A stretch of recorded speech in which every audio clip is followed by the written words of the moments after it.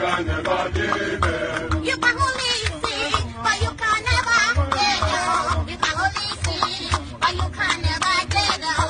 You can only see, but you can never give them. You can only see, but you can never give them. Listen, you can only see, but you will never want them.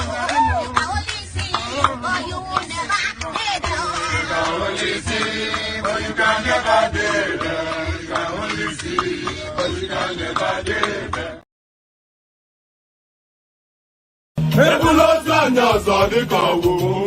Okay now. To person between my pen. I see. I see what the wedding for game. Okay. Omoyele give one ikeyanya. Mama musi na nwa metogo kwa. Aka na nwa mujelumba owebulike. Aka nilu nebutilo nwanne mo. Ata me wanke ya dika kwa ya jọkwa.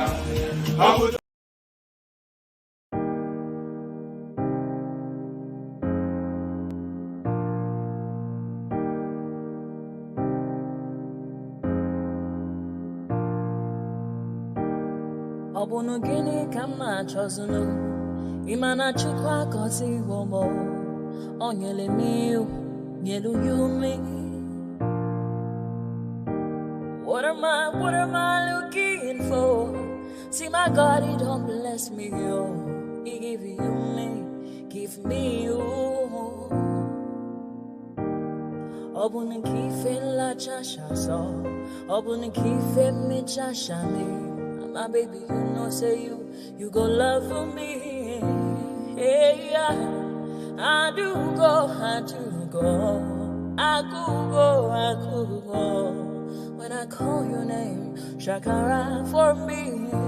Oh, Roma. I will be your Romeo.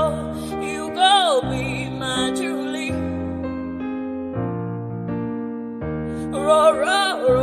Roma, I will be your Romeo. You will be my Julia. Oh, give me your love and I'll go run away. Show me your love and I'll go use you play. Carry me, go me, I go follow you way. Follow you, they go.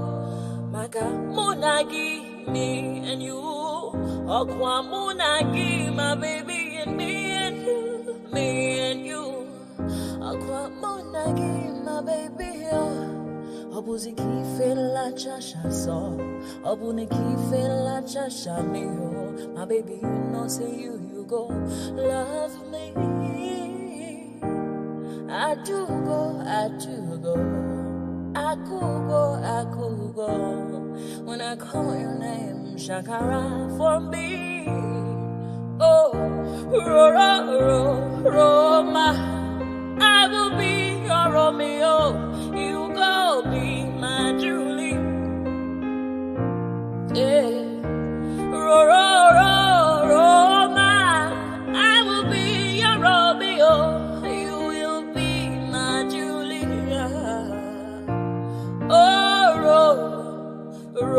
Roma, I will be your Romeo. You will be my Juliet.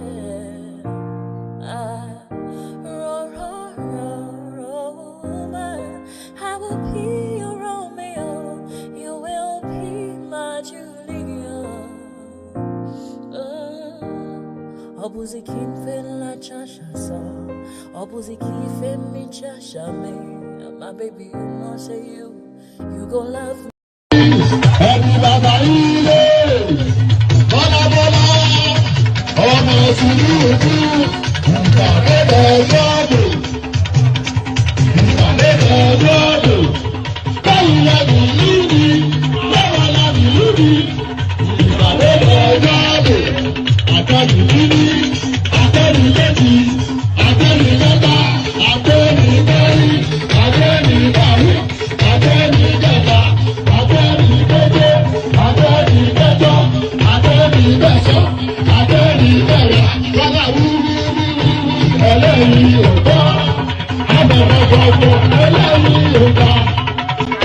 Sílẹ̀, ọkùnrin bẹ̀rù ní ọjọ́ tí aláàbà wà dábìlá.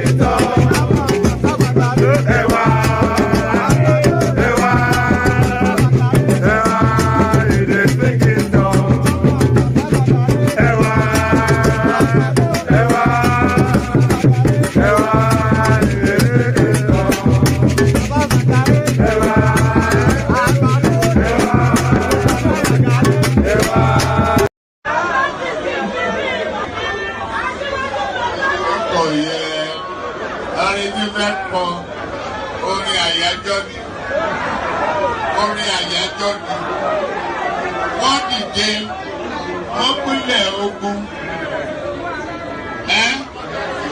oyin tí mo rí ká bá mi wá yẹn dà ká ní kó bá mi wá.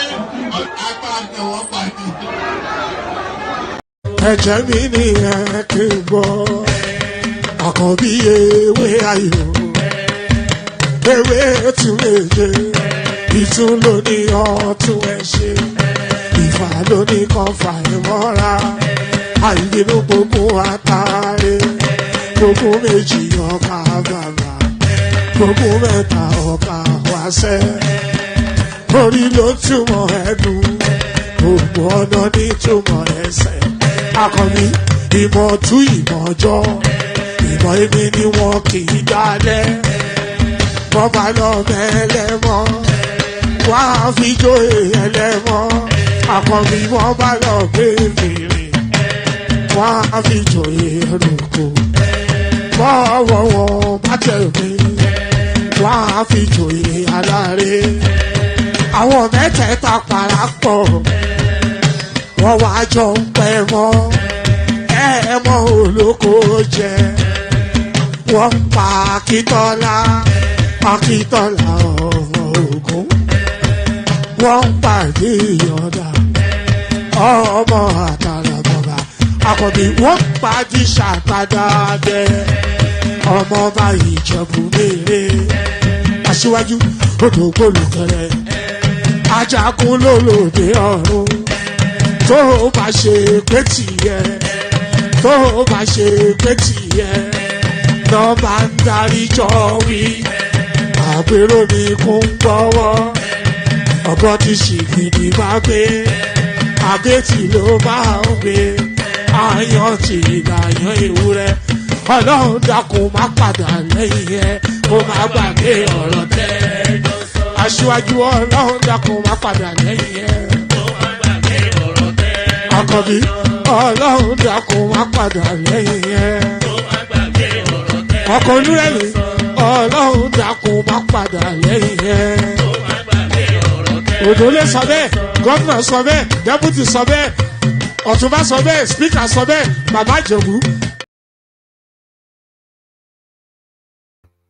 That traditionally would land on my face, but then of course I had to click myself to art before that does start. So good day to you. Good to be in your company, and how are you? So we are fast in the throes of yet another weekend, only really to look into another week. That's the cycle of life. You know, the Gregorian calendar, I can't talk. You know, the Gregorian calendar that we used to count the days and the months. You know, that is just really to break up time so that it's not endless and you are able to document periods. I think you already know that anyway, so I'm not quite sure why they say that. But good day to you. Good to be in your company, and how are you? Hope you've had a gloriously wonderful day, and hopefully the excitement now starts now. You're in the company of that your favorite or your laughing man, one man went to know. You know that funny guy that talks in a peculiar voice? That's me. So that funny guy that talks in a peculiar voice, the news cycle is slim pickings. This seems to be a recurring decimal over the last few however long. So we'll start with what we have, and then in the course of the session, we'll as people come in, whatever is added on. People usually send me things on Instagram in the course of session, so we will just revolve around that. But we're also going to be highlighting public personalities within the Nigerian, especially political space, and we'll have conversations around them. So we're going to be highlighting Omoyele Sowore today. And pardon me.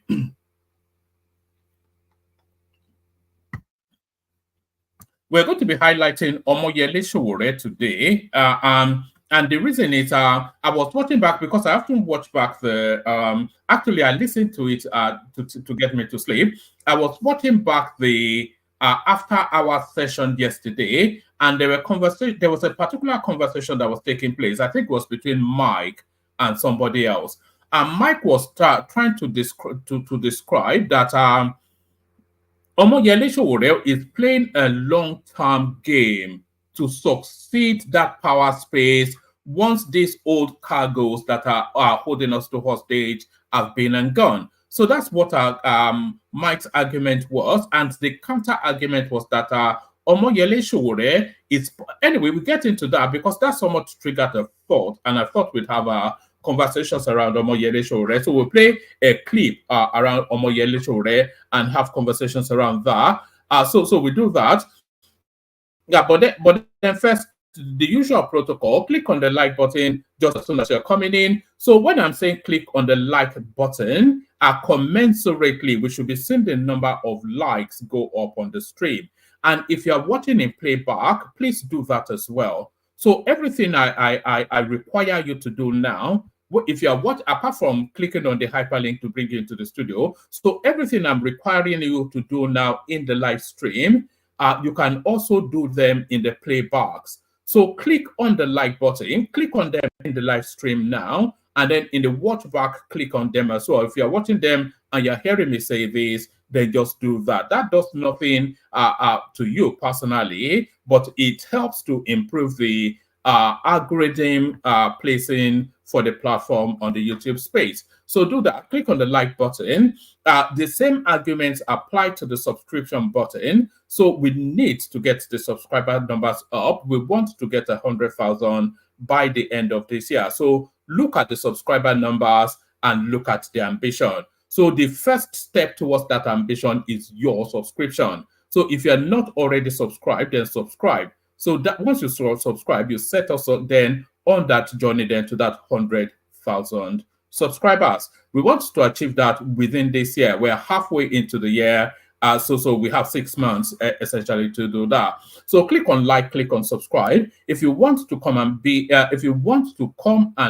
an active combatant on the stream, then click on that hyperlink that says StreamYard. Click on like, click on subscribe, click on the hyperlink that says StreamYard, and the $ at the bottom of the screen. The example being what is on your screen there.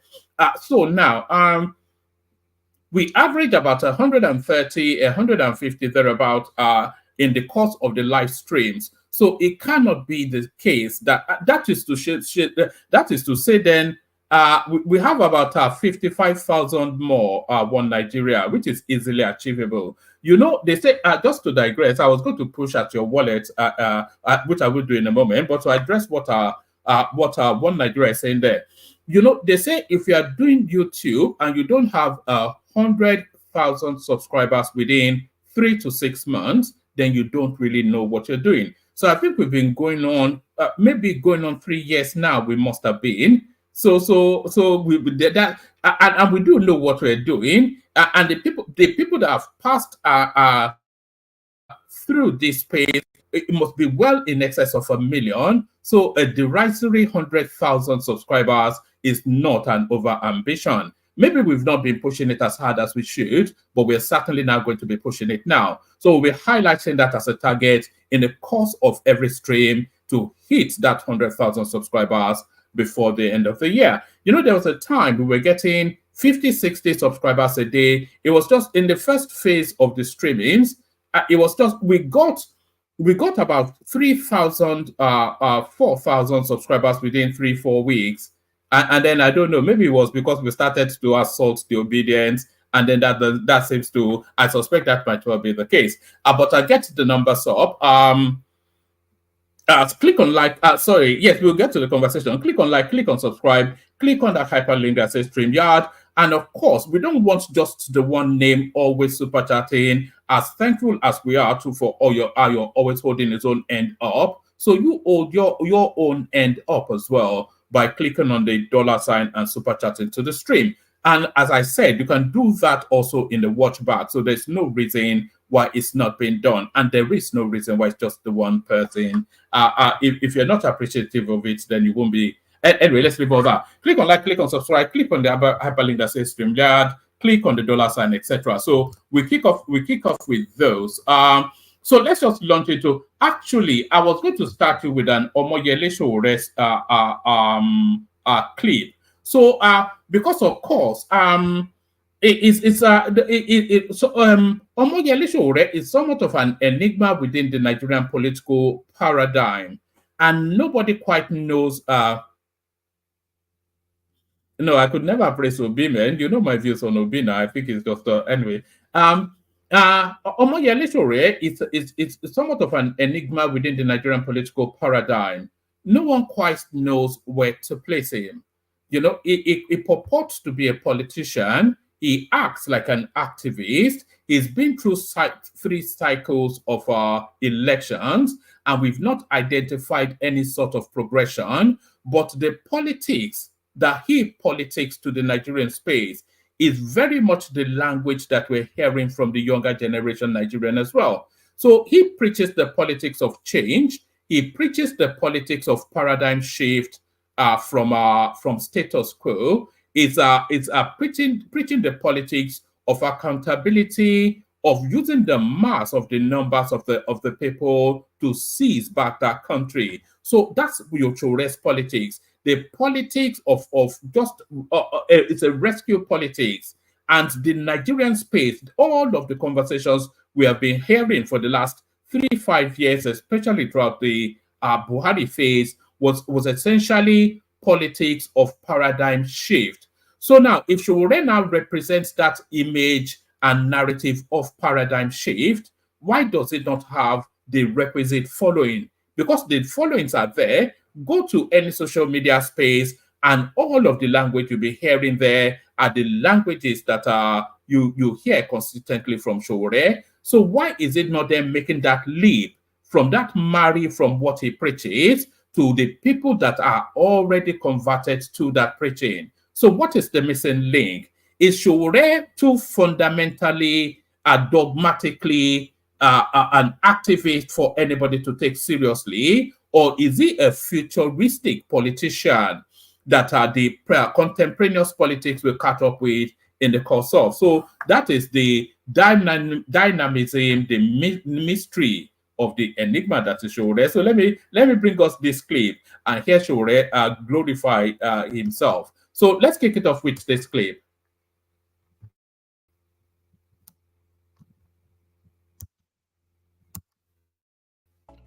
My life started very early because when I be 10 years old, police enter my village, scattered the place. To free movement. Now, violation of my right, my arrest, my detention, Yes. my restriction. Now since that night, I make decision as a 10-year-old, say when I reach time, I will fight to ensure safety. We still dey under neo-colonial control. Now we come dey inside internal recolonization by our.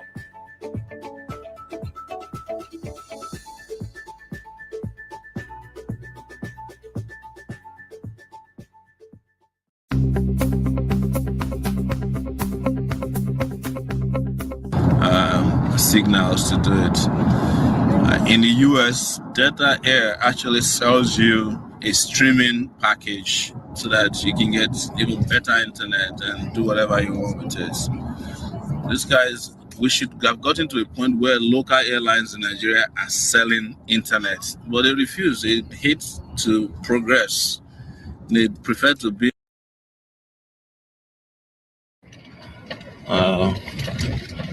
We heard that some people have been tearing our posters in Lagos. If you're doing it, you're tearing a chance.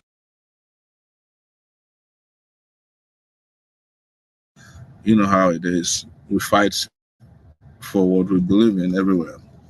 So we're in Lagos now. We're going to Ajegunle. I just want to carry everybody along with our way. And this is Lagos. This is Nigeria.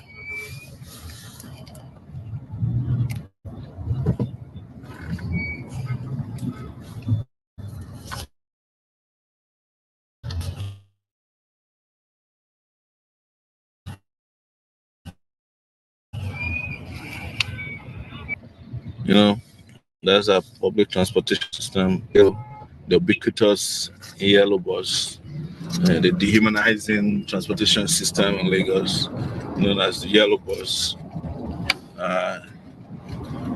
This is Lagos, the way you guys probably know it since you were born. Not much improvement.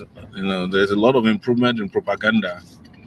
You know, Lagos is divided into two: the ghettoized part of Lagos and the deodorized part of Lagos. So I don't know where we are. I don't know which part of it. Oh, those are posters on the wall right there. They look cool. And we heard that some people have been tearing our posters in Lagos. If you're doing it, you're tearing it. All right. So that's a flavor somewhat from Omoyele Sowore. So that's him now. Because Sowore, of course, I think he now is fully on YouTube documenting his journey through whatever is going through in the moment. So here is another clip of Sowore in the fullness of the throes of how we know him. So here is another clip of Sowore, which really goes to the understanding of who of how we know him.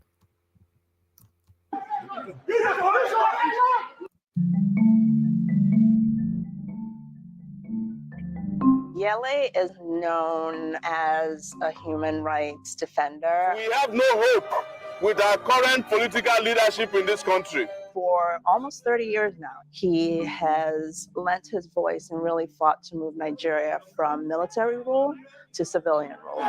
We have been seated for too long. In 2006, he founded Sahara Reporters, and he basically revolutionized the way news is reported in Nigeria. And he's broken a multitude of stories, and he has made many enemies over the years. For this work, the government has been critical of Sowore for a very long time. When he returned to Nigeria on this latest business trip this past July, he was also organizing peaceful protests for a more effective and corruption-free Nigeria. The government saw this as a threat.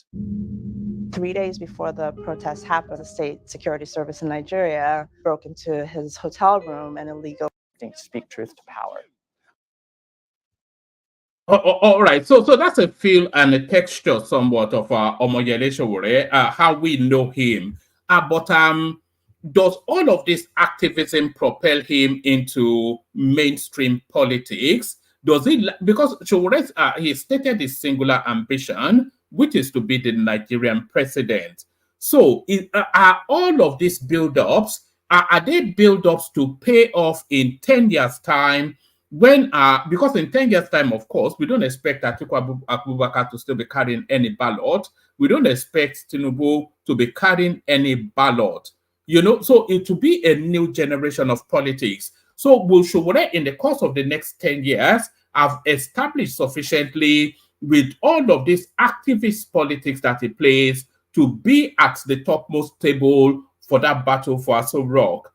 Or is it too embedded in that activism for him to ever really transmute into any politics of threat?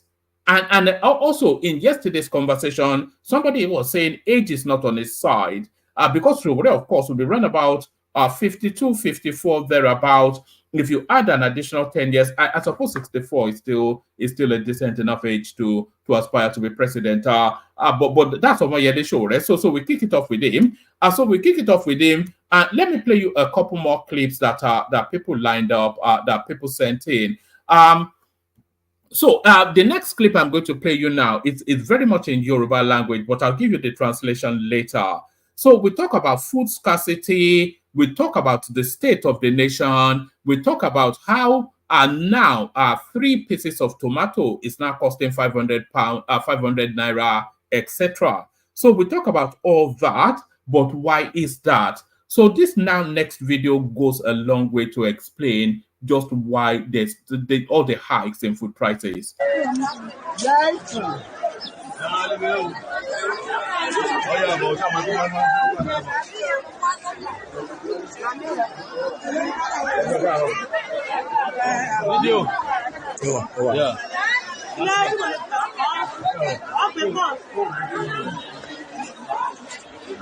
Hello, Nation Boy. 200 naira. Ìdí tí a fi wá lẹ́lẹ́kejì ni pé ṣọ̀mbọ̀tẹ́ lé ní òní 200 naira. Ó jẹ́ ẹyọ márùn-ún báyìí. Ẹyọ kọ̀ọ̀kan múrí méjì ló túmọ̀ sí o. Múrí méjì ló túmọ̀ sí. Bọ̀ lórí Haúsá, eléyìí báyìí 200. Kí ló dé tó fi rí bẹ́ẹ̀? So eléyìí ti tìyìn ní ọmọ bísọ̀ ya. Ọmọ àdókè. Ìyó, èyí bẹ́ẹ̀ ò ní o, 200 naira lè yí. Orí Haúsá, èyí 200 naira. Lè ṣe rí bẹ́ẹ̀. Ẹ̀ṣẹ̀ṣà, èyí ti kọ́, ìlọ́ra ìṣòwò èyí kò lé lè yí. Èyí kò lé ní. It's 500 naira. A ṣe ń bọ̀ láti bẹ̀ ní. It's 500. 500. Èyí ẹ bá fẹ́ èyí. This is 500. Èyí tààrà ní 500. Ṣé o yàtọ̀ sí líbẹ̀ bá? So nínú Yorùbá ṣe jẹ́ Yorùbá àti Gàmbàrí. Ẹ̀sẹ̀ fẹ́ ba ọjà ń jẹ́ bẹ́ẹ̀. Bàbá o, èyí ni 500 lọ́dọ̀ rẹ̀ 1,000 Èwo? Èlé ní 500. Ìdarí o, òun kà á ṣe níbi òun kà á jọ mójú rí ni o, ọmọ àbárò tún dé o. Iyó, èyí tẹ̀lẹ̀ ní 500 lè yí o. Èyí tàúsá lè yí 500. Ṣé Buhari Lagos èyí kò abẹ́? Àbí Tinubu? Ṣé báwo Lagos rẹ̀? Ṣé dọ́là ni? Àbí àrò chairman council Lagos èyí bẹ́? So ó yẹ ká lè ran ara lọ́wọ́. Ẹ yẹ ká mú ìyà jẹra lórílẹ̀-èdè Nàìjíríà. Lóní bẹ́, gàrí gàríta ní 1,200, wá kìíní asọ́dí 1,000, everybody dẹ̀ ta owó pín yan. N kà fẹ́ nìní. Ara ẹ̀fọ́ ẹyọ mẹ́ta lọ́jà ní àpò kan. Ẹ̀fọ́ ẹyọ mẹ́ta àpò kan. Àdákùnrin àtẹyọ kankan rẹ̀ lápò kan. Kàyájèrè àpò méjì lórí àpò kan. Òun la fi sọ ẹ̀fọ́ ń pẹ́ aró jẹjà náà jà lé ní 100 naira ní. 50 naira ní. So àbọ̀tì ewédú, wọ́n ta ewédú mẹ́ta, wọ́n ta ní 100 naira lórí olóko. Mẹ́ta 100. So pààyàn bá ra ewédú mẹ́ta ní 100 naira, kọ́ bá ti ta ní 50 naira, kó jèrè 50 naira lórí ẹ̀dẹ̀. Ṣé àyẹ̀kẹ́ tó? Ìjà ṣàánú rárá lórílẹ̀-èdè òun ìjàre o. Ìjàre o, pété ọlọ́jà akọ̀pàdé wà sí. Ó ṣẹ́kì bá ti ṣe ọlá mèrè sí o. Lágbára Ọlọ́run ní àkókò òjijì o. Bẹ́ẹ̀tì lọ bẹ́ẹ̀tì bọ̀ Ọlọ́run apáyín mọ́. Àsìkò bó ti ṣe rí ṣẹlẹ̀ bá ṣàtúnṣe o. Ọjà ni Ọlọ́run á fèrè sí ṣàtúnṣe. Ó wà lọ́wọ́ yẹn lè ṣe ọ̀rọ̀ akẹ́kọ̀ọ́ ìbáríkà sí.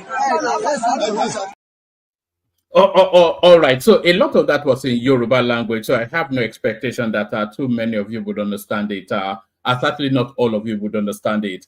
What that was a committee of elders. That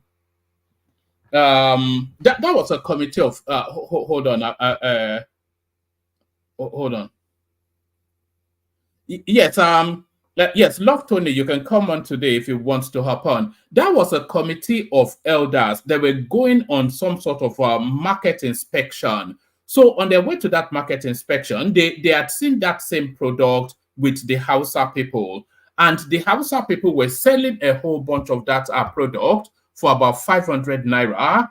And these Yoruba market women, they have gone and bought it from these Hausa people. And then they've chopped it into tiny little bits and selling it for 700-800 naira. So that and you see this repeat all over the marketplace. So there's a lot of artificiality to that food pricing. So that's what that video clip was bringing to us. But somebody with a deeper understanding will probably give us a better, clearer understanding of that. But let me take you to this space now. We've often talked about Fulani headsmen within the Nigerian space. So finally, a Fulani headsman comes out to address matters. Watch this. Hello, ladies and gentlemen. I go by the name Ibrahim Upanyo Fulbe Izam. I am a Fulani by tribe. Apart from following cows, I have no other business. And I know there's many farmers, apart from farming, they don't have any other business. But I know sometimes my cows used to enter their farm and spoil their farm. I know it is very painful as a farmer to see a cow inside your farm. You feel it is very, very painful. Because based on my own, If I see any person that like quote my cow or beat my cow, I feel the pain. I feel it like it is very painful in my mind. So I know that farmers they used to feel pain if they see cows enter their farm too. But please believe me, it's not all Fulanis that used to allow their cows to spoil the others' farm. It's not all Fulanis. I know there's a bad amount of us that used to allow their cows to spoil you guys' farm. It is very, very, very, very bad. I know you guys must feel the pain. Because apart from farming, you don't have any other business like us Fulani. Apart from following cows, we don't have any business. But I have one advice to give you guys. Anytime that you catch a Fulani man spoil your farm, please, please, please don't beat him. Just arrest him. Just call him and tell him that so person you don't spoil my farm. On the manner way. Because you know some of our people, you know how some people are. So you must take it easy. Because I know some farmers, the more they catch Fulani spoiling their farm, they'll just carry cutlass or they'll just carry they used to carry gun. They'll say they will shoot their cows. But don't try that way. It will not work. I mean, I used to follow cow. Always.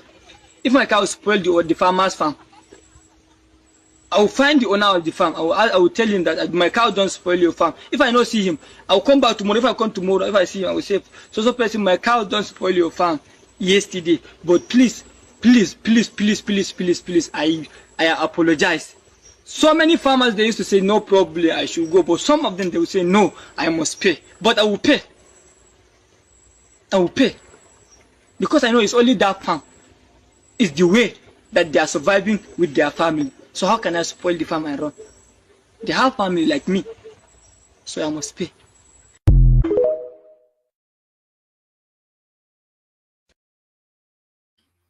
So there it is. So there is the voice then of the I was going to say infamous the phantom Fulani headsman. Firstly, we shouldn't really be surprised that it's articulate, but there's a lot of things that strike. What is said struck, but a lot of things strike. If you looked at that guy, I'm not going to put him on the screen again because the clip will play, and I don't want to play the clip again. But I'll put him on the screen again once I've said this, so you can see pretty much what I'm saying. If you look at that guy, it's typically as you'd expect. He has the obligatory radio that he uses to tune into BBC Hausa service. So if you think that your Fulani headsman does not know what is going on in politics, then more fool you. So he knows. And then he has the obligatory dagger as well, which are not only for self-protection, but to cut shrubs to feed to his cattle. So that's the phenotype of the Fulani head. Is tall and lanky and skinny, as is the stereotype of that space, and with the obligatory comb in his head. So typically Fulani, and the stick, of course, that he uses to herd his cattle. So that's the typical Fulani headsman. But what he had to say is also consistent. It's also consistent with what is typical of those people. So traditionally, the Fulani headsman, you know, when their cattle stray into your farm, traditionally they will wait for you, pay for the damage, and move on. So it's a new phenomenon now. People deliberately rolling their cattle into people's farmsteads and ravaging and savaging. That was never the convention. The convention is as this guy just described. If there are cows inadvertently, because they can identify a farm from just shrubbery. So if their cattle inadvertently stray into your farm, they will make restitution and move on. And that is consistent. But just really to what I said, the archetypal Fulani headsman, in terms of how he presents, this is what this guy is. Hello, ladies and gentlemen. I go by the name Ibrahim Upanyo Fulbe Izam. I am a Fulani by tribe. Apart from following. So that's a typical Fulani guy right there. A couple more clips and then a few more readouts. lórí stage tó bá ṣẹlẹ̀ mí ó máa kú ni nǹkan tó mú alágbára tó kọsẹ̀ tó bá ṣe ọmọ àti èmi ó máa bá bẹ́ẹ̀ lọ ni alágbára tó kọsẹ̀ tó ṣubú tó dìde tó bá ṣe ọmọ ẹlòmíì àṣì míì tó bá ṣọ̀gá yín bẹ́ẹ̀ ọ̀gá yín máa kú ni ọ̀gá yín máa wọlé bẹ́ẹ̀ ni tó respect ẹja lónìbù wọ́n fẹ́ kó ṣubú ó ṣubú dẹ̀ tù jí. When Nigeria fall, Nigeria will rise. If God deal with you, let your water go full your basket. If God don't bless you, Sherry. Right, so that was Portable singing his master's voice. So it goes on for another 30 seconds like that, but I think you get the gist of what he's saying. One more. All right, so this is what Enterprise... All right, I'll save this last one for later. This last one here is a clip that I took earlier on today. Actually, let me play it for you now. Oh, you all know my voice, of course. So this is the clip that I took earlier on today. The moment struck me, and I felt I had to document it. Watch this. All right, so this is what Enterprise looks like. Sorry, it's raining, so it's a bit rainy. So I'm not leching at this woman or whatever it is, but here is a Nigerian woman in a car park somewhere in Erith. Let me, so you can see, let me landscape it a little bit. So here is a Nigerian woman in a car park in Erith. Selling moi out of the back as soon as this car moves. So selling moi out of the back of her boot. You know, I just bought from her actually. I didn't actually want the moi, but I saw her there yesterday, and I'm seeing her again today. So I just supported the enterprise, just made a few purchases, and there she is now trying to get somebody to come. So she's well spoken. This is actually how enterprise starts. You can see a baby buggy just right there. So that tells you that she's somewhat of a mom. And you can see how she's advertising herself as well. So I think she caught me recording her there. So, but that's what enterprise looks like. So she starts from this, gathers a whole bunch of money, opens up a shop. Before you know it, she has 2 or 3 shops. This is, if you've ever wondered what Nigerian enterprise looks like, this is what it looks like. All right, like I said, so I recorded that earlier on today. I didn't even have the thought to do it. I saw the lady, I'd seen her there previously, and she pulled me over to say, look, I'm selling more, do you want to have a taster? So she's asked me if I wanted to have a taster, but I refused to have the taster one, because if you have the taster, you're obliged to buy, and I wasn't even sure how she made it, whatever it is and whatever it is. So she had pulled me over in a previous day to have a taster.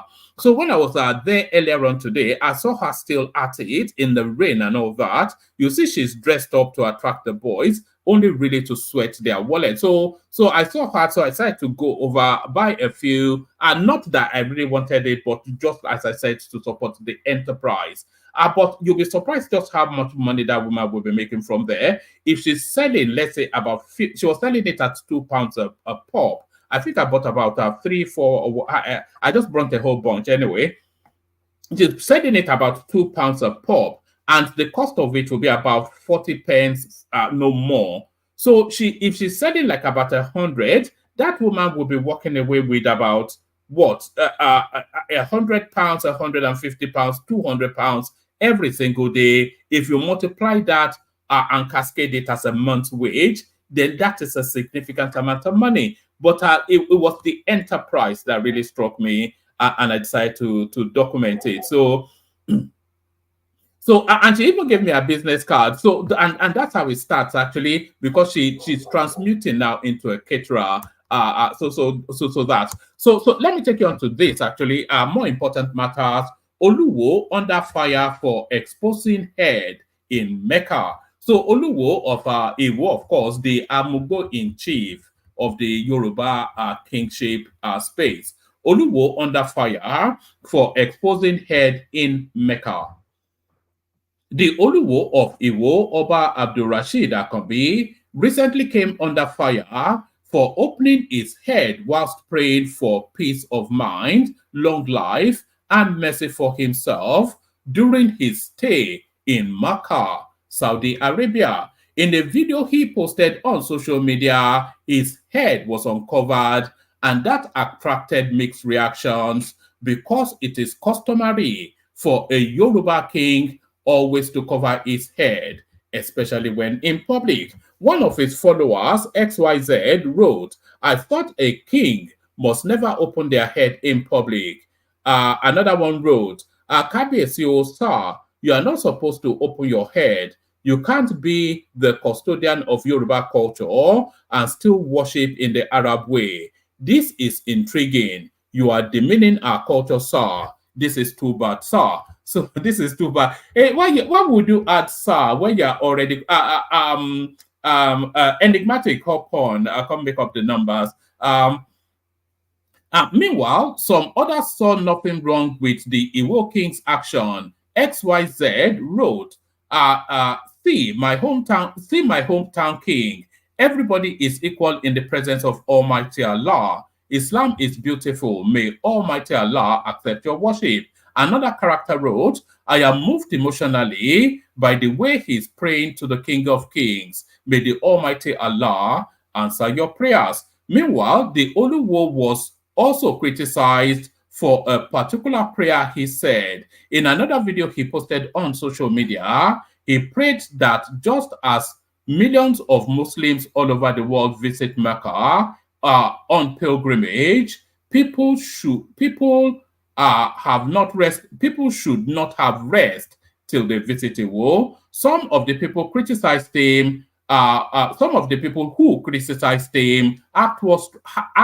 I can't read today. Some of the people who criticized him asked what structures were in place in Iwo that would attract visitors from around the world. So that is the Oluwo of Iwo, of course, the Colorado smoking. You can't call her now Omoyele, but the Colorado smoking king of Iwo. So let's go on from there to this. On from that, and by the way, we need to be seeing the colors of those super charts, not just Ayo. Nigeria successfully repays China, World Bank, others over 2 billion debt, borrows another 2 billion. So this is Nigeria now just rebranding itself into the more comfortable spaces in financing, because of course if you have a good record of repayment, then you are able to borrow at better rates from premium lenders, rather than going to places like China and Turkey and these deep water places that will just squeeze the life out of you.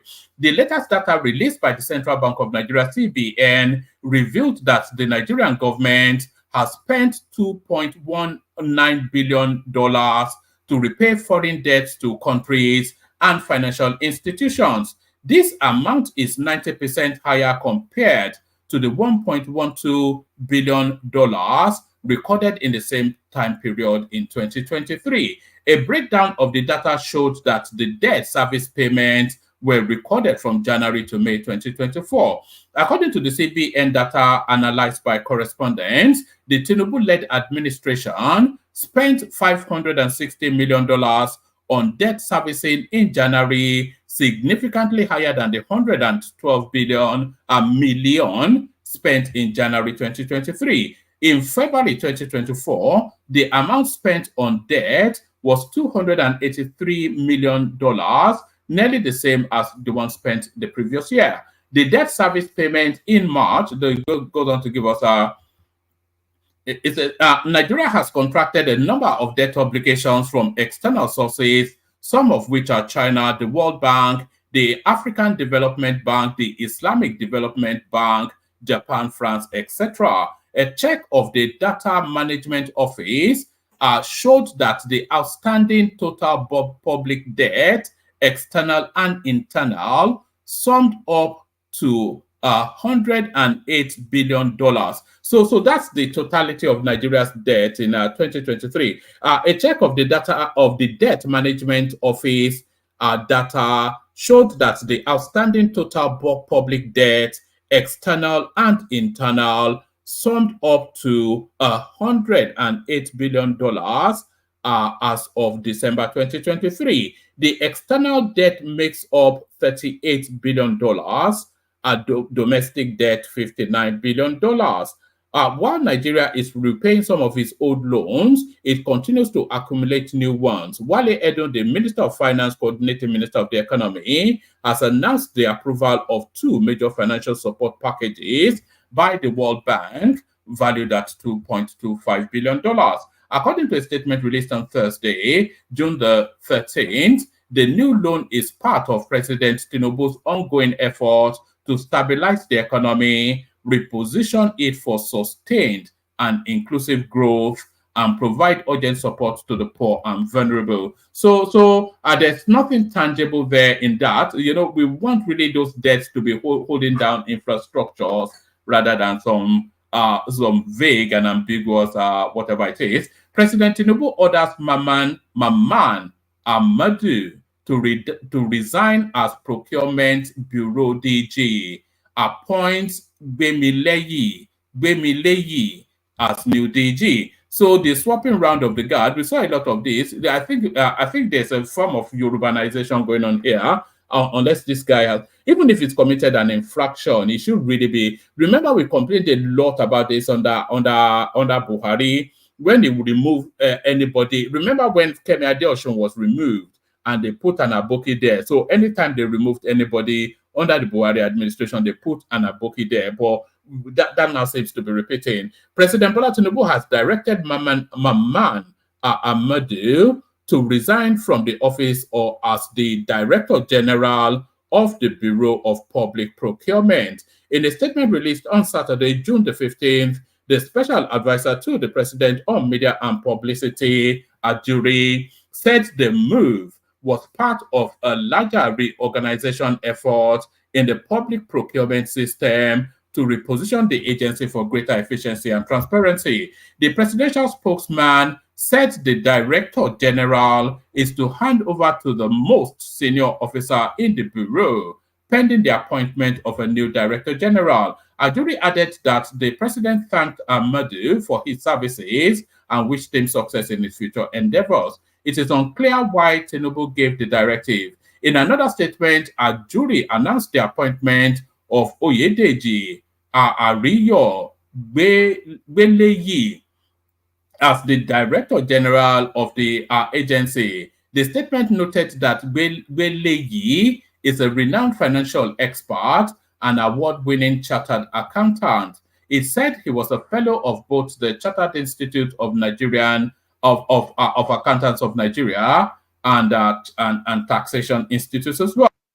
So there it is, swapping of the guards, the Yorubanization of the something or the other. This is what's going on. So this is the most trending piece on Twitter today within the Nigerian Twitter space. The obedience, of course, latest victim, Donyo Okokwe. So he's now lamenting after propelling Obi to the prominence that he has now. He's being rewarded in the manner that only the obedience can. 80% of those who insult, abuse, disparage, and are intolerant of my views on this platform are from one ethnic nationality. This is Donyo Okokwe getting his fair dues from the obedience. Politician Donyo Okokwe is of the view that 80% of those who insult, abuse, disparage, and are intolerant of his views on social media are from one ethnic nationality. Okokwe shared this view on his Twitter handle this afternoon, June the 15th. Okokwe has in recent times received heat on social media after dismissing the credibility of Peter Obi in the 2023 general election. Okokwe, who served as the Director General of the Labour Party Presidential Campaign Organization in the 2023 general election, had on June the 7th appeared on Channels Television where he stated that of all the presidential candidates in the 2023 election, Tinubu was the best. Many felt his comment was treacherous and took to social media to slam him. In the post he shared on his, I struggle to call it X, so let me continue to call it Twitter. In a post he shared on his Twitter today, Okokwe stated that he is a nationalist and that during the general election, he supported a candidate from the Southeast, against one of his own region in the southwest. He said that he supported Obi based only on the principle that a southerner must succeed Buhari, but sadly Obi lost the election, and God in his wisdom gave victory to another southerner who is a Yoruba man and a long-standing associate. So this is now, if I did not help him to win, should I join others to pull him down unjustifiably? I think this is referencing Tinubu. So if he did not help Tinubu to win, should he join others to pull him down unjustifiably? So this is Okupe now, straight from his Twitter handle. It says, is it a coincidence that nearly 80% of those who insult, abuse, disparage, and are intolerant of my views on this platform are from one ethnic nationality? Wow. I have been a nationalist all my life and politics. Freely, I went out of my way on principle to support Southeast Quest for the presidency. No matter the insult, intolerance, and display of uncouthness, I will remain what I have always been, a true nationalist. We have invested too much in each other to go back on commitments to brotherhood and national unity. This new wave of bigotry will not undo the friendships already established. I supported Shagari when Awolowo was a candidate. I supported Tofa when Abiola was a candidate. I supported Jonathan when the mainstream Southwest supported Buhari. More recently, I supported Obi even when Tinubu was a candidate. My past records are of a detribalized politician. My past records of a detribalized politician is unassailable. When late Ikemba was going on a tour of the North, I was with him throughout the trip. I was instrumental to his visit to the Lagos Island Club, where he delivered this iconic and famous handshake across the Niger speech. His cousin and the owner of Ekenson Motors is a witness. Go and verify. I supported Obi based only on the principle that a southerner must succeed Buhari. Sadly, we lost the election. God in his wisdom gave victory to another southerner, a Yoruba, and a long-standing associate. If I did not help him win, should I join others to pull him down unjustifiably? So more Koboko coming his way, as we know the obedience, of course. So more Koboko's coming his way, as we know the obedience, of course. So more Koboko's coming his way. Sadly, okay. Yes, let's leave that there. Sufficient enough to be going on with. We play the Kegite music. See where the session goes. I've put the Kegites where I can reach them now. So next, the Kegites. Only water, where they see ma. Water,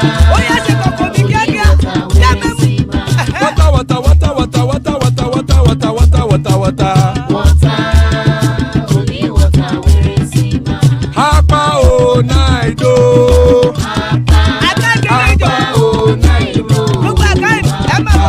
Hapa you don't come o.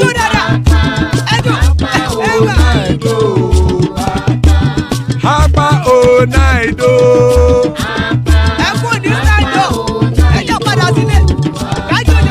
Oro kẹ̀kẹ́ ẹlẹ́mù yé o. Ilé sọ́díyà kẹ̀kẹ́ rẹ̀ ẹlẹ́mù rẹ̀ o. Bobby master kẹ̀kẹ́ rẹ̀ ẹlẹ́mù rẹ̀ o. Chifu Failati kẹ̀kẹ́ rẹ̀ ẹlẹ́mù rẹ̀ o. Eruku lẹ̀lẹ̀ ẹlẹ́mù dé. Eruku lẹ̀lẹ̀ ẹgbẹ́ ẹlẹ́mù dòde ojàre o. Eruku lẹ̀lẹ̀ Ghana ti dé ẹgbẹ́ bọ́dì o. Ọmọ ẹlẹ́yẹ ẹ̀yẹ o ó dilé o. Odúyẹ̀lá ẹ̀yẹ o ó dilé o.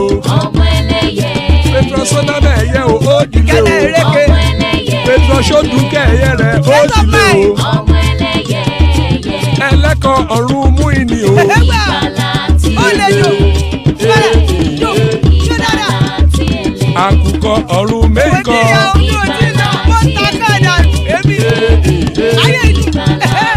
ikú kò ní ríwà gbéṣe o.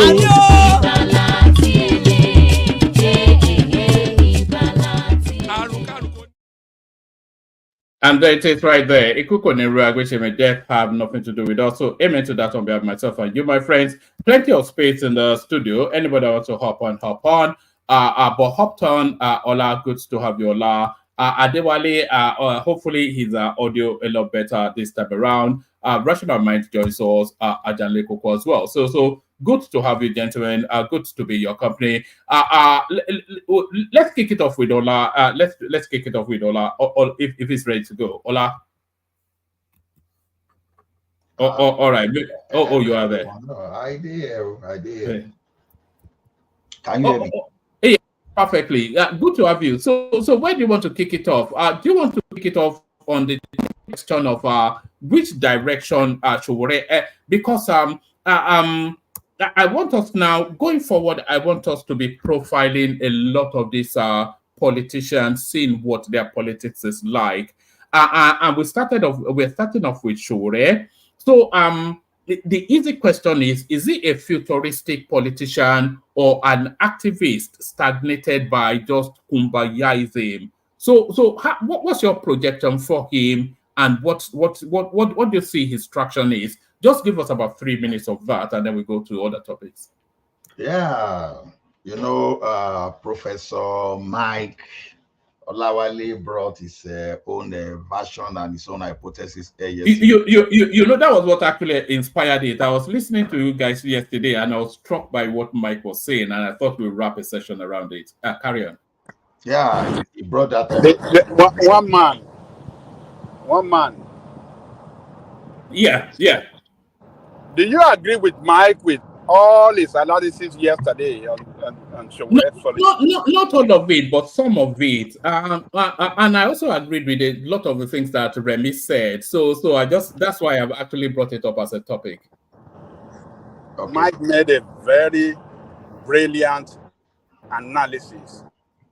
Politics. Since when did Mike and brilliant go in the same sentence? Very brilliant. No, very brilliant. You need to go and listen to it again. Okay. I know Allah will not agree with him. You see one of those kumbayaism. Just a pander to your own narrative and your own hypothesis based on false premises. You see, if the premises is faulty, then the conclusion is going to be faulty, not even likely. So the thing is this: when you are trying to compare the like of Trump's, you are trying to compare Sowore, I don't really see the connection there, because already it's like saying, okay, the like of Abiola. Let's not compare him with Trump. Let's hold him as a standalone and then examine him. Sorry, Ola, you still have the floor. But what I want us to really do, there it is. What I want us to really do is to give consideration, because we're very quick. I say we really are very quick to disparage this guy and dismiss him offhand. But what Mike was saying yesterday made me somewhat re-examine my thoughts. But yes, let's keep the focus on him. Carry on. Yeah, no, I'm keeping the focus on him because his premises is what I was just trying to refer to. Now, let's look at it this way. The like of Abiola, the like of Buhari, the like of Lula of Brazil, they play that long-term things, but they play that long-term with effectiveness. They were so active in the way they play it. Now, how do I mean? Okay. Now, these guys, with the exception of Lula of Brazil, belong to a major political party. Within that major political party and the power broker within the country, they invested heavily to support people within that party. Not only that they were supporting people within that party too, they were very active in social responsibility. Okay, we know Buhari, for example, to have been the former head of state, and he has this kind of false, incorruptible brand that people believe that, okay, because others are corrupt, so let us bring this man. But they have a point of reference. For that Abiola, they have a point of reference. Now, when you have politicians whereby you have point of referring to them, what they did that they could bring in the large scale, that one is so clear. So you will understand people, whether we call it collective ignorance or let's say collective, the brilliance. You understand? So they were there because we could see what they have done. Now, we are now bringing we are now putting incorruptible Sowore again, another incorruptible. I will put inverted comma, double, quotation now.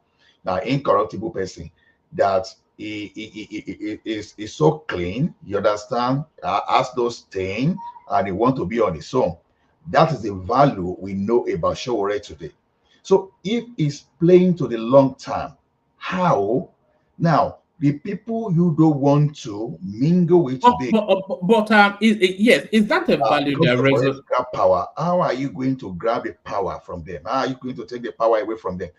You know, when can you hear me?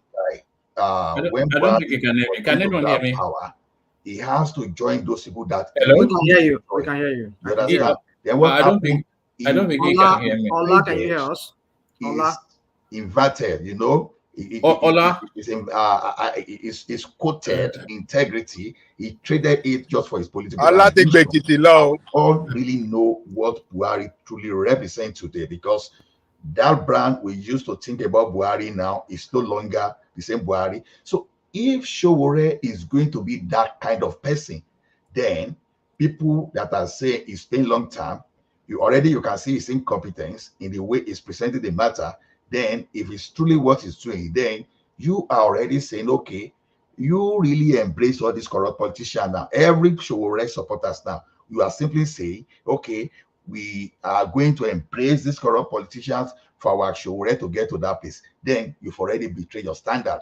So that's just the way I'm seeing all this Soworeization of future presidential election. So to me, I never believe, because I can't see any signal to really think that the hypothesis that Mike was pushing forward. Olao. Okay, let me check what you are saying, woman. Is there any issue with my phone? Ola, can you hear people? Okay, I can't hear you. What is happening? Go out and come back. Go out and come back. Sorry, I can't hear you. Go out and come back. Any issue with my phone?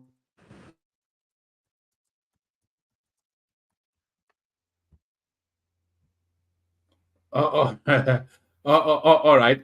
Is the last still there? Look at that. Communication don't break down. All right. So who wants to pick it up from there? No, sorry, can you hear me now? We can hear you, but you can't hear us.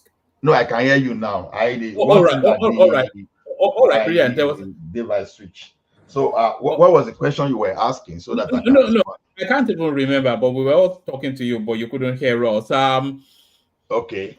So to me, that was already a false hypothesis. Now, those people that were able to do what Mike is pandering to is this. They didn't sit down.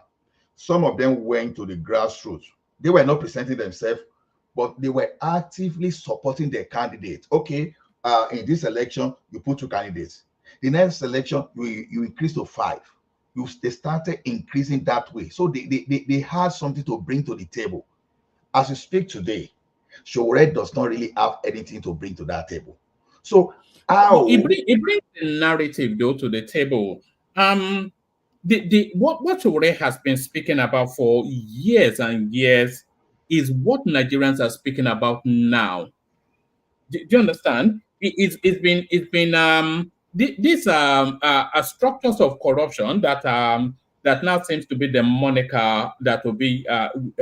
Jure has been speaking about it for years and years, and he has been campaigning about paradigm shifts in the system, cleansing the aegis table, getting rid of all of these old and rotten.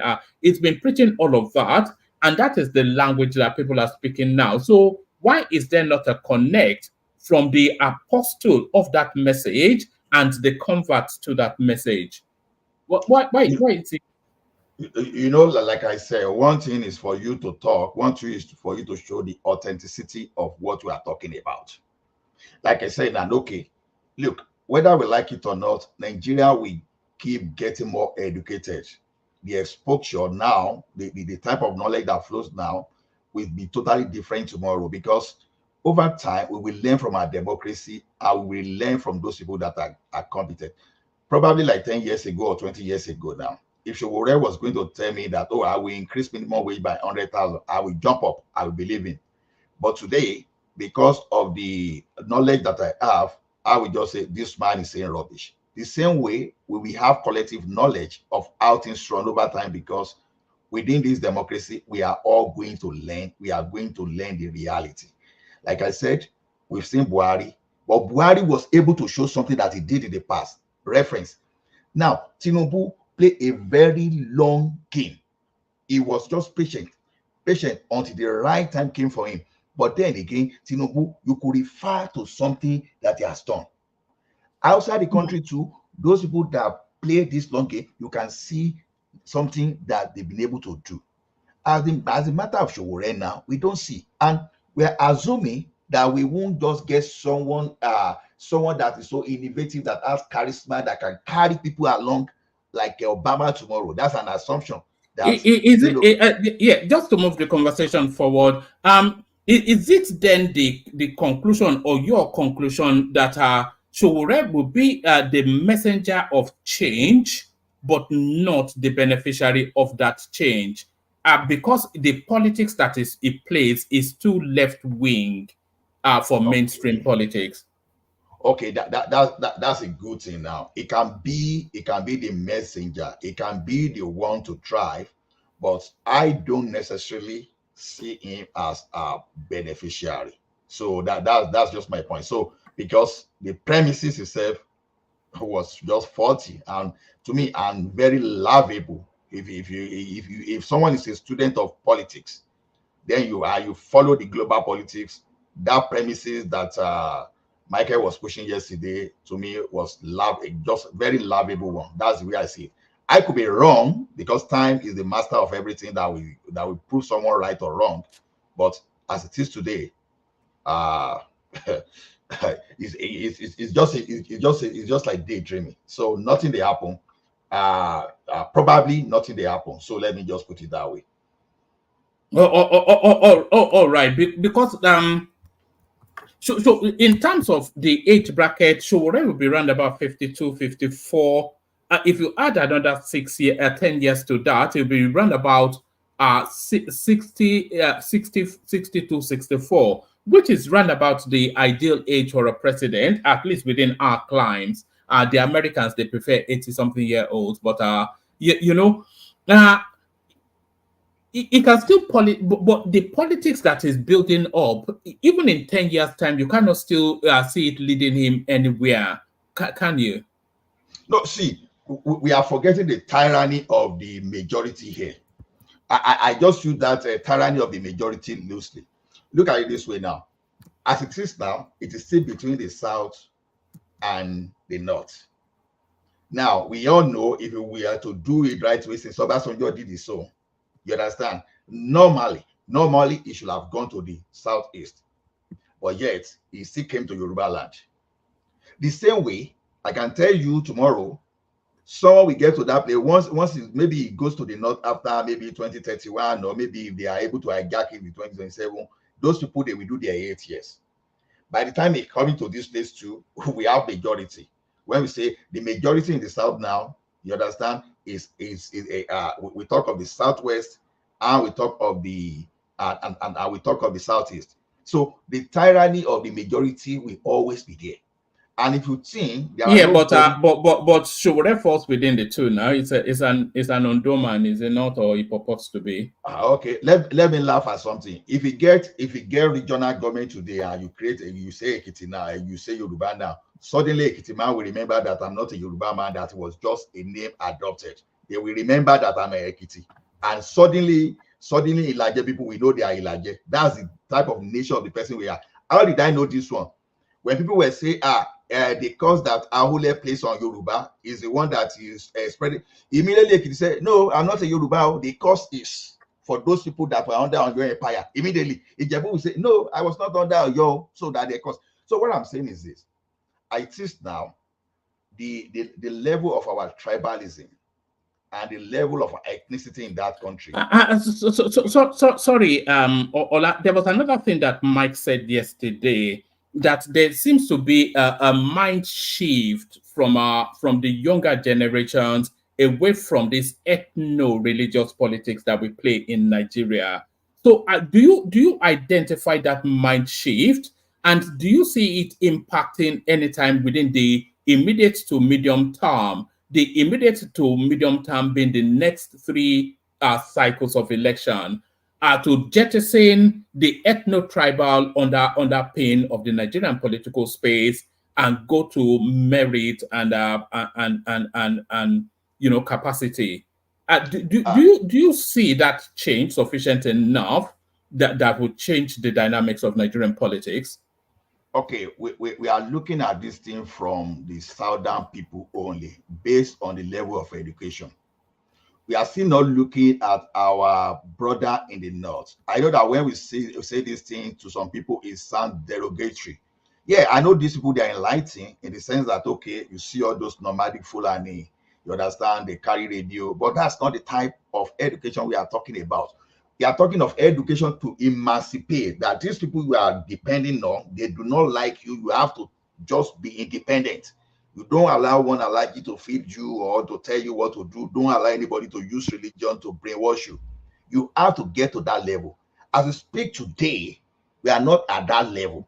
So when we are talking of the mind shift, we are talking about who are those youths that are involved. We are talking of majorly the South, the people from the South. In majority. So you have to cross that. Also, Mike cited examples of the sophistry of northern voters. We're even referencing Mike. Mike usually is just a yam head. Why is he even? But he cited the example of the sophistry of northern voters, using the last cycle of elections as an example, that it was only in the north that all the candidates got good inroads into different states. So they're a lot more sophisticated, but that sophistry still it embeds in that backdrop of conservatism, which is ethnicity and religion. So it's a very complex. It's a very complex thing, like you finally said. Look at it this way now. When the youth are talking, obviously many of us will love Osinbajo to be there. How come we could not even push Osinbajo out? Are we ready to take the political structure, the major political structure of that country, away from those people that we see dictate? We have to look at those things, because at the end of the day, the major political party in that country, they will have to, you understand, you will have to hijack them, or you put something in place to actually to become superior to them before you can implement whatever you are dreaming of implementing now. So it's not as an option as okay. It's not as easy as okay. Let us just bring all the necessary political party out, because if what we are saying is truly the way it is, you understand, the like of Sowore, the like of Adewale or Adewale, they should have more than what they had. Are we not talking of that? Yes, the numbers doesn't back it up. They will say, oh, they are written numbers, etc., etc. The numbers in that election, they're a reasonable enough reflection of the will of the people. But the numbers don't back up this sort of narrative. is what you are saying and what I may be agreeing with. Because So if they buy into this wind of change sort of thing, then we should see that even if Obi gets all of those votes that he got, we should still see sufficient enough with Sowore, Prince Adebayo, and all of these people to show an indication of a paradigm shift in a mindset. But all of those didn't document now. We just saw Obi sparkle up and all of the reasons, do you understand what I mean? I understand what you mean. You know, when the like of Bode Oluwo Poroku, because like Bode Oluwo Poroku was relying on what he believed he did for Ekiti that time. Ekiti showed him Pepe during the election. Ganifa Wemi, we know what Ganifa Wemi represented when he was alive. But you know, he put his head. I know that he must have known better before his death. Then Femi Falana tried that thing because of popularity. You have to fought for the country now. You know, he tried. He was disgraced out of that election. So the thing is this: if truly you really want to get that structure out, the same you that think they should infiltrate all those big political parties there. But you know what? Can I trust them to do anything? No, because we are talking of the so-called youth that are looking for opportunity. You understand? They want to do the youth we are talking about. They want to do exactly what those people they are calling corrupt politicians today. They want to even do and surpass them. Those are the type of youth we have today. It's not as if the Sowore group now, it's not as if they want anything now, that we won't see some Judas among them already that will be talking of sharing money and will be telling the Sowore to get out. Look at those people that was under Labour Party then, that used Labour Party to get power. What happened eventually? Some of them moved back to a PDP and some of them moved back to APC. So they just used that grant just to grab whatever they wanted to grab. And once they found they put the step in, now everything changed. So to me, the best way for Sowore to go, all those stories that we are talking about, I know they listen. Let Sowore, I'm not saying Sowore should go and be after all, he doesn't want to be local government chairman. Fair enough. But use your strength, use your political, use your own PR, you know, your popularity. Start putting people in the state house assembly. Start pushing people to the National Assembly, because that's what I have empirical evidence of where or something like that was actually achieved across the world. I have not seen this type of I don't see this type of this Sowore story. See, look, before Trump could become the president of America, like we are saying, he joined the Republican. Before this guy, before the Obama we are talking about, before he could even become the president of America, he joined the Democrats. It's not as if, okay, you just go and form one party and shouting greatest bossa, bossa, go, go, go. You see, greatest bossa will work on campus. It will not work after that because the stake there is just too much. Because this thing is not even about taking care of the people or about moving the country forward. It's about grabbing power for these people to expand the empire. Then you only pray that, okay, few among them that have something to do that can even the crunches from the table that can draw for the masses. That's what you expect.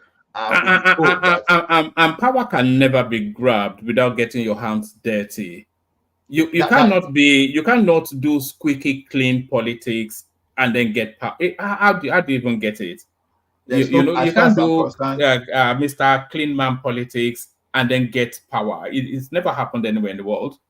As far as concerned, there's no clean politician. I used to think like that before I found myself in the Western world. Even my prime minister now, I was denied the fact for like almost 4 years. If you see the thing I've uncovered in just the last few months, oh my goodness.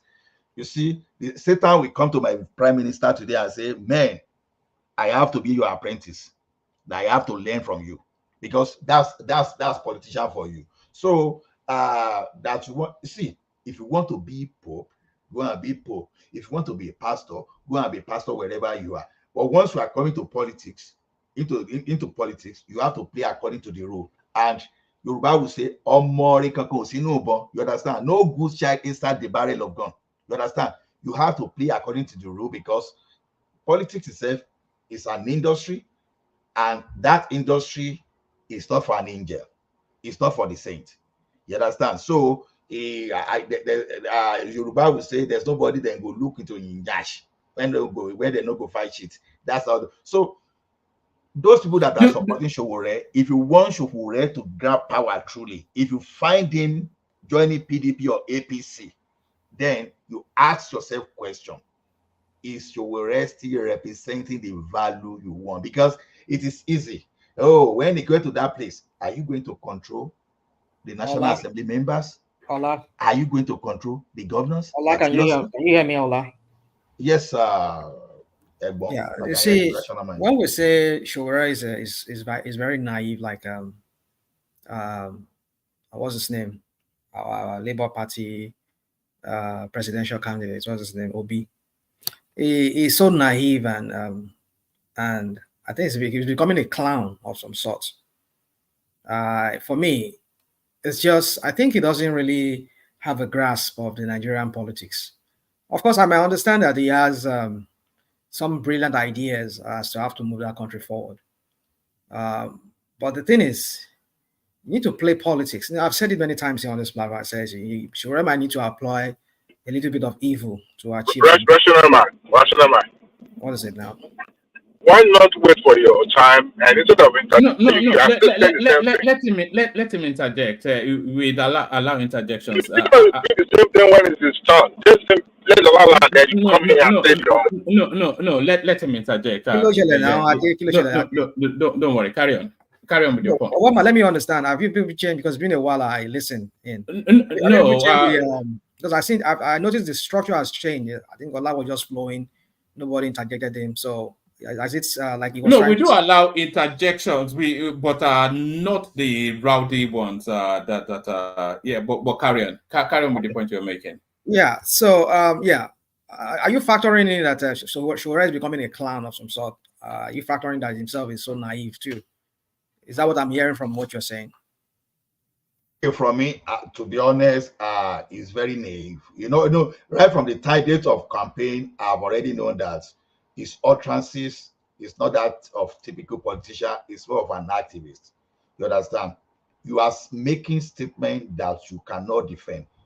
Let me tell you one thing. If you put myself and Sowore toe to toe with that statement, for example, that I will increase the wages of the workers by 100,000, you know, he's going to fail immediately, because number one, the guy didn't understand what he's saying, because that's the lowest level, right? Minimum wage 100. So the person that was signing 500 before, because we call it minimum, you have to do something about it.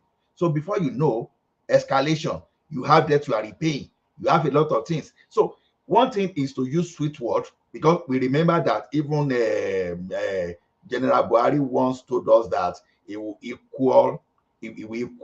make sure that $1 will be equal to 1 naira. You know, that kind of a vague statement that it simply says that you don't really have understanding of what you are talking about. That's the way I see Sowore.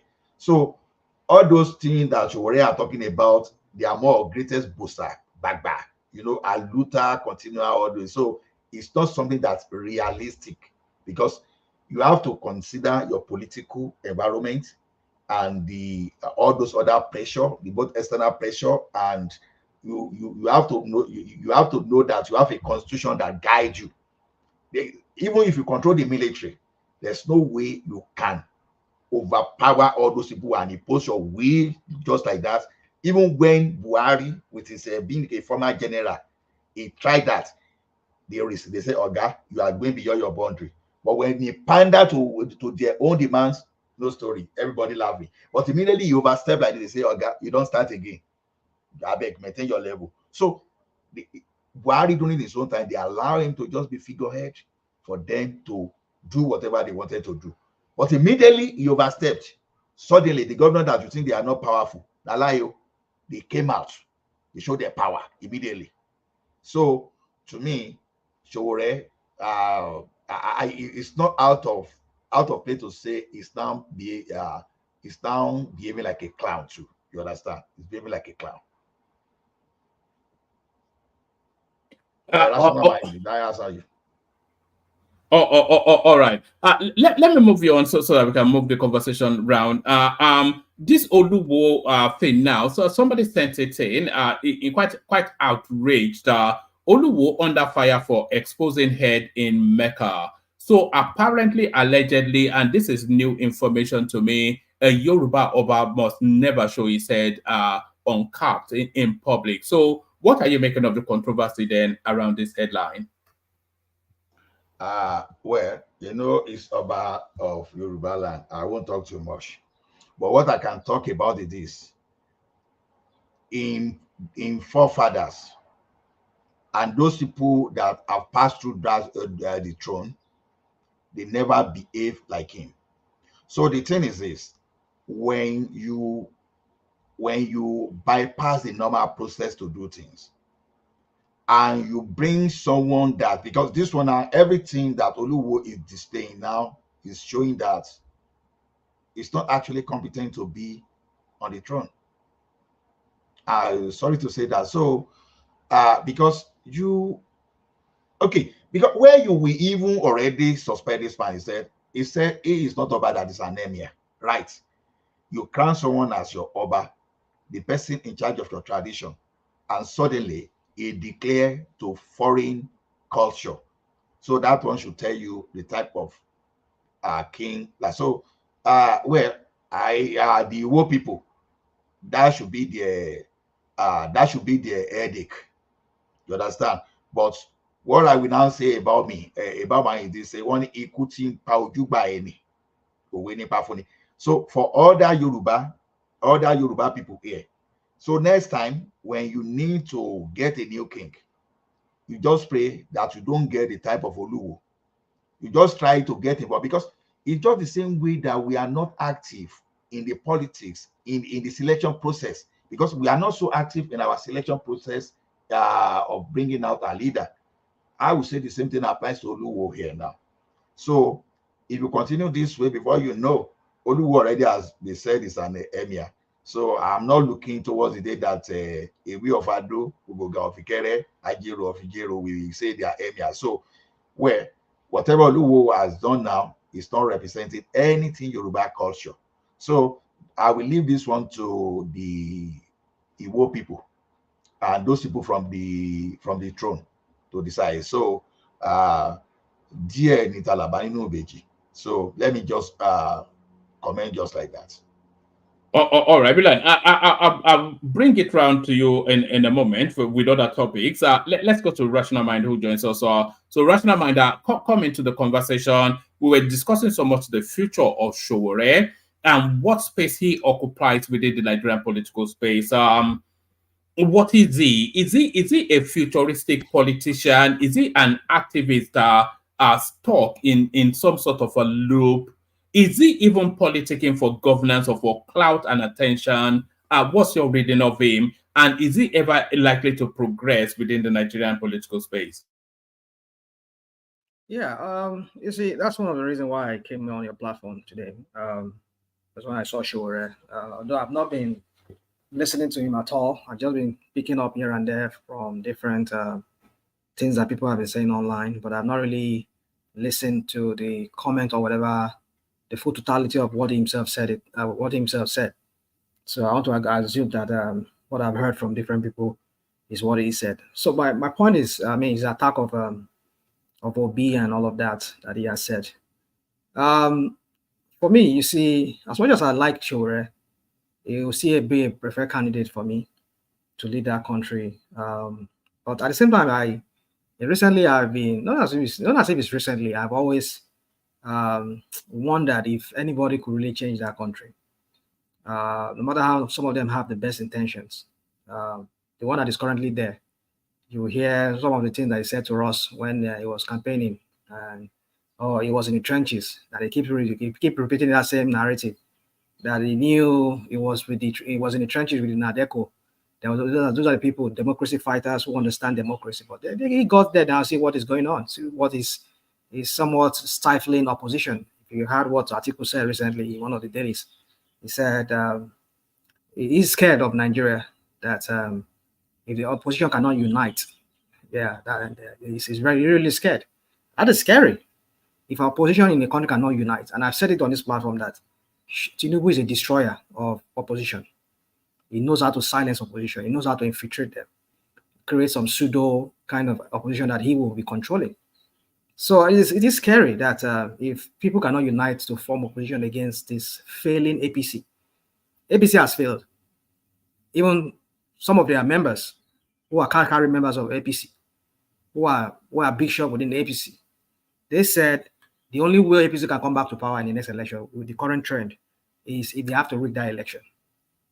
There's no way APC is going to do that election. If the election is conducted fair and fair. Who said that? There's this guy on Arise. I mean, he's not Arise, sorry, on channels. This former APC is the chairman. I mean, not central, also not chairman of APC, not central, or not no, I don't know, one of those northern states. That was interviewed by Kishin Okinbaloye. He said it. So even this was his name. I mean, Northeast. So even forgot if he also insinuated something like that too in his interview. Even he didn't say it outrightly, but you could hear from the innuendos or whatever thing he was trying to portray of what could possibly happen. Nigerian people should decide. I know, but that's not what Nigerian people should decide. But Nigerian people will vote APC out if an election is conducted right now. People will lose that election. So I don't know what. Except maybe something changed from now to 2024. I mean 2027. If things change for the better. Rational man, can I interject? I think. Hold on. Let me land this point. Let me land the point, please. I think so my point is okay. Sorry. Let me land this point. You come in. Let me just land. So my point is with Sowore is that I don't know what he doesn't get. You are a lone wolf. A lone wolf cannot, in the Nigerian context. You know what I mean? I would encourage him to go and watch this movie that I used to like to make on. I used to make this. What do they call it? Kingdom of Heavens. Let him go and watch that. You cannot. You no matter how you are righteous person, you are most good, the best person. You are very righteous among some corrupt leaders. There's hardly you can bring a change.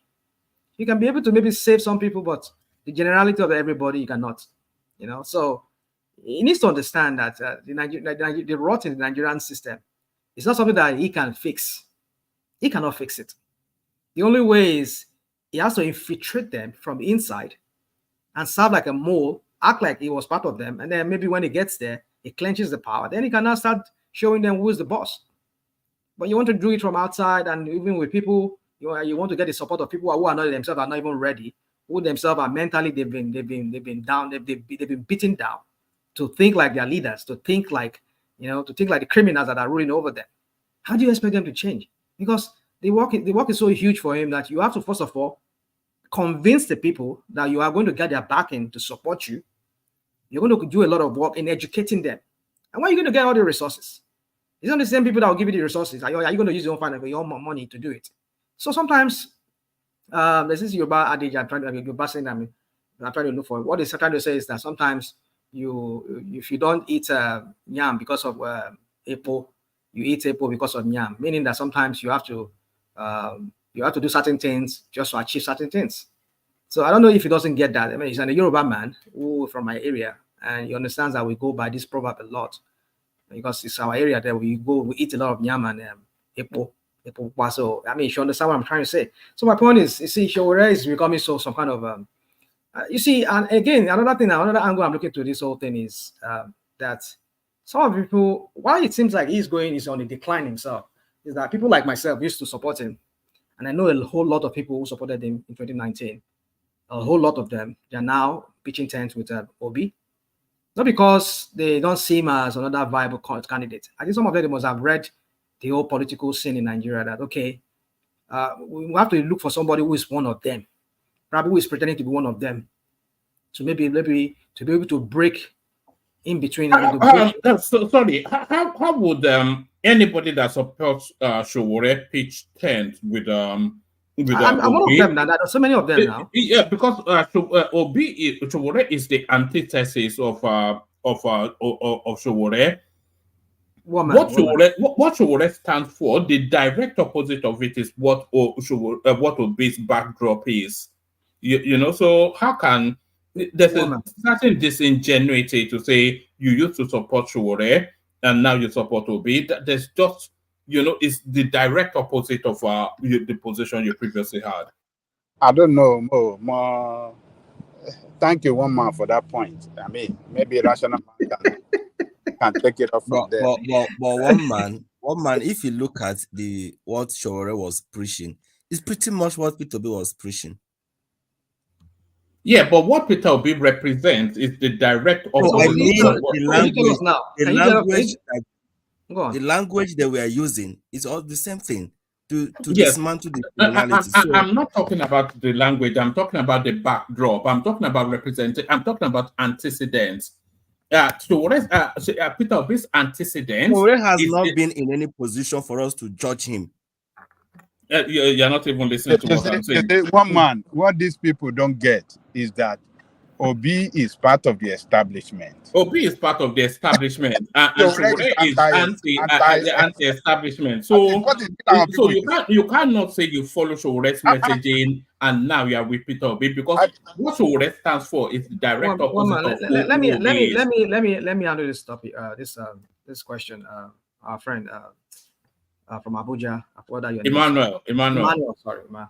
So let me handle them. Let me handle our naysayers here, like Jale Koko and one man himself. They always like to put this question. You see, the thing is this: you understand how ideology is one of those fundamentals in politics, but does that really play in the political calculation in Nigeria?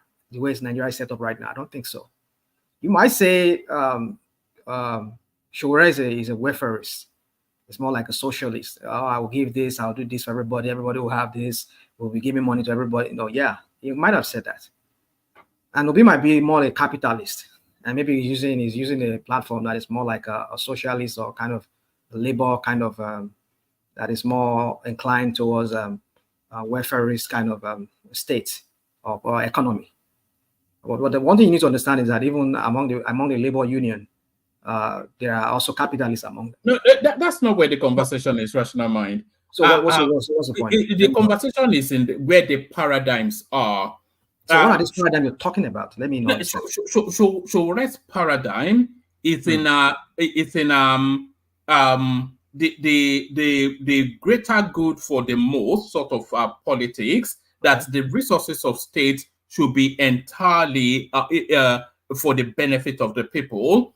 And the opposite side of that is the opportunism of politics that we have in Nigeria. So that's Sowore's politics. You may call it social welfareist, but it is more about probity, honesty, resource for greater good, you know, a transparent sort of a governance, all of those sort of spaces. That's what Sowore has always advocated. Now, Peter Obi is the direct product of what Sowore has been agitating against.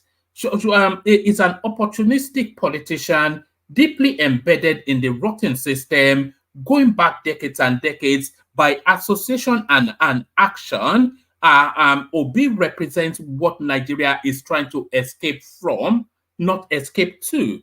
So you cannot support Sowore and then transmute to support Obi, because there's a disingenuity there. Well, woman, all the things you just said is just some kind of dogoturenchi for me. I just don't understand what I've said. That is quite different from what you're saying.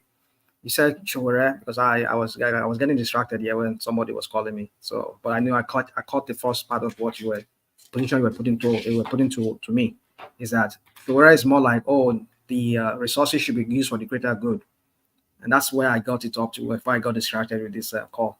My point is this, woman. However it is, it doesn't matter whether the cat is black or how did I say it? It doesn't matter whether the cat is white or black. But the thing is to catch a mouse if the mouse intrudes the house. So the point is, like I was saying, Nigerian people want a better life. If it's whether through a capitalist kind of system, or it's going to be through some kind of welfareist or socialist kind of system, all they want is they want a better life.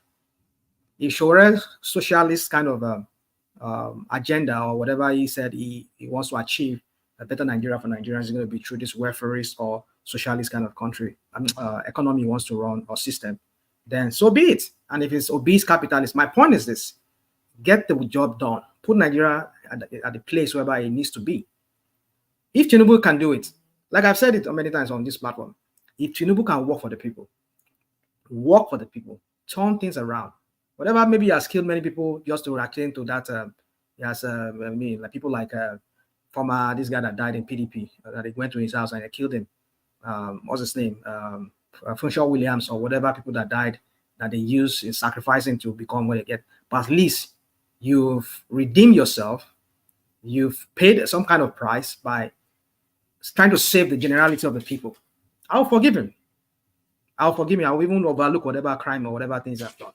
As long as you work with the people and the people get to live a better life, I will forgive him. I mean, that's just my own opinion. I'm not God to forgive him. I'm saying in my own kind of way, I've always been hitting on him on many platforms when I go talk about him. But my point is this: if you get to work for the people, governance is about working for the people, not for your cronies. If Obi said, yes, I'm going to do this, I'm going to do that. But I know that Obi is not a saint. I'm not saying Obi is, I know he's part of the establishment. I know. That's why I said, Shure might need to do a evil, some kind of evil to get some good. Meaning he has to sometimes have to parley with these people. Because if you say you're trying to form your own political party, how many people are joining your political party? I mean, you look at it. You just enumerated something a while ago. When Shure started this journey was in 2018 or 2019. It was around maybe 49 or 48. In a matter of how many years now? This guy is 54. I mean, Mojula will be some few years. But what I'm saying is that just look at how the years just climb on each other. And before you know it, this guy will be 60. I mean, before Tinubu is done, if Tinubu is going to do 8 years, he would be like in his 60s. Is that when we'll start looking at him? So you see, Ojon Law, Olojon Kaojo. That's what Yoruba people say. My mom used to say that. Olojon Kaojo. Time does not wait for anybody. So what you should have done, I mean, the way you should have gone about this whole thing, it's like, I mean, he himself said it, and I said, it is madness to do the same thing over and over again and expect a different result. You've been doing the same thing, aluta every time, riot, everything. It's the same thing. The people you are, I mean, at this point, you need to understand the people you are trying to help. They are not ready. They're not ready for the kind of revolution or the kind of way you want to dislodge these people from the system. They're not ready for it. So can you look for another means? If it means that you have to infiltrate these political parties, act like one of them, I mean, as long as you can keep your own track record clean, even though you're part of APC or PDP, nobody can pin you to have collect any money from anybody or work for any governor, whatever. Even though it's, oh, you're not part of PDP. Yes, I was a member of PDP. But go show me evidence of I collected money from Atiku or collected money from Yaro from North or one of these big shot. Show me. What you just need just maintain your own integrity. The political party can come and go. They can have their bad names. Okay, even himself, even the AAC that he connected, he started. At least there were some bad eggs among them. People who infiltrated his party. So would you say because of that? Would you say because of AAC became some kind of SPV or some kind of party that some people use? Should now use that and label him and say, oh, he's incompetent? If I have to go by the words of the Shoyinka, because some people just have some followers or some people who are members of the political party, and because they have become unruly and then they are a certain way, then we should now castigate the leader of that party. Should we say it doesn't mean that he is incompetent to manage a political party? That's not what it means. So for me, you see, the Nigerian political system is so corrupt that if you say you want to bring this your holier than thou attitude and come, you want to bring sanity to the system. One thing you should understand that the people who are going to give you the backing, the masses, they are not ready. So if you have to how would you be positioned if Obi goes back to PDP? Woman, I can't really say anything for that for now. My position No, because it's wrapping around what you're saying. Yeah, it sounds as though you are willing to open. You've already opened that window in what you're saying. Woman, you see, as much as I you have to get your hands dirty to get power. I understand. I know I've already said certain things that shows that maybe I'll be okay. I'll be cool with Obi going to PDP. But my point is this, woman, is that as much as I hate APC, hate PDP. But if at this point, what we need to do to dislodge people out of the power will be just to join their party. Dislodge which people out of power, because hold on. The only dislodgement of the criminal out of power is Sowore. Anything outside of Sowore is not a dislodgement of anything. It's handing the baton from a set of criminals to a different set, just like we saw from Goodluck Jonathan to Buhari. Well, you see, woman, I hate to say, I hate to say this. When I say this, people say, people like Angelico will get triggered. And they have something they laugh about it. You see, at this point, like I said, forget Sowore as an entity, but stay with its narrative. So the narrative space of Sowore is the rescue of that nation. But anything outside of that is essentially swapping a set of criminals with another. Would you agree with that? Of course, woman, I agree.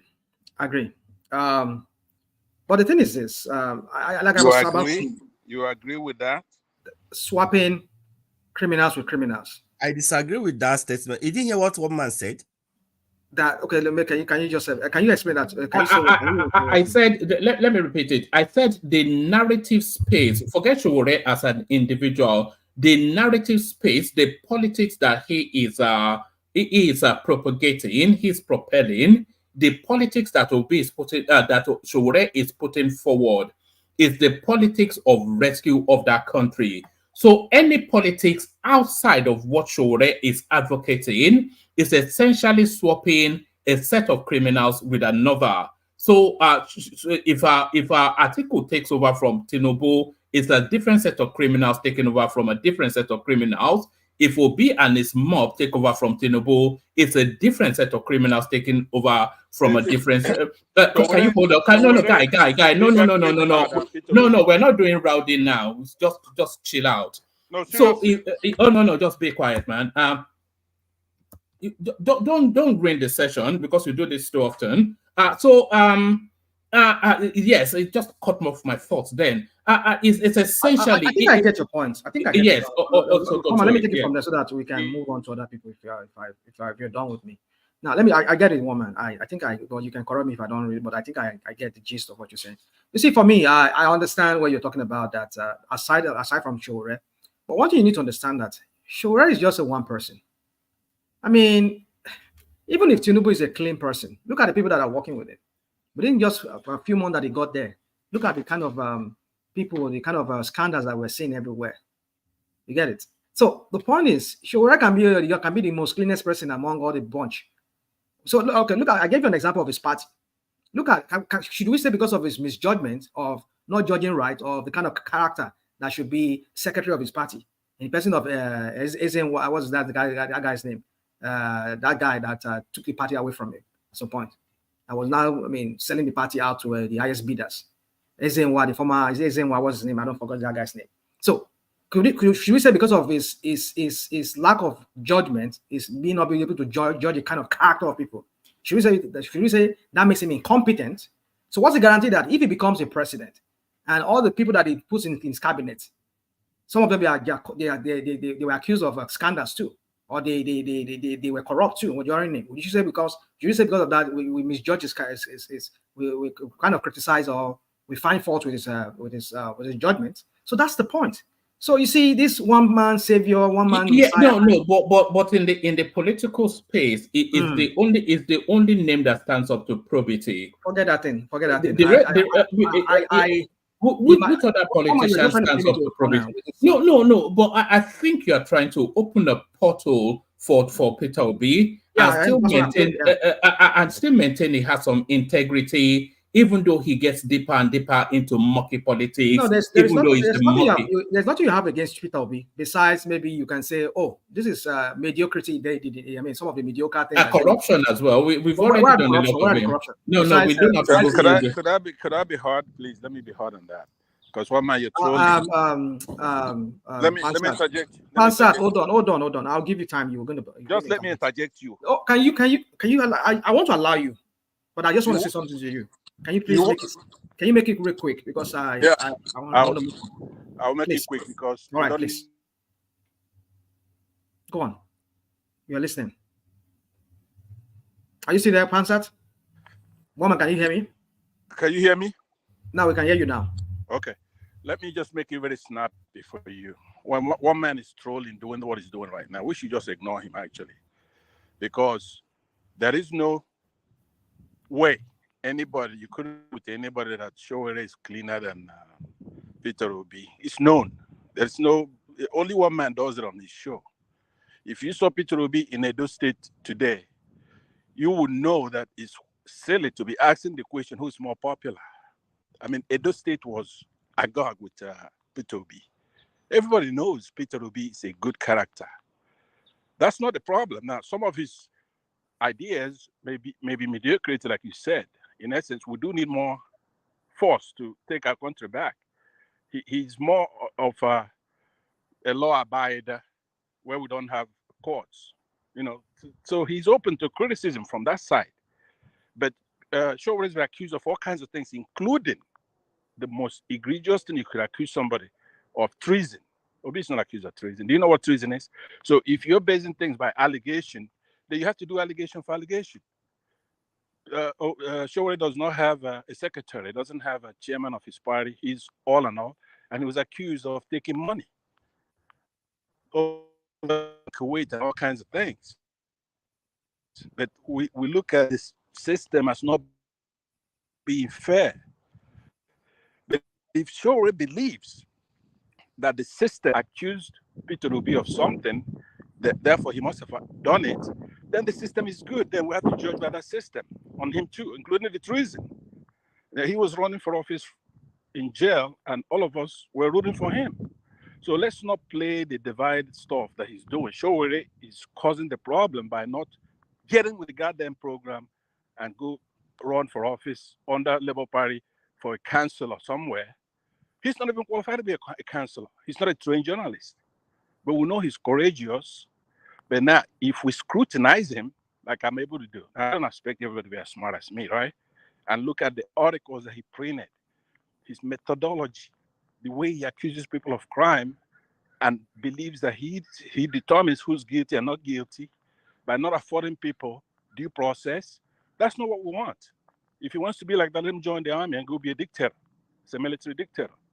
We're in a civil society where people are innocent until proven guilty. So I don't want to use your time, but I'm saying don't indulge one man. He's the only one who does that. Nobody does. Go and look at what happened in Edo today. He won't play that video.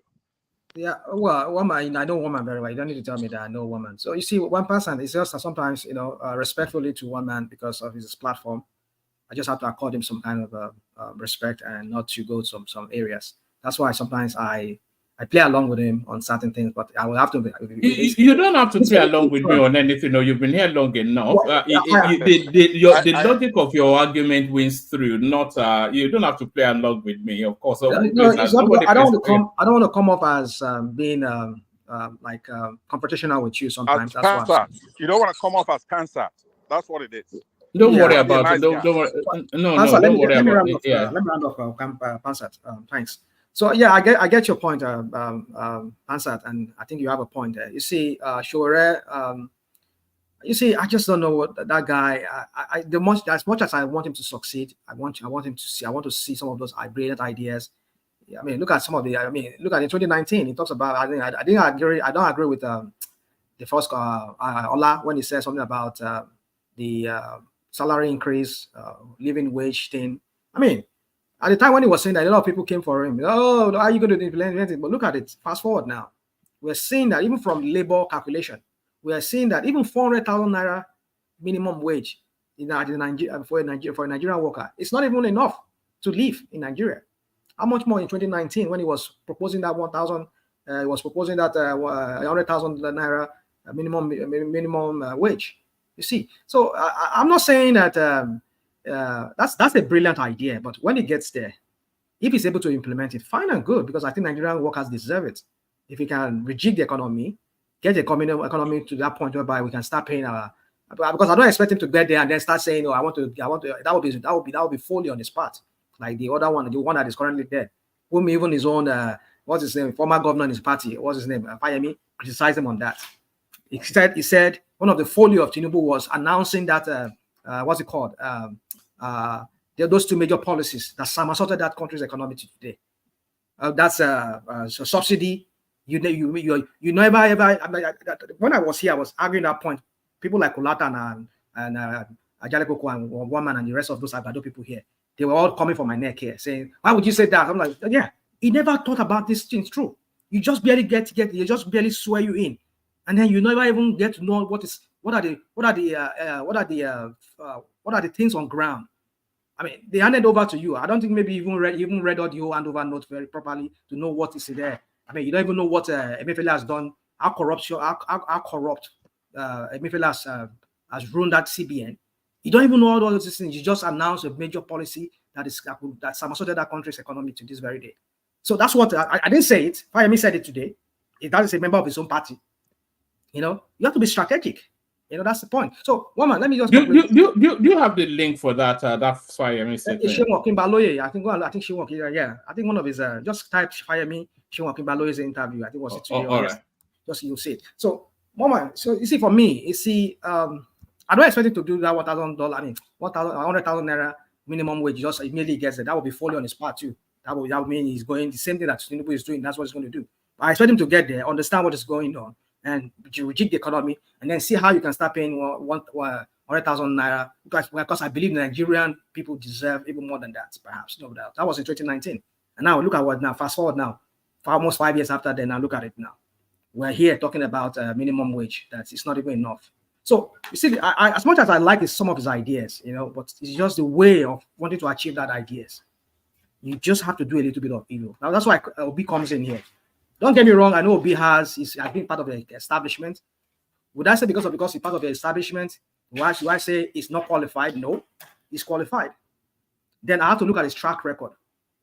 Yeah, you can say he did some mediocre things in Anambra, maybe some standard of what you were expecting. Maybe like this guy was arguing, what's his name? Reno Mercury and other people on the show. So he built substandard hospitals. He did that. Maybe it could be true. But I look at what this guy has done in the sense that he never tried to hijack a state to himself. Let's not go. I don't want to start. No, but he did though. No, he did not. I know you want to bring another. I know you will discuss it before. My point is this. But what you say is not true. It is true. You want to bring. So if you know there's evidence to the contrary, then why are you trying to? People can always manufacture evidence. I know. What do you mean manufacture? Oh God. Okay, carry on. Woman, I understand. It's all God every time. We are all going to say. No. Now you are speaking against fact and you are trying to push it through. Woman. Obi did hijack his state. We know that now. This is a man who was given a place, and he said no. I mean, no. Forget all that. You said he didn't hijack his state. You said he did not. But Tinubu does not do that. That's not what you said now. He collects money from there. He has house in Abuja. Okay. And I'm saying to you that Obi hijacked his state. No, forget Tinubu. We're talking about Obi. I'm saying to you that Obi hijacked his state. So one man, what did he hijack? All right. We already know his history. Putting the state funds in a bank that he controls, that's hijacking. Just hold on. Buying with state funds. Mention the bank now, because he involved in 3 banks. The bank that he owns. Just let me speak. No, the 3 banks. He put the money in 3 banks. So which bank? Is it not Fidelity Bank? Is it not? He put the money in Diamond Bank. He put the one in Access Bank. He put in Fidelity Bank. Yes, and I'm sure he put some in Union Bank too. But the point, do you not even see the conflict of interest there? That's the thing. Now, when people try to say these things, you try to hammer them down. That's a point. That's a point. No, Yeah. no. I was going to reel out a whole raft of everything, but no, Emmanuel there's is not. nothing you can give, but No. Let me say it. No. You're saying he did not hijack his state, but the one thing I was going to. He did not. He did not hijack his all right. state. The way Tinubu all right. hijacked his Did state. did you read the details of his impeachment? Because I did. Did you read it? Well, I didn't read the whole totality of it. I just okay. Maybe go and read it. Then you see that the guy that he unilaterally tried to like build executive project. All the ATS were unilateral. Hold on, because you made a statement. Who got all the contracts throughout Obi's tenure? So you tell us who got it. His name is Paul Odidiem. Do you know who he is? So, woman, do you have the evidence? Can you be quiet? Hold on. This is on his impeachment something. Do you know who Paul Odidiem is? I don't know. Do you know? It's his business partner in Next International. This was how the guy. You say he hijacked the state now. All the evidences. Don't worry about all that. Yeah. Well, like I said, I said it here on this platform. I've not denied that. You can't rebrand this guy because his antecedents is in public. Oh, okay, carry on. But it's all just as I have my own bias towards Tinubu, but my own of Tinubu, it's glaring to the. This is not just what some people just go and write. Like the other day here, you brought up. I was even led along to play along with you on that. Not as if I played along, but I just felt maybe that's true. You're going to go and dig out some kind of archive. The Nigerian, what was that? Nigerian. About the national anthem, that and it turned out to be that thing was not real. There was no fact to it because we could not find it any other place online. Well, what do you mean there was no fact to it? How did you debunk it? Well, we could not debunk it because there's no other thing online to substantiate. And that's in the archives now. It's not contemporary. Did you do a search to debunk it? I did a search. You searched the archives. Well, the Nigerian archive is it online? It's not online. So how do you find it out when Nigeria does not even have the archive? Because somebody dug it out of the archives. Well, if somebody go and dug it out, so how do we substantiate it when we don't have another thing that substantiates it? That's what I'm saying. Because it's there. It's public record. Look at this guy, man. Woman. I understand your position on this. You see, we can come here. I can bring us stuff. If I cannot corroborate something with other things, like okay, here and here. I will not take it as I sometimes accept certain things, but then for me, most times I will corroborate things not just by one writer or one person or one article. If there are several articles about it, I will take it out to be the case. So you see, when you bring things like this, oh, he did this with Dien. It could be true. Like I said, I'm talking about the details of it. Hold on. Just so for the benefit of people who are going to check, I'm talking about the details of Peter Obi's impeachment. What was cited against him? Okay. So that's a matter of public record. Everything that I'm saying. Yeah. Okay. So yeah. So like I've said here on this one platform, woman, I'm not saying Obi is a saint. Totally is a saint. But if you compare him National Man, don't believe hold on. That stated all the things, the reason why Obi was impeached. Can I carry on? I'm not even listening to you because you don't allow me to talk. Because if you want to interject me, I'll say I will allow you to interject me. So my point is this. Come on. So what I'm trying to say is this. I've said it, woman. I've said Obi is not a saint. All I've said is that when you compare him to these three, but is he a sinner? Is he a sinner? Woman. Okay, carry on. If you compare him to the two major candidates that were running, Atiku and Tinubu, it pales into insignificance to them. You cannot come. It's kind of corruption that you allegation you can bring against him. It's not comparable that to have two major candidates. Pandora papers. I'd rather go with that kind of person. Because besides other things I've looked into this guy, I've seen some other things that I see these other qualities that these other guys do not have.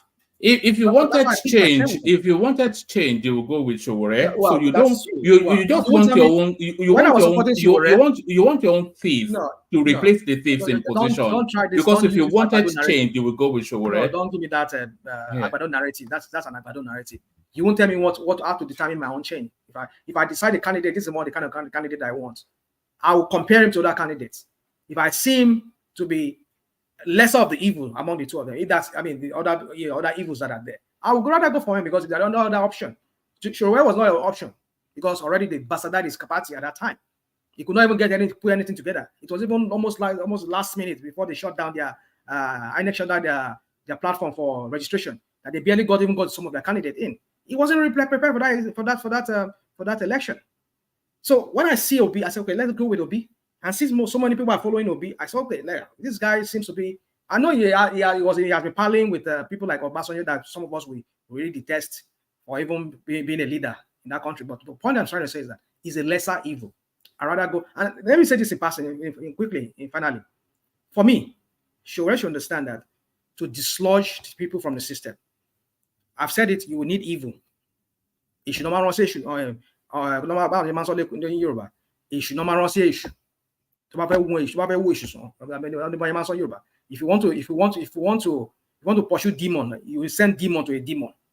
That's how he does. That's how they do it. That's how the Yoruba courts they said it. Or you should not have more issue. Let me know. I forget that they said. But my point is this: is that sometimes you will need to do some evil to be able to accomplish whatever good or whatever you want to accomplish. So my point is that for us to dislodge people, it's going to be in phases. You cannot just do it once through some kind of sweeping revolution. The people are not ready. So if you have to be that, you have to join this political party. The next phase, run for one part, one thing. Then from there you start moving. Look at it. This guy is becoming almost 60. Would the Peter Obi presidency be a dislodgement of the corrupt system, of the written system? Woman, I've said it here. I don't expect it to be a total dislodgement of the corrupt people in the system, but it's going to be a trailblazer. Let me use the word. It's going to be a trailblazer for that, because someone like Obi, it's easy to dislodge, because I mean, look, mind you, you look at when the let me not call him a Nobel laureate, Soyinka. Let me divide with the professorship, Professor Soyinka. When he was saying, he says Obi could not even control his own people. You know that after Obi made that interview that they did on Arise, they gave him what on Twitter. Some of maybe they are not really obedient people. Maybe they are just about people disguising to be obedient, because we've seen them to be like that in recent times. They were cursing out Obi for even for not even taking a stand and even insulting Tinubu. I mean, insulting the professor back. That is it. He does not own obedient, even though they say they go by his name, maybe obedient. He does not own them. That is how a true movement is. We don't do cult following like they do in the APC, where everybody have to clap every time, even when the idiot is saying crap. We don't even know the Obi movement is not a cult following, a movement named after an individual. It's about people who are passionate. It's about people, especially young men and women who are passionate about what Nigeria work. That is the difference between the APC cult following of Tinubu, whereby they always clap for this guy, even though he's saying rubbish. You don't even know what he's saying. They'll be clapping like Mumu. Like when he's not even making any sense. They'll be clapping like Mumu. I mean, like what kind of we see the kind of sycophancy whereby the people like Wike will be asking some technocrats to be bowing. Oh my goodness! You see, come on, woman, don't get me started on this topic. My point is this, woman. I would not rather go for people like that. If Obi can accept his own follower to be criticizing me, I criticize him. I call him dumb sometimes. I call him naive sometimes. Sowore should be ready for me to criticize him as a dumb, as a naive, as somebody who doesn't know what he's doing. He should be open to that. If he's open to that, fine. Then we can make progress. So, but you see, for me, woman, let me just say this in conclusion. It's going to be in phases for us to dislodge these people. You cannot just do it, say you want to do it through one sweeping revolution. Nigerians are not ready for that. If you have to join a political party, I just hope he will be able to see. Let me not tell him what to do. Let him go and you'll figure out. I just leave it at that, woman, so that you can move to that person. All right, brilliant. If you're still around, there's a clip I want you to react to, but I'll loop around, like you said, and then if you're still around, I'll play for you. Emmanuel, you're up next. Emmanuel, you said, yeah, good to have you. So, woman, I would have liked you to read what I sent to you, but since I don't really want to go into that, but I would have loved you to present this that came from Presidency 2018. So, can you share it to the screen and read through just a small line, small paragraph? So, this is after the investigation, everything that happened, this is what came out from presidency. So not that Obi that wrote it, this is Vanguard. So if you read it through, you will see that the reason why the man was removed and he was able to present to the court the reason. So they reinstated him back. But let's even forget that one. So let's talk about the topic. So what topic are you discussing? Who reinstated him back? It's through the court they reinstated him back. Yeah, but who? It was Justice Mary Odili. Do you know who Justice Mary Odili is? So what why are you doing that? Well, just leave one man. One man will always look for something. No, it's Justice Mary Odili. Sorry, let me just say this and then we hear from you, Larry. It's Justice Mary Odili, who is the wife of Peter Obi's. One man, this profiling is not good. It's not good.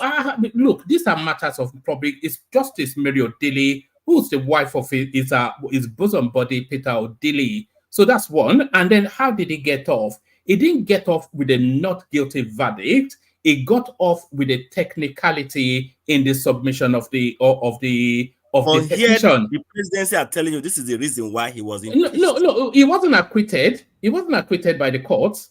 The court struck it out on technical basis, on technicalities. So the charges still subsist. But one man, he wasn't impeached for criminality.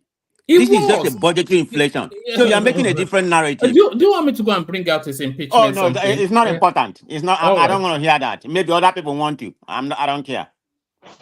Well, man, if you found the please bring it up. Just 10 seconds. Bring it out. And what one man said here is very important, coming from what was said here yesterday when some obedient were rubbishing Peter Odili's wife for being a justice. That because of that they've messed up judiciary. You see what we are saying now? That woman was the same person that delivered Obi from the hand of the Kenyans. So what point are you driving that the one was in favor of? Because Obi has constantly said that he never give any judge 1 naira. Listen to me. He said he never give any judge 1 naira or ask them to do anything in favor of him. He will come on the public, he will say it. Yes, but would you say to the contrary? Would you say that he was bribing judges? What do you expect him to say? How politically naive this brother is. You think everything you hear from politicians is the truth? You think so? So I'm telling you now, what you don't know, you have no idea. Obi was not in power. Obi was not part of the people that were ruling in 2018, but the president was able to say this and in the public. All right. I think Larry wanted to insert something. Larry, you wanted to say, Larry? No. I think the only thing I just wanted to say, when the person was saying presidency, this is not an authority now to either vindicate or probably convict Obi. So whatever you want to say, this is just a view, right? So a view is not a fact, right? Whatever they say probably is just a view. So where is the fact? Yeah, the facts will definitely be whatever comes from the court. So exactly. So the court said the court has already said. Maybe one man should go and pull what the court said. So that will be because one man here. You hear one man is profiling the woman that judged the case. You hear when he was profiling the woman. So one man, what's the topic we are discussing, please? All right, we were actually discussing, it wasn't even meant to be, Peter Obi was not even on the topic at all, so I don't know quite how we always land on it. You know how to always drag him into your conversation. No, I didn't even drag him. We were talking about Sowore. One man. Yeah. The reason why Obi came to the picture was because people were referencing Obi and doing the comparison between Sowore and that was the reason why Obi's name is coming up. And both of them are almost the same. But because of the antecedent of one to the other, that is the reason why, Obi's name kept coming up. It's inconsequential when it comes to this discussion anyway. Yeah. Go ahead. All right. Let's forget Obi today. let's talk about something else. So, yeah, I do understand it. I do understand it. That's the reason why Obi came to the picture. And in comparing Obi and Sowore, Sowore is far superior in every way, shape, or form. Please, can we, one man, can I show Can you I talk, please? Well, I'm interjecting. I'm allowed to. It's actually my time, Prince Daddy. Well, it's not your time. You've not started yet. You've not started yet. I know you don't want to hear me. That's okay. That's okay. Hold on, Emmanuel. One thing also. Emmanuel. Let Prince land and then you take it. Trust me, he doesn't want to hear me. I understand. No, I understand. He has to hear you. The bitter truth. Yes, and yeah. So Sowore doesn't have experience. We know that. But Peter Obi is nothing more than a copycat. There's nothing original about that clown.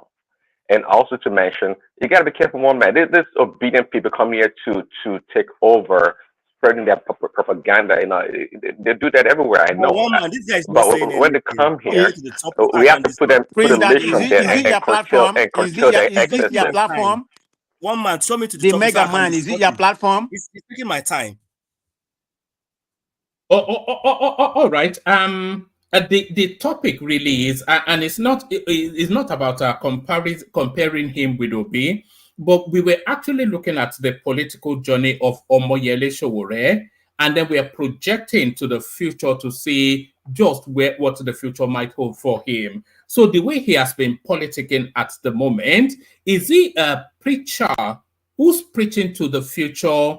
That will still, that the populace will still catch up with him where he is, or is he just some activist stagnated in some sort of dogmatism that he cannot escape from? So how do you see Sowore's politics, and do you think it will gain him anything within the Nigerian space? Okay, me, I also like to go to the line that Rational Mind went through, because the way Sowore is playing his own politics, it will yield nothing. And Nigerians are not ready for that kind of revolution now. And coupled with the fact that if we are hinging our hope on him, because we don't even know, it's based on the activism, the behavior, and the way he's, talk. We can't believe on the thing you're saying. Well, we might say, okay, fine, let's give you chance of doing a governor's or other position, then we can believe on based on your antecedent. So we can't just believe you because you're saying that let's go and fight these people and do all this one. So I will want him to kind of align with this big political party, or this big party that we have in Nigeria. But Emmanuel, people cite the example of Donald Trump, who just essentially a man on the street that just strolled into the White House and sat there. So that's not true. Donald Trump joined a big party. Yes, but he wasn't a politician until pretty much he decided he wanted to be president. Exactly. So if he can at least join a big party, the existing party, the juggernaut party, then still hold his prestige and character intact. Just continue from that party and see how you straddle the position and get there. Then you'll be able to dislodge by using that vehicle. But you going to create your own and trying to form your party and see and use it and win an election in Nigeria, it's going to be hard. And you can see he tried it. You can see his party, his own party, AAC, is even accusing him of embezzling money. Some of his members are, everything is scattered. So if even him cannot even give an account of what is happening in his own party, as little as this, one of them I was interacting in the X was telling me that they are happy with their 14,000 followers. I said, okay, fine. Let's show manage the 14,000. Let's see. So if you cannot even manage 14,000 followers or 14,000 people within your party, so, and you're already accusing everybody. You accuse everybody in Nigeria. When was he accused of embezzlement? When was he accused of embezzlement? It was, I think there was a write-up I heard that people were accusing him that he took the money that they contributed. It's an allegation. Do you know the backdrop to that story?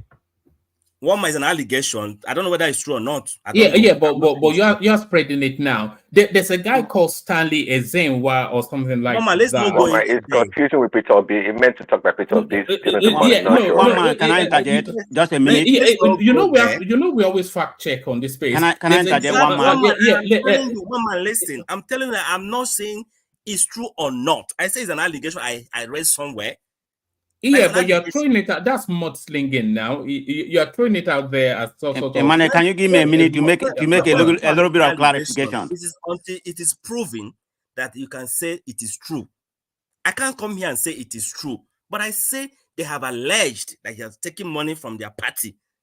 How is it true? Is it factual? Did I have an evidence? It's based on just like the way I've been accusing Abure and everybody. Nobody holds the facts. So until it is proven that you can say categorically that this is true. So don't come and be saying that what are you defending, one man? Can I interject, please? A minute. Thank you. I just want to make some clarification. The comparison of Sowore and the one man, this is to you. Comparison of Sowore and the Trump. There's no comparison because Trump was never an activist. Trump is a businessman, a white racism, who used the barter narrative to come to politics. He used to be a Democrat. Now he turned to become a Republican because fake news just be quiet, man. Let me land. The Republican don't spread fake news. The Republican played to his narrative, which is white nationalism. So he used that narrative to come into politics. He was never active in politics in any way. He used to support Republican, back to Democrat. Look at his history. He used to support Clinton and everybody. So the mean that he came in was nothing like Sowore. Sowore is an activist, somebody who has been playing into politics. So that comparison is a junk. Okay, somebody telling you that they must be lying. They must be lying to you. No, it wasn't even anyone telling me. The parallel I was simply making. No. I've been in America for a while, so I need to educate you on. I need to educate you on that area. It don't matter. Prince.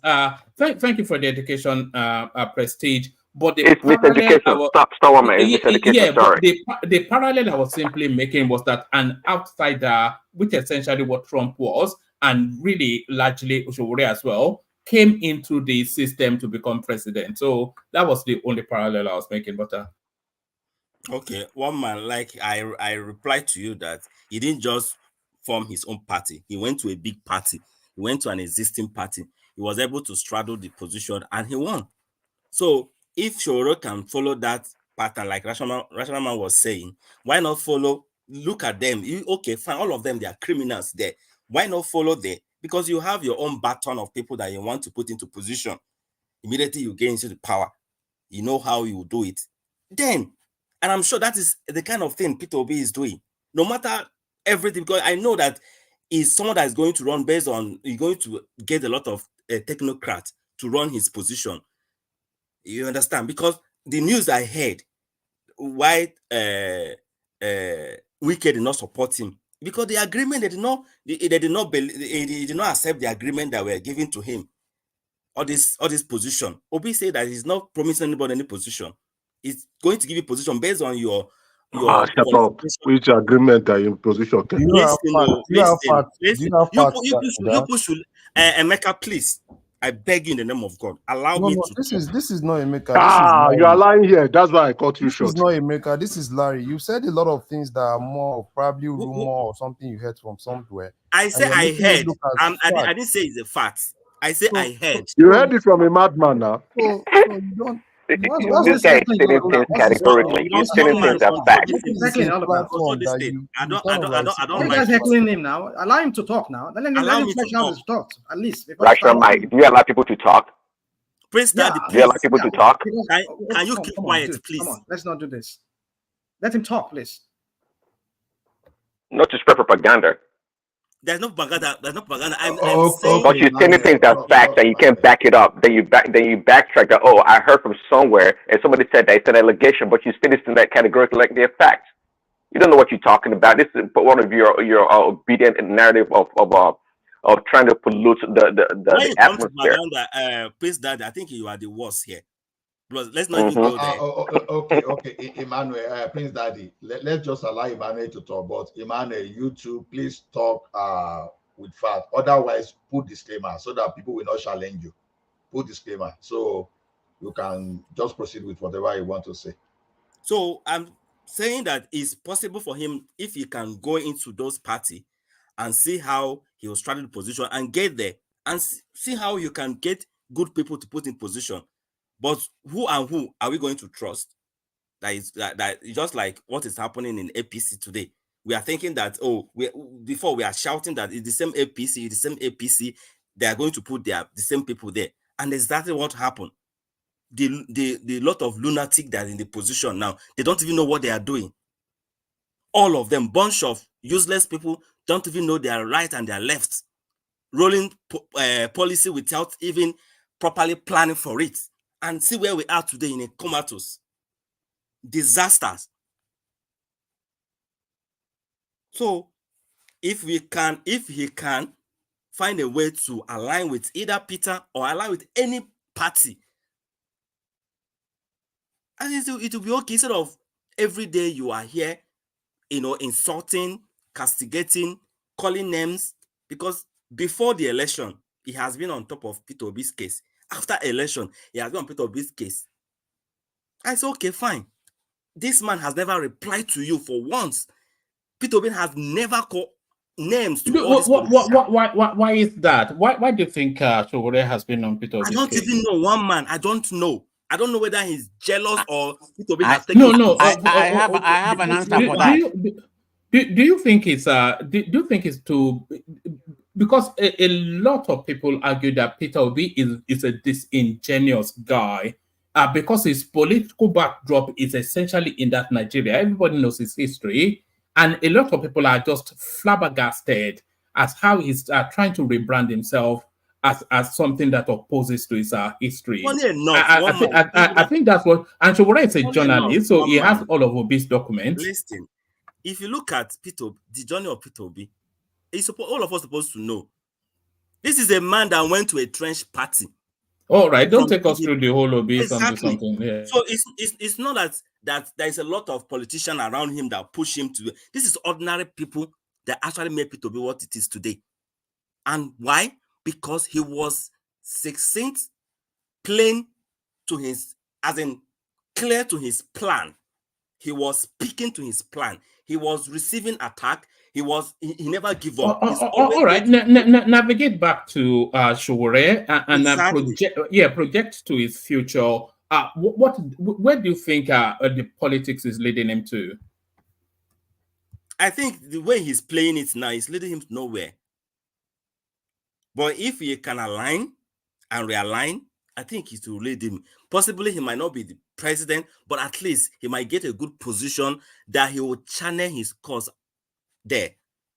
So, but if I'm to admonish him, I'll plead with him to stop the name callings, strategize, and plan. Because even the people you're calling them never respond to you. Peter Obi never respond to you for one day. So he should not say the word that Peter Obi is a fraud. But he can speak about the president and you will be happy. These guys are hypocrites. He should tell the world that Peter Obi is a fraud, that Peter Obi is a fraud. So that's why you guys, your hypocrisy is out of this world. Your hypocrisy is out of this world. You are here busy saying that he should align and not speak the truth about Peter Obi, the political prostitute and fraudster. Emeka, what's your blood pressure?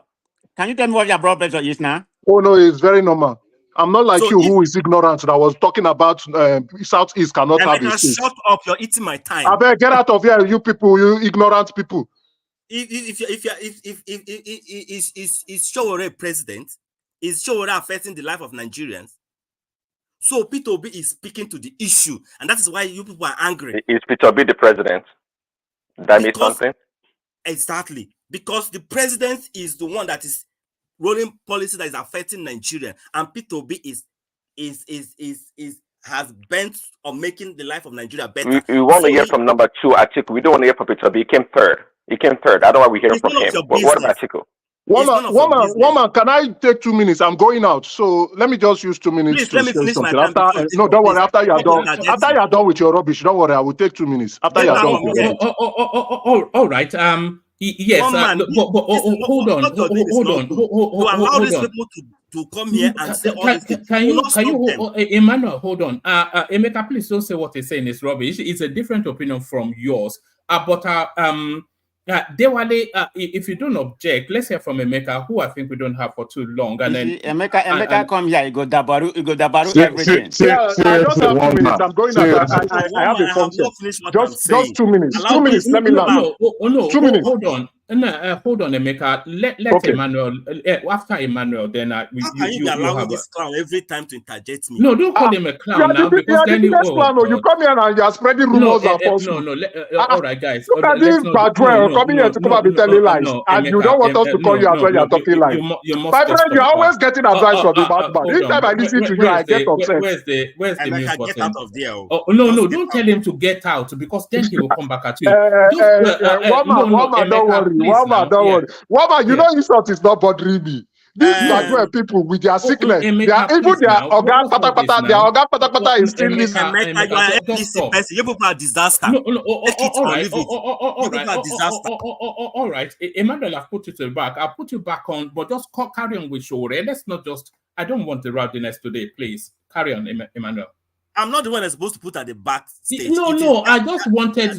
Don't go after him again. Apologies if you're offended. Let him stop interjecting me. Yeah, go back to Sowore and give us your submission. Thank you, Emmanuel. So Emmanuel, we're listening here. The life Sowore is not rolling any policy. Sorry, Emmanuel. Pansat, we can't have that on the screen for reasons of copyright. Yes. Carry on, Emmanuel. So the point I'm stressing is that there is no way, like the clown was telling me that why is he speaking? There is no policy that this guy is running that is affecting Nigeria. It is the position that P2B is going for that is speaking on the issue. This policy you're doing, this one is not doing. It's not the right way. It's not the right thing to do. And you are telling me that you should not speak. Who dare you that telling now to speak? So if you think you can do it better, why not go and run the same position? After all, most of you people are still at the age.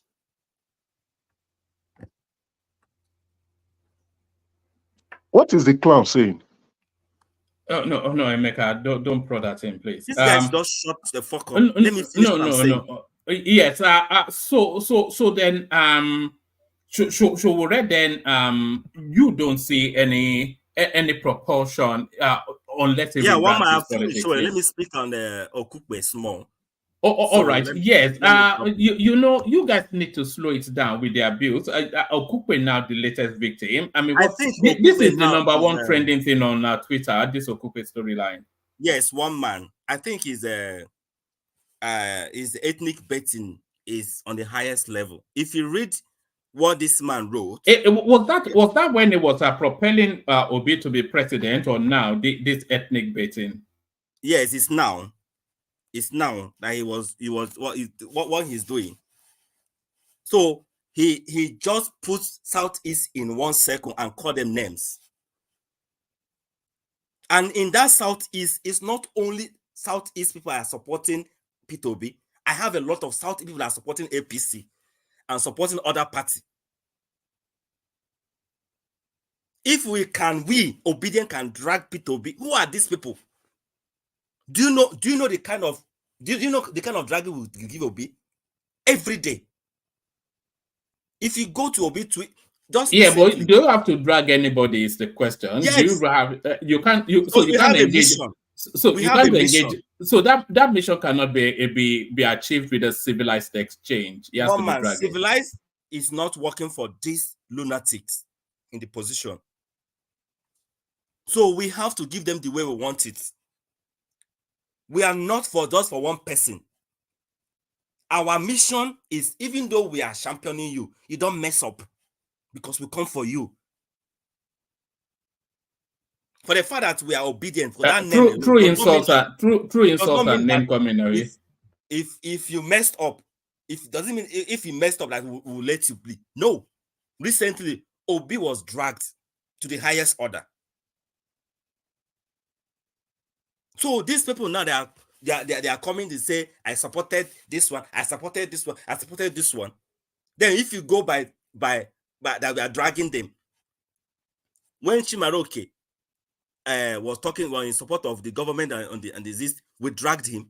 When Soludo, we dragged him. When a lot of the people from the south is Oteze, we dragged them. And a lot of the northerners and the southwest, we are following us to drag them now. Nobody from the east was telling them that we are not respectful on this and that and that. Only because what you said, we are dragging you and saying that the whole of the southeast are coming after you. What sort of nonsense talk is that? If you know that you are not fit to come to the space, to the social media and talk, please, it's better you keep your opinion to yourself, because we're not taking it lightly with anybody. The nation, they have dragged this nation to the bottom pit, and it's better, no matter whether we are championing your cause, you have to be very careful and tread cautiously, because we have a mission. A mission is to dislodge this government and make sure that we put the right people in the position and hold them accountable. You cannot even get to a local government chamber. Dislodge which government? We go teach you that lesson in 2027. Look at this guy. We go teach you a better lesson in 2027. Don't let him bait you. Leave this guy. Better lesson. Don't let him bait you. Don't let him bait you. Just go on. Just go on to your focus on your what you're doing. That's what they do. They want to just shift your train of thought. Just ignore him. Go on. So what I'm saying that this man, we respect him, but let him stop the ethnic baiting. We don't want it. Our space is that we are focused. We are everywhere. The north, east, west, and south. You can call us anything you want to call us, but we have a mission. Obi can fuck up one day, then we'll throw him in the box and pick another person. So it's not just Obi. That is just one person. We can choose another one person one day that we know we can trust. Jonathan is had the first opportunity to have us today. But that's why we're telling him, warning him, please tread cautiously, because we are watching, we are monitoring your utterances, your movements, everything you're doing. And the man has been, that's what he said, please. Aisha was telling him that, please don't tell me the good thing, tell me the wrong thing I'm doing so I can correct it. Obi always telling us that. I want to see where I'm making mistakes.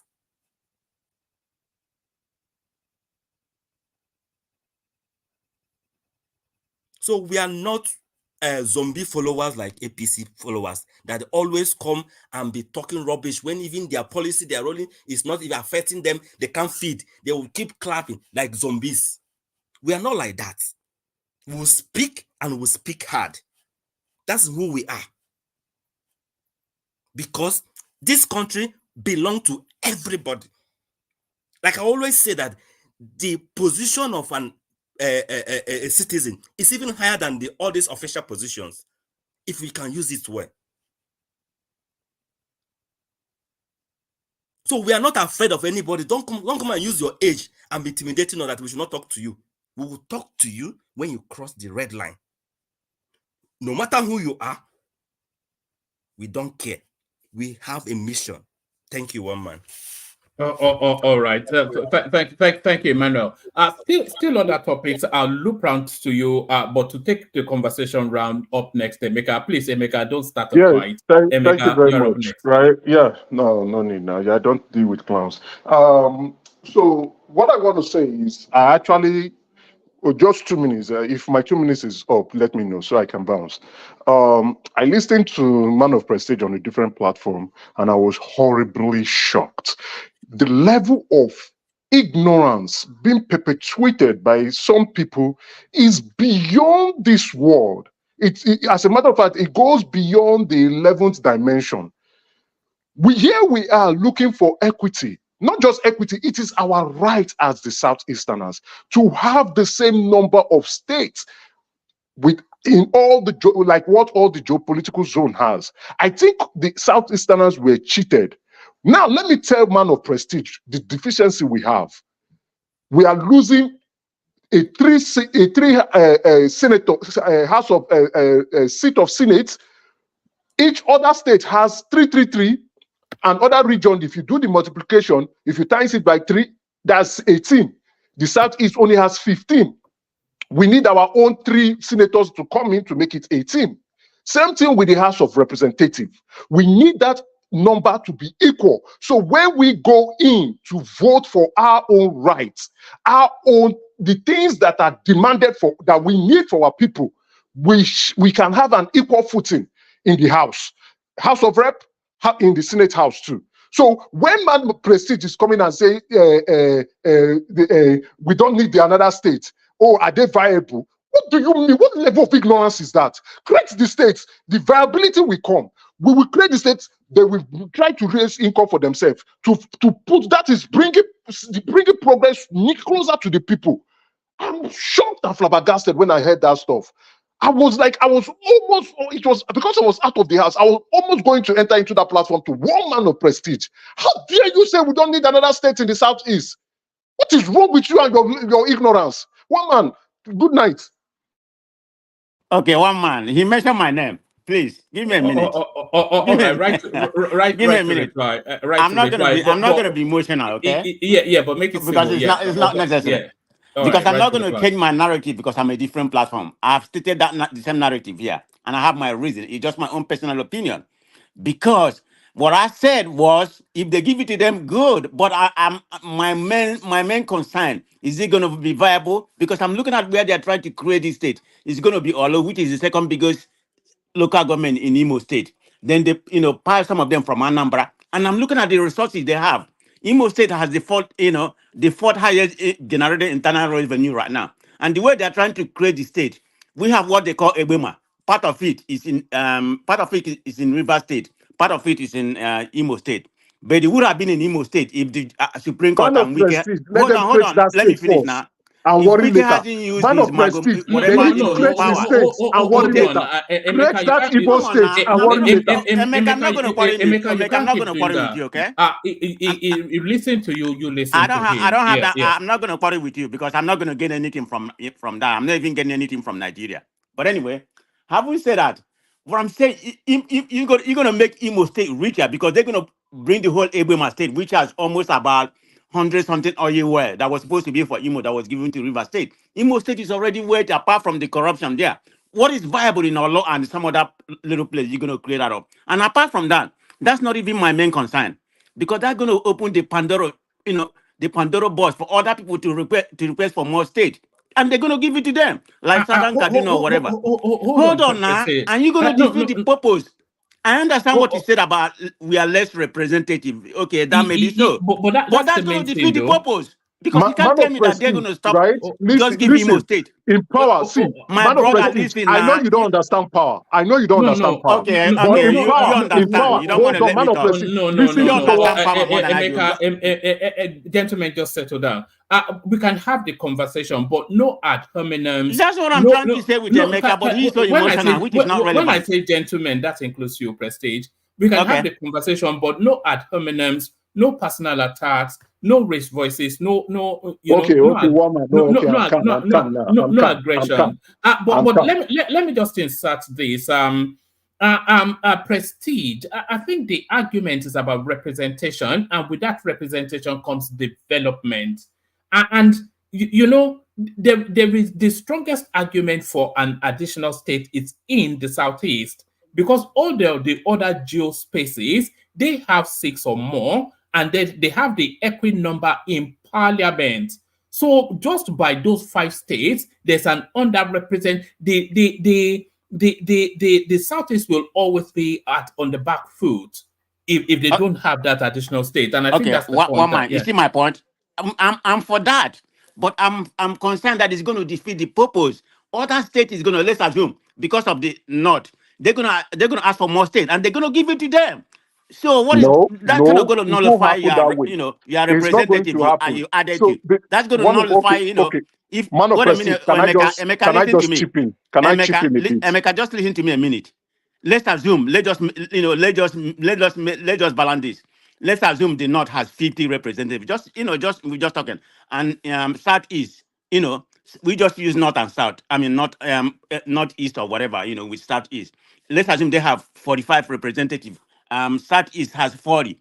Then you want to balance it. You want to get 5 more representatives to equal it. But they're going to ask for more. Then you nullify your advantage. Because I can't see them stopping at giving Southeast Yeah, but one they more don't state have the without giving argument. others. They don't have the argument for more. But Are you sure in that Nigerian place?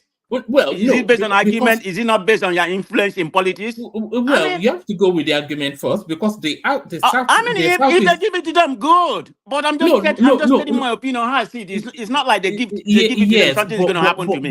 But you have to look at the strength of the argument. The strength of the argument for an additional state only lies with the Southeast. You know, so everybody, your state is arguing for an additional state because the state is too big. But the strongest argument for an additional state is in the Southeast because of underrepresentation. So no other argument defeats that. So if we're ever going to have an additional state, almost likely to be in the Southeast. But one man, honestly, I'm going to stop here until my turn comes. Do you think it's going to stop there? Or they're going to say, okay, the way the Nigeria is structured right now, say, okay, let's give Southeast whatever they request him, you know, because they're the one that merited. And you think they're going to stop there? That is my only concern. I'm not in Nigeria. I mean, if they're going to give my people more state, good. But I'm just saying the way I foresee it. It doesn't matter to me, you know, if they give them or not give them. I mean, I will prefer them giving to them, but for me, I don't see it, and I don't see the viability. I will continue to state my own, you know, position, but it doesn't make any difference. Yeah, can I say something? I understand. Yeah, come in, Larry. Yeah, I understand where Man of Prestige is actually coming from, and it's coming from the realistic view. Because you know, in National Assembly, when we are kind of like proposing a bill, you want it to pass, there has to be some negotiations that will definitely come in. And if you look at it, this is just going to be like all these NDDC, all these development commissions. You know, NDDC started their own. Later, it became these people agitated for their own. Northeast. Now, Northwest agitated for their own. North Central agitated for their own. And I think Southwest too is agitating for their own. You understand? But it's just ordinarily, if we base things based on those arguments, you know, normally, you know, other people are not supposed to agitate. But I'm telling you, based on what we have in Nigeria, the political structure in Nigeria, people will agitate, right? And if these actually go, you know, they will always have their way. And I think it's kind of like coming from the realistic view, while you are coming from probably normal thing that is supposed to be. But Nigeria, politics in Nigeria is not normal. You know, it's more of, you know, look at things based on what is going to happen. And I think that's where it's actually coming from. So that's I'm done. Thank you, Larry. That's all right, everybody. That's it. That is it for Quickly, I was everybody. going to say actually that I do agree with Man of Prestige, and I said earlier also, how come they ask for one state? Why not two? So they can match that about the northwest. Why stop at one? Why not ask for 2 states? And just like Larry said, it's politics and negotiation. It's not going to stop there. Somebody's going to demand another state. So from that point of view, I see where Man of Prestige is coming from. The alternative argument is to reduce the representation in parliament so that everybody gets the same complement of, rather than that would be an alternative. Thank you, Emeka. Dewale, you're up next. I've been waiting here patiently to just let this loud noise die down. People don't hear each other. They just want their voice to be the most loudest. I don't know how you people do it. It's pretty in a way. I don't know. Some people enjoy it in one way or the other. I don't enjoy it. Anyway, let me go to the topic of Sowore. Or should I touch the state creation briefly? Or you may want to speak on the Oluwo of Iwo. The whole of Yoruba land is incandescent because it's showing his head that Obas are not allowed to show their head in public. Let me leave the state issue on the side. I'll comment on the Sowore and then the Oluwo of Iwo. I hope everybody can hear me clearly now today, because there are people always complain about my microphone. Everybody can hear me, right? My own man. We can hear you. We can hear you. My Democrat partner. Do you want me to send you a headphone? It's still not working right. Send that one. Send that one. Yeah, I've already sent him the link to one, and we have to do a GoFundMe for the one. You know what? Spend money. Send them one. Now, very stingy guy. You know, my Democrat guy, I would. There's nothing I would say. I don't want to attack you because you've gotten enough brass blows already. So I will bite my tongue on this one. But you guys can. You can understand what I'm saying anyway. You know, there's a guy. They call him Speed Darlington. Who knows him on this show? You guys know who Speed Darlington is? I do. You do, right? Yeah. You probably call him. It was in the news a day or two ago. I can't recall why. He's always in the news. It's always in the news.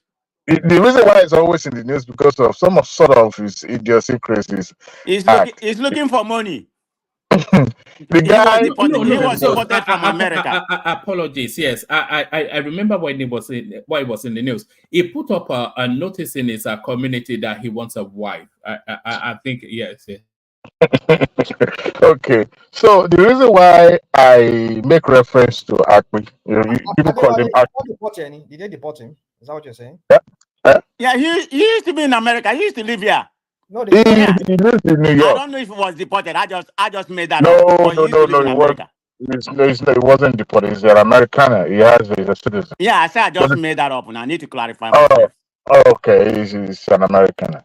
But you see, the reason why I make reference to Akpi is that he is the only, where he said he's no longer a Nigerian, he's a Biafran. So I would say he's the only Biafran artist that I know that is overconfident of his act. And this guy, every of his music that he put on the social media sounded even worse than the one that which is it, a third or frog? You know, when a third and frog making sound in the night, they sing in unison in some way that is kind of interesting and annoying at the same time. His one is even worse.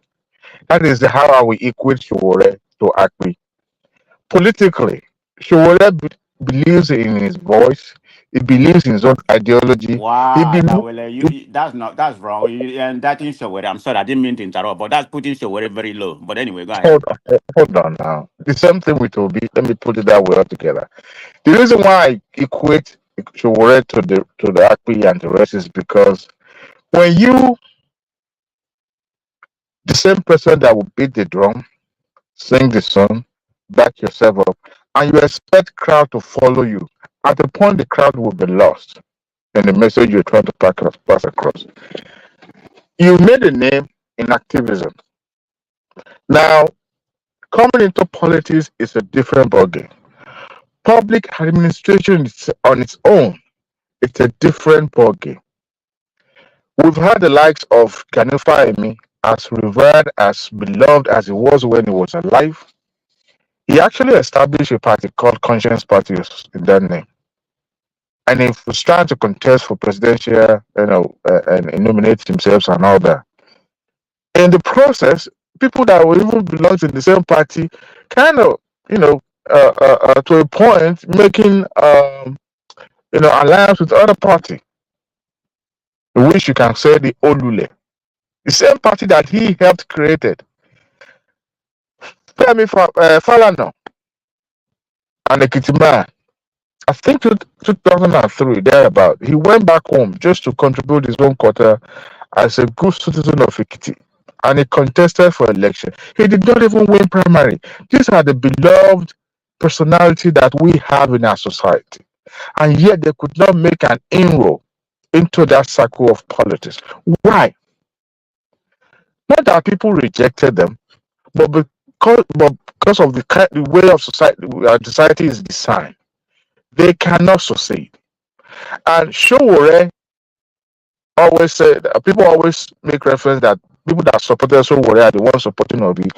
I disagree with that statement that people, used to support Sowore. What was the total number that Sowore got in his first contest 10 years ago? Even the recent election. How many people actually voted for him? So that is how you would know whether he's preparing for the future. He lacks diplomatic skill to navigate as a politician. One. Two, he listens to his own voice, his own sound only. Just like Ola said earlier, if you are not ready to dine with the devil himself, you cannot make that journey happen for yourself as a politician. I don't even see him in that light as a politician. Yes, you can bring activism to help you propel you as a catalyst. But when you get to that arena where real politics is being played, you have to sober. And I give you an example. The current Senegalese president was an activist. If you watch closely his demeanor since he has been in that office so far, he come across as a person. He come across as a leader. That persona of activism, he has put it on the background. Dewale, you really have to work on the mic. Maybe we'll be discussed offline, but carry on. But there's a quickie, grainy sort of heavy backdrop to it. But carry on. Okay. So now, when you look at his antecedent as an SUG president, rusticated in a UNILAG, took forever to graduate, got involved in the June 12 election, protested against the federal government, military government. Those are the things that ordinarily somebody would have used to catapult him to that main state level. But he has not been able to use that. Yes, it's not corrupt because he hasn't been in a public place, public office, for him to be tested to know whether he is who he claimed to be. Now, when you look at most of the things that he's agitating for, they are good things that ordinary citizens will listen to that and say, you know what, this is the person they're going to cast their vote for. But how come that has not transformed into that, sources? Is because people have disdain for somebody who is singing alone, beating the drum alone, and then want people to back them up. Our society believes in psychophancy. Number one, they believe that, look, this game is called lying to me. The synonym of it is lying to me, and you call politics. Alliance of interest, in that way. But you see, he has been in this cycle for years. 1993, right? And up to 2004 is still there, but he hasn't made that inroad into the mainstream of politics. If by now, one man said probably his age bracket in 52, 54, he has not able to transform that into something much bigger, then in the next decade, he probably will not be a person of forgotten of years, but people would not regard him the way they're giving him regard now. The theory, the one Mike was trying to propagate yesterday, that he's trying to. You cannot use 20 years to practice as a crazy person, and the remaining years of your life is when you want to go into the main market. No, if you're unable, look at the likes of Tinubu now. When did Tinubu join politics? We're talking about not quite long ago, right? He left a lucrative job and try his hand in politics, and look at where he has been. He met some people there, right? But in a way, there's no truthfulness in politics. At his age, at 52, if he doesn't understand that now, let him get it into his heart, his head. There's no truthfulness Ewale, as nice a one, nice practitioner one. Ewale, of quality. nice point. Nice one. All right. So thank you, my brother. So when I see people say, "Well, we want the likes of Sowore," yes, in rhetoric it sounds cool, but tell me globally, how many people that have clear hand that have been in office, in the public office? Not that many. Because usually when people like that get into office, you guys remember what happens in the 60s when the likes of CIAs and their counterpart in other countries helped put this head of state in position, then take them away in the same way they put them in the office. Lumumba was one of them. Even JFK, right? He was made Exactly. president by the mafia. His And father look, worked with the mafia to make his son the president. you know That's JFK that the was assassinated. the funny thing about the likes of JFK was that these are exceptional cases, and yet the same system that brought them in took them out. Now, is it possible for an activist to make an inroad to the mainstream of politics? Yes, it is possible. But in a way, you have to have, or should I say, you have to, because people are going to call you name. People are going to make you, make you look like one of them, which is fine in politics.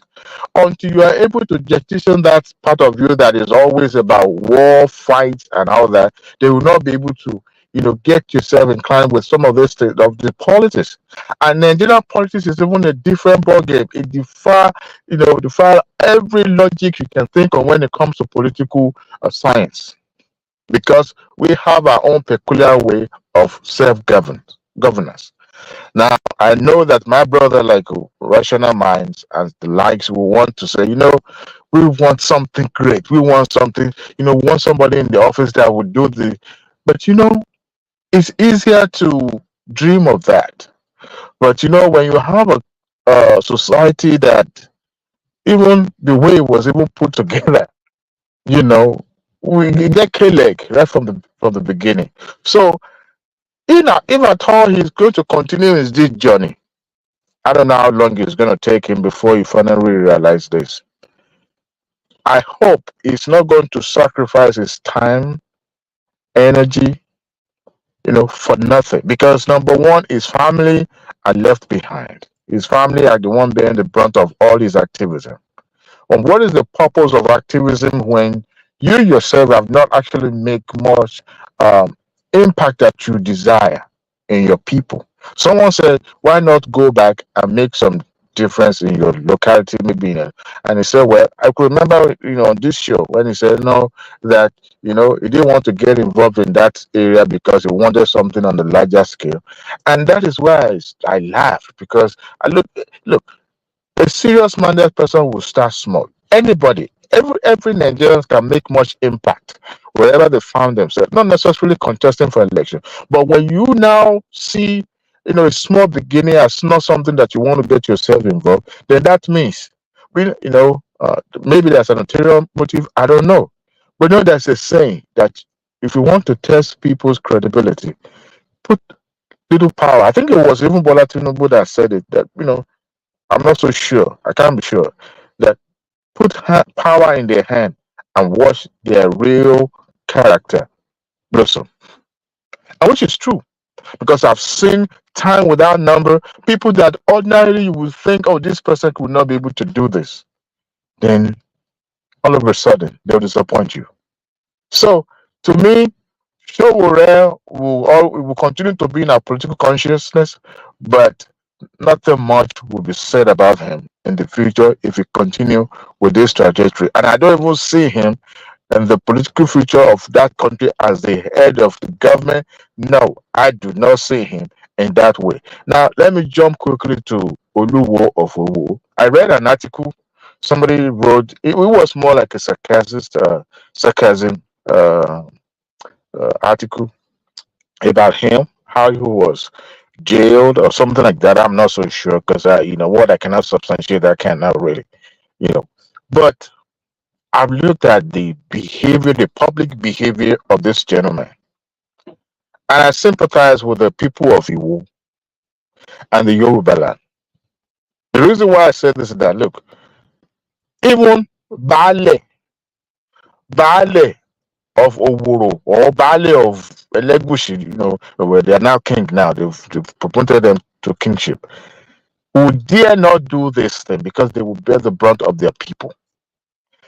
Unfortunately, when you have a system that has not been tried, that was jettisoned simply because money exchange and or people just flagrantly disregard tradition, disregard the process, this is what you get. I can remember very well a king in Ekiti knelt down during his after his coronation, went around churches to do Thanksgiving. He knelt down during prayer, and the entire town went crazy. That how dare this king kneel down to pray? The same treatment they measured on all when he knelt down to pray in the church. There are some things that, yes, the king of kings is, the higher authority above everybody. But you see what Oluwo did there, because what I heard, I'm not so sure about the tradition, but what I heard that in Yoruba land, the king does not remove cap. And the reason why they don't remove cap is that because there's always something that grow on their head. That is, if they are truly, truly installed or on the throne. But if it's just like, okay, voodoo process got them there, they always. But look at, if this is a man, this is a king. I don't want to take the dignity away as a king, but this is a king that was even talked down by ordinary Alagbe. I'm talking about musician. Wasiu Ayinde washed him down publicly on a video, which he could not even do to just ordinary Baale of Elegushi there. And since that time, I've looked at that man, and I felt, no, Iwo got this wrong. Not everything is about money. These days they installed king. Number one, you have to be educated, and it seems that you have to be connected, maybe globally connected in a way. I have some level of influence and affluence, so that gives you some level of edge among others. And if you have that, and you know people in higher places, the chances that the kingmaker will look yourself. In fact, the kingmakers are even being dictated on who to be picked by the governor. That is the level we found ourselves. And this particular guy did not do this in Nigeria. He went to Saudi Arabia, a foreign land, paid, from his own pocket to denigrate that throne. There's a saying: if you are properly installed as a king in Yoruba land, on this, bring it on, round it up. Yeah. Okay, on that throne, you dare not sit on that throne because there are certain rights that needed to be performed for you to be able to sit if you are properly installed. And I don't know about other town or other places in Yoruba land, but where I come from, you must be properly installed for you to even sit on that throne. Because before that right is performed, you'll be sitting at the, maybe on the side or the lower part of the throne. But unfortunately, what it did, others tribe may not say as a big deal, but me, as a proper Omoluabi, I condemn that. When I saw that video, let me use your word, woman. I was, hey, what do you usually call it? You say, woman. Oh, there's a word you usually say. Woman reminds me now. Not aghast. I was here aghast or something in that way. I was dumbfounded because I was shocked that someone like this will go. In fact, there's even a belief that the person that cut the head of the king usually become wretched in life. That the king is the one that would divide his riches and bless the Baba. That's what I heard. I don't know how true is that. But to even take his bald head to Saudi Arabia, opening and be praying, even though his wife that was next to him, that was a female partner that was next to him, had her hair covered. Anyway, Right. it's unfortunate, but I hope the Igbo people do the right thing to their kingmaker if they have to dethrone him or get him some punishment. I hope something is done. Thank you. All right, brilliant. Thank you, Dewale. So thank you, Dewale. So that was Dewale. From Dewale, we go on to Man of Prestige. So Prestige. There is this video that is circulating all over social media. It's the video on the screen. It's essentially Olumide Apata, the Labour Party gubernatorial candidate for Edo, who are in the course of his campaigning, backed by Peter Obi, because Peter Obi campaigning with him here. He apparently went to the palace where the king in Edo summarily told him that he's not a son of the palace. Does that mark the end of his political journey then? Well, I greeting to everybody. Afternoon, morning, wherever you may be. Like and share. Are you telling us? Is that your own narrative, or he actually said that? I can play the clip, but it's about 14 minutes long, and I'm not sure you want the patience for that. No, but no, no. I just want to ascertain the fact, because sometimes, that's what's come out. I mean, it's a video, yeah. Why would he say such a thing? I mean, I don't know his background. Is he not from Edo State? Is he not an indigenous of Edo State? But why would he say he's somebody who bears Osagi? You know what Osagi means? What does Osagi mean? I don't know. You'll let you get me. Is he from a different state? I don't actually know what that means, but I'm saying that Osa is more like it's a typical Benin royal kind of chiefdom, or I don't know how to pronounce it, kind of a line. That's where they bear that Osa.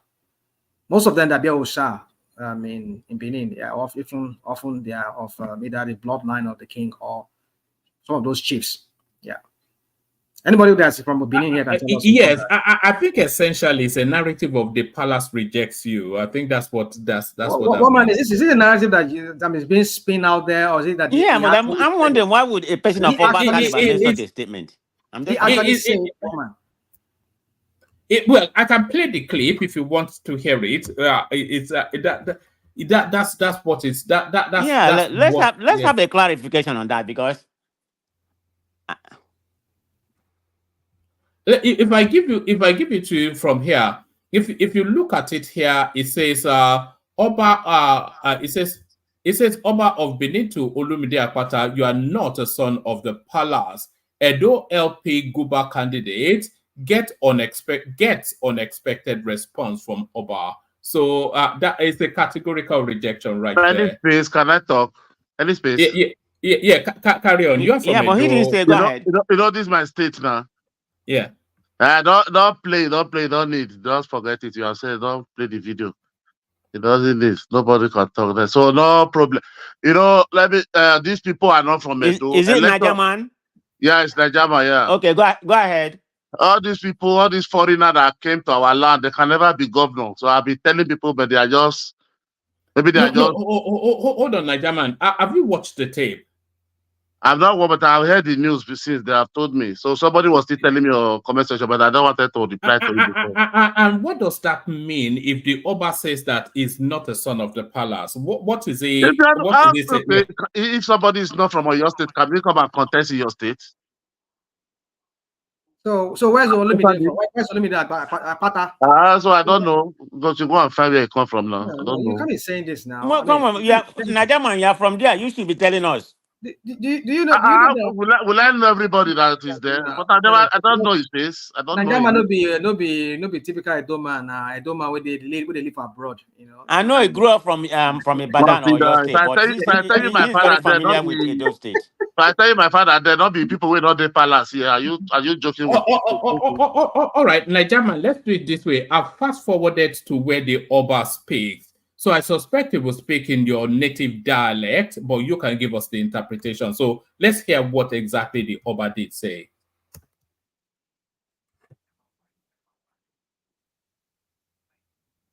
No volume.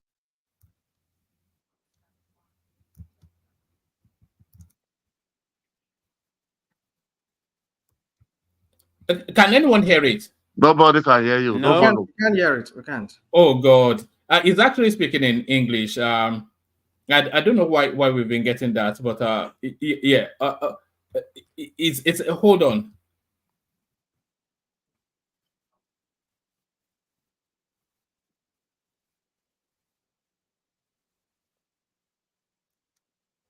Play it from your phone now. Let me do it from Instagram. If it doesn't play from Instagram, then I'll do it from my phone. You can play for your phone direct. So, what I'm trying to ascertain, the interpretation of you're not the son of this palace, does that mean you're not the son of from Let me Edo tell State? you, this guy. Let me be this guy.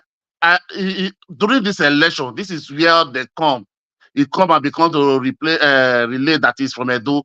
These people have been warrior all their years, all their life. You understand? So even this man cannot even win the election. That is not even the problem. He's not even going to win anything. This one is not going to get even 80,000 or 50,000 votes. Let's be realistic. These people are going. They are going nowhere. You want your PDP man to win, right? Is that what No. you want? A rational mind. I think the problem in that state is that the obedience has disowned him because of what happened, what transget, during the Aburia saga and all that kind of things. They have said it a long time ago. So it has nothing to do with anything. I think that's what's going on in that particular place. But this is a different topic, saying that the man is not from, and it's not a son of No, the I don't believe it's not palace. from. I don't believe it's not from, because you see. So I'm trying to get the interpretation what that actually I means. think we are kind of like mixing things up. Okay. Not being the son of the palace does not mean that he's not from Edo State. Yeah, that's what I'm thinking too. Not being the son of the palace, probably he's not been visiting the palace. They don't even know him close to the palace, right? Probably it might actually be this is the first time, he will be going to the palace. Edo people, these Bini people have one thing, right? You need to pay homage to that palace. So, and if you are this person, you don't pay homage to that palace, and probably you just come in. Probably this might actually be probably the first time he's going to that palace to go and pay homage. So that Can I My clarify brother, that? all these are Can I clarify that? These are not from our state. Olumide Akpata has always gone to the palace. Okay, if you are very familiar with when this Oba, the Oba and the Oba Noba became when it was enthroned. Olumide Akpata was very present. Olumide Akpata was is a PDP guy that's moved into Labour Party, even when he was the president of the Nigerian Bar Association. He was very present. There's a lot. I mean, if you follow a lot of the, Excuse me, when they coronate our Oba, where did you see Olumide? How he can you was able to see there. He him was from? there.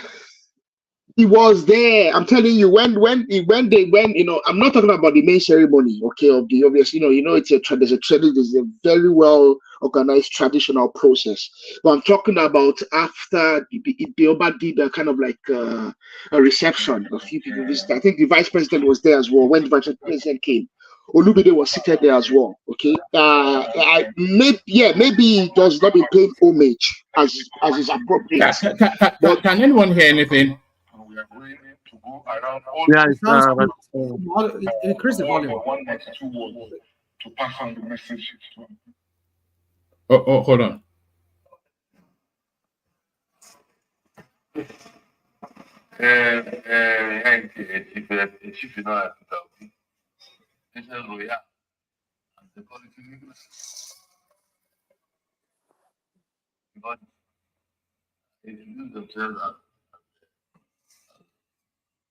Children of the Father. There are some others also that are distantly related. What are that? There are some others that are distantly related that may not be exactly royal families that can also address themselves as children of the Father.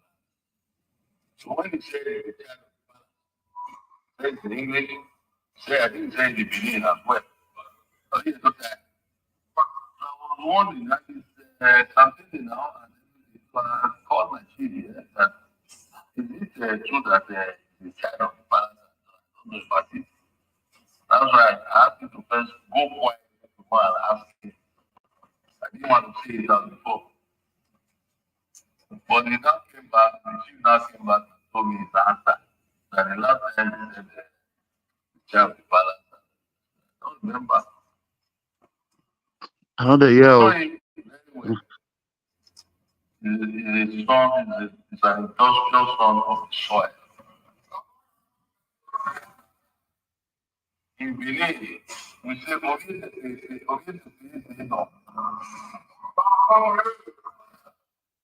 true indigenous son of the soil. But to say that, I don't know whether any of them is a politician. But so I don't mind for the sake of public and the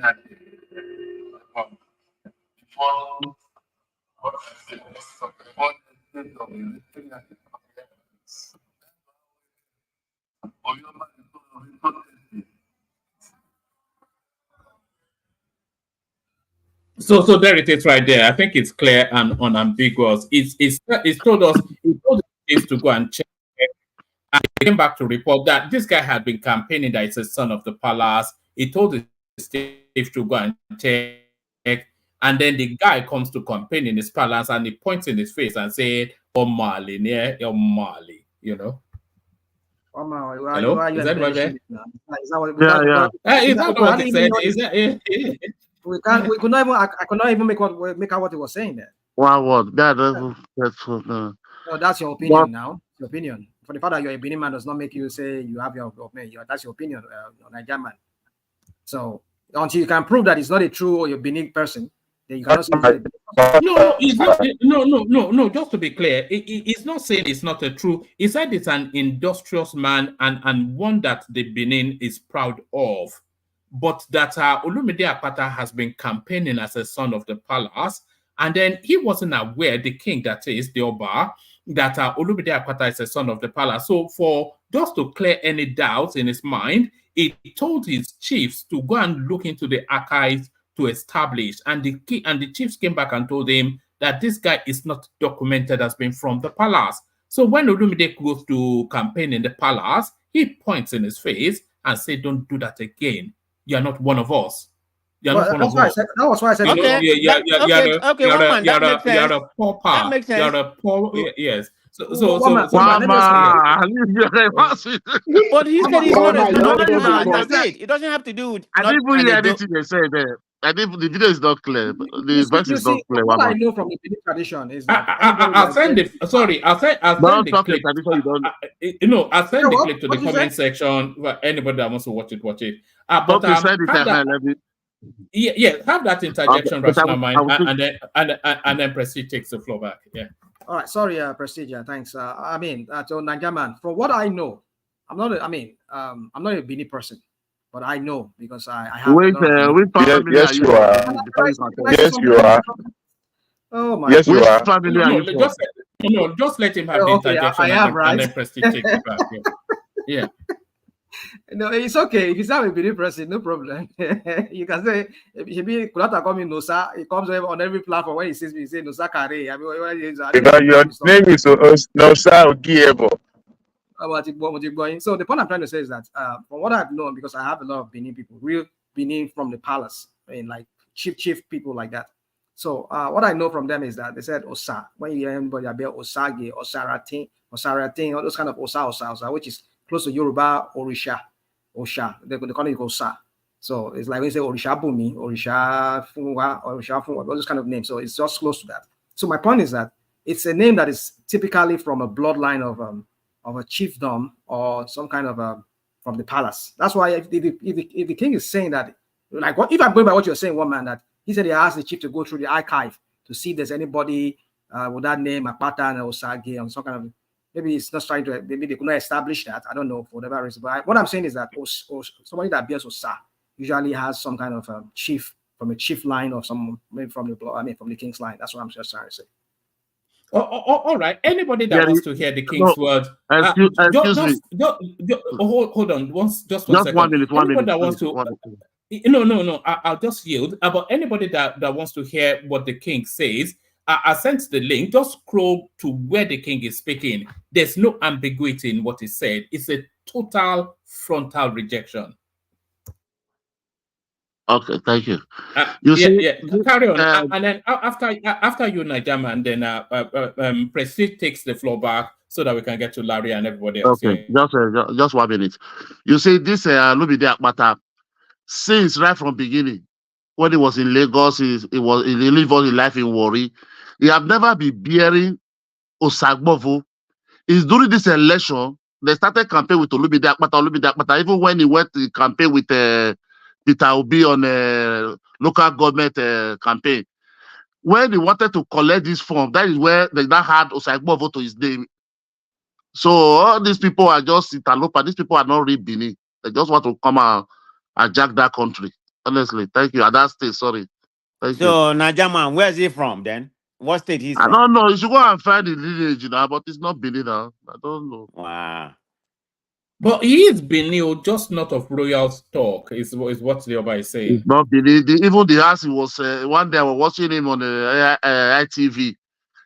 What he was even saying, calling their house is there. He's not even saying my father house, my great grand something. Where your papa has there? My great grand, my brother was something. All of the no one even bearing Benin itself. So this kind of thing. So I don't know. Asway Godalo, sure you know. So it's something with Asway Godalo. Only people. No, Asway Godalo is from Asway Godalo. That is a traditional name now. But they grew up in Ibadan all their lives. Ibadan, Lagos. In Edo State now, only the people from Benin can not be Benin, from Edo State. From Edo State, not Benin. Is the guy not from Edo State? But where is he from Edo State now? You don't know. I mean, how is he qualified to contest for governorship? Baba Janle Koko, when Adam Oshomole was contesting for governorship, nobody doubted his affinity with Dona. So when you see people that are true son of the soil, you can tell. When it comes to these dirty politics, they will say you are not from this, or you are not like that. So this guy hold on. Before this time, when he was the chairman of MBA, or what do they call it? Is it chairman? What's their title? President of MBA. He was referred to from Edo State. So why hold on now? Why now that some people, because it does not align with their politics, because in Labour Party they say it's not from Edo State, it's not from... No. Let me give you one example real quick. Let me give you one example. Oba Benin is playing politics. Wait, my brother. Wait, my brother. Let me give you one example. Hold on 1 second. Hold on one man. Babajale Koko, your friend.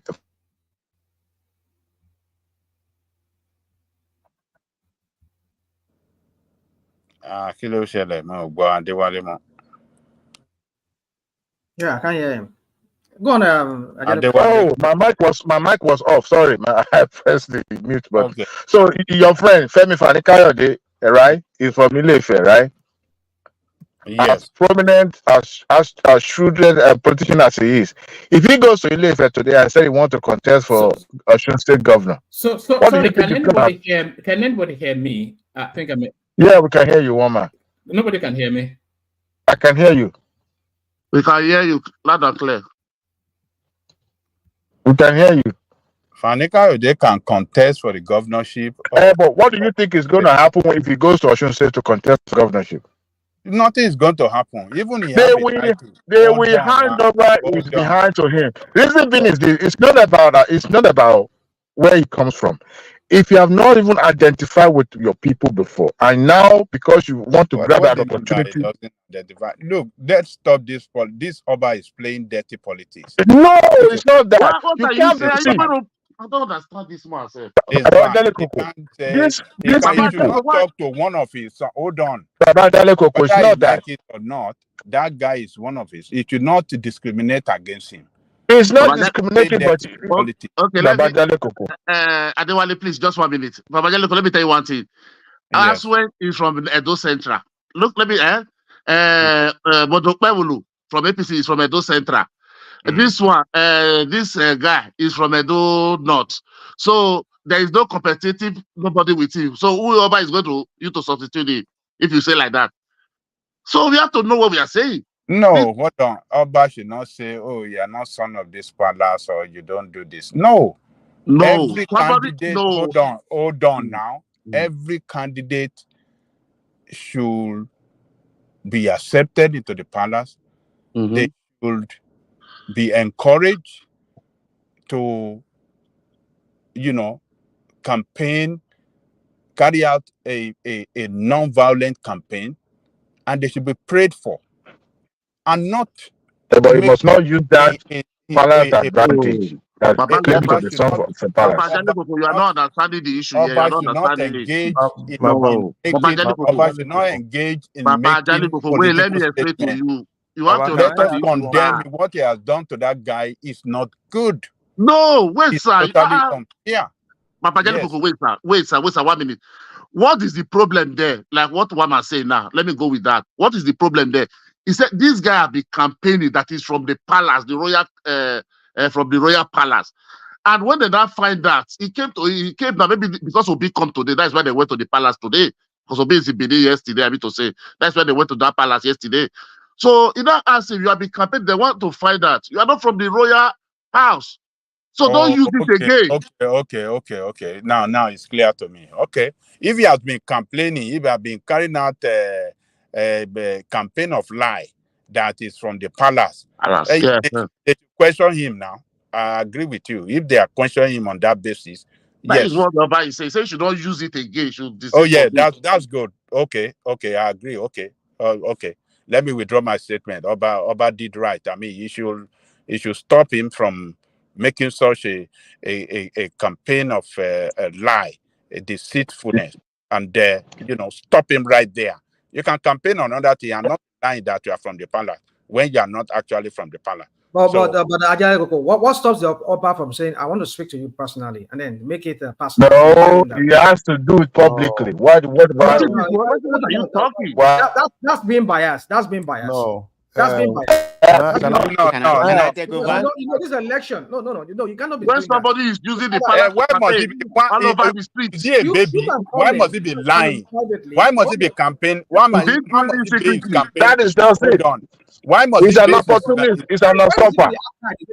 Why must he base his campaign on falsehood and you want that and to be my because governor? he's trying to use, and you want to be governor and you are lying. You are saying don't mind him. Oba did right. Let's commend that. I don't think he can even speak his Oba talk he can't even speak his language. Aswe can't even speak the language as well. So enigmatic.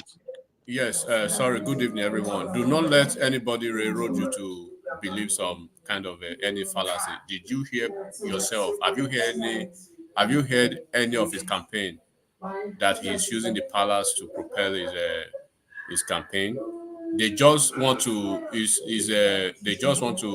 call him a bad name because they don't want him. Now they are saying he's not an Edo person. It's Aswe Ighodalo. Ighodalo, he was born and raised in the southwest. His mom is from Ighodalo's mom. Go and look at Ighodalo, right? Ighodalo's mom, she's a proper Yoruba person, an ex-permanent secretary. The first female permanent secretary in one ministry, then federal permanent ministry or whatever. So Ighodalo cannot even speak Edo language. He does not speak his local language. So if it is not good for the guy in Labour Party, it shouldn't be good for the one in PDP. It is because they want a certain candidate. That's why they are spoiling the guy. During the general election, Edo State was the headquarters of Labour Party. Now, when it comes to the governorship election, they are telling Labour Party people that are not from Edo State not to meddle into Edo State politics. They are playing this hypocritical game.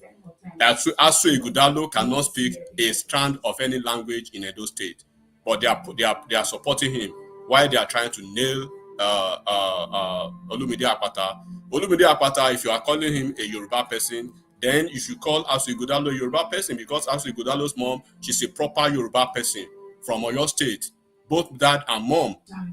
So you guys are lying. You guys are not being factual.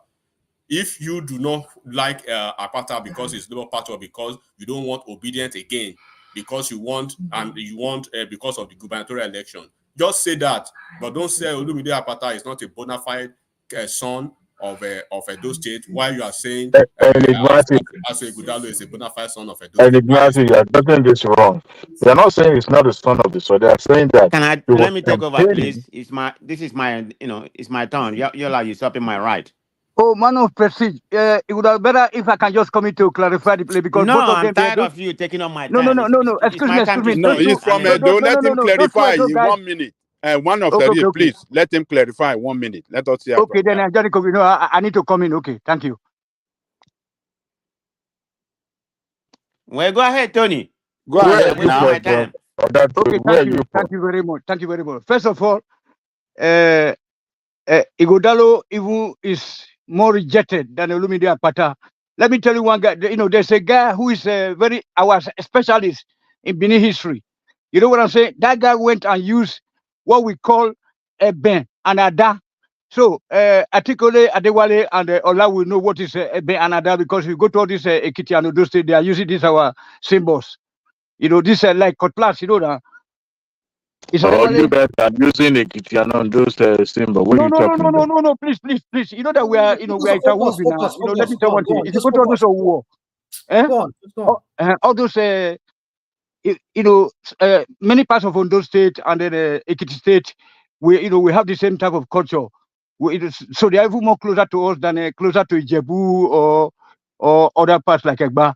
So one thing is this. So this guy that is a very specialist in Benin language, Benin history, very nice guy.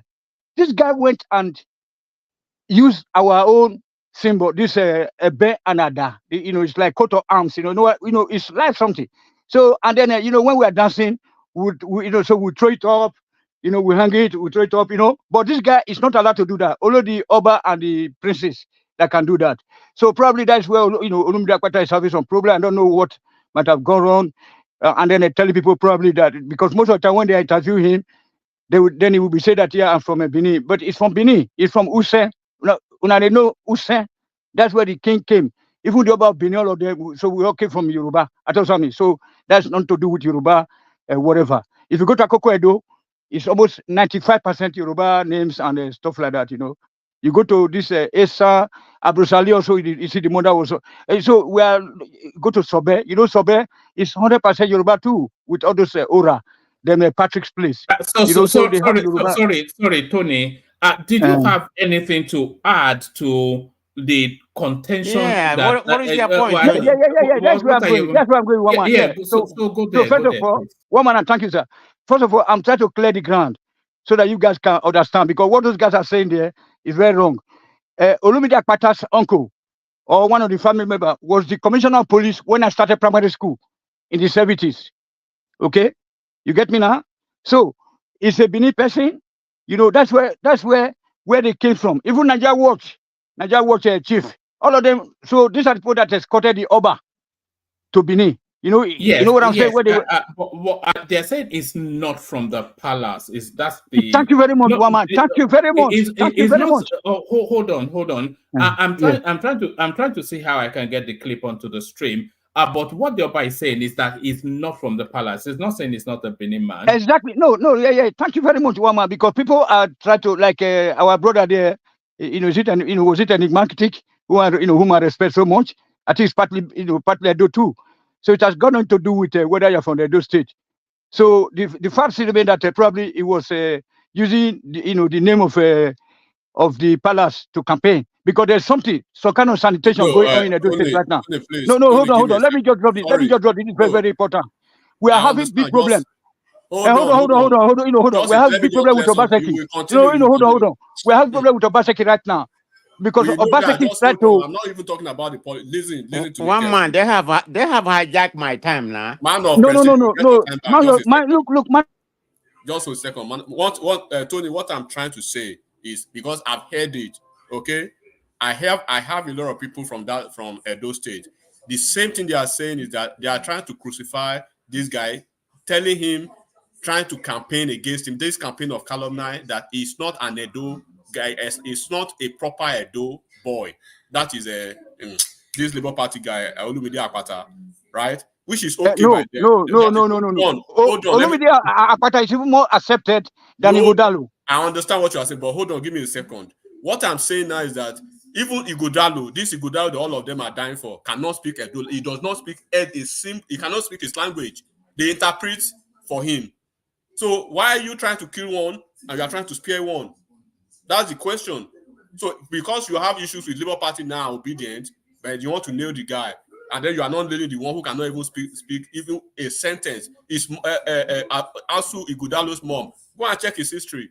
At least I don't know where Akpata's parent came, but I know Asu Ighodalo's mom. She's a proper Yoruba person, from both parentage. So why are you trying to kill the other one because you guys have issues now? That is what I'm actually speaking about. If I have my car today and I want to campaign that is from the palace, that's what we're hearing. I don't know why people. That's why I'm saying that Baba Aja shouldn't follow. They are creating rational. What they are doing is that they are carving a campaign niche, right? Campaign niche of calumny against Akpata to nail him. You know this Edo thing. They always believe that you must be Edo. You are not a palace boy. You don't speak Edo. But also Ighodalo cannot even speak Edo at all. They translate his language, his native. You know, you have your dialect, right? They translate his own dialect for him. He cannot speak. He's a proper Lagos boy, Lagos and Ibadan boy. That's Asu Ighodalo. At least this one was still. They claim that he lived in Warri. He lived in Warri in the Niger Delta, but this one was living opposite in Lagos and Ibadan. And you are saying one is not a Edo person, the other one cannot even speak anything. Is an Edo person. You guys should just say you want to vote for him because you want to vote for him. Don't try to say Olumide Akpata is not a Edo person. It's nonsense. All right, one man, can I take over? Yeah, carry on, Presage. I mean, almost an hour of my time, but anyway, I'm not going to speak much anyway. Let me just end that conversation there. I think what's going on is dirty politics in Nigeria. You know, I mean, when it comes to election, you know, people bring ethnicity, whether you're from there. That's the same thing happened in Lagos State about Chinedu and all that kind of crap, you know. So the way I see it here, that's just my own personal opinion. Even before this thing happened recently, or this campaign or something like that, the guy doesn't have any traction because of the fracas that was going on in Labour Party. You know, he never had any traction. So in my own opinion, from what I noticed, he wasn't going to win to begin with. So what this Oba is doing right now, whether he said it or not, and I've not, you all need to bring the fact that Olumide is campaigning, you know, with the palace name that he's a son of the palace. I don't have any evidence. There's no data to back that up. I'm not saying it didn't happen, but the Oba should have done it in a more diligent way, you know. If there's no political motive behind what he said, he should have invited him and tell him, don't use my name, don't use that name again, if he actually did it. So the Oba is playing politics too. Because what you can understand, you know, the Obas in Nigeria, we do respect. I know how you revere your Oba in Edo State. They're all civil servants. They're all being paid by the government. So he's playing the same politics. So let's just call it a spade a spade. That's what's happening in that state. I never thought he was going to win, but hey, whomever win, I'm not from there. You know, I have nothing to benefit from there. So that's all I have to say in that place. It's all politics, Nigerian dirty politics. It will never end. So that's where we are today, and that's where we're going to be going until things change. It's not just for Edo State. It happened in Lagos State. It probably happened in other states, you know, that I don't know of. So let me go. All right. Do you want to go to Sowore, which was the main? Let me speak on Sowore thing. Okay.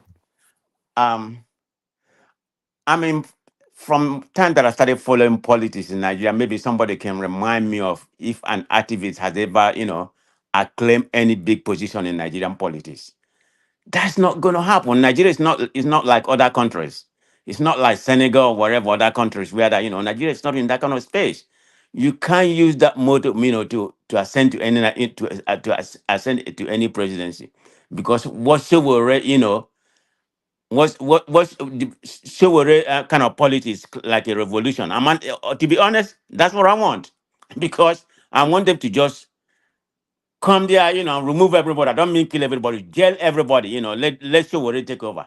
That would have been the right thing if he know how to govern, which I don't know. He hasn't shown me any kind of administrative, skill yet. But that notwithstanding, that's what we needed. But that's not going to happen in that Nigerian space. The Kabash, whomever you call Kabash in Nigeria, they are very, very powerful. You have to eat with them, you have to work with them in order for you to succeed. So this whatever Sowore is learning from his ambition is all an illusion. It's not going to happen in that Nigerian space. Mark my word, what I'm saying today. That's not going to happen. I mean, the kind of politics he's playing, it's not going to happen in Nigeria. Nigeria is not ready for that. They're not matured enough for that. You have to start from somewhere, maybe change, involve your political, your political narrative. That's the only way he's going to survive. Not, I'm going to repeat it again. Sowore, it's not going to work. Ajale Koko, that's your man. He will never smell as a rock. Not in any time. He has to change. He has to involve, play to the gallery in Nigeria for you to survive. So I don't have much to say, but I mean, I like Sowore, but I'm sorry, it's all an illusion. Okay, that's not going to happen in that space. So I'm not going to flog that space, that much because everybody has flogged it a lot. So let me summarize my decision with the Donyo Okubo.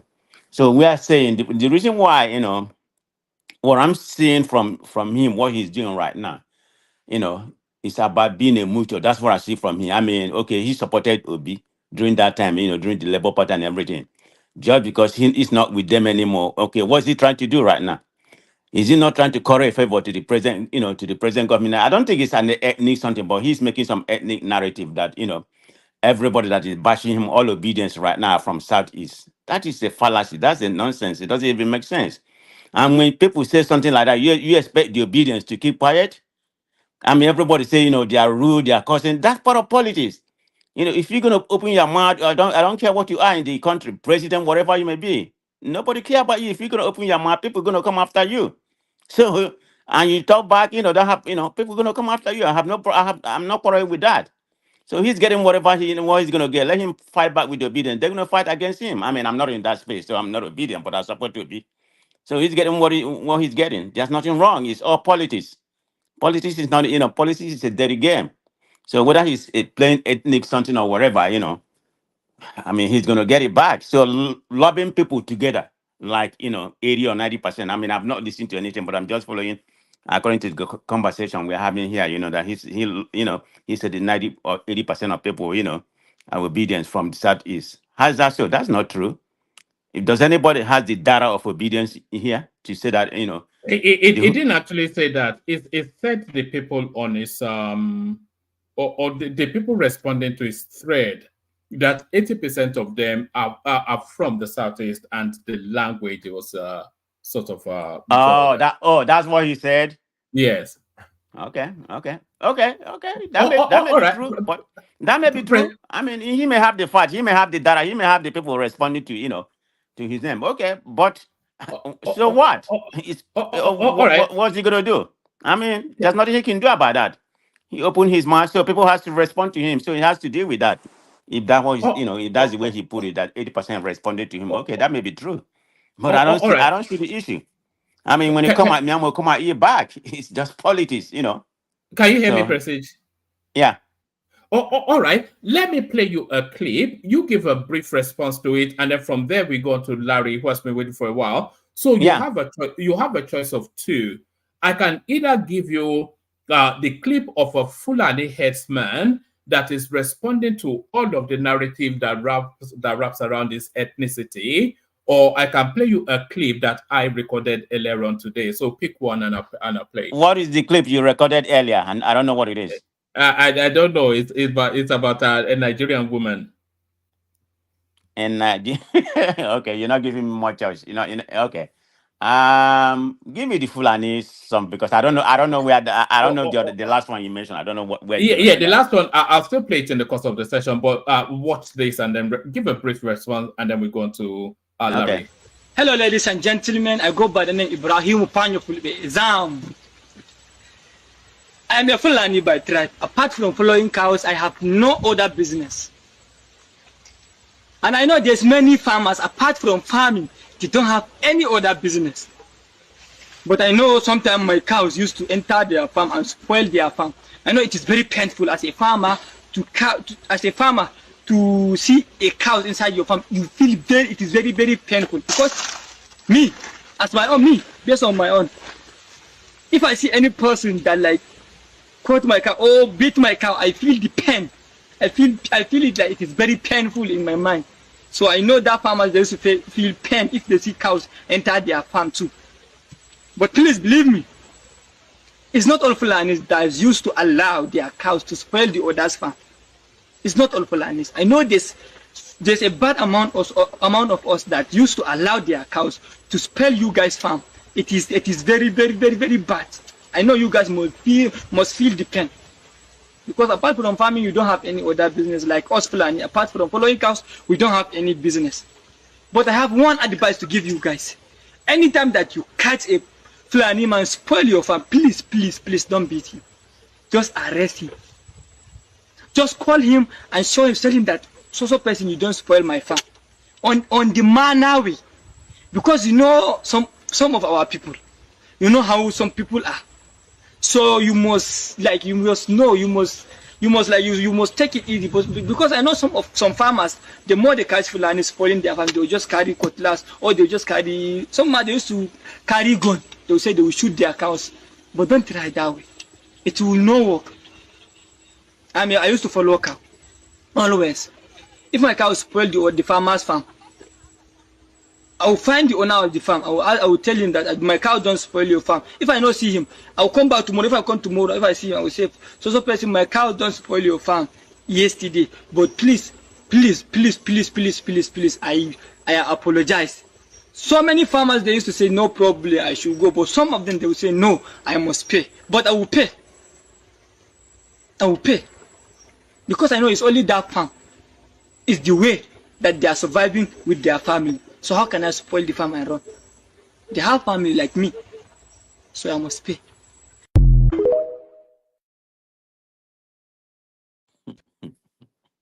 So what are you making of the headsman presenting a case for the defense? Is that realistic or is it fake? Well, I think there's somewhat of an element of realism to it, because the Fulani man, the average Fulani man, is exactly as this guy. They are pastoralists, and they work with no more dangerous than a dagger, which they use in self-defense, animal husbandry, and cutting shrubs to feed their cattle. So that's always been the narrative of the Fulani headsman, and this guy now asking you to revert back to those memories. Yeah, but that's not what we have in this dispensation we've been having for how many decades that's been happening right now. But that was before. That's not what's happening right now. So what he was talking about, the old Fulanis. Now the new Fulanis, have guns.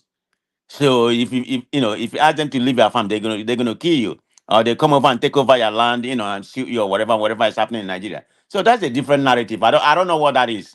I don't even believe that video. I mean, I don't that it doesn't make sense to me, because what he's saying it's not the present, the headsman we are having right now. That's not the issue. And moreover, it's still uncivilized. So the way the way they rear cattle right now. That's not supposed to happen in a civilized country. I mean, tell me any country where this is happening. The rearing of cattle, very, very uncivilized. I mean, and it's not productive. I mean, okay, their movement of good, like one of the representatives said, but when you destroy other people's property, then that validate your argument in the constitution that that's a good movement of good. So it doesn't even make sense. I don't know what that video is come from, okay? Because a lot of things that come out of that country is fake to me. So I can't rationalize where that video is coming from. Whether it's actually somebody from the Fulani is trying to paint, even I thought maybe it's just a messenger, from their own narrative. So that don't even make sense. But anyway, let me give other people a chance to move on. All right, brilliant. Stay with us, Prestige. I'll play you the other clip later. Larry, you're up next. So people can free flow. It's not as though we have an abundance of topics to talk about, but Larry, you're up next. Yeah, good evening, everybody. Good evening, one man. Can you hear me? Yeah, good evening to you. We can hear you perfectly. We were discussing the future of Sowore, who makes a lot of noise but doesn't seem to be making a lot of progression. And we were discussing Okukwe, the latest protagonist, versus the Obedient, who seem to think they can savage and ravage through to the presidency. The Oluwo of a war, the Oluwo of a war, under fire for exposing his head in Mecca. And then we were also talking about one man, Oluwo of Iwo. Oh, so Oluwo of Iwo, I beg your pardon, Oluwo of Iwo exposing his head in Mecca, and then Nigeria are successfully paying off some of his debt in spite of narrative sustainable not working. So we were having conversations around that, but we're not limited to that. So just pick from the topics or just flow as you will. Okay, that's good. Okay, let me start from Sowore. You see, for me, I think Sowore is doing the right thing. The only thing I think he just needs to do, he can keep, running for presidency while he also tries to empower some of all his people. I think he needs some representation, particularly in National Assembly, because you can't be outside and trying to look for a way to bring change. So he's been trying. This is the second time, he's been trying. But I think what he needs to do while he keeps running for president, he just also needs to invest in some of his guys, at least have some representation. In National Assembly, it might not really be much, but you just need somebody, to be in that National Assembly, have this Sowore, have that Sowore's, craziness and someone that can actually do something different from what other people are actually doing. I was expecting that with Labour Party, but unfortunately, they got there, they joined the clique, they got their own share. Everybody remained silent. So you couldn't even get any opposition in whatever is happening in National Assembly. So so if Sowore really wants to really drive that change, he can keep running for president and while he also tries to put in more effort, get one person, he might not get Senate, at least get one or two people into House of Rep. Let's have a different voice. Because that different voice, it might not be much, but 2-3 voices, right? Out of all of them, then we'll start getting things right. And probably in future, right? Things might actually change towards his direction.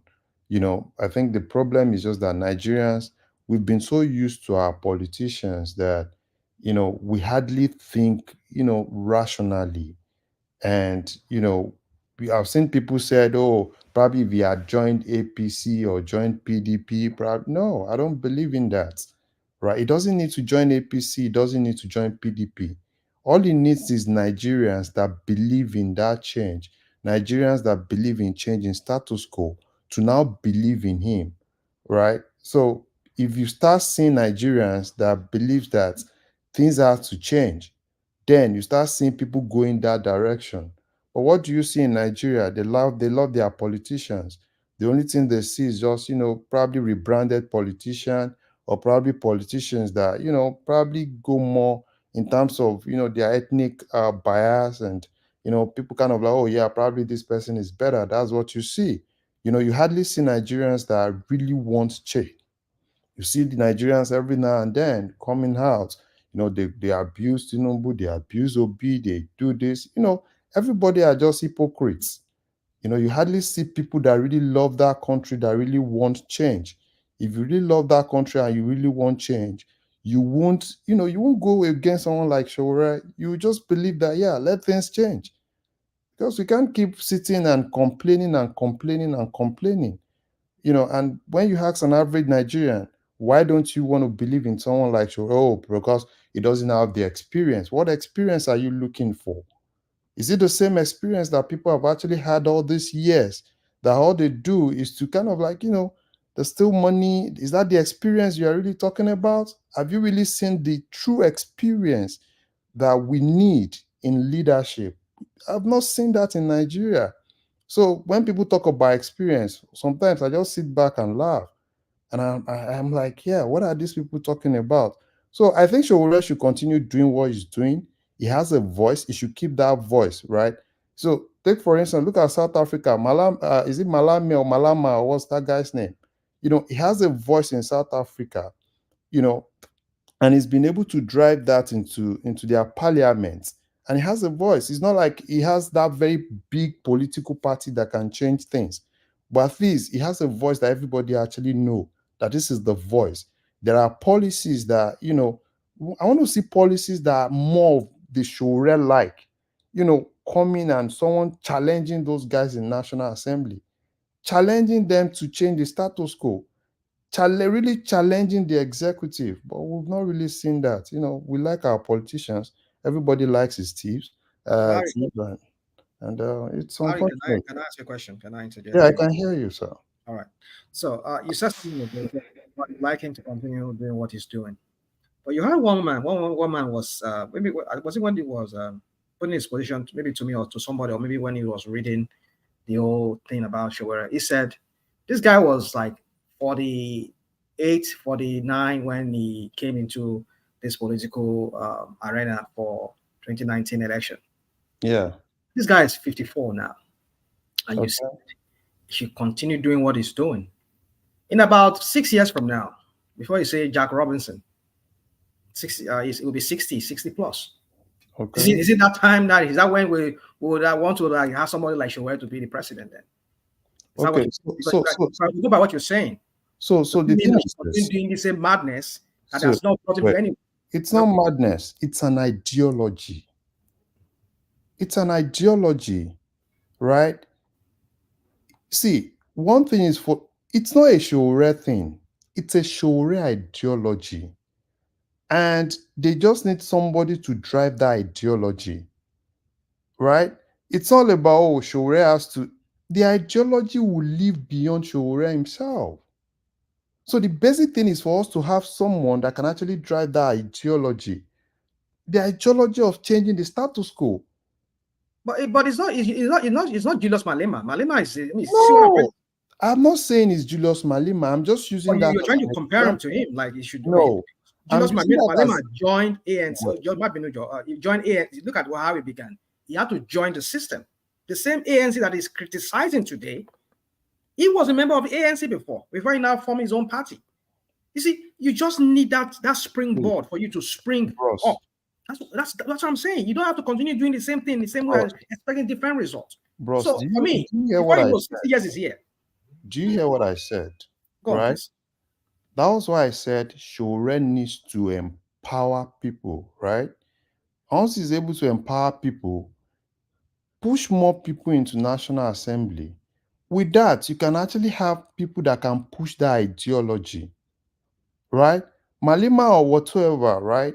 Why is Malema popular? Because he's in parliament. So I don't need Sowore to go to parliament. Some people say, oh, probably you should go and start from somewhere. No.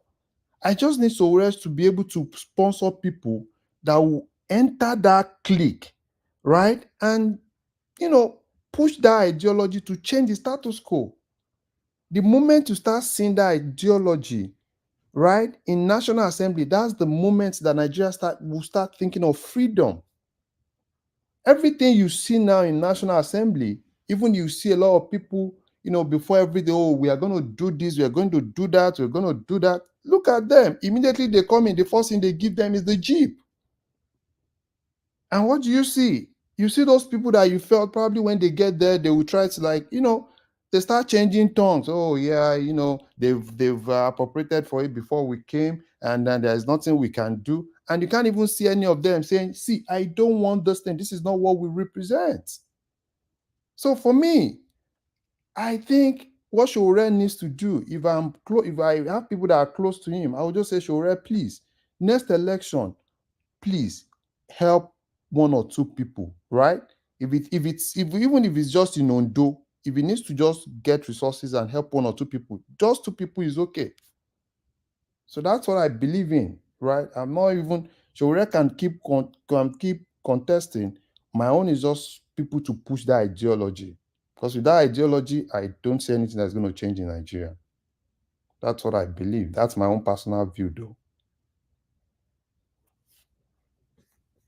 So, Mama, we can go to another thing.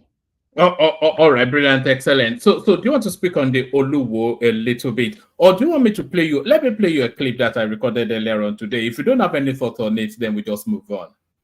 All right. So this is what Enterprise looks like. Sorry, this is raining, so it's a bit grainy. So I'm not leching at this woman or whatever it is, but here is a Nigerian woman in a car park somewhere in Erith. Let me so you can see. Let me landscape it a little bit. So here is a Nigerian woman in a car park in Erith. Selling moi out of the back as soon as this car moves. So selling moi out of the back of her boot. You know, I just bought from her actually. I didn't actually want the moi, but I saw her there yesterday, and I'm seeing her again today. So I just supported the enterprise, just made a few purchases, and there she is now trying to get somebody to come. So she's well spoken. This is actually how enterprise starts. You can see a baby buggy just right there. So that tells you that she's somewhat of a mom. And you can see how she's advertising herself as well. So I think she caught me recording her there. So, but that's what enterprise looks like. So she starts from this, gathers a whole bunch of money, opens up a shop. Before you know it, she has 2 or 3 shops. This is, if you've ever wondered what Nigerian enterprise looks like, this is what it looks like. So what are you making of that? I already described it. That woman just parks her car there, selling moi out of the back of her boot. Very pleasant disposition and all that. But go and look for her in a year's time, and then you see her that she's a madam of a shop. So people talk about Nigerian success, that how they succeed everywhere, and that is how they succeed. Yeah, exactly. That's how it is, right? That's how it is. You know, we have this fighting spirit, and you know, we anywhere we find ourselves, and you know, I'm really proud of that woman because she's actually doing something for herself. You know, all she just needs to do is to, you know, keep doing the same thing and look for a way to scale when the opportunity comes. And like you said, look at that woman in the next 2 or 3 years. Probably, you know, she has a very big restaurant, which is good. You know, we see a lot of them even here in the US. You know, people, you know, probably they start from one mini place, you know, and before you know, they're big, and it's good. So kudos to her, and hopefully you keep buying more from her, and really Hey, I didn't even want the memo, you know, because you know the previous encounter, she tried to get me to have a sample. She said, "Oh, she just called me, maybe bros or whatever." I said, "Do you want to try a sample?" I said, "No, thank you." Say, "I'm not going to make you buy," but then of course, you know, when you try a sample, then you feel obliged to buy. So I said no, and I walked away. And then I saw her the next time, and it was raining, and she was still there with a pleasant disposition and all that. So I just decided I'll just buy some more, which I didn't even intend to buy. But you know, it's just that enterprise spirit, that's, you know, that Nigerian thing. That's what I identified. Yeah. That's the Nigerian thing. It's in our gene, right? Anywhere you go to, you must always look for a way to survive. You know, it's in every Nigerian. You know, I've seen instances that, you know, I have, you know, when I was in school, you know, I was with some, you know, some people from Kenya, from people from Zimbabwe, and the thing they, gossips around, you know, when they gossip, and one thing they keep saying is those Nigerians, anyway, no matter how difficult it is, they will always find their way. And that's just a Nigerian thing, because one thing as a Nigerian, when you're outside the country, you don't want to hear anything except being successful. So you have to, like, whatever it takes, right? Even things that are difficult, you always want to find your way to be successful, because, you know, we know they carry last. You know, we must always, anyhow, you know, must always find our way. So kudos to her, and every other people that are actually in diaspora that are trying 1 or 2 things to be successful. You know, they should just keep doing what they believe in, and hopefully, you know, that thing that they believe in will definitely, you know, turn to something big. Yeah, that's All right, brilliant. So from one exemplary citizen to the Oluwo of Iwo, I mean, this guy, man, Why they've not taken the crown off his head, I don't know. You see, Oman Oluwo, he has always tried to be controversial, and you know, I think sometimes, you know, I don't really know what to say, because one thing is for you to want to be, oh fine, I'm a Muslim. Yeah, I'm not against that. He's gone to Hajj to perform, the normal thing. But at the same time, you should also understand. You should also understand that that throne, it's a cultural throne, right? And every throne actually has one or two things, that guides the throne, and those are things that are kind of like the tenets of that throne. You know, Ordinarily, right? If you had put just a normal, simple white cap on, you know, this controversy is not really gonna come up.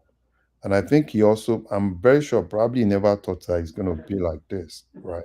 And I'm very sure that he won't intentionally just do it. It's part of those things that, and I think in Yoruba kingdom, probably in some of all those places, before you become a king, there are some things that you have to go through, right? They need to teach you about the throne. They need to teach you about, how to carry yourself, while on the throne. I think some of those things are really missing in these days, right? Where even sometimes, then I used to believe that if you're a king, even if you go to party, you don't eat in parties, right? But that's not what you see now, right? You see kings, you see them eating, and I'm like, oh, that's then, that was what they did. Larry, there was a time we had Prince Adewale Adebayo here, who was the SDP presidential candidate election just gone by. He was here for hours and hours and hours and hours, but every so often he will switch off his camera. And then, no, actually, he was here for hours and hours and hours. And I was saying to him that if he wants to have a glass of water, he can. And he said to me that as a prince who is heir to a throne, that it cannot be seen consuming in public, not even water. Yeah, that's what we used to know. This one is smoking it go all over the place. That's what the likes of Oluwo, Said Elegushi, they have a clique now. I think it's recently when I think they had a disagreement. That was why everybody had to go their separate way. So you understand. So I think what he needs to do is to, you are on that throne. You didn't just put yourself on that throne, and probably he needs to learn one or two things for how he needs to carry himself, and that goes to all of us, right, in Yoruba land, because they've left a lot of things, right? They've left a lot of things, and which I think it's part of the problem that we have, and that's why in most cases you hardly see them being respected, not just by politicians or even by people, right? Because what you see in most of those places that you're not supposed to see, most of those kings are where you see them, and they dabble into a lot of things that you just felt, no, this is not really what they are supposed to do, and that's why they lose a lot of respect. It's not just Oluwo. We have a lot of them like that.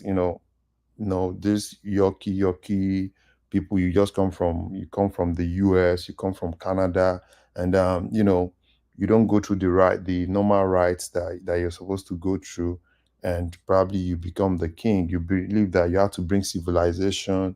They have to let go some of the things that are cultural, and when you ask them, why are they really doing some of all those things, they just tell you, probably it's because of this, it's because of that, but it's not really anything. And I'm very sure, personally, I think I'm very sure, he doesn't know that it's going to really be something big, because I've seen another picture of him, right, where he wore the normal traditional regalia in Saudi, that he has his crown on, and he was in a dinner with some royal people. And Did you see a clip of him when he was trying to put spray Wasiu, and that one was it was shifting away from him, pushing him to the side. Did you see that? No, there's a whole lot of there is one I think they have a crisis. There's a crisis there. Him, Wasiu, Elegushi, this Oniru, all of them used to be very close. And this I think Wasi does not like you spraying him money, putting money on his head. You can just drop it or you give it to his yeah, he doesn't even know that, he yeah. don't he's also a royal, it's also a Wasiu too. I think it's more of all this royal thing, and and gbogbo àwọn ẹgbẹ́ tán tún lọ ń wọ̀ yìí, you understand? So it doesn't Ogboni people, Abi. yeah, and all these things. So, there are some things, and it's not even doesn't really even make sense. You're spraying money and you want to put it in people's head. So I think for me personally, I think it needs to just go back and have a rethink and see how to really carry that throne. Not just for Iwo land, also because he's not just representing Iwo. If anybody wants to say anything, they say things. Oh, look at all our obas in Yoruba land. So I think he needs to do something. All right, brilliant. Do you want to give us a flavor on Okukwe versus the obedience, and then give us a flavor on that. Woman, you see, if you don't want to go there, I can give you another one. This is difficult to say, but in actual sense, some of my my friends from the southeast are really doing everything to demarket Obi, because we need to just tell ourselves one truth. I understand, probably the love some of them have for Obi, and they felt, anything that crosses Obi's path, they have to do everything to fight for him.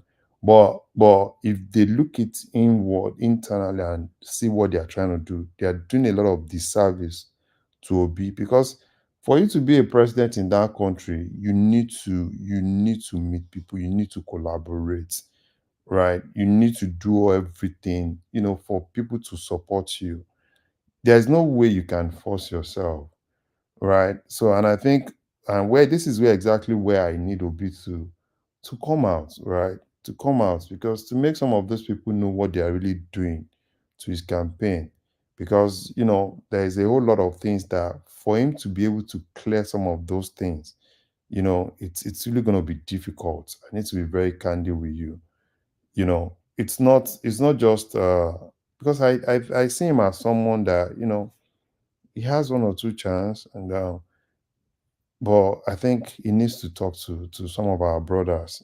I know it's out of passion, but he needs to do something, because it can't really continue like this. Anybody that says anything contrary to what they believe in, they come after that person. I understand, it's normal. When you love someone, you want to do everything to ensure that any death doesn't really come close to that person, which is normal. But they are not really helping him. They are doing everything to demarket what he believes in. I have to say, I'll give you two more topics. You pick one, and then from there we go on to enigmatic. Let me give you this one. Nigeria successfully repays China, World Bank, others over 2 billion debt, borrows another 2 billion. So quietly rebalancing the country somewhat into the green in terms of international financing. President Tinubu orders Maman Amadu to resign as Procurement Bureau DG, appoints Gbeleyi as new DG. So is this now this narrative of Yorubanization that we're seeing? So pick one of those, and then we go from there. You see, oh man, don't let me talk about this. Don't let me talk. Let me talk about the other one that is lighter. This is I don't want to get to that point of sensationalizing some things. So I always want to run away from some topics. So, but for this, I think it's actually good. Yes, I was surprised you didn't run away from the Okukwe one, but Karen, yeah. Yeah. Karen. Yeah, I didn't run away from it, because I think the way they are demarketing Obi, and I don't really like it. And I think I don't really want them to demarket him. I want them to really help his campaign, right? Not doing all those things to cause more enemies. He doesn't need any enemy now. He need more friends than enemy. So for this one, I think it's actually good. Sorry, you don't have to answer this, but are you an obedient, by the way? Are you an adherent to the? All right, okay, carry on. No, I'm not an obedient, and I'm not. I'm just a Nigerian that loves Nigeria. That's just it. All right, carry on. Yeah. I'm just a Nigerian. I love Nigeria passionately. Even though, I pledge loyalty to the US, to America, but I love Nigeria so much. For reasons of a green card that we all know, but carry on. Green card, as a citizen, as a US citizen, so I have to pledge loyalty to the US. So sorry, what's the difference? Just in one sentence, what's the difference between a green card and a citizenship? So a green card is more of a permanent residence card, right? So which can actually lead you into naturalizing to be a citizen. So if you're a citizen, and you're a citizen, you carry the American passport. And I think another major thing is, as a green card holder, you can't vote in a federal election. That is strictly for citizens. All right, brilliant. Take us then to Tinubu paying us the debts. Yeah, so I think it's actually good for Tinubu, right? And it's good for Nigeria, not just for Tinubu, because the credit rating, it's actually good. And it's also, those are one of the things that investors also look at, right? Because the worst thing that you can actually see in a country is a country that defaults in paying their debts. So, and even the US, there has been instances that US was close to defaulting, when they were having one or two issues, in the Congress. So I think this is good for Nigeria. And I don't see any problem in him, getting that money back, as much as it's going to be put into something that would definitely help that country, something that is more productive.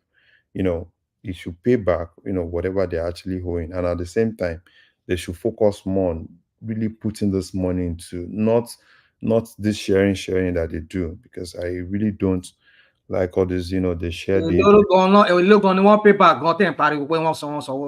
how much did they pay back?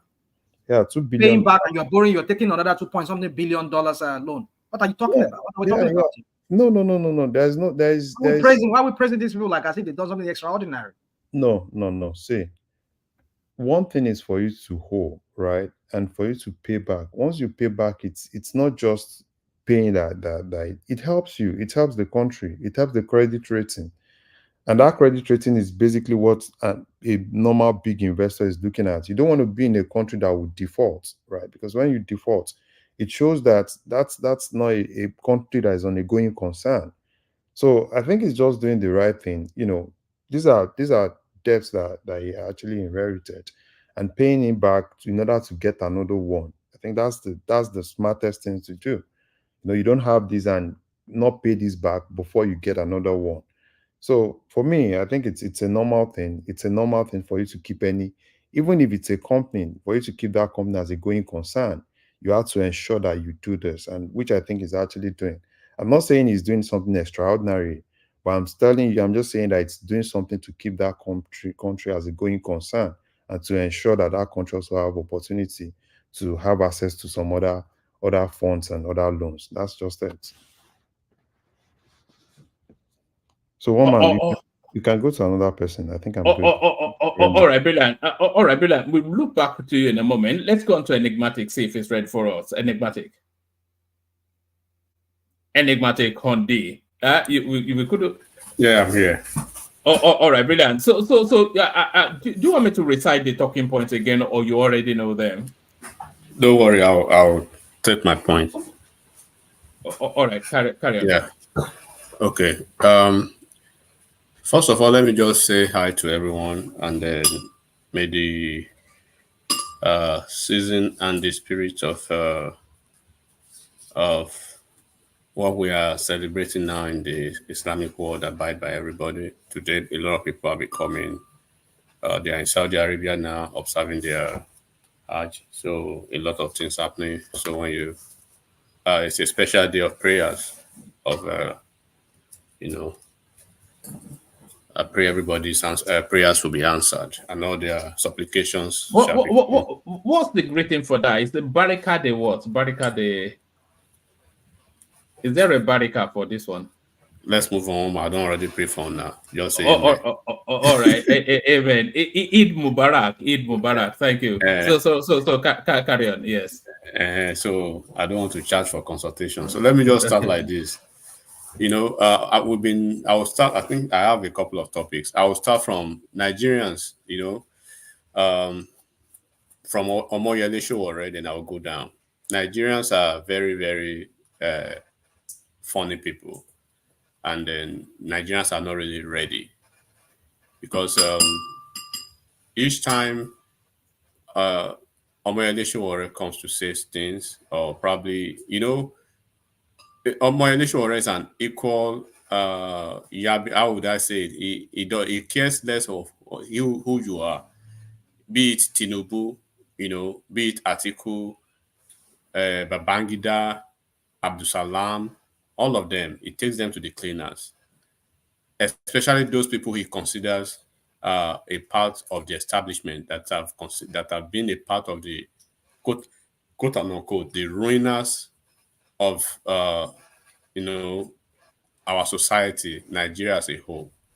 So when Nigerians want to pick and choose their own thief or their own criminal or their own definition, quote unquote, of their clean messiah, this is when they get issues with Omoyele Sowore. He has played. Sorry, enigmatic. Are you cooking and talking at the same time? No, that's my little boy there. Oh, all right. Okay, Karen. Yes. So whenever he says anything, whenever he says anything against any other individual in the country, as he will definitely do, he will continue to do, they are cool with it. And this is the level of hypocrisy that I see in these people. They don't want anything at all. They don't want you to mention Obi's name. They don't want anybody to say anything about him. But the guy has a record out there, right? That of course, you will defend his record. And people who do not agree with him would bash his record. But when you want to come to the jugular of almost everybody, you don't care if the person is a bishop, if the person is a traditional ruler, if it's a religious leader, anybody at all. And then you want the same person to be president of the same country, that these individuals are part of the country. So everybody, you are fighting during your Okupe today. You fought Prof. Wole Soyinka, you fought Sultan, right? You are fighting almost everybody. And the guy will be there pretending as if he's not seeing them. And you think Nigerians, or probably this elite, you think they are stupid. They are not seeing your game. They are seeing your game now and they are calling you out. Yet, you are still pretending. There's always a level of too much is too much for your pretense. And that's why they are calling him out now. Omoyele Sowore has the right to call anybody out. If he has the right to call Babangida out, to call Abdusalam out, to call any of these individuals, is Peter Obi bigger than them? Why wouldn't call Peter Obi out? Peter Obi is a political colleague like him. He's an opposition like him. So they shouldn't just always come to say they are crucifying everybody. How long do they want to do that? And when we ask them the same question, right, they will tell you, oh, they want to explain it off. The guy is almost on his way. He's talking back and forth, and he confirmed it, talking back and forth with PDP, that he called the party with a structure of criminality, with the article that they called criminal and everything. So you are hobnobbing with the same criminals, and they want the bunch of headless mobs want to explain him off as a saint. Have you seen a saint in the midst? Have you seen a sheep in the midst of lions? It's never possible. So what has Omoyele Sowore done? The only thing he could do is file a lawsuit against Sowore if he's lying against you. By the way, as we speak now, did he not threaten is it Podium newspaper about the Yes Daddy tape? Has it filed the lawsuit as we speak? No. Has it filed every lawsuit? File a lawsuit if you think Omoyele Sowore is, maligning your reputation. If you think assassinating your character, file a lawsuit. Do not send your bunch of Lilliputians around everybody, and you want to be president. President of where? Somebody said Omoyele Sowore does not have a way. Who doesn't know that Sowore does not have anything to do in Aso Rock? Does Obi have anything to do in Aso Rock? It's very easy to talk down on everybody, to talk down on Omoyele Sowore, who has been in the trenches for years. When Omoyele Sowore was fighting the Abacha junta, Peter Obi was eating crumbs from the palms of Abacha himself. Fact. These are fact. These are proven fact. When people were fighting for democracy that Obi want to kill himself now for, that he has been a beneficiary of the same democracy, Obi was hobnobbing with Abacha that was killing people who were fighting for this democracy. As Obi left his family for once to fight for Nigeria, Omoyele left America. He left the comfort of his home to fight for this individual, for this bunch of vagabonds and vagrants that will never appreciate anything. And I continue to blame Omoyele Sowore himself. He should leave these people alone and go back to his family. He should go back to his family. Nigerians are not the people you want to die for. Because you are dying for these folks and they are hobnobbing with the part of the establishment, Christian and repackaging that part of the establishment as a messiah. Donyo Okupe was with him. Oshun was with him. Why are they all backing out now? Why? Why is it that everybody that was with him, they are backing out, and they are basically saying the same thing? Oshun is not backing out. Oshun is still on television defending him. Is ambivalent. It's ambivalent now, one man. So this man, he was in the north for almost 2 months. He was crisscrossing the entire country, while he think he's building the bridge, right? This bunch of despots, this bunch of fascists, they are killing it for him. He will move 100 steps forward. They will pull him 1 million steps backward with their truculent nature. Is this how to play politics? Is this actually how to do it, to play politics in the real sense of it? You want to be president, you are fighting with the North, you are fighting with the South, you are anybody that comes around you, they will bring that person down. How do you want to be president? You cannot take insult as a leader. The Labour Party that you are part of, you are not crystallizing, you are not integrating your obedience as part of the Labour Party. You are either here nor here. But when they call you out, they will come to your aid. Are you the only politician in Nigeria? Do they not call Atiku tell me what they've not called Atiku. Tell me what they've not called Kwakwaso. Tell me what they've not called Tinubu himself. Tell me what they've not called any leader in Nigeria that is considered a part of the establishment. Tell me one leader in Nigeria that Omoyele Sowore has not insulted in Nigeria. Tell me one man. Has he spared any leader in Nigeria? Omoyele Sowore spared any leader in Nigeria? None.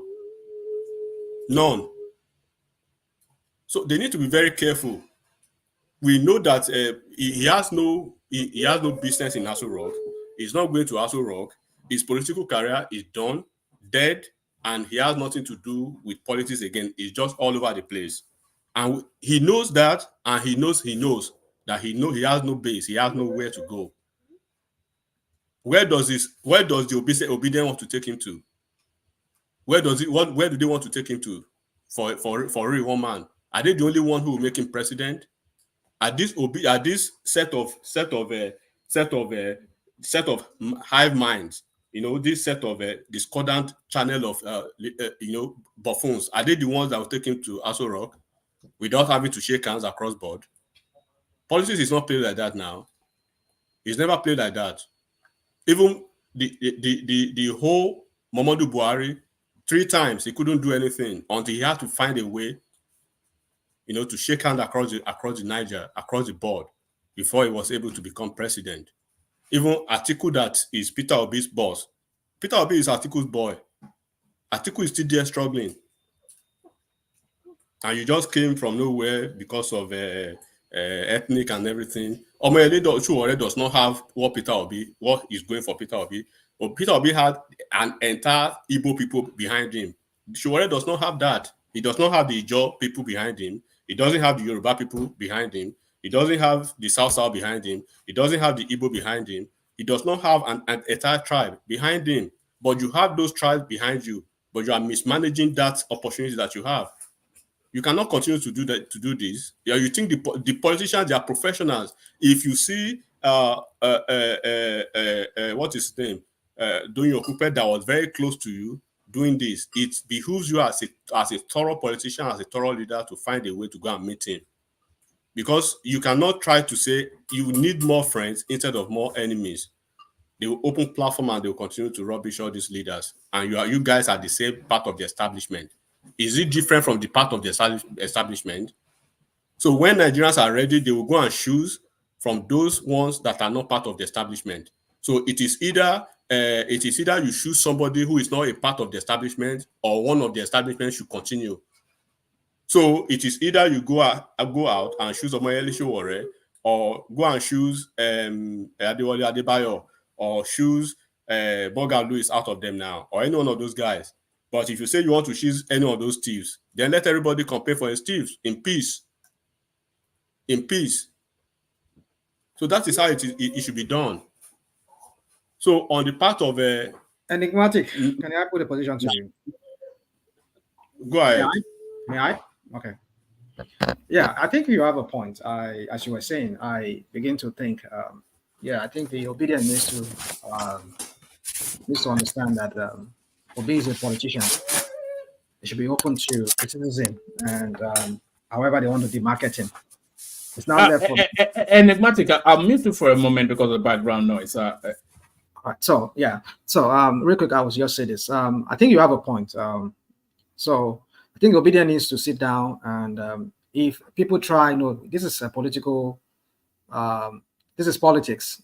We know where what they are trying to achieve against the next election. So I think it's now left for the obedient to sheath their sword, and whenever people attack Obi, just if you can defend him without having to resort to. Sorry, rational mind. Larry was right. These people are actually damaging Obi's chances rather than enhancing it. Well, woman. You see. Let me not. I beg your indulgence on enigmatic. Let me just say this real quick. You see. I would say, while it is true that the obedient, some of them can be very, very, what's that English word I'm looking for? Truculent. No, you won't give me a word. I don't trust you to give me any word. Yeah, well, that's enigmatic language. Anyway, carry on. They can be rude. I know the Agbado kind of English they want to use to describe the obedient. They can be rude, and these are just men and young men and women who are yearning for a better Nigeria. But I know they might be rude and violent. Well, they're not violent. Have you ever seen them causing violent? Like, come on, let's not. I don't want to go there. Yes, rational man. Let me say something. In Edo State today, let me just give you an instance. In Edo State, right? Can't see everything. In Edo State today, if I have the chance to be in Edo State to vote during the election, I won't vote for that APC guy, regardless of the fact that I like Asiwaju. I won't vote for that APC guy. So the reason why I won't vote for that APC guy wouldn't make me at the same time vote for the PDP guy. Right? So this is the way I see Nigerians. Nigerians, they say they are like they say they want to go to heaven, but they don't want to die. That's their problem. So they say they want a good Nigeria, but it is only good to the dictates and to the definition of what they believe is good for them. And when people are trying to challenge your position, you basically want to resort to derogatory languages or subliminal tirades. It won't work, especially when you are dealing with career politicians. They are quick to forget that. Enigmatic, do you realize that? You realize that not everybody that is claiming to be obedient online that attack Donyo Kikwe are really obedient, in the sense that it's been discovered that there are some people who are posing as obedient, just to, like you people are talking about you the cannot marketing explain of it, you cannot explain it away. Do you know that a lot of people now, right, before the election, there are people from the North Central, there are folks from the South, from Southwest that support that. You cannot really say they are obedient, but they support Peter Obi because they see they don't want Article, they don't want Tinubu, they don't want PDP, they don't want APC, right? So Labour Party presents more or less like a new platform for them. And somebody like Omoyele Sowore and Adewale Adebayo, they do not want them because they are associating some excuses to the reason why they wouldn't want those people. And the reason why you see that Adewale Adebayo and Omoyele Sowore did not have the type of momentum that Obi had during the election is because Obi had an entire region behind him. So an entire region is behind Obi, and they went all out for him. So what region is the Ijaw nation? Are they behind Omoyele Sowore? Even in Ondo State that Omoyele Sowore is from the minority part of Ondo State, are they for him? Did Ondo State care they had a son on the ballot? He might not even know himself. So If you go to the or community Adewale Adebayo, but he know that know is what we people are saying now, that he had that privilege and that advantage, right? But the advantage is quickly eroded because a lot of people who tap into the obedient group now, they are now realizing that there are so many IPOB. 2 days ago, some people were talking about IPOB or no IPOB. You shouldn't be ashamed if you are an IPOB, if you supported IPOB, if you're a Yoruba nation, which a lot of us, somebody like me, hate them viciously. Yoruba nation people, I consider them a group of terrorists, a bunch of vagabonds, right? You will call them out. You don't have to. To bá fẹ́ ṣọ̀ṣàká kó ṣọ̀ṣàká, tó bá fẹ́ ṣòṣòkó kó ṣòṣòkó. Don't stay in the middle. They will say I'm not an IPOB, but they are but they support the activity. to They sympathize with them. IPOB movement. Sympathizer. You are killing Nigerian military who are trying to create security, to cause security for you guys, but you are trying to explain it away, to justify it away, and you say you are not an IPOB person. So look, I know you are very educated, and this is one of the privilege of this platform. At least, and every person on this platform has a first degree. At least have a first degree. So you cannot play people's mindset. It's like you are telling me you don't support terrorism, right? But you don't condemn them either. You are in the middle. So this guy has a whole up to now, as we are still speaking. If election holds today in Nigeria again, the entire Southeast, they will go all out again for him. Omoyele Sowore will not have that advantage. Adewale Adebayo will not have that advantage. The other guy from Delta State, that young guy, he won't have that. Imolele, or what is his name? He won't have that advantage. You already have that advantage. All you need to do is create more friends from across the nation. You cannot insult Sultan of Sokoto and you see a Muslim who want to buy into your campaign. Do you know the prominence of Sultan of Sokoto in Nigeria, in Islamic world? Do you know? You cannot say you are calling you are calling fatwa and jihad on Muslim, and you knew that you made a mistake, and shortly after the election you are trying to find a way to placate that religion, and you are doing very well on that. And on the same hand, those people are still pulling you down. And we see how 2017, and then you are not even sure where you belong yet. Labour parties, they are acting, they are forcing some games against you. In PDP, you are not sure if you move forward to PDP or move backward to ABGA. You are still very unsure of where you belong, political party wise. But these people are on a daily basis causing trouble for you. I want to ask you, Rational Mind or anybody, Omoyele Sowore, as ex-presidential aspirant, does he not have the right to call out Tinubu? Does he not have the right to call out Atiku? Does he not have the right to call out Kwakwanso? Does he not have the right to call out Obi?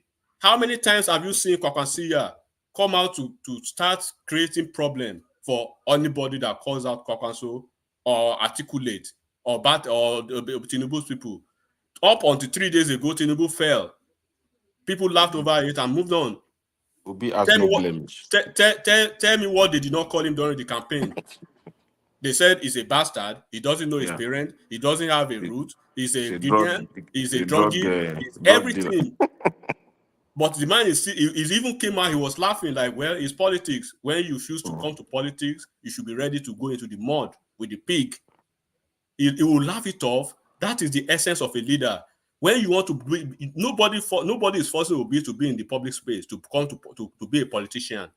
So for the fact that he has brought himself to that political arena, look at the way they are treating this old man in America here, Joe Biden. Sometimes I will look at that man, I will feel sorry for him. A grandpa. Look at Trump, a grandpa. When you bring yourself to public office, to especially politics, there's a reason why they say the story you do not know about your generation, right? The moment you come to politics, a story of 1,000 years, they will release it for you in a second. In a second, when you declare for an office, there's a reason why they say that. Politics is inherently dirty. So Obi has chosen to be in a dirty business. So nobody except Obi's son or Obi's daughter should be crying because of Obi, because Obi is trying so hard. So hard. And I pity the man. The reason I pity him is because the politician in Obi, right? The politician in Obi will play the game of politics the way it should be played, according to Nigeria political space. But the truculent mob, the court group that he has found himself, that he can untangle himself now. He has gone to this schematic church. He has gone to this heretical movement that coming back is hard for him. It's like he has sown wind, so he needs to reap the wild wind. That's where he is now. He doesn't know how to control them. He's not in control. He's not leading them. He cannot lead them. He's confused about how to deal with them, because you are dealing with Northerners who are playing conservative politics. You are dealing with Yoruba people who play Omoluabi politics. Regardless of what Baba Adebanjo did or whatever, we respect Baba Adebanjo till tomorrow. We respect Baba Bodejo. Look at Bodejo's body language now. He's shifting ground. Baba Adebanjo, all of these people, they are human beings. They have their opinions. They have their perspective, right? Just like I would see you, if you call Tinubu a bastard, I would say, thank you, rational mind. That's your opinion. That does not make him a bastard. Does it? No. If I call Obi a bastard, does that confer Obi? Does it make him a bastard? No. But it is because it is politics. If Obi is is doing his trading, nobody will know him and be calling him names. If Sowore stays his ass down in New Jersey, nobody will be dragging with him now in Nigeria. But he has chosen to say, I want to rescue Nigeria. But the mistake he's making is that he's trying to rescue the wrong set of people. Nobody can rescue Nigerians. Nigerians are not ready to be rescued. Because if Nigerians want to be rescued, right, they know how to move away from Tinubu. They know how to move away from Atiku. They know how to move away from Kwakwanso. And they know how to move away from Peter Obi and choose from the people that have never been a part of the establishment. If Nigeria truly wants to be rescued, then the opposition to governance will be Omoyele Sowore. So it's simply an ethnic stock wanting to have its own turn. That is I cannot see there will be narrative beyond that. They'll say, so, the Northerners have chopped, the Yorubas have chopped, it is our turn to chop. So there's no wrong. If they want change, if we want change, then the change is Sowore. If it's not Sowore, then it's just our own set of chiefs one man. want to loot too. Yeah. There's no wrong There's no wrong in the Southeast to say it is our own time to chop, to be president. No wrong in that. Yes. But do not pretend, to say you are bringing somebody that is competent, that is a messiah. Does it in the hierarchy of Southeastern politicians, right? It's not 1 to 10. I tell you again, and I keep telling you, and I challenge even rational mind that I believe is obedient too, right? That when this guy was the governor in Southeast, right, he was the worst governor there. Go and look at the list of governors in the Southeast. Go and look at what Nnamani did in Enugu State. Go to it. I'm telling you for a fact. Enigmatic. The records are there. Mr. Enigmatic. Yeah, I'm hearing you. Mr. Enigmatic. I'm here now. I'm here. Sorry for cutting you short. Don't let Obedient hear you. They said he won all the awards. He was the best governor of the decade. No, in fact, they listed so forget many awards Peter Obi won. Those things are good for politics. I will do the same thing too. And they even said right? that decade. Let me tell you what. Fashola and some other governors too. No, let me tell you one thing. It is very easy if they tell Nigerian, look, we won the presidency, and this is the guy that seems to be very lucky this time around to come from our region. So sorry, Nigerian man, you are echoing a little bit. So did you want to interject, or if you want to interject? Yeah, I just wanted to clarify that video because I went to watch it. What all of us? All right. Let Enigmatic land, and then I'll play that video. So Enigmatic land, and then I'll play that Edo video. Yeah, and they say we want to support this guy for us, but not bringing him to say he's the best of the best in the entire South. Even it's an embarrassment. It's a disgrace that they are bringing such such a nut job to be the face of Southeast. And I challenged someone here the last time. Have you been to Southeast recently? Have you been to Southeast recently? Have you been to Ebonyi State recently? Were you in Ebonyi State 10 years ago? Are you in Ebonyi State 4 months ago? Just this year. So you compare and contrast. Where were you 10 years ago? Have you visited Anambra 10 years ago? So when Umba Dinuju left office, we knew Umba Dinuju was a pure efulefu, a complete efulefu, right? But when Ngige came, Ngige turned things around, even regardless of the fact that the Uba brothers were giving him troubles. The numbers are there now. The numbers are there. And they keep challenging them. Even more, Remo challenged them with $10,000. If you know this, this is $10,000. None of them, as you speak, did anything. All they will do is go on the tirade, and then So you cannot continue to play politics like that, though, because Nigerians are not stupid. If you want to be president, which of course he will never be president, if we are going to have any semblance of a Southeastern presidency, it's going to be it's going to be somebody that you guys I keep saying is that you guys will never like, because the two political parties, APC and PDP, if they are still dominating, they will want somebody that will win election for them, and that person may not suit the kind of unzobu politics that you play in that neighborhood. So if they see somebody in PDP, it may not suit your PDP, your kind of politics. And there's no way you want to say you just want to railroad everybody to believe you cannot force anything on anybody. Even Tinubu go an article that has been doing politics for years. They still know how to dobale, they still know how to shake hands, they still know how to find ways, to invite people to their corner. We saw Tinubu doing his dobale by way of. Did you see how he was trying to guide his way out of? Did you see that's part of politics? And I was saying it was swagger. So maybe one way or the other, sometimes you need to find a way as a politician to get yourself out of trouble. Trouble means some things like that. They wanted to use that against him, But it's like somebody who is like a comedian that calls himself an ugly man already. What else do you want to call him? Or very dark man that will tell you, I'm already on the ground, right? The only way you can, the only thing you can do to me is to dig 6 feet down and push me there. So if you are wrestling with me, I'm already on the floor. So what else do you want? Land it, yeah.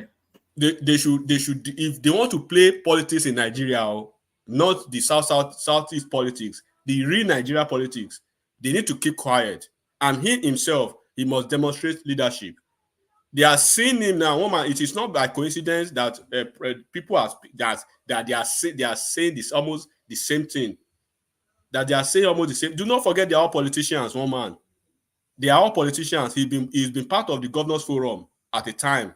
He was in Jonathan's cabinet at a time. He lobbied Jonathan to become aviation minister. He bought vehicles for royal fathers, almost 400 of them.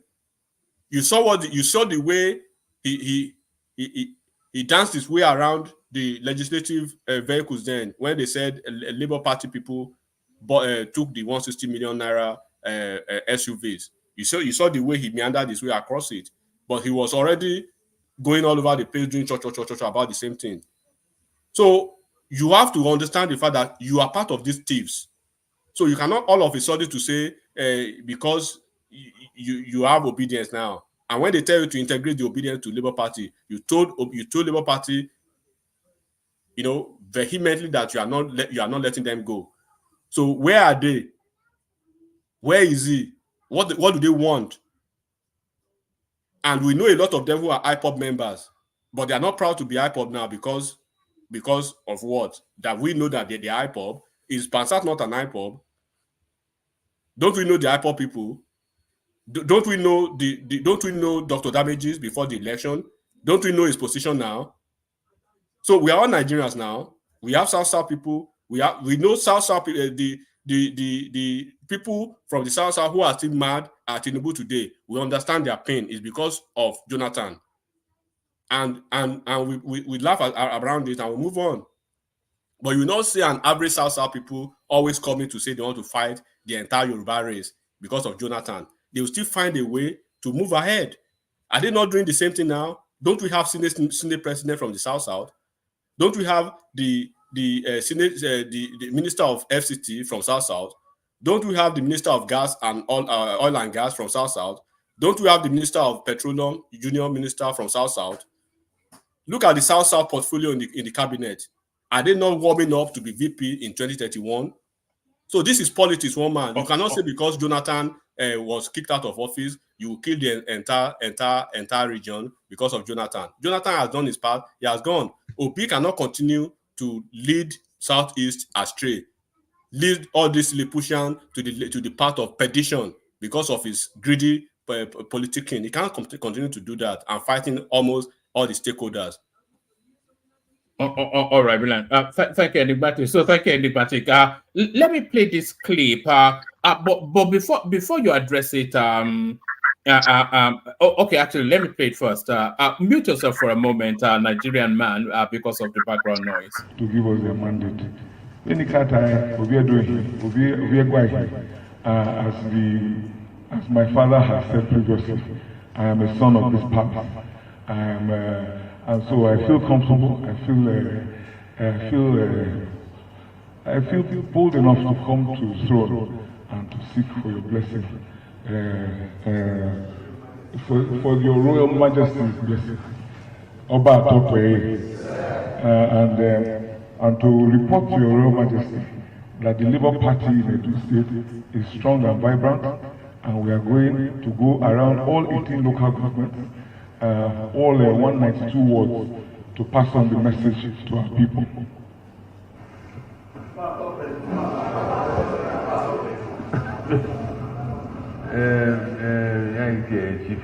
Chief, you know, Peter Obi, Princess Royal, as they call it in England. Because I introduced themselves as children of the palace. There are some others also that are distantly related. What is that? There are some others that are distantly related that may not be exactly royal family that can also address themselves as children of the palace. So when he said he's a child of the palace, he said it in English. I think he said it in Benin as well. Oh yeah, no time.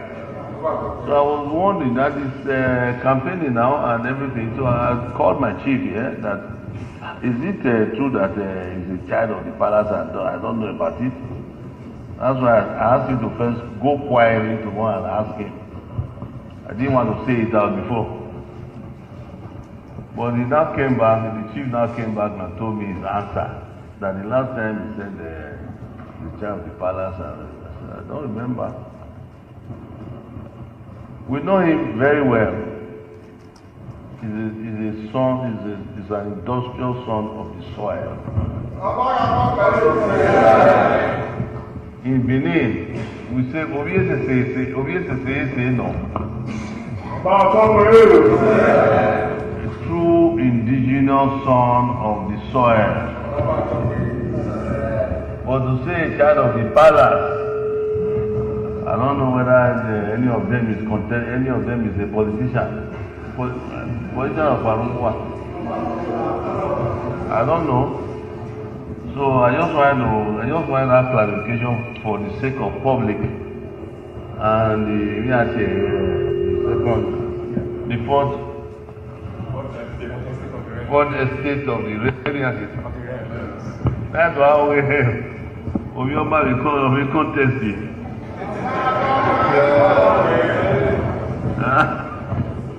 So sorry, I hope you don't mind that clarification.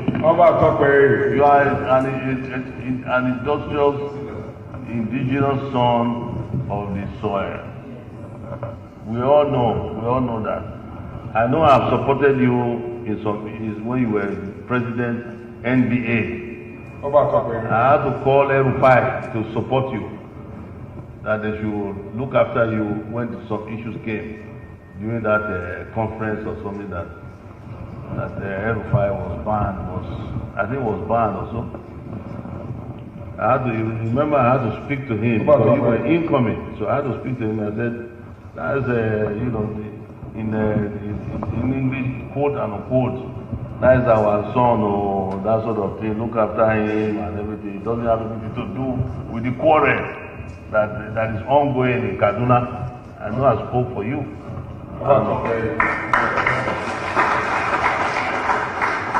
So just to be clear that we are not that we are particularly against you. I just wanted to clarify that identification that you made just now. So I hope you don't mind. So I don't think there's any ambiguity there. The palace rejects you. The palace rejects you. Why would palace reject you? That's what the Oba just said. Now the palace rejects you. Why do you have to spin things Well, like this? now, let me just stop now. And then I told Mama to play this video back because I went to watch it. Hello? I mean, we'll be crucifying your. Mama, what is the importance of this? Let's move on to something better, Joe. Nobody crucify, no, but it's you as the man to you because of you. That is what I want to work because what you said before. You are not saying what is important. But before you give the wait now, I don't like nobody has time for no matter here. Go ahead with your go. No, hold on now, because I don't think there's any ambiguity in what the Oba said. It said in an elegant and majestic way. The palace rejects you. Is what he said. The palace reject him. It's not like that. It's Dogmatism by himself that nailed himself there. He was referring to himself that is from the palace. Oba was trying to, he said somebody to go and ask him first before he now want to say it public, because he don't want the public to go with it and say, Oba, one of Oba's son is contesting as a for election. That is why you have to clarify himself. But Olumide just used that. He said that Olumide did not reply, that he just used that word. Literally, like, yes. He doesn't know it's an offense. That he not pay. I'm son of the palace, yes. No. What the Oba did is not right. But Oba is not angry with you. You just need to clarify because when you live there, now people will say, Oba is son. He said it's Oba's son. Oh, that is the one contest. You know the way people twist. That's what Oba was trying to clarify there. And you make him know. What the Oba That is did because if he calls himself Oba's son, what is wrong in that?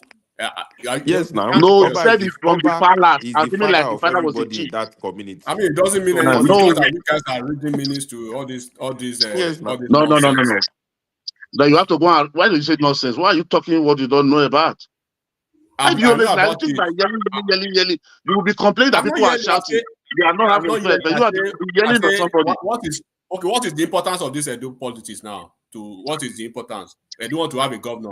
Is Ondo State not running the same governorship race? Why are they not yelling on those states? Why is all that do? They should go and see them. They should go and see somewhere. What is your problem with my own state? Why doesn't one face your state? Hold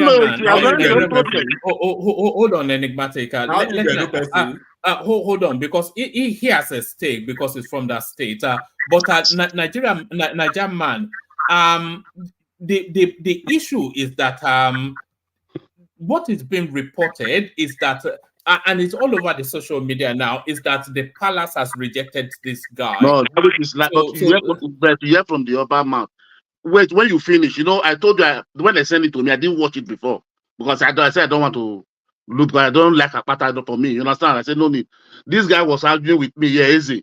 That then when I now saw it, I wanted to speak to him. When I now saw the ambiguity too much, this one he said something. I now went back to watch the video. That's when I came back again. When I was writing, I said, let me come and speak because I heard everything. Oba was just trying to clarify. You come to the palace. You are identify yourself as a son of the palace automatically. That's why I use that language. Obviously, say that is the real indigenous of Benin.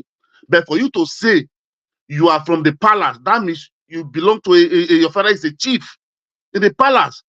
That is what it means. And the press will take it. That's what Oba was saying because the press is here.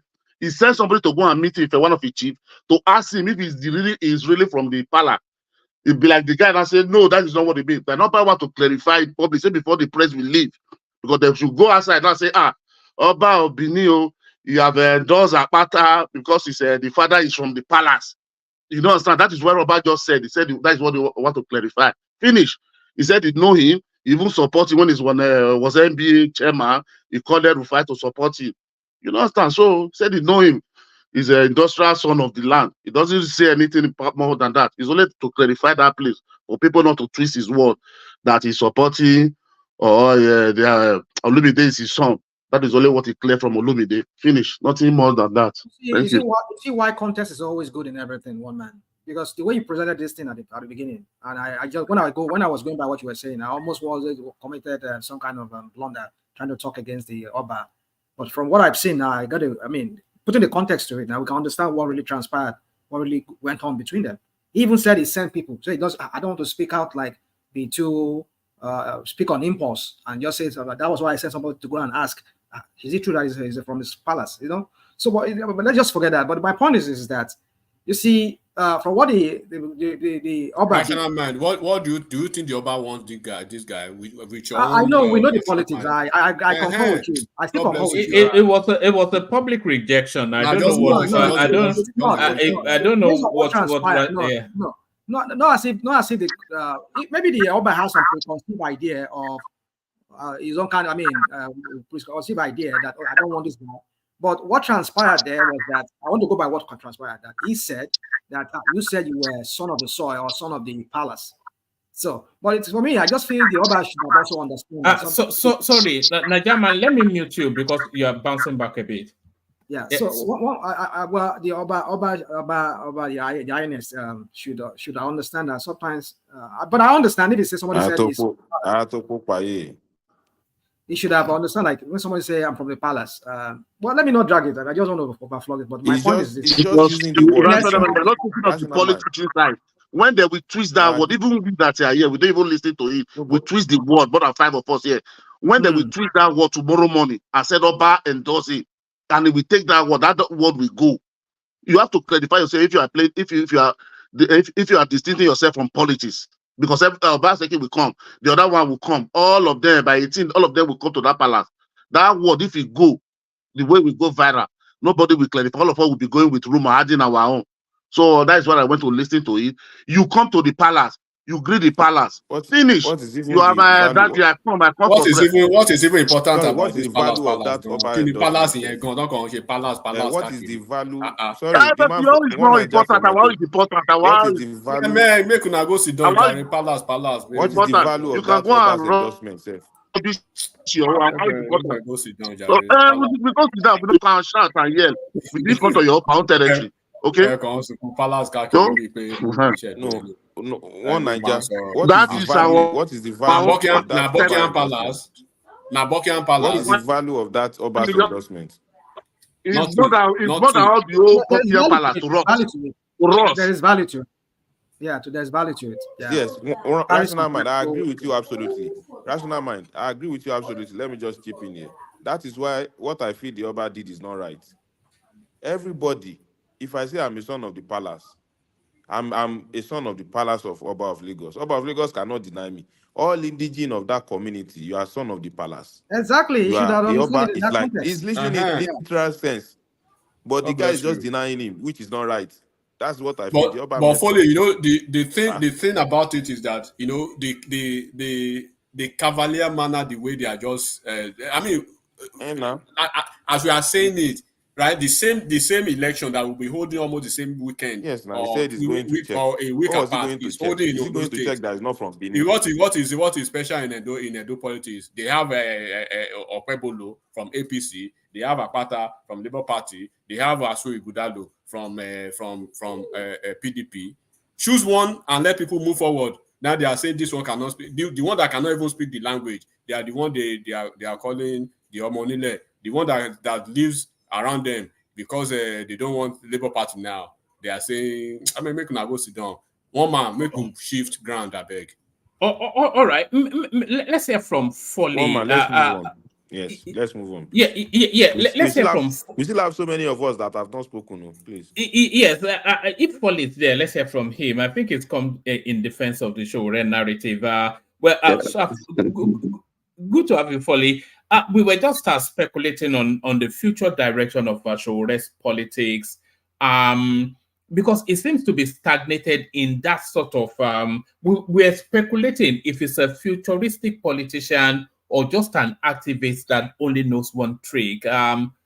We can't see the pathway for progression for him, but maybe you can chat that for us. Yeah, good morning, everyone. It's pleasure being with you. It's good my morning. pleasure being with you. Actually, today's topic is I don't really think I really have much to say because a lot of people have spoken. And I think this is exactly what we have been trying to clear, that there was a particular guy that actually speak my mind the other time when he was talking about Sowore ideology. You know, the problem here is not really Sowore, is that idea of how we should be running our politics that we are missing out.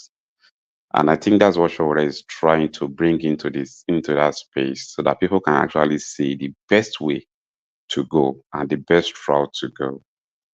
And it's getting more clearer now what the idea is and what the future, what we should all be focusing on. And people are coming to that reality already. So I don't really have much to say about that. All the speakers have already spoke well. They spoke for me, and they're actually getting the exact where we are coming from and where we are trying to go to. So I don't want to speak much on that.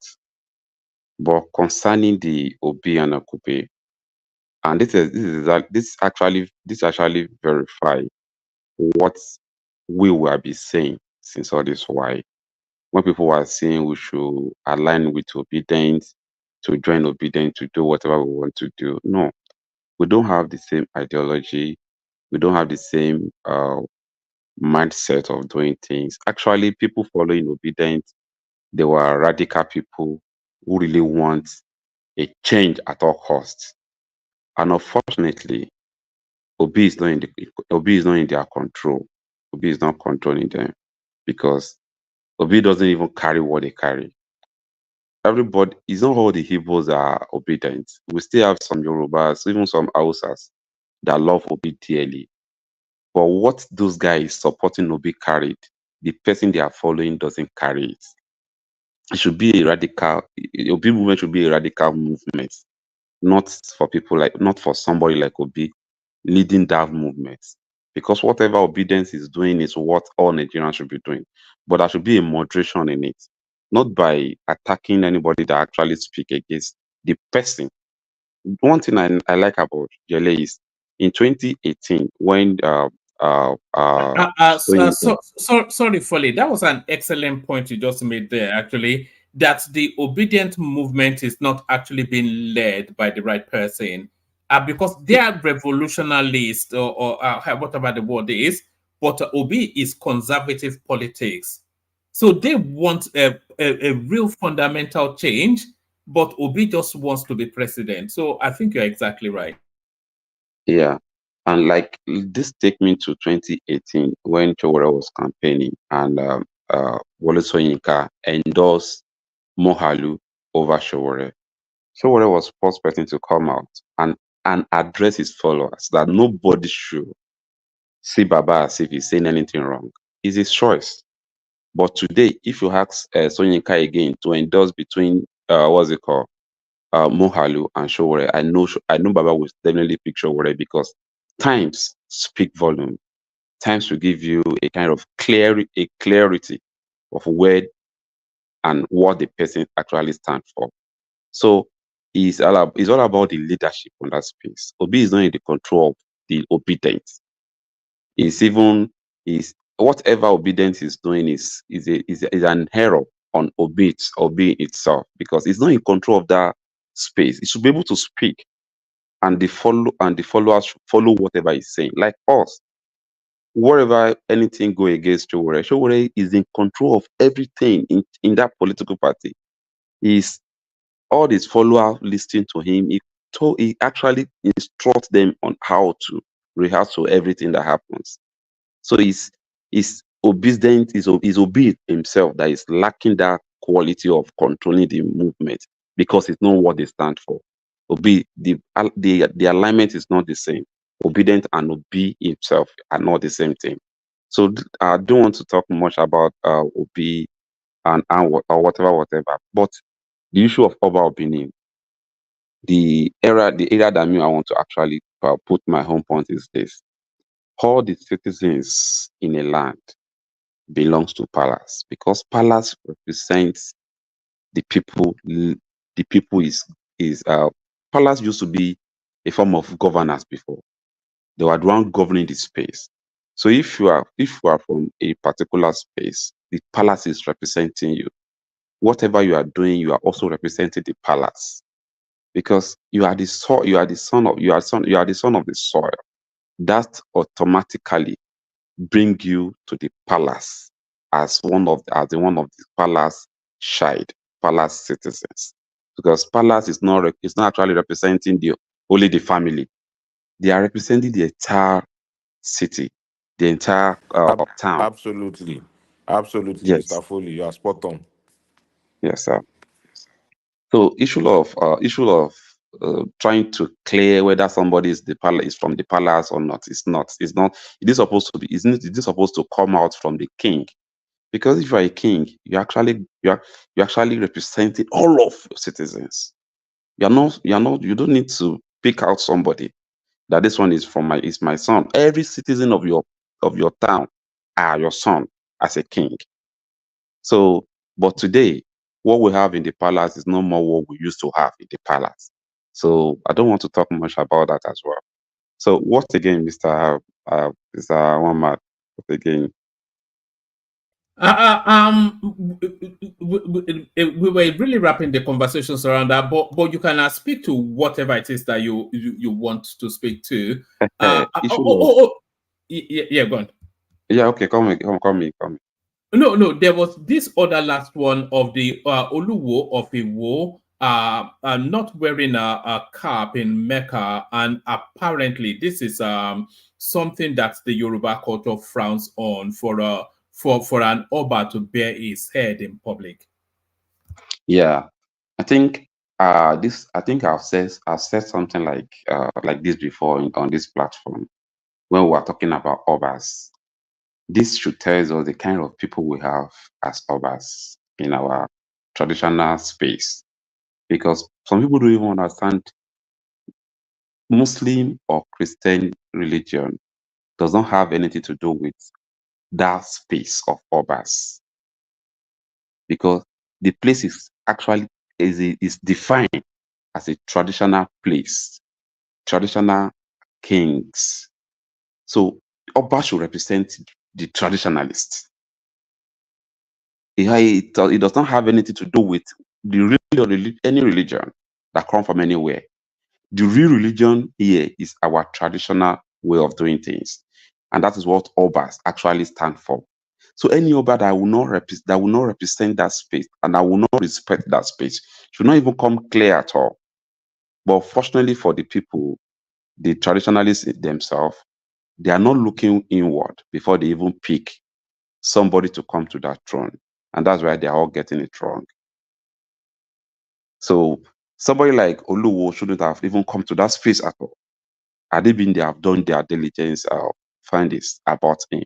If they are not after his money, that is the error in our palaces today. We have that error there already. So I think maybe when the times now come up, maybe we can be rethinking of who we really want on that particular space, because it's not for everybody. It's for traditionalists. And if you know you are not a traditionalist, don't even come close. So when it comes to Oluwo things, I'm not really I'm not impressed about his way of doing things, but the error is from when it was picked as Oba of Iwo.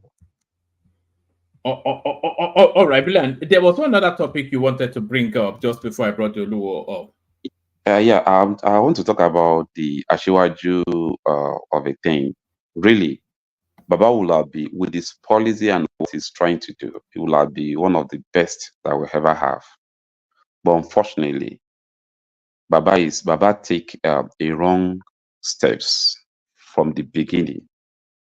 If not because of the hardship that Nigerians are facing today, his policy is a direction. Is whatever he's trying to bring to the National Assembly for them to endorse is what all Nigerians have been waiting for. Okay? But the only problem I'm seeing here is the suffering of the people. The suffering is so massive, it's too much. And Adibin Baba did not listen to his what's it called? Listen to people like Buhari, and he actually he didn't take that first step that he took about subsidy. Maybe he won't have been here. Maybe we would have been managed that Buhari space and be enjoying and managing what we have then, to get it right, to now be able to see it clearly of where and how to get it done. But that hardship that Baba brought in the first place, that hardship destroyed our economy. It destroyed people's way of life, you know.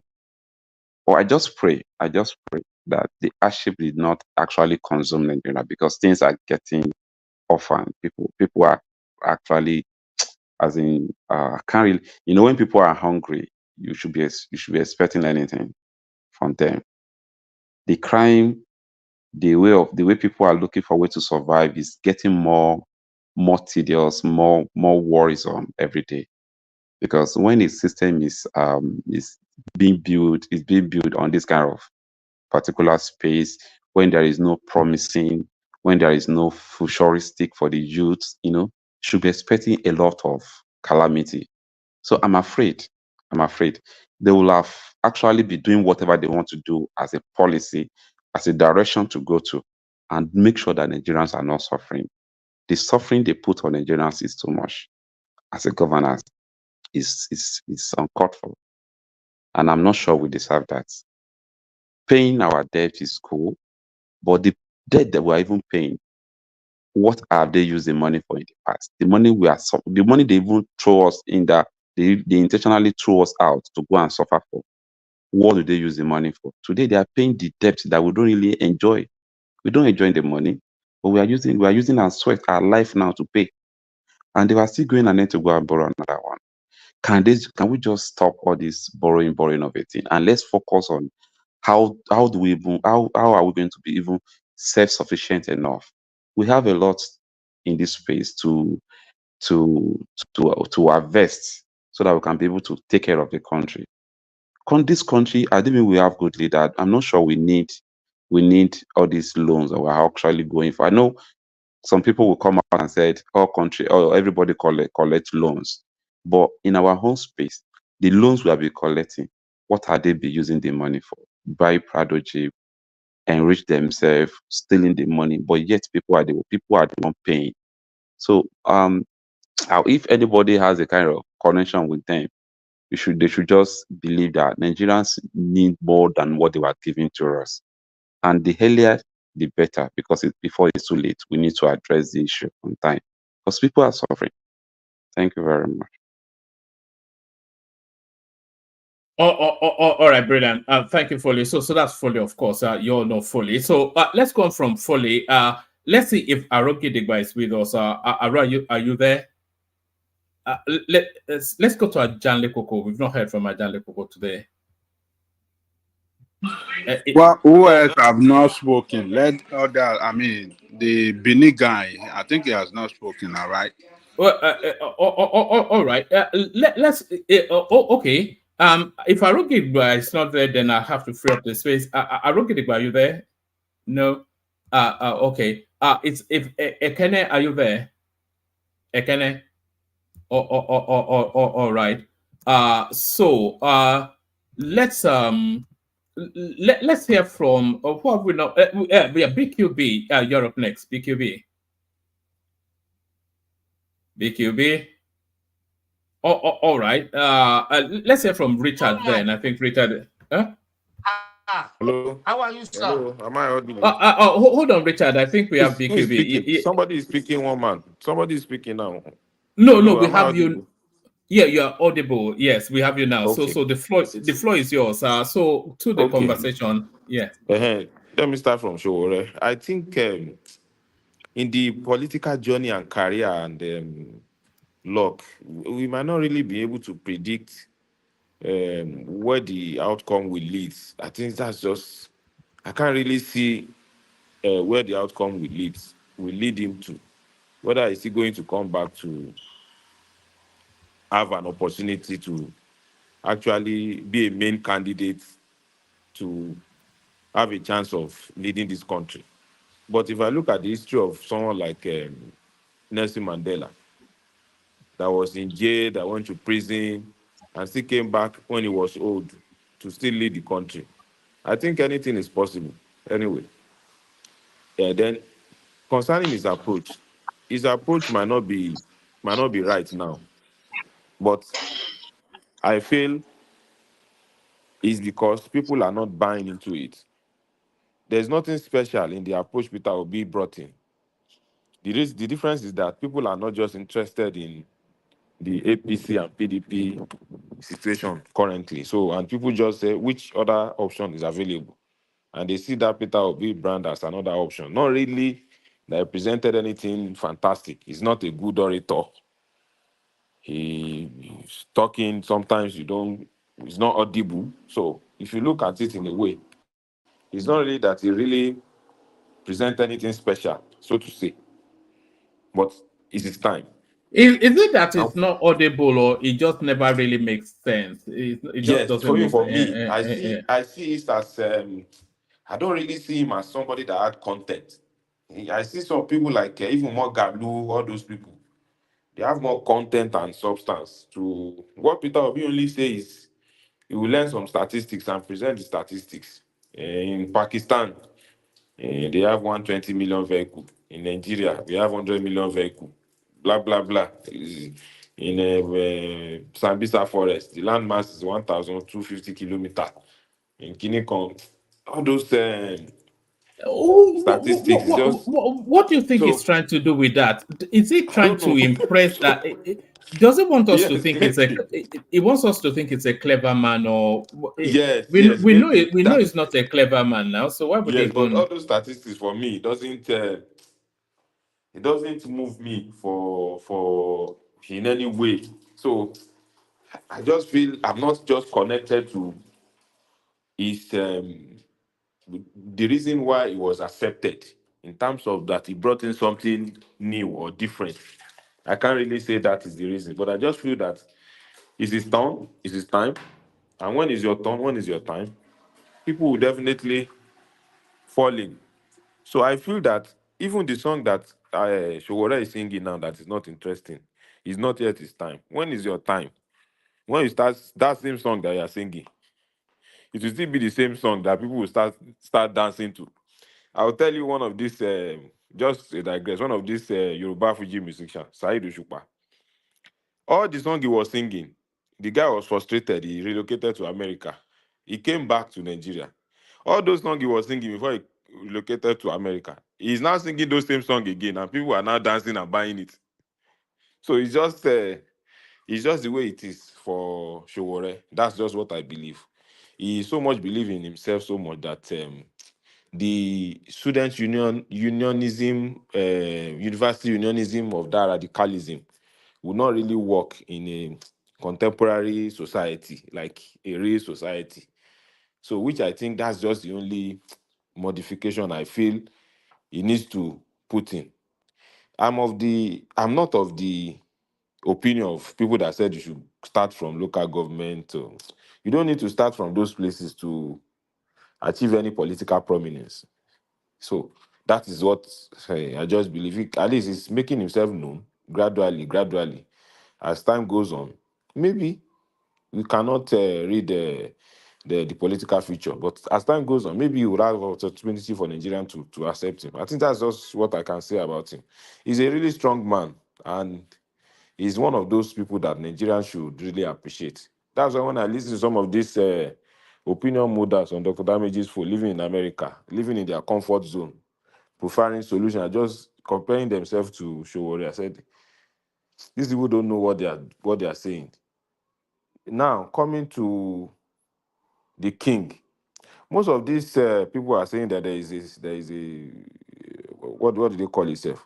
How the king should behave. Those things are just superstitious things that are done in the olden days. It doesn't add any spiritual law, or there's no implication to it. Oba doesn't eat in the public.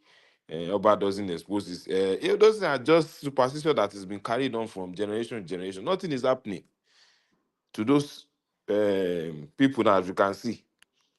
So because the man still revered that the ultimate place is still the religion, and he believes in that Islamic religion is more powerful than the so-called traditional religion. At least that is what the people that brought the two popular religion to us, Christianity and Islam, made us to know that those religions are better and superior than our own traditional religion. And it's showing also.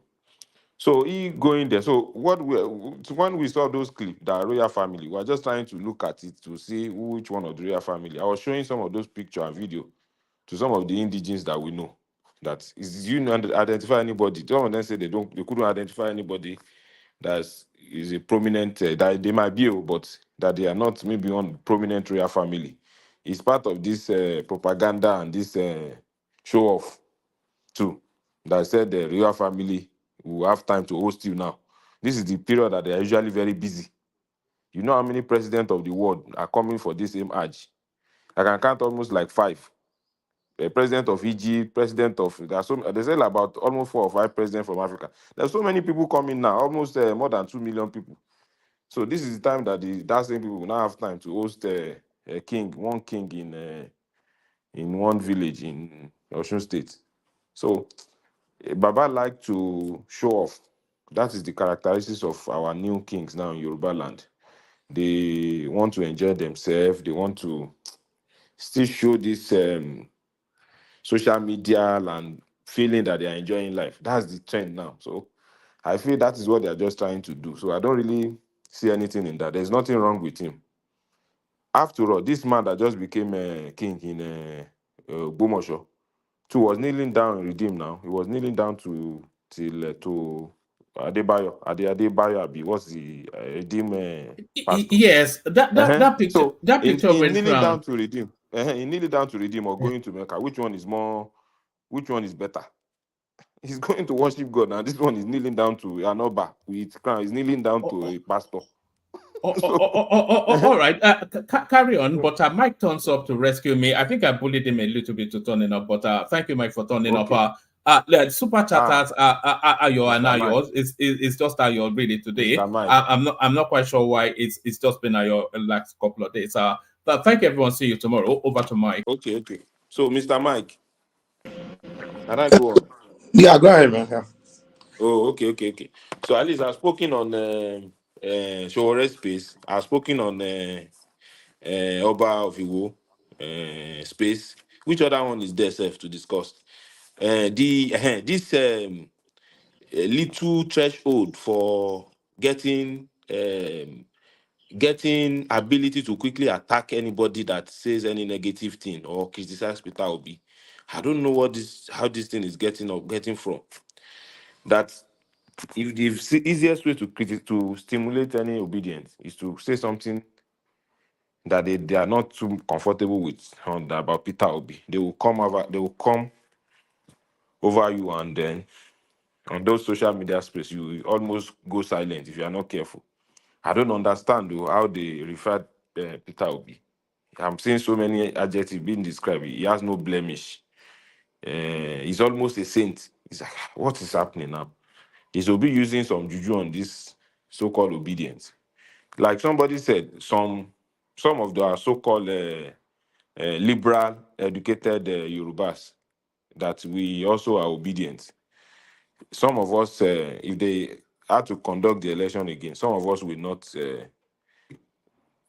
go in the same direction. I voted Obi. But if you ask me now, I think I might not vote Obi because of the outcome and the way the whole situation we have now, the narrative, the attitude, the feeling of entitlement among the obedient. So that's just what I feel about that space. Which other one? Is there any other one that's left to be discussed? Obajani Kuku, can you help me with Yes, about the Oba of Benin versus Olumide Akpata. Okay. Yes. Quickly, thank you. Is that one Niger? Like I said, I've interjected one of those. The Oba of Benin is. I'm Tony Africa. Okay, Tony Africa. Sorry for that. Thank you, brother. This I've said it before. Oba is not everybody in the kingdom, in the community. We are son of the palace. I'm son of the palace of Oba of Lagos. I'm son of the palace. I'm son of the Oba.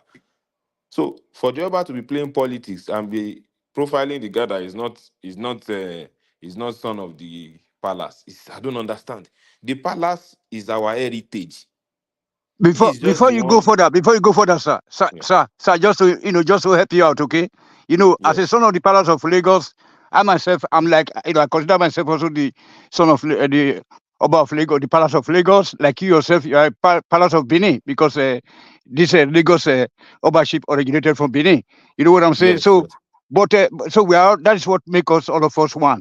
And then the problem is that the Obaseki's government has been terrorizing our palace. That's what you have to understand. You know what I'm saying? Yes. So I hope that you have been following the news that is coming out of Edo State. Of course. Yes. The king too has been political. And if you are a political king, you can only push your luck further if you are lucky that you are supporting the current administration. As long as you find your way to not support the current administration or you mess up, that opposition comes in, your position is in danger. That's what's happened in Kano State, if you remember. So that is one thing I always want us to remember. That yes, and then Olumide Akpata is rumored to be a cousin to Obaseki. they are from Benin. All of them will be No, related yeah, in but they are one way or the cousins. other. They are So cousins. They are me, I Pata don't have any family. They issue are with Pata that. family Yes, and the Obaseki family are somehow related. yes, I don't have any problem with that now. Should anybody have a problem with that? No, maybe All, maybe all, that is where that's where the commotion is coming out from. The commotion, no, there shouldn't be any issue with that now. We since they are from the same community, they will be related in one way or the other. Don't you think so? So why would Yeah. Oba play politics to Yes. quickly identify the guy that But we are before not? you guys take this matter further, you know that the Oba was just joking. That's why it's good for people like me. I'm very happy that I'm here today. So we need to really clear. Let you finish, okay? So by the time I'm coming, then I will just see that the Oba was just joking, That is what you want us to believe, to give No, Oba a no, no, flag. no, no, no, no, no, no, no, not like that. It's I'm not. a realist. Mike knows me, and then Johnny Coco is there, It's not to really right. Yeah. they all know me. They all know me. He's I'm not very, very joking. unbiased in my submissions here, ever. You know what I'm saying? So because the Oba was just joking, was just cracking joke. You know that with the Benin and the Yorubas, we are fond of joking. Now, eh? Yes, We but always he's playing joke. We always politics joke. also. We always joke. It's as if he's joking, but I feel he's playing politics also. So, and the politics is showing that he's not in tune towards that candidature of Olumide Akpata. So Thank that you is very why much. he But quickly dissociated himself for from say that he's a son of the soil, it means that he accepted him. He accepted the guy. He said that you are a true son of the soil. You know what I'm saying? I agree with you. That's what I'm saying. That he's not only a son of the soil, he's son of the palace. And the king is his Yeah. father. Yeah, That's his the father, point. So, one of his uncles was a chief for, of Benin. So, so you even identify that even one of the chief, what is the chief also? So why yes. now saying he's not Can I yes. interject for 20 seconds, please? No problem. I think I just want to talk about what transpired at the palace. One thing is this. First and foremost, as a politician, we all know that you lie, but make sure that the lie that you are going to lie is not going to be the one that will backfire in the future. That is one thing. And when you look at Edo politics, they don't want to zone that governorship to the south or to the north. They want the governor to come from the central. That alone already pitched it against Akpata in that state. Yes, absolutely. Yes, that's what they are doing. Very nice point you made there. Very nice point. So already pitched against him, and then and then you now campaigning around, telling people you are the son of the soil or son of because let's be factual here. The Benin or the Edo, they hold their Oba in high regard. Yes. It's like it is enforced even before the governor. Whatever he says, that is the final. Yes, sir. And from the look of things, unless we are just playing, is joking or not joking, they don't want him. That is an indirect way to refuse him. At least if to say the Oba want to give it a level playing field, why not call him behind later and say, you don't say such a thing in public, stop it. But seeing in front of the public, glare, everybody can see. Do you think the other political party, do you think they are stupid? They will use it to campaign against him and nail him. Finally. Remy? Yeah. Hello? Yeah. Go ahead. Yeah, sorry for cutting in. Okay, thank you for the opportunity. I disagree with the person that said the Oba played politics. Please, personally, I'm going to tell you for the past 10 years or more, Oba Obini is a very vocal person. Whatever he will say behind you, he will say it to you. He will say it to you. In Yoruba land, we say, Aki, Lojo, Joba. That is, if you are a king, you don't fear nobody. You say it to them. Now, he's been saying that thing. And was that today or yesterday? He came to the palace and he repeated it, that I'm a son of the palace. And then when you really watch the whole video, the Oba said since they started the process, and you heard him saying that, he called all the royal families and asked them about his history. And they found out that they had no lineage. So I don't think Oba played politics. I will tell you, I've I never did seen not say the Oba quality plays of politics. So me, I did not say Oba play politics, but I am trying to say Yeah, I to understand. give Yeah, a yeah, that's true. level You did playing not. field, Yeah, playing field yeah. But to. there's no reason for But the you Oba to mentioned, call him hold behind on. and tell him. You mentioned one thing now, which I think I said before. That is the mistake of that Akpata. How can you not go to the palace again? You have been lying, campaigning, and you know when they are not tell them say you are the son of the king or something like that. Another lie in front of the king himself. You nail yourself. Exactly. That is just Yes, yes. Remy. One, very important thing again. You know that the Oba consider all the Adolites as his children. Okay, so Correct. then so they said that at the onset of the primaries, they said that the Oba, private, it was rumored that he said that this team must go to the Edo Central. You understand me? So just to help you out there. And then, but they did it, so it's like a gentleman's agreement. He had with all those people that okay, please, you guys, you are all my children. I don't want any part of Edo State to be sidelined. That we should let equity, and then fair play. You know what I'm saying? But they should go for a good candidate. But they said that it has to be like somebody from, because the Edo State is one tribe, although they have some dialects. You get what I mean? So the Oba consider every Edo people, both the Yorubas, the Esans, the Owans, the Ijos, the Benis as one. So they said that it has to go to Central. But some of the political parties agreed. That's why Tinubu even asked them to zone it back to Edo Central. That at the onset they said that the APC said that the zoning, it was not part of their constitutional requirement. Remember? But at the end of the day, there's something took place. But probably that's what you are trying to point out there. I think I believe you, Mr. Remy, that that the Oba was surprised to see that they pick somebody from a ministry local government, and then that guy now is even still having that mind to come and see him. He wouldn't like to. I mean, just embrace him like that. You know what I'm saying? Right on, sir. So you are right. Good afternoon, everyone. This is afternoon here. Happy Sunday. Already Sunday here. This is 2:04. And then happy Salah to our Muslim brothers as well. General Thomas in the house. Tony, I miss you. How far, my brother? I miss you, my brother. How are you? How body? Yeah, but Tony, this is to you, Edolites. I think as a king, everybody should be embraced. Yes, why sir. do I say that? Yes. Why do I say that? My Oba in your state, all parties go to the king. That means the Olubadon. He will pray for them. He will not declare anybody that this is who I'm supporting, but just pray for everybody randomly. So that's what I think. You just made me now to remember Mapo Hall. What is panning out in Edo is different from Oyo. Politics is local.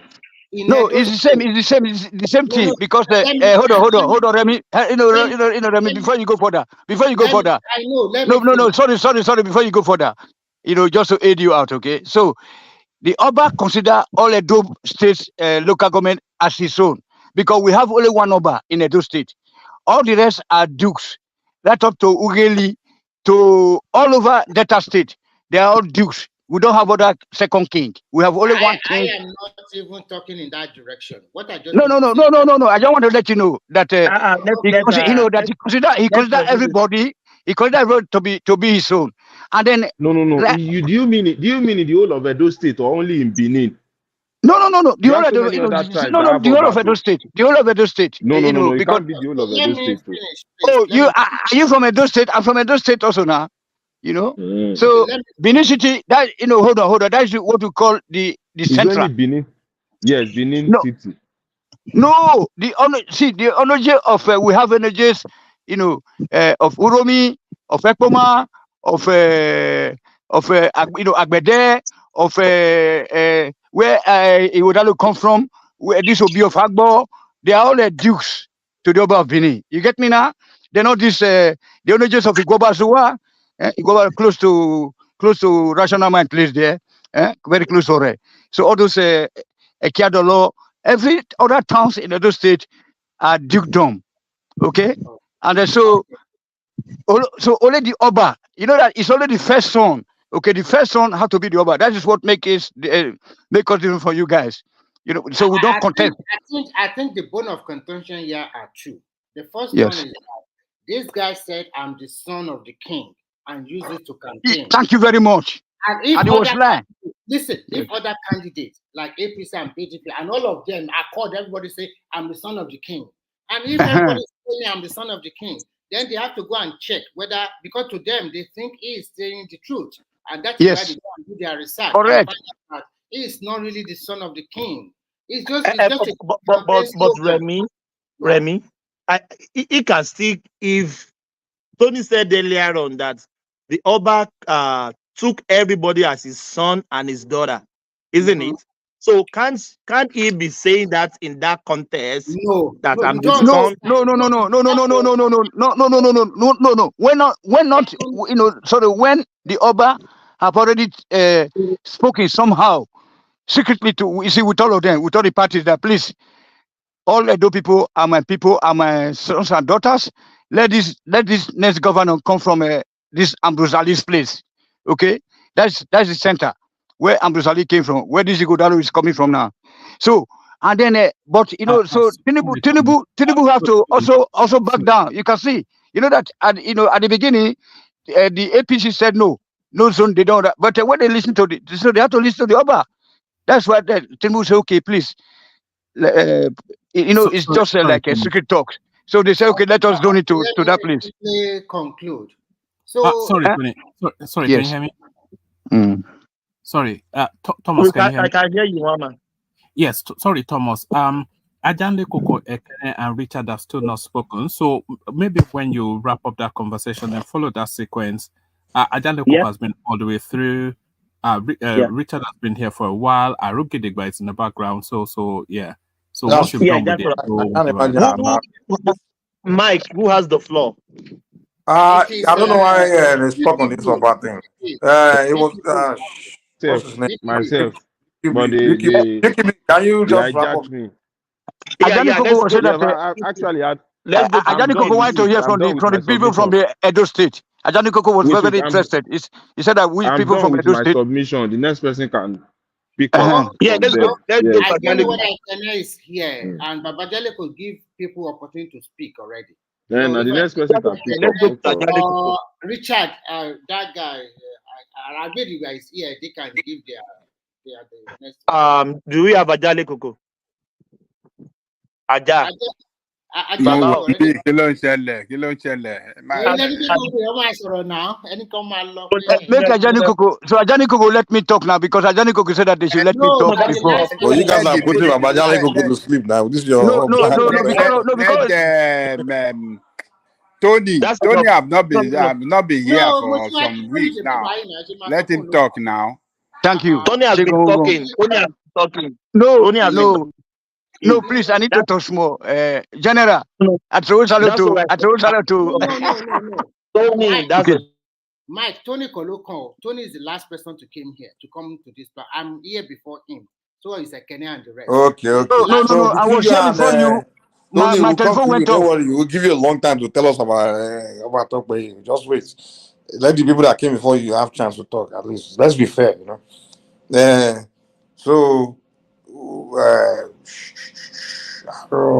Babajale Koko, do you want to go? You want Remy? Where's Aro? Is it there? Just about 6 people. Shouldn't be difficult to allocate number. If Ikena is not talking, that means it's not. I think Aro I came before. I've been here since 1 a.m. before the man. Who's that? It's Aro Gidiba, me. Okay. Yeah, you can go ahead then. Go ahead. Sorry, it's your turn. Okay. Go ahead. What do you want me to? How do you want us to line it up? How do you want us to? How do you want to say I it? Just just pick up start the with topic. whichever The one topics you. are easy now. Just list the topics for him so that he can pick up from there. Uh, The Benin issue, then the yes, obedience no, issue, that Benin then issue. Sowore. We already spoke about that Benin issue earlier on one And man. those That are thing the is a done topics deal. now. You want him to That pick thing out is topics? yeah. Can you give him the topics? Let me give him the topic. The Sowore's political movement. Then the obedient attack on anybody that seems to contradict Okupe now. or I think criticize the Peter attack the Obi. Okupe. Anybody that seems to criticize Obi. That's one. Then the Oba of Iwo, Oluwo going to Mecca and doing some things that Oba Yes, doesn't do in public, exposing his that's head, actually eating in public, and that's so I think actually those are why I the three major joined. topics. Then apart That's from actually the why I Benin one, joined. making it the fourth one. Yeah, that's actually So the that's Benin one is a making it the fourth one. So you can attack it from any side. yeah. That's Yeah. Oluwo's one is actually why I actually joined the show. Actually, Mm. that man, that guy is a nuisance, and it's unfortunate that even the governor we have in Osun State is a nuisance as well. The dancing But governor. yeah, so I think, and Oluwo is the problem with Oluwo is a very young king, and I always pray that these people that they will spend time on the throne. No, we're having young kings generally now, apart from maybe Olubado, that they've been stuck in those their old age Yes. geriatric traditional stool in their What of kingdom. our Somebody that was not 23 years. Awujale? No. But those are He they've was been there for young when decades he now. became king. Now He was he young was as well, young. 26. He was He was young. 26 No, when he became a king. when he became king, he was young. Now we Yeah, are but I talking said he was about 26 years old when he became king or something like that. yes, Some ridiculous yes. ages. I think Yeah, so Oluwo you is going can to be go. there he's going to be there for a long time, in the absence of any possibility of him being dethroned or whatnot. So it looks like we are going to enjoy his nuisance for several decades to come. I don't think it can change because it's a situation where someone who just by chance happens to be a prince somewhere, but never in his wildest imagination considered that he would ever become a king. He has come by chance is granted what he's not entitled to as a consequence of his character or as a consequence of his actions. And you're talking about someone that has a despicable.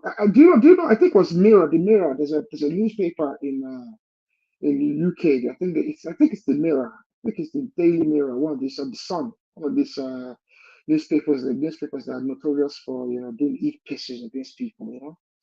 They did something essentially to diminish the Prince Harry and Meghan. And essentially, what they were saying was that they were meeting up with fraudulent individuals that have managed to make it, to become kings in Nigeria. And Oluwo was obviously the individual. His previous actions in America and in Canada are just terrible. He's a criminal, convicted criminal by if a convicted criminal who was actually so well. I mean, there's people that have been convicted before. They've come out and changed their life. But Oluwo is a convicted, hardened criminal, a repeating offender. Take this question about Luo.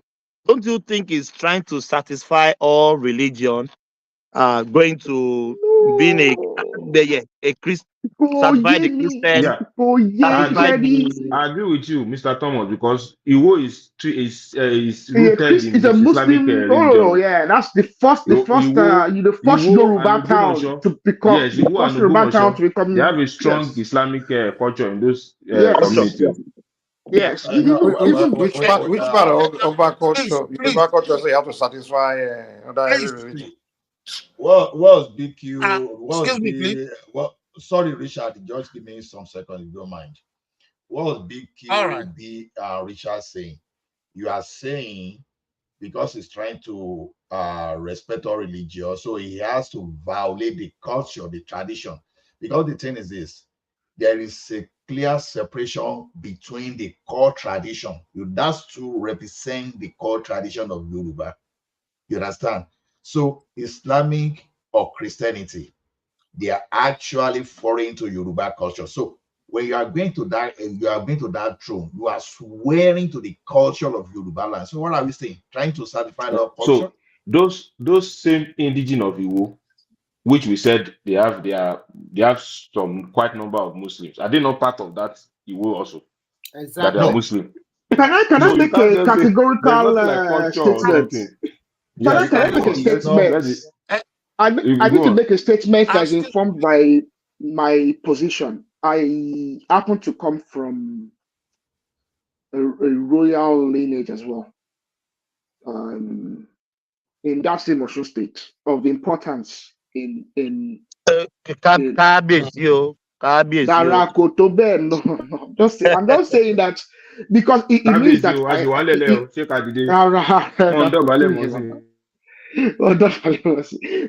it just means that I have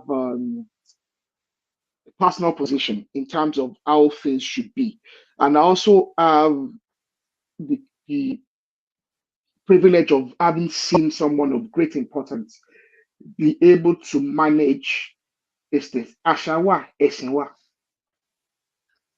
and they are distinct. Esi. But can we separate our culture from our religion? Yes. You are getting this thing in a different thing. Oba in Yoruba. Let that land the point. Let him go land that point so we get what he's saying. What I'm trying to get at is this. Understood what he's saying. Religion, okay, apart from the Yoruba traditional religion, we have to understand that as a consequence of time, and as a consequence, Mike and all of us, we discussed this the other day, the way Western, religion was foisted on a lot of us through education, okay, and now people have taken on religions, okay. Now, you might decide, okay, you've now become a Christian, you become a Muslim, and that is it, Ojoba, that is fine. You might decide that you don't necessarily want to dispose of those, to go absolutely back, and adopt fully the traditional Yoruba traditional religion. Because the Yoruba traditional religion is more than a religion. So, Aaron Gidigba, do you know Pope and Bishop? Well, especially if you are Catholic. Have you ever seen the Pope remove his cap in the church? Or you see the Bishop of a diocese remove his cap in the church? That's exactly that is exactly where I'm going to. Now, when it comes to tradition, the problem with people like Oluwo, people of his sorry for stopping your flow, but if only we are deceiving ourselves, our tradition as and culture are intertwined now. Can you say right? Yeah, go on. You see, the Yoruba traditional religion, I know Mike practices it, and I think other individuals. It is such a beautiful, practice, a way of life. It's not just a religion. It's not like the Western Semitic religions. It's a way of life. Are you guys there? Okay. I'm here. I think they're here. Yes. Who is the next person then? No, have you finished? Because we were interjecting him. Let him land. Yes. The problem with Oluwa and in like mind is that they are poorly educated. They are ignorant. And like someone said earlier, they're trying to please different interests, whereas they don't need to. There's ways that an educated individual can manage these things. You see, people like Ajayi Crowther. Ajayi Crowther was a member of the church, but all these people, they did Ogboni, they did all these things without any more defibo. You said Ajayi Crowther did Ogboni? Yes, all these people did Ogboni. Yeah? More people, yes. According to who? Mike, some of them wear shaki. They wear shaki. Do you know that? They what? It's loosely known. Mama they was wear shaki shaki. church. That's Ogboni something So they that did they normally it. put in their shoulder. They wear it to church. And Open, the open Anglicans, the Anglicans and the Methodists were notorious. Even some of the main people in Anglican churches, chiefs, people that are well known in the Anglican, members of the Anglican churches, and all the Baba Egbe and all these things. They didn't know more people. There's nothing. It is the more people. It was nothing, But because Well, you can't be saying, you can't say categorically that Jai Crowder did Ogoni. You can just say it's a theory. Or that's the thing. No, it's a theory. It's a theory. It's a theory. And Okay, I've all heard right. it. I've heard it said by people that I respect enough that themselves have they put a foot into that line of things and said, well, they had every belief to believe that they were involved in this. It wasn't part. Bashin Ronisi, Kolashin, it's not how it was then. It's not how it's like playing on like a member of the lodge. That's how it was then. Like you are doing what they call this thing this thing. It's very popular in the UK and America. I can't remember this. It's not really. It's not. Fraternity. Are you talking about Yes. fraternity? Yeah. Now there. Yeah. This fraternity. I forget what they call themselves. But people you can be Christian and be part of this. Now, yes, there's people say there's this occultic and this, but until you get there, you don't know. So that's the thing. There's ways to manage it. You can be Christian and be a king and do it perfectly and still do all the rights that you're meant to do. He knows what he's meant to do, but he's ignorant. Number No, one, how do you mean he's ignorant? Do you mean he's supposed to come to Saudi Arabia and not remove his cap? Why can he not? To Hajj. He will come to Hajj and not remove his cap. Sorry, I think what Why can he not? is that It's not possible. Or he should have gone at all. Or he will He should not have remove gone his at all. Or he should have gone at all. For you to circle around the Kaaba, you can't wear clothes. You have to just put on that rope. Okay, let me ask you a question. In that case, let me ask a question. BQB, are you saying if Sultan of Sokoto goes to Mecca, is going to remove his turban? I just want you to answer that question. Yes, he will. Give me an example. It will. That according to their, let me explain. Do you know where they're going? Who is Sultan of Sokoto in Kaaba? I'm only asking. Sultan is the Islamic king now. He's an Islamic king now. So yes, he will remove everything. Listen, nothing will be on him. When you go to that holy land and you want to walk around that Kaaba, everybody must be in a row. Yes, everybody must be remember uniform. That when Tinubu went there, he didn't put on any Kaaba. Everything you must remove. But the problem with that Obada Oluwo is that he's not supposed to take any photo to share it on social media. You share it on social media, he must be private. Exactly. Yes, I agree. Yes, I agree with you on that one. It's a private thing. It should have and no photo, nothing. Everything. He's a social media person. So he likes to. The thing about is this: even the Saudi Arabians, yes, they can make an exception where they can actually have a private. No exception. No, there's no private. There's no exception for circling Kaaba. Well, in that case, you don't go. In that case, I don't go anywhere. Because conflict, Melu. It's a trance. It's not a good or bad. Of course, ignorance now. Yeah, you make informed decisions. Oh, Lonnie, yeah. But why are you guys shocked now? The guy already said that you can't put all the gods in the museum. And he already made it clear that it's a sultan. It's no longer. It's an Islamic guy. Doesn't believe in. So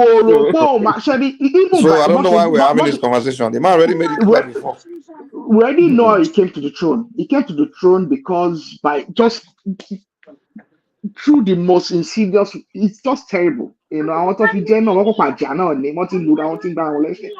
this is a king touching your blow. See, they were doing a meeting in Osun State. I think the problem with I think the problem with Yoruba traditional and culture is that we have mixed it.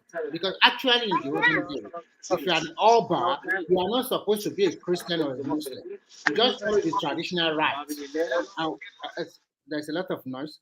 If you follow all the traditional rites, you don't need to go to any mosque or any church Just follow the tradition. In the olden days, all bad, you do something bad, you just tell yourself, go and commit suicide, go and kill yourself. It's so simple. What But now, don't because we understand, have what these people don't understand is that people are now either Muslim or Christian now. Nobody is really practicing the traditional religion again. There's nothing like that now.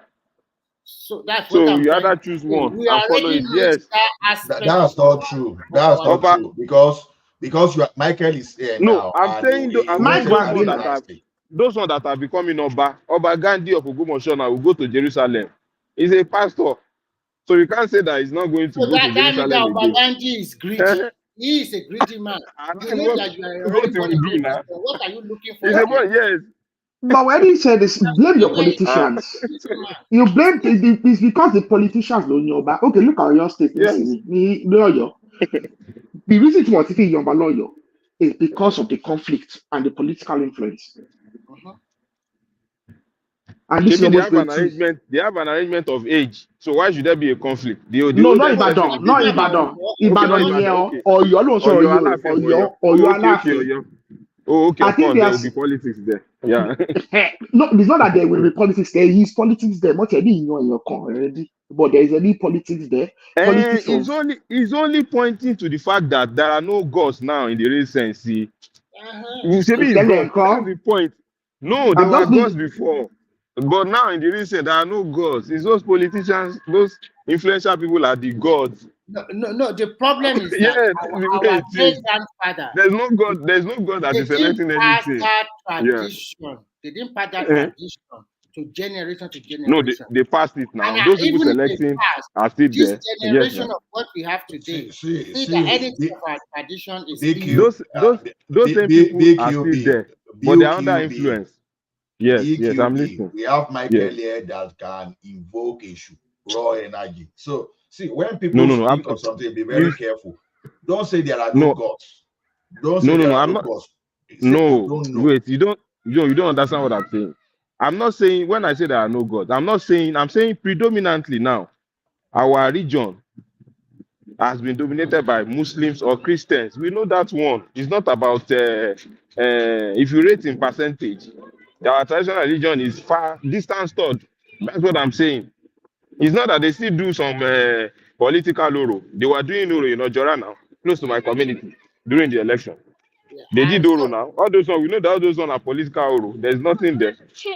So would I Okay, now if say they're there are no gods? political, Yes, you there go are now. outside there now. Go when they are doing it.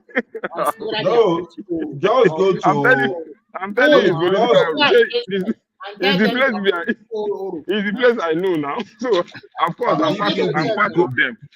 I'm Go part to of them. So I'm not the going to violate it. I'm not going to violate it if they are doing it. One voice, please. Too much voice, please. Yeah. Yes, Go on. if I'm part of if I'm part of them and they are doing a traditional right in my area, I'm Okay, going to as obey it now. I'm not going to violate it now. Yes.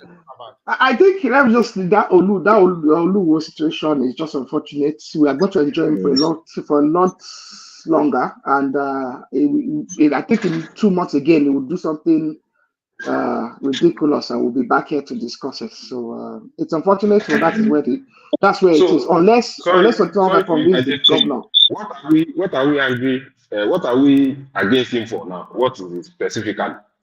Is it that what specifically? What has he done that? Decorum. Oh, okay. Is taking a picture. It can be seen now when Kolima Bofwat. Even Kolima Bofwat, just a small thing, just to use. But no, decorum really. Koliwo anything. Yeah, in that case, it shouldn't be taking a picture. And he took the picture himself. Make it picture. That's what It's those a selfie. will not do. Those sultans will not expose themselves. Yes, they will not expose themselves. It wasn't even like someone saw you and took a picture of you, while you were trying to be discreet. You weren't trying to be discreet. You took a picture of yourself. And post it and be praying. Why are we blaming this king? I think he did something wrong, but your Oni of Ile-Ife, we saw him something similar. We saw him. No. We have to go there. We have to go there. What did he do? Similar. What is the difference between is a king?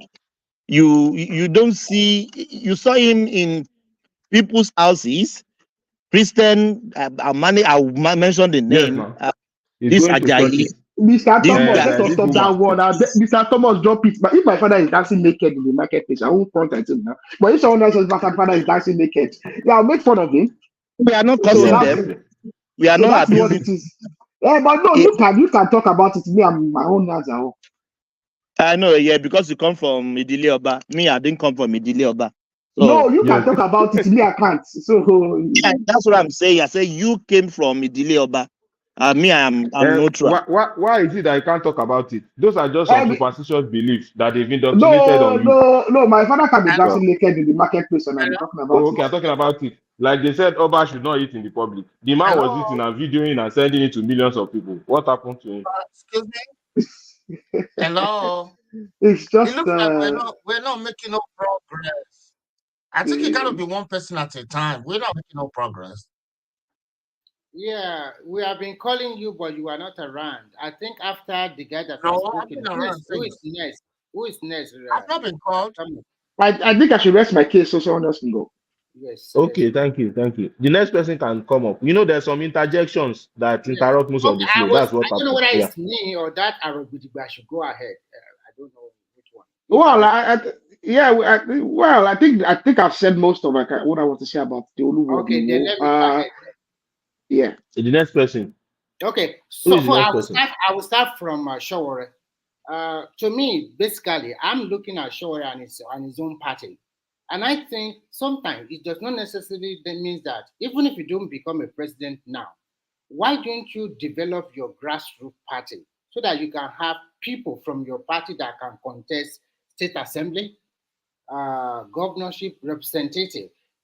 I don't support him to join PDP or APC because his ideology is totally different from these two parties. So why not build your party that you can have sponsor, bring in more people, give that sensitization to people because politics is local, so that if you have people in the state assembly or maybe a rep or senators. I mean, sorry for cutting you. Who tell you that people are not being in ACN, people are not going for those office. They have candidates every time. It may not be all, but in Southwest, couple of people. Let me land, please. Yes, and they might not be winning election. They are not winning. That's the problem. So why? Okay, if that is the case, yeah. If I were them, why are we not winning election? What is the problem? Are we not playing the politics very well? And I will give you from my own experience. When I was a general secretary of my youth, youth association, we have to travel the way from Ibadan to Jos to see the Obasanjo PDP convention that time. And we already said we are going to pitch our tent for Odufalai. But still, those PDP tower, they came to us that we should follow them to Jos. We were there, we saw what happened. And by the time we come back, my president already changed tune. I don't know, they have already given money. And he has already convinced And two of your members of that's the real politics now. Yes. And before I can get Jack Zero, everybody already changed tune that we must support them. I was like, no, it's not going to happen. This is not what we talk about. I was shouting, and I look at my back. It's only me and one other guy. The rest of our executive, they already go for PDP. What am I going to do? Majority speaks more than minority. And before we know it, we're already on our way to meet Stella Obasanjo at the Ibadan. I forgot the name of this hall that time. Because that woman came to Ibadan. And we met the woman, and before we left, they gave us money. That money is that Baru youth team, because the money is so much that we started fighting against ourselves. And at the end of the day, that is the end of our story. I did not collect enough money. They didn't give me what I was expecting. And our president just, How much were you expecting? Sorry, Mr. Remy, how much were you expecting? I don't want to say. So you are part of those people that have been eating Nigerian money. No, I'm not eating Nigerian money. What I'm just trying to say here is very simple. Politics is local. When you are an activist, like what you have been for all your life in the university, and when you came out, and then you want to contest for the highest office of the land, and then you think that you are not getting what you're supposed to get, Look at other people, because to me, when you mention AAC, the only thing Nigeria will tell you is Sowore, that's over. But when you build more grassroots, even if you go to where you are most popular, they really love you. If it's Ondo or Lagos, like if they love you in Lagos mainland or Lagos Island, go there, make sure that at least you get 2 or 3 people, push them, find a way to sponsor them. Because I will not lie to you, my friend, money, politics without no money is zero anywhere in the world. If you don't have the money, you get somebody to sponsor you. And if someone is sponsoring you, Remy, yeah? let me ask you this. Nigerian politics, you just mentioned it now. It's money. Money after money after money. Anywhere in the world, people will buy you by cash or by kind. People will buy Okay. Let me ask you this, Remy. Mike, you don't even let me ask Mike. You don't let me ask Mike. Okay, go ahead. Finish. Thomas, I'll come. Yeah. So, are you thinking Sowore is deceiving himself if you think that Nigeria will just know you or they will vote for you if it's not playing the game of money? And I know he doesn't have the money. But I will answer your what is the question end this game? way. When you say Sowore does not have the money, where is he getting the money for him to campaign throughout in 2019? I remember That's a in 2018 chicken change now. No. That's a chicken Calm down. change. I know where I'm going. You say he does not have money. At least he went around Nigeria, almost all the 36 states of the Federation. It's not the only one that will travel. He campaigned more than all the parties. They will stay in a hotel. They will use transport. So if he want to go for presidency, he know how he's going to source for money to help him so that he can campaign all around the country. So what about all those people that are following your own party that they wanted to contest for simple state assembly seat or rep? Why don't you try as much as possible to also, even if it's going to be foreign donor or whatever that is going to help you? Because to be frank with you, if anywhere you are, you need money. And when you talk about logistics, you are talking about money because you are going to use that money for your logistic aspect. You are going to rent people that are going to stage the stage for you. You are going to rent people that are going to bring a lot of stuff for you, and also refreshment, accommodation, so many stuff. And you're also going to. So other than that, it's impossible. Is that what you're saying? What did you say? Can you repeat? So other than that, it's impossible if we without the money doing all It's these impossible things. in Nigerian context. It's impossible When in you Nigeria. look at it in the real. Now let me ask you this: is there much difference between the Nigerian election and all these other African countries? I mean, the voters pretty much have the same mentality. Now let me ask you this. Yeah. That's what I'm about to ask you now. You see what happened in Senegal this year? Yeah. That young guy has like literally, if someone would have asked, will that guy be president? It would have been everybody has said, man, you're joking. That's even a country where France even influenced the election. You understand? I'm talking about France. Even France couldn't control the situation. The leadership, the elite, all of them couldn't control it. They did everything. In fact, they even put the guy in prison. The main guy, in fact, let me even tell you what happened. The main guy that was running, he's not the one that became president, right? They did everything to stop him. They even accused him of something they can't run because I forgot what the accusation was. And then they pull his they pull his what do you call it? His candidates, whatever they call it. So then they put him in prison. So now the guy now said, okay, since you guys have disqualified me, now you now find a guy, right? And tell the people that, hey, okay, vote for this guy then that met the criteria. If you vote for him, then that's me. You understand? So it's basically saying, now, did you follow Senegal election? Did you follow it? What happened in Senegal this year? So I followed and I want to tell you something that we just, that you already answered the question. This guy run on a national party because you said the guy that's supposed to run on that party was put into jail. And you now said, this is the guy I'm presenting for this national party. Oh, no. That guy didn't run any national party. No, he's kind of like your kind of figure. He ran on his own. No. And I think this guy, if I remember, if my memory serves me right, I think his father was very popular before. The Senegalese guy? Yes, the father was a very popular figure in Senegal, and I think he ran on the national party, not just on his. So, was his father an ex-president? I think so. Somebody said something like that before, that the father was an ex-president of Senegal, and he The ran guy on that the. won the election or the other one? Yes, go and check this. Go and check the story. He ran on I the don't national. think so. I think the Okay, guy so was not a former governor or former anything or former. No. Let me tell you something. Because your argument is always that you can't. I always repeat it. The politics they will play in Senegal will be totally different from Nigeria. Nigeria It's have not different, my friend. In the whole Africa, it's not different. It's not different. The people vote the same way. What You is Remy influence saying? them. You said the father of the young I say president. I'm not sure about that one. No, I'm not sure. No, that's not. No, that's not true. What happened is that the main opposition candidate was disqualified, and that main opposition is a very popular candidate. So it is that main opposition that instructed his followers and people that will have voted for him to vote for this young guy. You understand what I'm saying? Yes, it's the same thing. Yeah.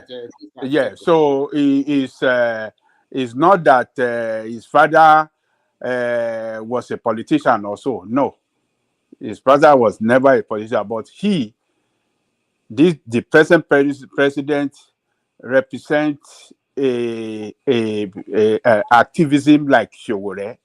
You know, it was So doing in a activity. nutshell, So they this took him guy to runs jail. under opposition party. In a nutshell, from what you just said, this guy run under a big opposition party. It's not big. It was not big. It was not family. money party. His party is a very small party. Like small party. They don't have money. Like they don't have money. They don't have anything. But the main opposition that will have, the people wanted to vote for the then administration. The establishment. They disqualify him. So is that because they were surprised how people were just, they disqualify for the But fear. he's already the main opposition by proxy then. Since he has inherited their hold votes. on. No, you can't describe him. You can't say he's a main opposition by proxy. In short, Try to understand what happened. I have the information. Yeah, that guy that is the current prime minister was working in I think Ministry of Finance or something.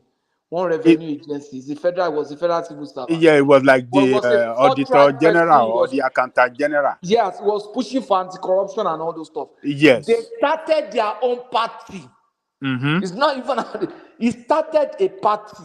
Yes. Of young people and activists. So this president was part of that party. And so they disqualified him. He was arrested. He was persecuted and everything. That made him more popular. I think he ran against the president before. He didn't win, but he became popular. And now they saw him as a threat or something. So they started putting so many issues around him. He was in jail and stuff like that. So they now presented this guy. You understand? They now presented this guy. So because of that, now all the people that would have voted for that other guy rallied around him. And this guy became the president. And when the guy became the president, he appointed him as prime minister. In short, his party was just like this Sowore party.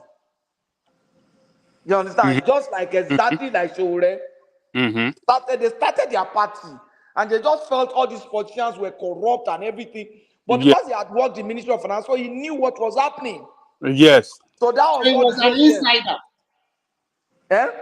I mean, the guy that they imprisoned for was an insider. He knows everything. He wasn't an insider. He was a civil servant. He was a civil servant. Yeah, of course, he knows the system very well. No, he didn't know the system. He was a civil servant. It's just like Sowore now. Sowore through his SR reporters and the way they gather intelligence and everything. He knows what's happening in all those corruption issues now. Some of these corruption issues we don't know. The guy knows, and he says that. You need to understand this. A few years ago in Senegal. No, you don't understand me. You don't really understand me. No, let me tell you something. A few years ago in Senegal, some years ago in Senegal, those guys, that kind of thing will never possibly You don't happen. understand. Look Now, at what. wait. The reason why it happened now, wait, I'm trying to let you understand something. There'll be a time in the consciousness of the people where something will just shift in their mind. Like, for example, what's Exactly. going on in those, hold on, what's going on is like that, what's going on within the Francophone countries, the whole revolution in Mali, all those things. It was kind of, and then the internet, all these things has been going on. So the people's mind just kind of switch went to the point where they just like, Okay, are you you know saying what, we have to eliminate all the, we have to change the status quo, we have to go against it. A moment like that can happen in Nigeria, where everybody will just be like, the only reason why it's not happening is because of this tribal bullshit that we just got going okay? on. I Uh, understand what you're trying to say, and everybody's just a moment will come where people will just, be like, oh, Mike, you know what, let's just Mike, go for. do you know the country to watch out for now? The country to watch out for now is Cote d'Ivoire.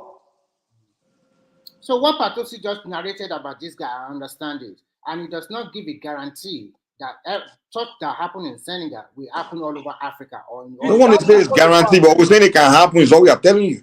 It will happen in Cote d'Ivoire very soon. It might happen in Cote d'Ivoire. So in Nigeria, I think Congo elected a new prime minister as well some days ago. A woman. So I am just trying to see. I am just trying to Which see. Congo, Brazzaville or DRC? DR. No, DR. The president appoints prime minister now. So what I'm just trying to they say is run that in the event of what happened in Senegal is not happening in Nigeria now, or maybe in next year or in the next 4 years, we don't know. It can happen. If it can happen in Senegal, it can happen in Nigeria. Let me finish, please. What I'm trying to say is very simple. This is a AAC. It's a party. So it's not Sowore alone cannot be saying, okay, I want to contest for president. How do you make sure that your party is also winning in state or in the legislature, like a rep or senator? It's also very important because when you become a president of a country, because you want to send a lot of bills to them, you also need your party member to be there also. Not all the opposite, all the seats will be taken. I mean, it's almost like you have not been listening to us. Mr. Remy, can I interject? The way the Senegalese people were thinking. Hold on now. I don't want interjection from Mike because whatever you want to say is your own opinion, and whatever I want to say. Okay, that's fine. Mr. Remy, can I talk? Mr. Remy, can I? I'm not imposing anything on you. I'm just trying to. Mr. Remy, can I interject for 1 second? Hold on. They have only one tribe. Are you saying that they don't have only one tribe in Senegal? No, they don't have one tribe in Senegal. They have many tribes. So why is it now about you said the reason? No. What I'm saying is, but the religion is predominantly Muslim. No, it's not even that. That's not even the point I was making. Let me tell you. In Senegal, also before they were just like Nigeria. It's all African. They were tribal. My region, my this, my that. That's the way it was. Yeah, that's the way it was all over Africa. But what I'm saying is, a time came when some events started taking place where the people had to put aside the old tribal thing because this whole wokeism about anti-French, you understand? And the Francophone, our French is still colonizing them. What is the population? Let me hold on, please. What is the population of the Senegal? Yeah, it's less than Nigeria, but that's not even the point. But what I'm saying is, the people before were just the old mental thinking of the people before were always just tribal, ethnic, regional, that kind of thing, which is typical of every Africa and in fact the whole world. But what happened was a event started taking place. This anti-colonial, anti-French kind of thing started going on in the mind. Let me land. This anti-French kind of movement started going on in the minds of a lot of young Francophone African youth. And then some events started taking place within the Francophone countries like Mali, Niger, Burkina Faso, where they are doing anti-French and deposing or overthrowing their French puppet leaders and things like that. So that's what gave birth, came in the minds of those young the voters in Senegal, where they felt like our own leaders who are so close to France. So I think we should also get rid of them.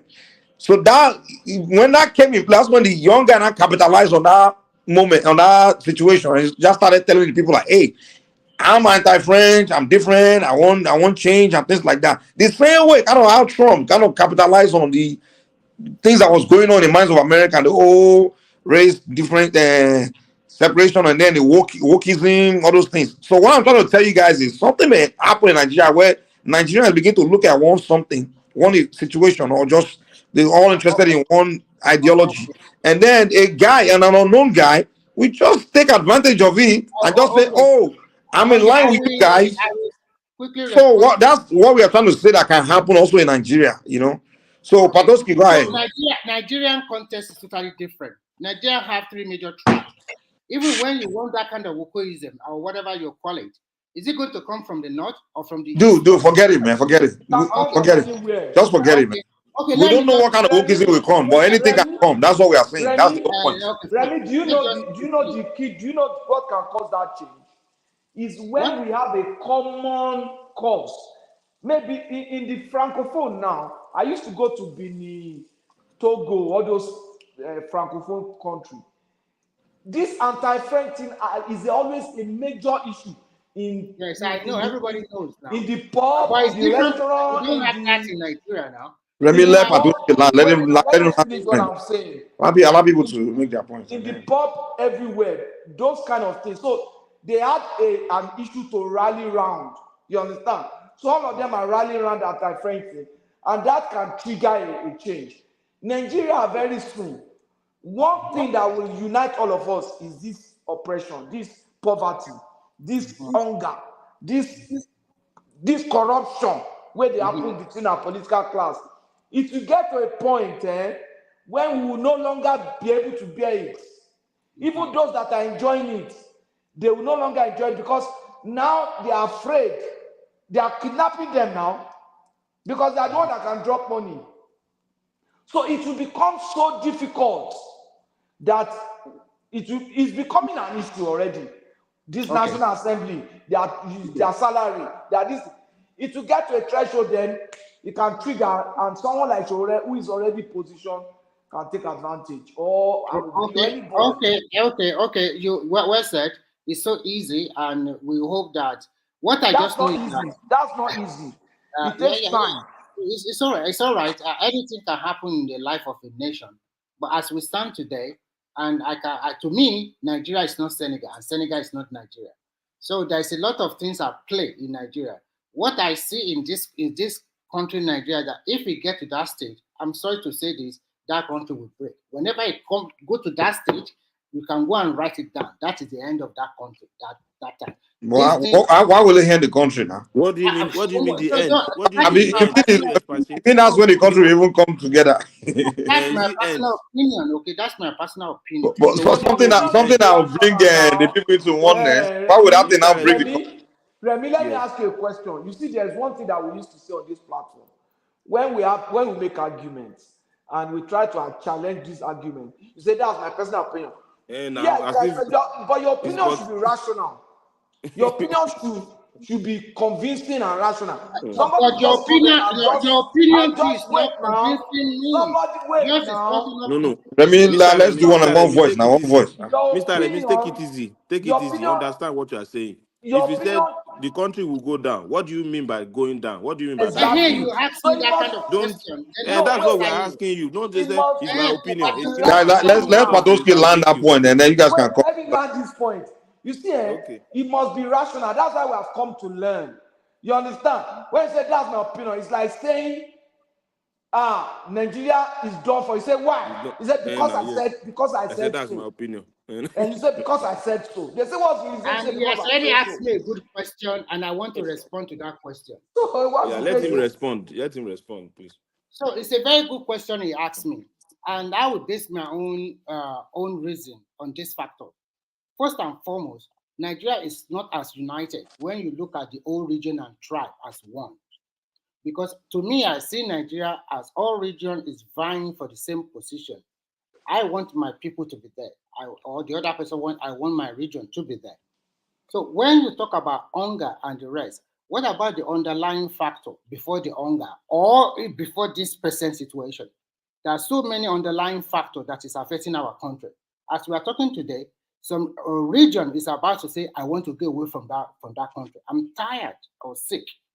And we don't know whether they're the only one that want to go away.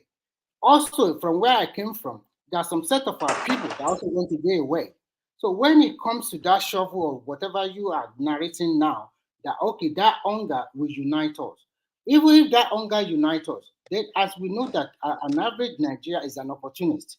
So it now boils down to the decision about who are we going to push forward to be the leader of that country. We have to look at the factor who is ruling you now, and the person that is ruling you, where does it come from? Then when you not get to that position, are we going to push another person that comes from the same region to be the leader of that country at that particular moment? Does the other region of Nigeria will accept because we are different in religion, in the way we are thinking, in the mode of dressing? So many things are different. Are they going to allow it to happen? So I think everybody of us can ponder. You all know what I'm talking about, unless you are pretending about it. If we ponder about it. So all these places that happen, are they not all different religion, different ethnic? Now 80% of Senegalese are Muslim. They have different tribes, and even in Burkina Faso, these other countries, places where it have happened, people have different ethnic. They have that things that divided them over the years. They don't have too much divide like that. They don't have too much. They do. It's everywhere. People always vote along. In the whole Africa, people always vote along ethnic and tribal line. That's it. The way the French colonized them, and the way they rule over them since they gave their independence, they never let them go at all. If you go to any French, they never let them go. It's like, I gave you independence, but I'm still controlling you. That's what they have been doing to them. But it's different from the way UK colonized Nigeria, and they give us a lot of leeway. But for this French-speaking West Africa, most of them, they are still under French. But really, the point we are making to you is not really the French or how it happens to them. We're just telling you that anything, it could be in a different form in Nigeria. We are not saying it's going to be anti-British thing that will make us do something. That's not what we are telling you. I want to change the form in Nigeria. We are not saying it's going to be anti-British thing that will make us.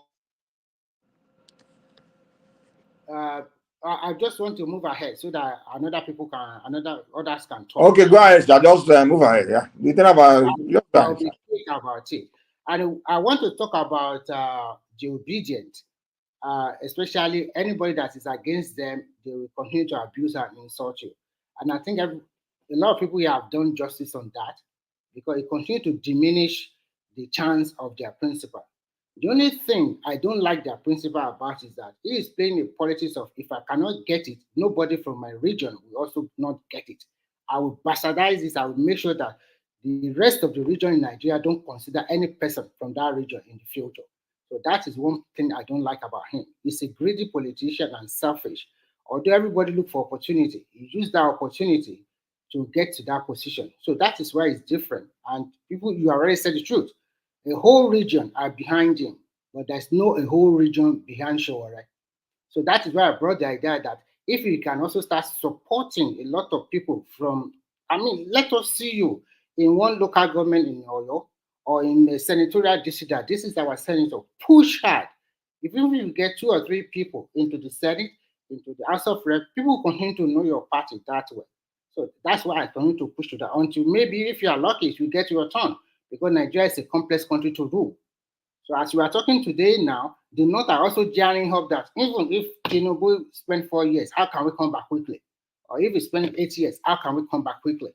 So everybody is gearing up so to that. And I think the obedient are not doing a wonderful job. Even the so-called educated one out of them, some of them are also being a disappointment because the way they relate, you are playing the game of how to say, you are labeling the others, but you don't want them to label you. Any simple thing from Tinubu, you call him all sorts of names. You rubbish his government, you rubbish his governance, but you don't want them to talk about your home principle. That is unfair. So, but whatever I see in it, I don't think he has a really good chance to rule that country. In fact, he is continuing to shut himself on the foot the way he's playing his own politics. And any other one?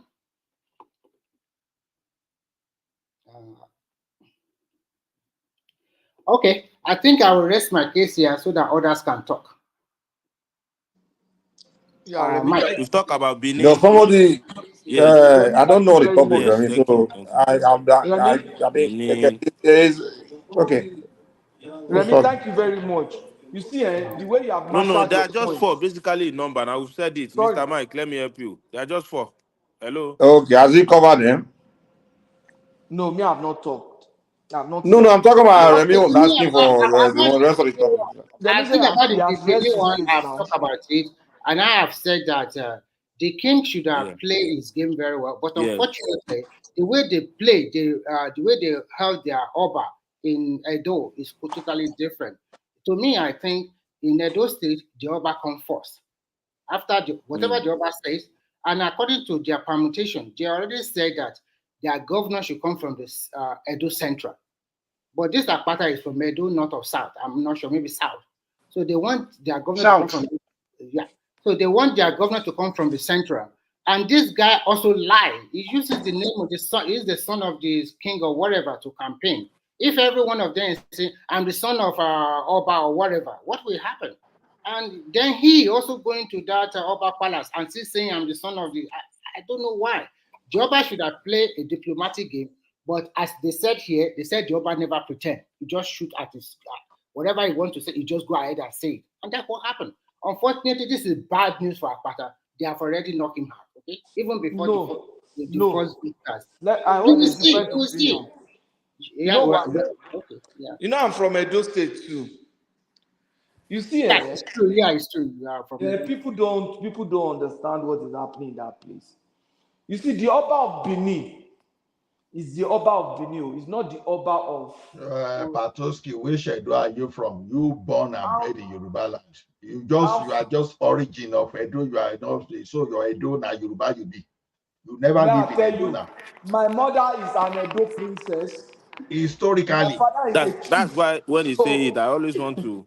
if you hear my last name, you didn't live in Edo, so you if are you hear my you last are name, Yoruba through and through. but I'm So No, did from you live there. in Edo? Did you really live in Edo? you didn't live in Edo. You.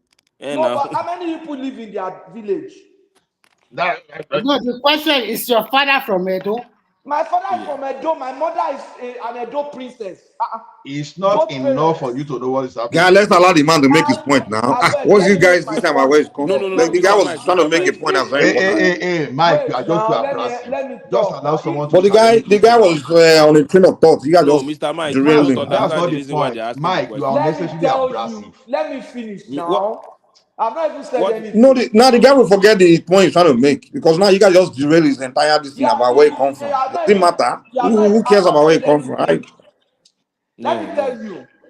I'm from Edo, but if people who are not even part of Edo and never lived in Benin are competent to speak about Benin matter, you think I'm not more competent? Have you ever slept Don't one mind them, night? man. Guy, make your You continue people your have this not thing. slept one No, night. Mr. Mike, don't push. Nobody is against him. The So same let me time that finish what I'm. Let me No, the finish guy Prominent what I'm hasn't Akpata saying. started making submitted. his point. You guys already saying he's not from here. Let No, me finish you my. don't understand what they are saying. Let me even He's start only my trying to talk. push that his own narrative of the Edo issue is the original one. That's why the question comes I'm like that. trying to tell you what is That's happening. the issue. I'm You trying see, to tell you what is happening. Two every things. other person's opinion and understanding of the issue is not the true My brother, position. it is. Like It's his my own is the own true position. way That's what now. he's My trying Well, to he own. hasn't portray. even presented the position yet. That's the No, he thing. has said it before now, not now. I've not said anything now. Okay, what did I say? You've not mentioned this thing What's the about this particular position that topic I today. put forward No, now? today. I've not said anything. I just joined But now. what he's about to say is Okay. what we maybe something different that he's about to I say though. just joined, So we need sir. to hear that Okay, first. no That's why I problem. mean I'm You like, can go you ahead. guys Go are ahead. lying, No Because I problem. Go wanted to Just see ahead. what he joined. wanted to say, but I you guys joined just took around. him. I joined around Let to him 10. go ahead. Let him go ahead and Hey say. now, Let him go ahead. this is what I'm saying. You see, even though I know they for Benin, but they attend Edo meeting now. Tribal meeting, they even for Edo in diaspora, Edo that are living outside Benin. So I can please say something. This one thing about Oba that people don't know is that in Edo, other places have their own king too, even though they don't call them Obas. And even in Benin, an Oba can make you to lose an election, but he cannot make you to win an election. He cannot. He can make you to lose an election if you go against him. But if he supports you, he cannot make you win. That's what I'm trying to make people see. Say if Oba endorse you, that's not true. I've heard Tony saying something close to that before. That's not true. You understand what I'm saying? And one thing about Akpata that he just said, I'm a son of the palace. He's not saying that Oba is my father. Everybody knows Akpata's father now. Akpata's father is very popular in Benin. Just as Akpata is popular. So if Akpata go to Oba Marketman and say, I'm the son of Oba, everybody knows his father. They know he's not saying that Oba gave birth to him or that he's a princess, because they know his father. So he's simply saying, look, I'm a son of the soil. I'm one of your children. That's simply what he was saying. And if Oba said no, it does not mean that Akpata is going to lose the election. No. It does not mean that. I think this current Oba is becoming more political than his father. His father was actually the reserve type. His father brought more respect to that stool. That stool has a respect in itself. But the one occupying it brings respect to it, just like Olubushe brought more respect to the Ife throne than the current one. But I believe this current one is still learning. Patoski, can you answer this question? You are from Edo, and Ola say you never lived there. Can you tell me how do people in Edo hold their king? If you talk about Edo king, anyhow, people will fight you. They are ready to talk that one now. You see, this is what I'm saying. Edo, is not only one tribe that's in Edo. This one what Tony just talked now. Do you know how many local governments in Benin alone? Do you know how many local governments? Wait now. Benin is one tribe. That Benin area, they are Edo tribe. There's a tribe called Edo tribe. There's another tribe called Afema. They are Edo tribe. Ileha. There's people in Edo North, Auchi, Fuga, Onwa. They are Afema people. Even within Afema, you have another tribe called Ileha. Then you have the Esam people. That's another tribe. If they are the same tribe, then why they say this person should become king, these people should become king? It's because they are not one now. They are different tribes. And their dialect is different. The language is different. It's just that you can pick some slightly. But it's not, I don't understand Benin language as I speak with you. And Tony does not understand Benin except he lives in Benin. But the fact that he's from Esan does not mean he will understand Benin. It's completely different. So the Oba of Benin does not have any control over an Afema person at all. Zero. It does not have any control over an Esan person. It's zero. Okay, Patoski, I have some news for you now. In Edo State, Edo South, which comprises of the Benin, have 7 local governments. Edo North have 6, and Edo Central have 5 local governments. So the Oba reign in the Edo South, which the Benin are more populated. So if he tells them, this is the way I want you to vote, so that means they are the determinant in this election that No, they will not vote like that. That's what I'm telling you. Okay. The Oba cannot tell them to vote, but the Oba can cause them to vote against the candidate. If, for example, the candidate becomes rude to the Oba, but not by Oba saying, don't vote for this person. If the person disrespects this tool, they will vote against him, even if the Oba did not say anything. But Oba cannot say, vote this person, and everybody will vote. Do you know that in Benin, you have, I'm sure Benin now is like 25%. Benin is 25% Igbo. So you have so many tribes in Benin now. You are from Edo, but you cannot speak the language. And I'm sorry, I can speak my language. I cannot speak Benin language. The language of Benin. You are not from Benin. Okay, this guy is not here now. Tony is not here. Tony is from Esan. Tony is not from Benin. He's not from Benin. I know Tony now. I think Tony they speak offline now.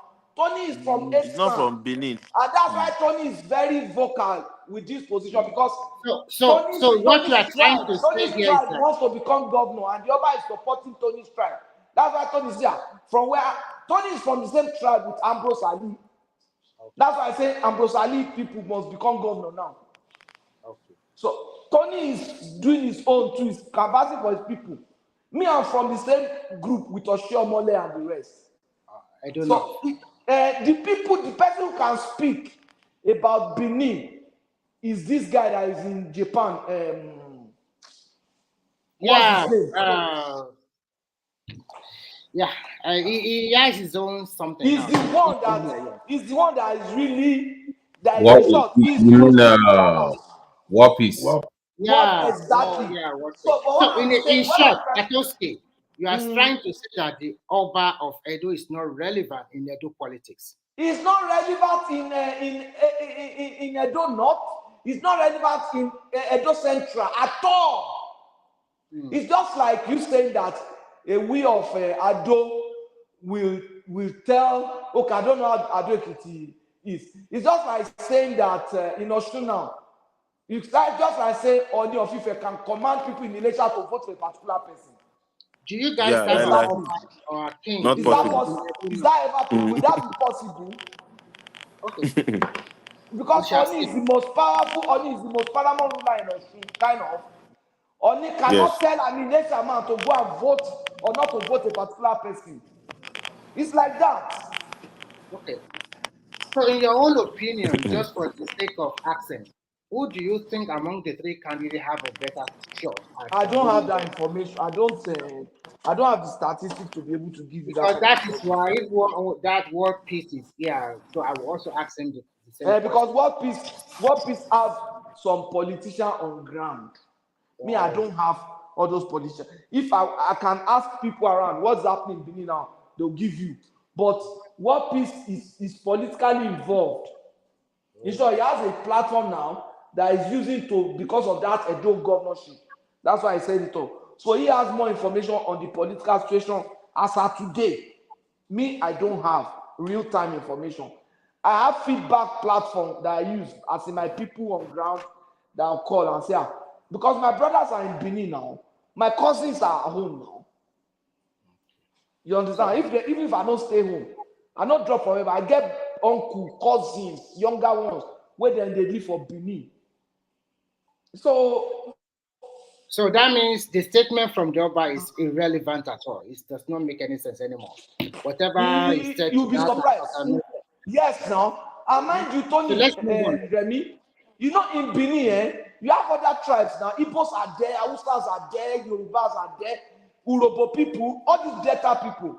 There are so many of them in Benin because, you know, Benin used to be the capital of Bendel State. So some of them don't get their represent are there, they born them for them. But now Benin Sorry. You mean Igbo tribe is an indigenous tribe in Edo State like Yoruba tribe? No, they are. Because what you counting What it I mean are Igbos plenty. The way they of are course, many now in Igbos are Lagos. everywhere. The way they are many. We know that one. So Oba cannot tell those people not to vote for a particular person now. Okay. That's what I'm saying. Oba But cannot tell those people he to vote can for a threaten particular to throw them in the lagoon if they vote against his candidates. So like he cannot. I don't know why my this king in one. Lagos. This one taking political position unlike his father. It will boomerang. Just watch. You will see. Okay. He will. Paco, what political position did he take? I think he just clarified the difference between being the son of the palace and the royal. No, everybody knows that. You see, everybody knows that. Everybody knows the son of the palace. I mean, I'll tell you, the way Benin people have their names and the way they greet, if somebody that is a son of the palace want to greet you, just like Yoruba, if you see somebody who's like a king or like a warrior, you say Karaole. You won't say Ekarosa, Ekaro. You say Karaole. If I greet you and say Karaole, you will look at me and say, this one, because Ekaro, Kilode, maybe they are warrior. You understand? In Benin, the king, the prince, they have their own greetings. Some chief, a particular chief has his own greeting. Different. So a son of the palace, from their name and from their greetings, you will know them. When the guy say I'm a son of the palace, it's not saying he's from Benin or that his own ancestors are palace people. Because everybody knows Akpata. Everybody knows, just like Obasanjo just saying, I'm a son of Ake Palace. No. Everybody knows Obasanjo is from Owu. But if Obasanjo say, who told you Obasanjo is from Owu? Oh, Obasanjo is from the southeast. Oh, you don't know. Pato, let me, Pato, you know, you're from that side of the country, so you know better. I think the king saying that is to clarify for outsiders. Madalo, of the people. This particular one, No. I've seen Edo people disrespected something that never happened before. Pato, my point to you is that you are from that part. For people that are from the outside looking in, when somebody says they're the son of a palace, we might assume that they're from the palace. So I think it was just offering a clarification on what it means to be from the palace as opposed to being an indigenous, a prominent indigenous of the soil. I don't think that, to me, for me or more, but to me, doesn't sound political to me. Just to clarify a position of what is obtained in that. Babati, don't worry. This Oba, you will soon get. Okay, if you say so, but it's a political move. It takes some political. It's not. He used to be a diplomat now, so I mean, he's not far from Pato, if you think it's better, so who do you think is supporting them? Who do you think is low key behind? If that's what he believes he's doing. No, I don't know, but he's obviously not supporting Akpata. Okay. All right. But he's not supposed to say he's not supporting. He's not supposed to show that he's not supporting a particular body. He didn't say he wasn't supporting. He should say he's supporting everybody. Something like Pato, that. did he say that? When did he say that? With this statement. It was offering it. It was clarifying the position. The point is that what if this guy eventually emerge now? I don't think there will be any major issue. For me, after that, maybe just me. If this guy eventually emerge, he will say, well, I'm not your son now. You know, this Oba is having problem with Obaseki. Obaseki is from Benin. Obaseki family is a very powerful and very popular family in Benin. I'm sure Obaseki is a son of the palace self. Yeah, from the name self, you will know. You understand? But this Oba is having problem with Obaseki. He's not supposed to be like that. You understand? If now a person will get blockhead like Dia, he go just come out town. It's just that Obaseki does not want to sound like something that has never happened in Benin before.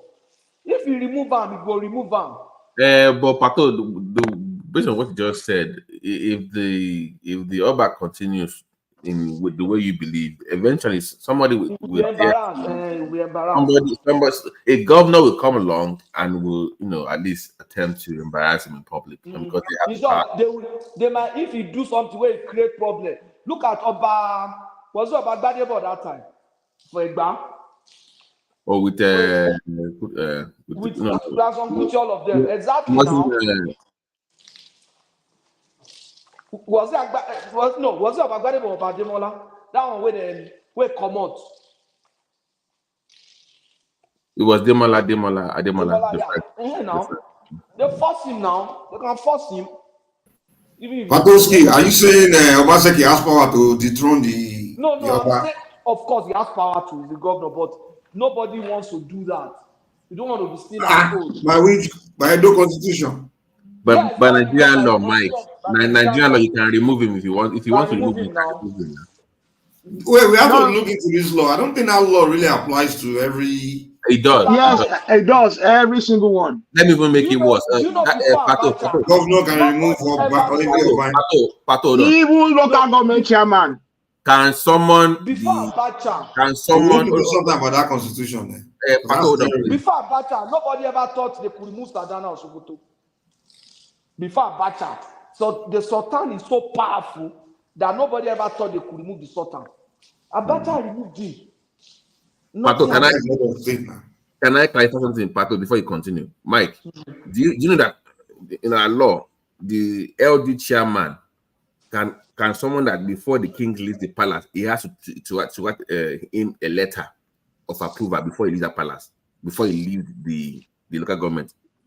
He can actually, yes, before the king leaves that council, that his kingdom, to travel for healthcare, anything else, he has to write a letter to the LG government, LG council chairman to approve for him to leave. That's Nigerian law. In which state? In Nigerian constitution now. Nigerian constitution. Yes, they have power over the cabis, your ballet over there. The LG chairman is actually powerful than the my LG chairman, they pay their salary now.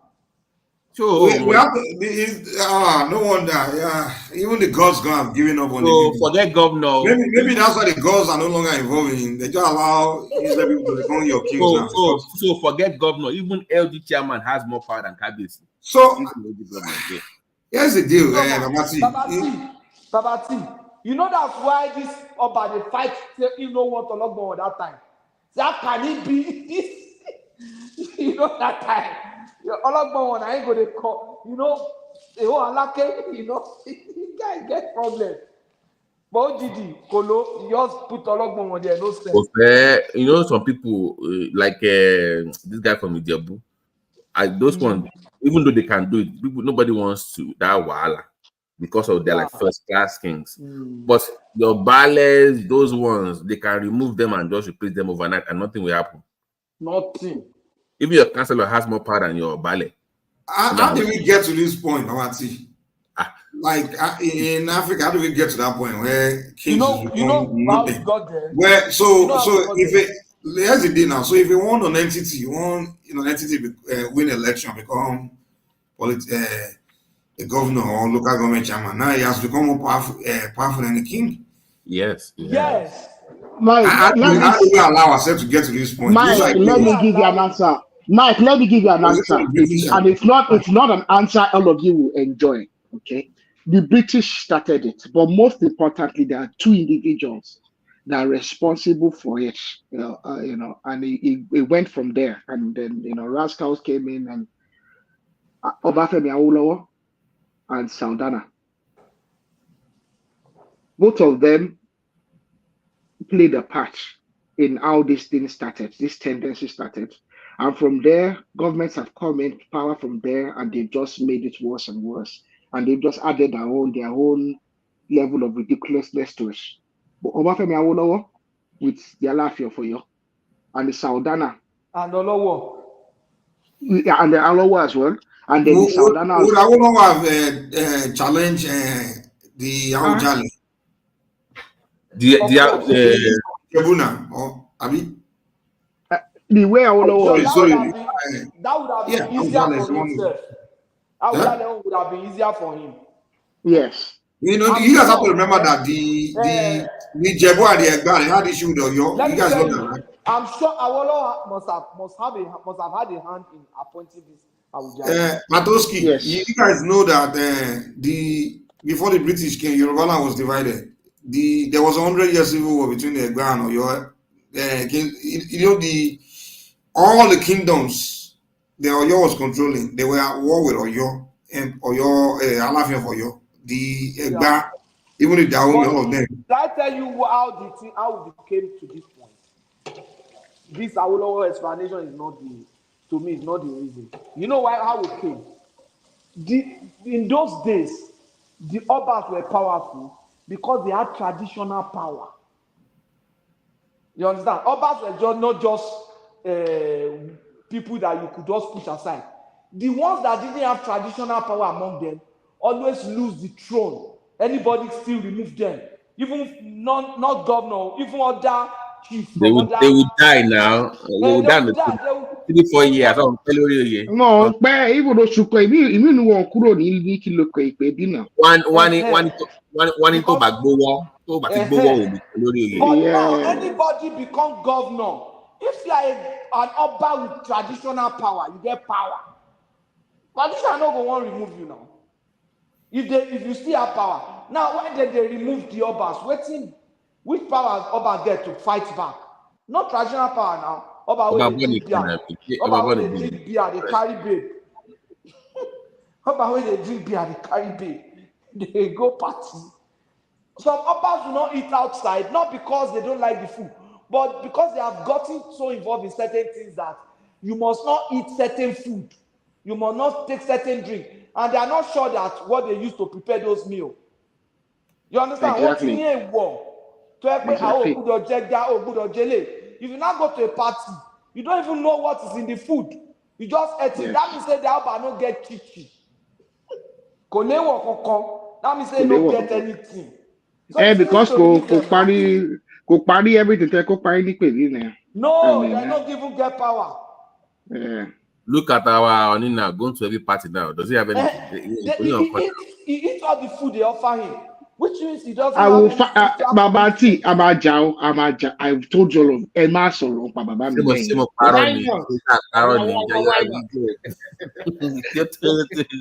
Party loro káàkiri, irú kábíyèsí ló party káàkiri every week. Let me tell you, even people like Obasanjo, when they go out, they don't eat. They'll serve them food there, but they'll just drink water. And that is why that Baba never died now. Agbarapo. now. You think they are not hungry? No. They'll just drink water and go. Because they know that, maybe they told you, the day you eat okra, you will collapse or you convulse. Patoski, which one do you think is more is the leader between Soyinka and Obasanjo in the fraternity world? In the fraternity world. Fraternity. What do you mean fraternity? Ogboni world. Occultic. Maybe Mike occultic. Maybe Mike will know between Soyinka and Obasanjo. I think Obasanjo. None of them are in Ogboni now. I think Obasanjo, because Obasanjo told you about different things because of his political journey. Do you think Wole Soyinka is an Ogboni person? Obasanjo is an I don't think Wole Soyinka is Ogboni now. None of them, they are not. Only Marshall Ubo they are not Ogboni. They are not. I've never seen Obasanjo. Obasanjo is Yahoo Kokom. Obasanjo is just a typical Yoruba man. Obasanjo is the high chief. So what high chief? You know what they already enter before they get to that level. Is a what? High chief. Is a high chief. Ceremonial chief. Everybody's a chief now. Traditional new. What do you mean by traditional? They can give everybody chieftaincy. Who cares? We're talking about he's not an old man. It's not. This is Balogun light. Okay, this man is like you say someone is Ari Odokaka, for example, and he does not show you anything. Babati. Like Babati, may I ask you something?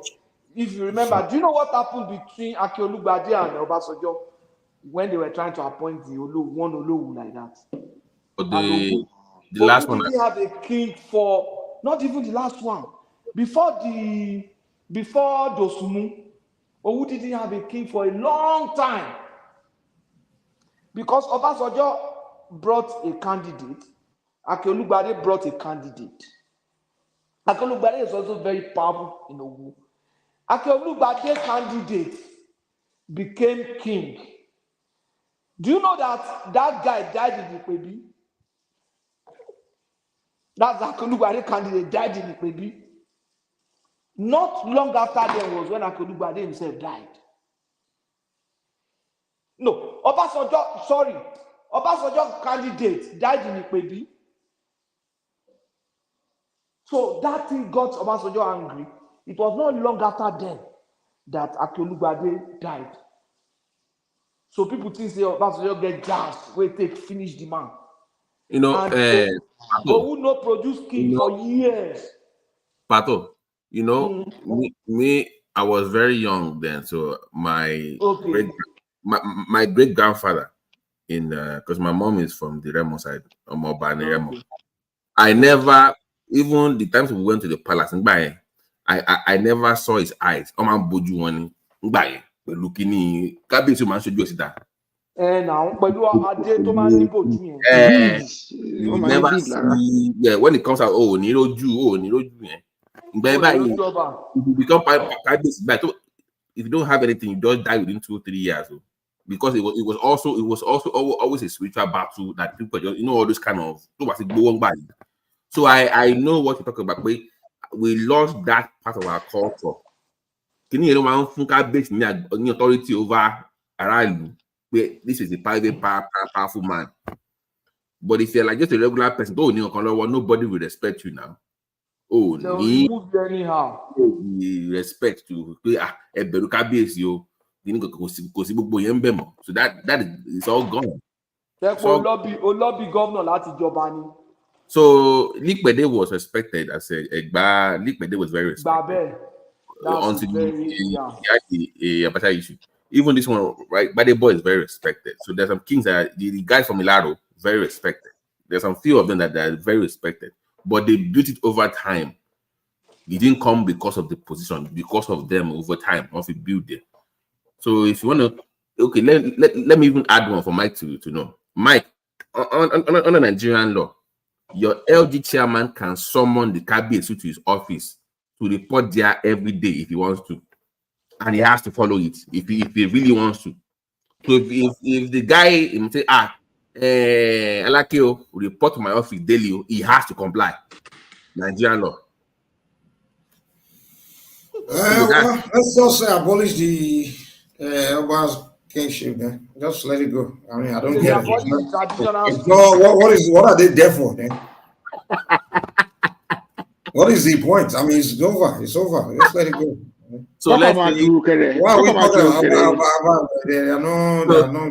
to me, let's just we that are in tradition, let's just follow the and live up by doing. Do I go? No, the thing is, this is what I think, Babati. I think we black men, Africans, we are. I don't know how to describe us. I don't want to insult us, but it's like we don't have sense. The British, everything the British have done in Africa, they didn't do their own hand. They used the Africans to do it.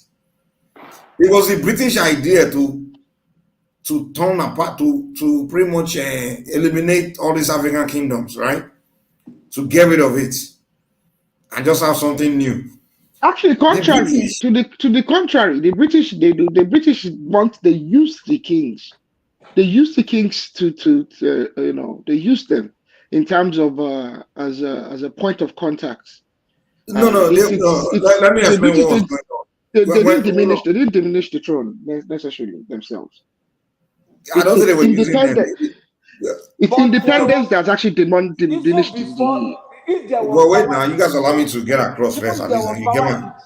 Why didn't the throne defeat the British? That's the point. Did the British dethrone? Oh no, let me king the British dethrone. The British defeated the thrones now. Lagos State now. In Lagos, the Leko, more Yoruba than Leko now. Tell me a king. They defeated the throne, even in Benin. Leko that down, more Yoruba at least over make Leko. Oh no. Yes, that's the thing. You see, the problem in Africa is we read the Igbo version of our story. You understand? We don't even look at your own version of your own story. I ask you a simple question. Name a king that was appointed, a king that was crowned by the British. Crowned by the British. That was put there by the British. A king. When they came to bombard Lagos, and then they and they appointed another one that was favorable. Appointed a king in Lagos. Yeah, they crowned a prince. No, they did not. So they crowned the king that was to their own, that they favored. They didn't crown any king. They've never crowned any king.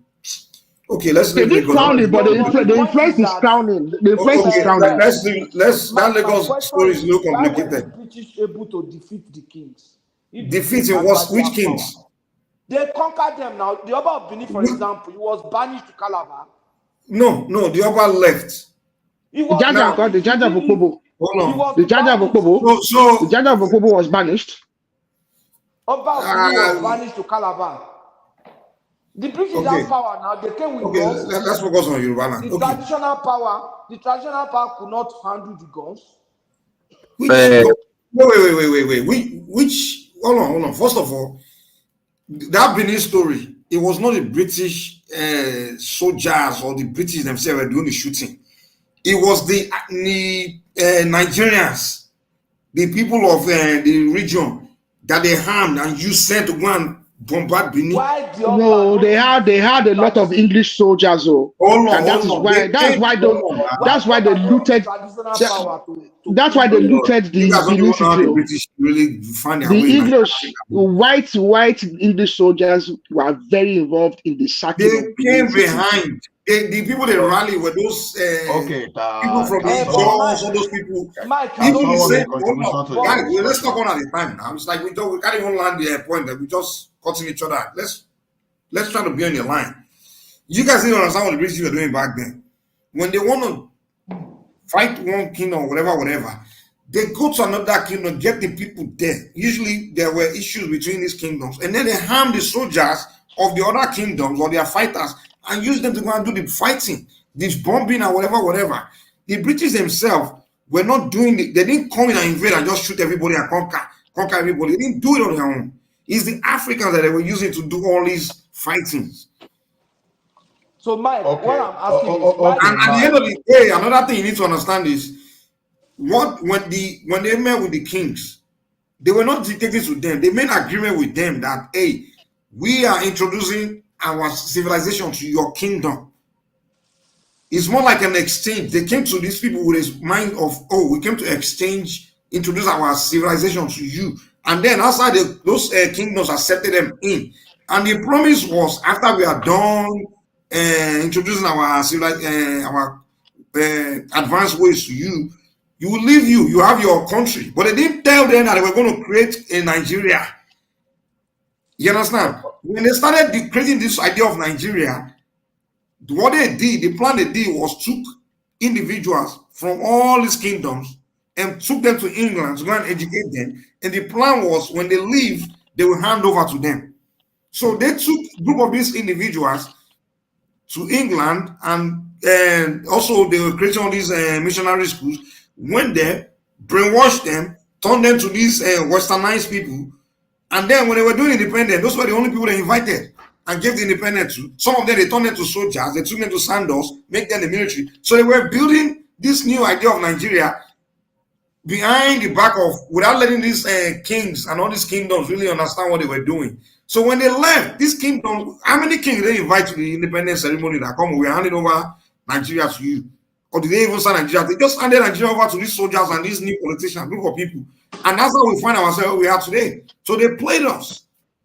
But when they were there, the agreement with the Obas, the kings, was, we are just here to introduce our civilization to your kingdom. So you are in charge of, the Obas are the one in charge of their people. Now, when the British were there now, the British were just, it was not a partnership. But the people governing the people were the kings. It was independent where we started having the new leadership, which was the Inanda Zikwe, the Awolowo, all these people. Okay, the can someone politician. contribute now?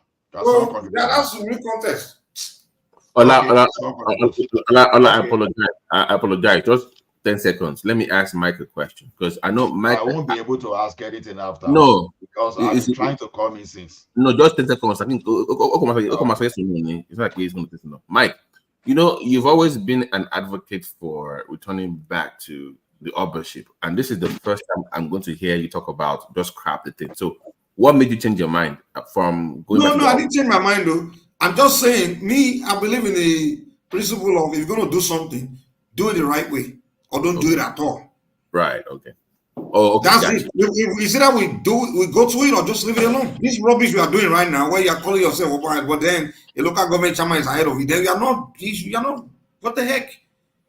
It's either we have conversation with the people and say, "Come on, where are we? What are we doing?" and let's do it the way we want to do it. But it's not like you are faking as if you are Oba, you are in charge of this kingdom, when the local government chairman is actually in charge. You are calling yourself the Oba of the people. You are the king, Oba Lashe, Oba is the supreme king. But then on paper, he's actually the local government chairman as the king. So then, get the hell. If you don't want to, then just, it's like you address the issue, or you just leave the throne and just leave it alone. So that's the point I'm making, you know.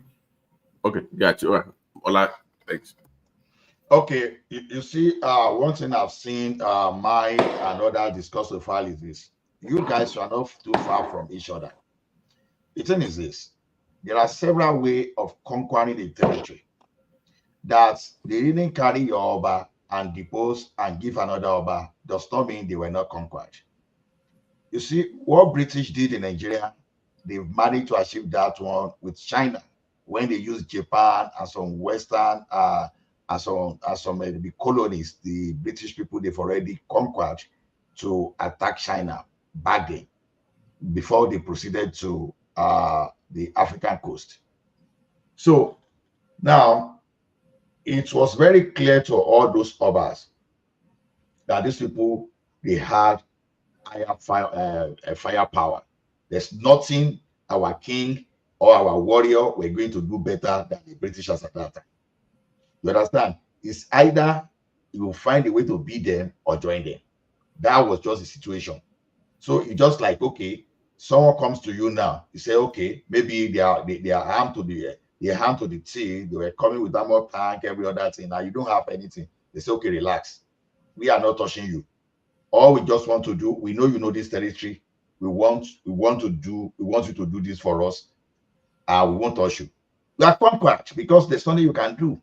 You want to live, and the means of your the means for you living is just to obey whatever they tell you. That they've been conquered. Okay, let me respond to you. Do you know there are 3 ways British went around the world conquering people, right? One, okay, the first one. Ideology. Oh, hold on. You mentioned it. The first one is they wipe out the population and take the territory, right? Militarily, right? They wipe out the population. And 2,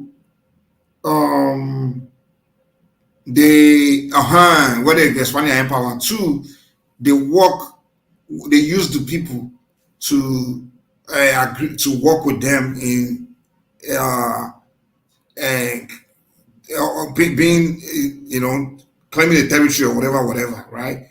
And then the third one, I kind of lost my head. But let me just address these 2. This one I just mentioned. One, the one about wiping out the population and taking it, they succeeded in North America.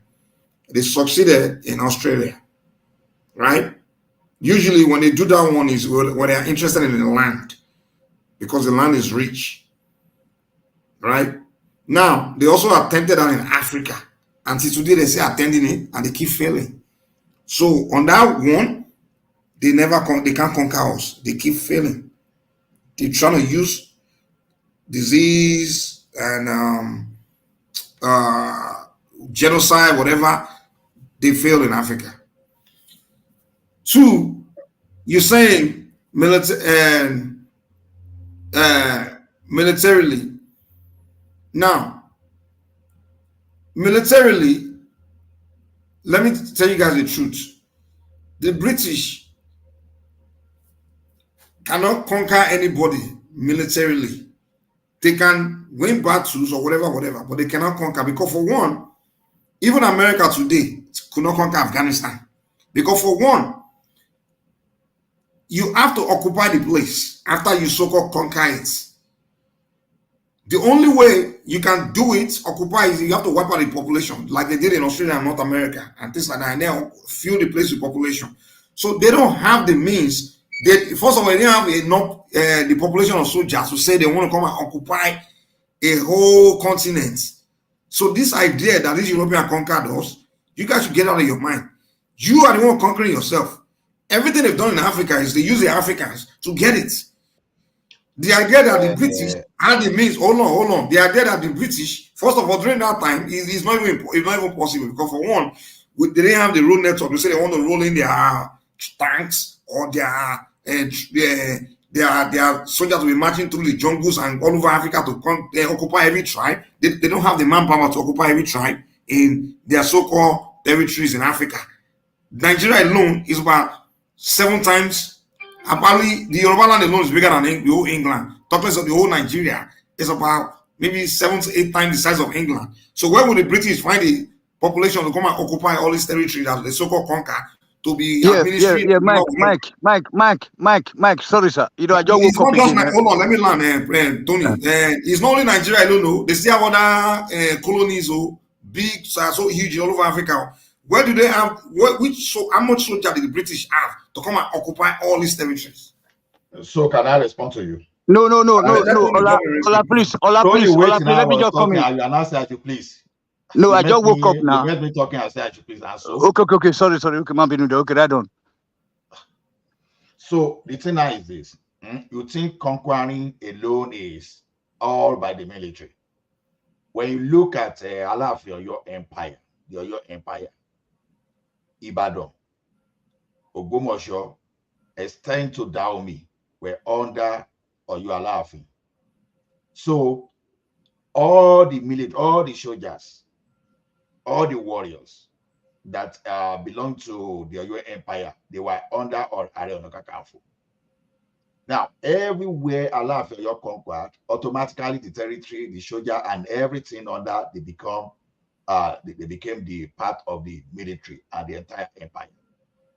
Now, the British should see that say they don't have enough to conquer Yoruba or anywhere here.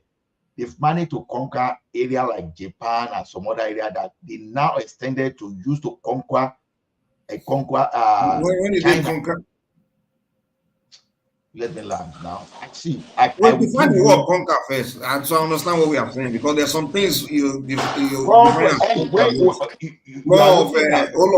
Let me say this because to me, I don't see. Hold on. I don't see you showing up somewhere, bringing something, and people there were interested in what you are bringing, and they decide to partner with you, and it's more like an exchange, right? More like, oh, you're welcome here. We'll work with you, kind of like how the Chinese welcome the Soviet in, right? Because they needed the Soviet. So Soviet now will see Chinese as part of their expansion of whatever alliance, But the Chinese don't see it as being conquered. They just see it as, oh, we're interested in these people being here. And maybe in the past, when the British were going all over the world, of course, they had some things they were bringing. Even during slave trade, where they're bringing umbrella and what they call it, Jerome and all these things. The people were interested in those things. So they wouldn't tell the British to go away because they need what they were bringing. So because you're interested in something that they possess and you bring them in and they are having their way, your territory, doesn't mean you're conquered. It's just your decision to allow them in your space, in your midst. So to me, if you're defining that as conquered, as conquest, then we are maybe in our argument, you're right. But to me, I don't see that as conquest. I see that as more of an agreement. That okay, hey, you're welcome here. Okay. Mike, please, Ola, please let me, because I was talking now. We are discussing things. Let us talk. We will talk. I know that you guys are just going the wrong way. The Benin Empire, they fought the British. Go to our port where they try to see where that is. Do you know how many soldiers that the Benin army massacred?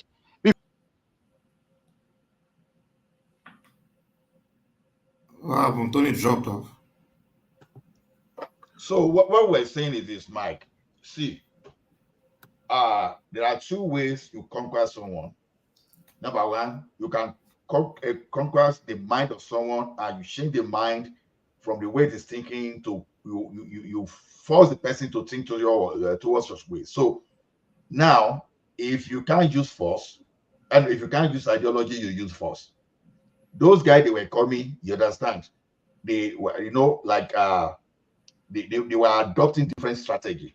Like I was telling you the other time, is this: they use British, they use their colonies because they were not as big as China, obviously. But don't forget, they've already conquered India too. Just imagine someone that has conquered India, and they are using the forces from India and some other colony that they've already gained. They've occupied the territory already to face China. And at the same time, they were using opium. At the same time, they were talking to some of the people, give them some kind of making some people rich that will work against their people. You know, they look at some greedy people, give them incentives to work to their people. And what was the target is that they want to deindustrialize them and keep pushing their own product there for their own economical benefit. The same thing too, they deindustrialize when they conquer India, they deindustrialized India, they were pushing their product to that place. But when they were coming to Africa, they look at the slave they can bring from Africa and whatever they can loot from Africa. I'll give you 1 second before you continue. When you keep using the word conquer, now you said they conquer India, they conquer China. Now, if you're going to tell the Indian person, a Chinese person that the British conquered them, they will chop your head off. Because my friend, hold on, wait.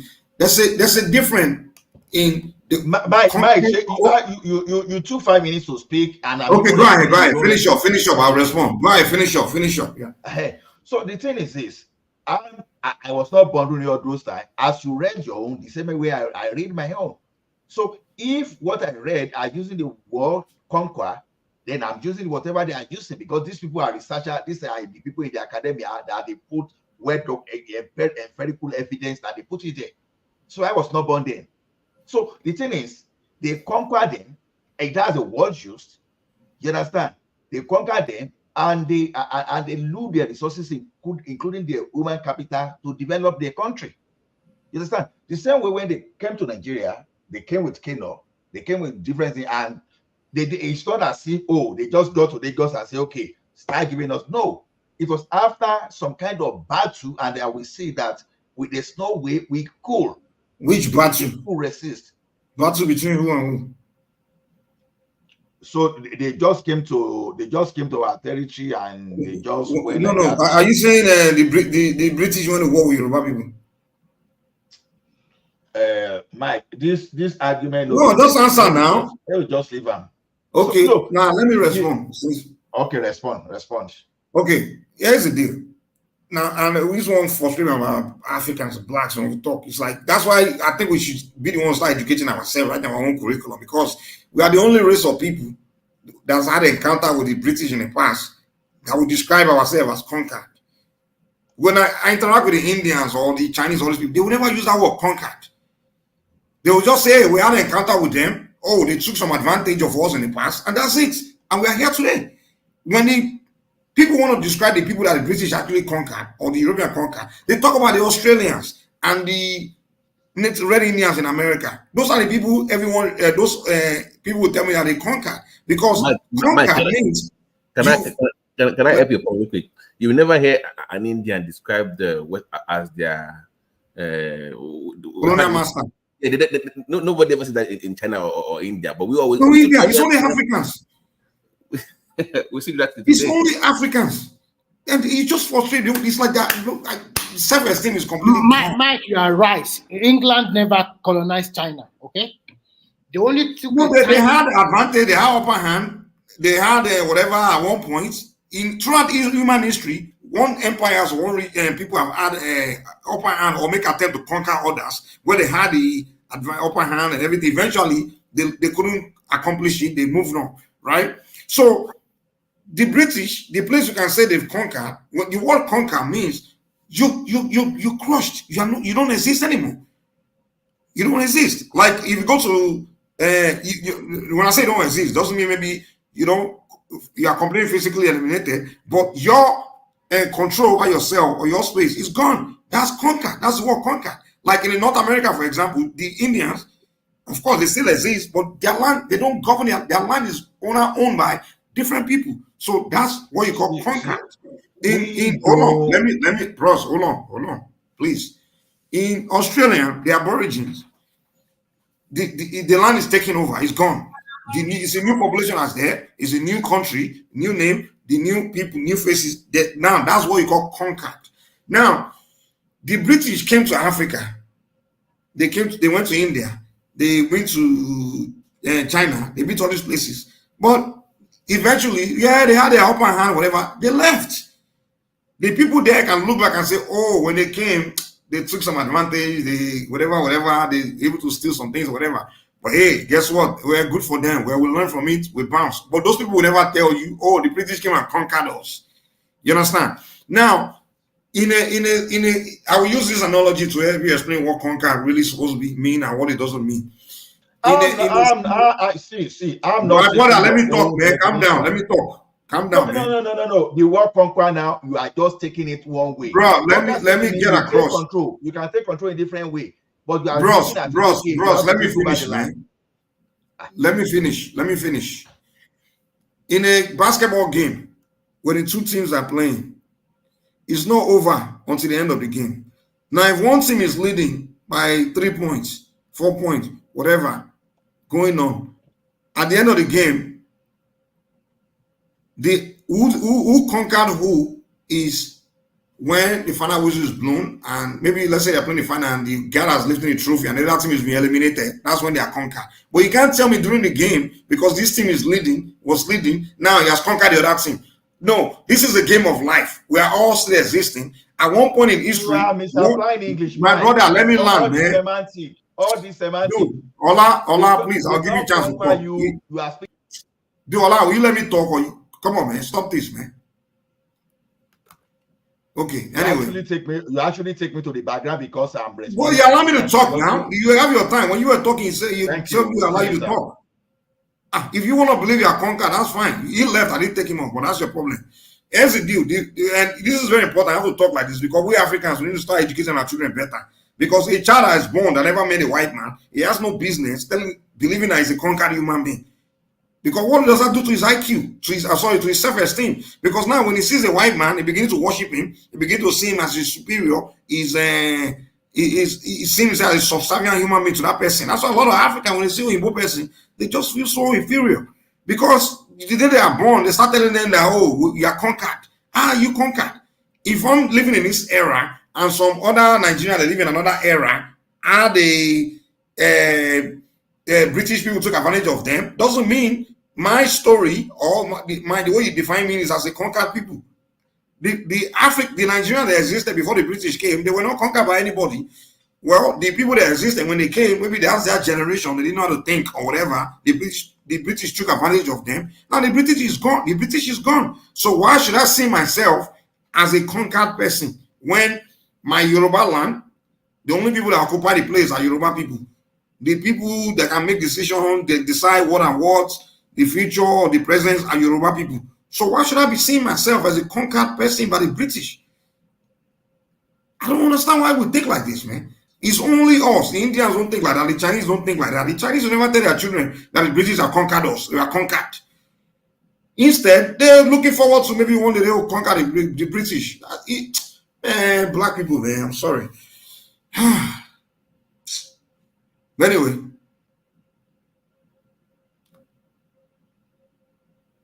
Namati, you there? Mr. Mike, yeah, we hear you. We appreciate your position, Mr. Mike. But it's a very serious matter, Mr. Mike. It's a matter of enlightenment, and I don't think it's something that can just be done like that. You know, I don't. So how can you free the minds of the next generation? Because I think the today we are pretty much fried. Yeah, it's a lost battle for this generation. Yes. If you notice, the kids of those in power right now, there's this surge of British schools in Nigeria where forget sending your kids to the UK or US to brainwash them because they're going to be in charge in the next 10 to 15 years anyways. Mm-hmm. Those countries are now building schools in Nigeria to even forget even bringing them to the UK. We will come to you. So you will see all these massive British schools all over the place, and it's the son of the rich that are going to be in charge in the next 20 to 30 years going to those schools. So they look like you, but they don't reason like you. Mm-hmm.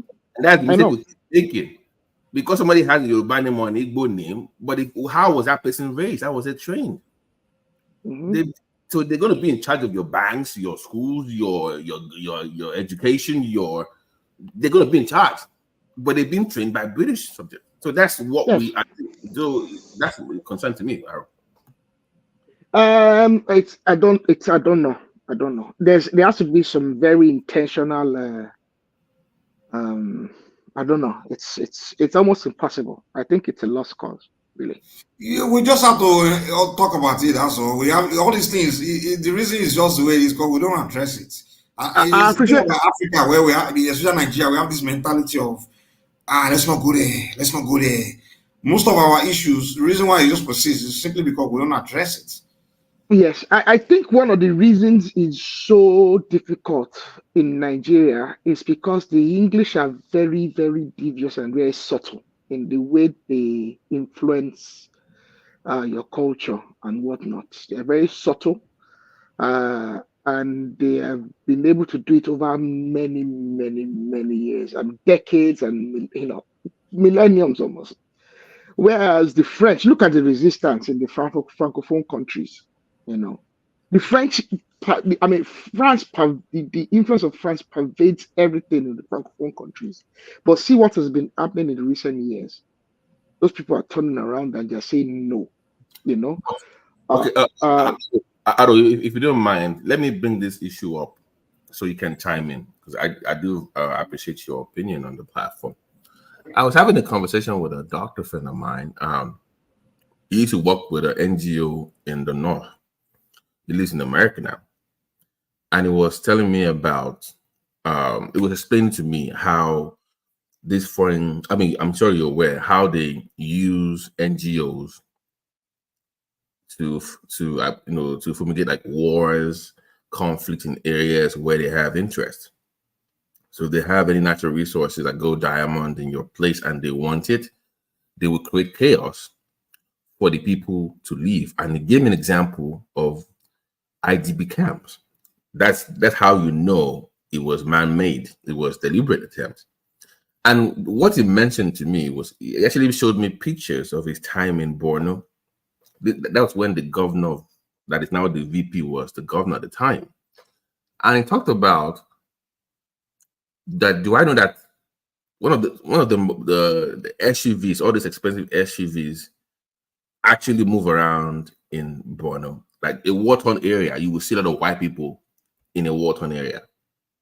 And it was telling me that, I should think about it, a Boko Haram dominated state, but a lot of white people and Asians come in there in their thousands. Before you even go forward, have you seen a video when the British journalists were interviewing Boko Haram and the Boko Haram were telling them what they were doing? I'm like, how did you get access to?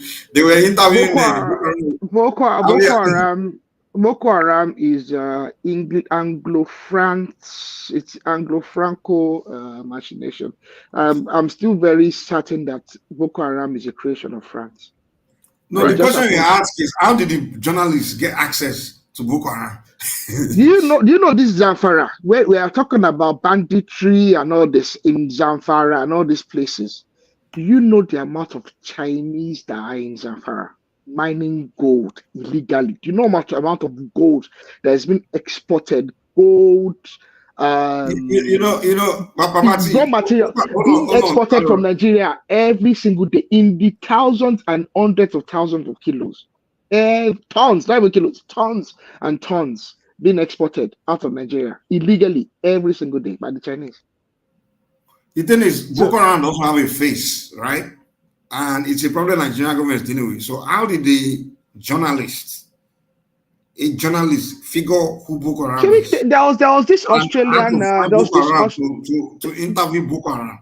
There was this Australian man that the Boko Haram were using as kind of like their negotiator for a long time. I think it was even like a pastor or something, an Australian pastor or something that was the main negotiator, the Boko Haram, for especially when they were abducting foreign and all these some of these NGO workers. He was the one negotiating the Boko Haram for years.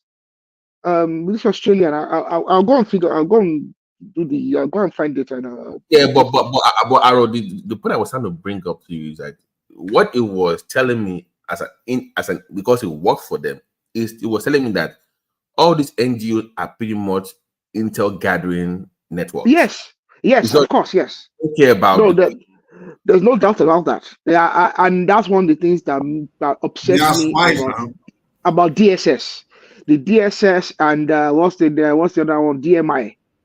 They are so political, and a lot of the individuals that are employed by the DMI become so political that all their activity is all focused around political. There's this politician, this opposition. Let's see how we can undermine them. Whereas what has happened is that the French, the English, and the Americans have been able to install a lot of their spy network, into West Africa. And what they do with the spy network is this: they control, all these fighters, they'll have an handler, that controls the leadership.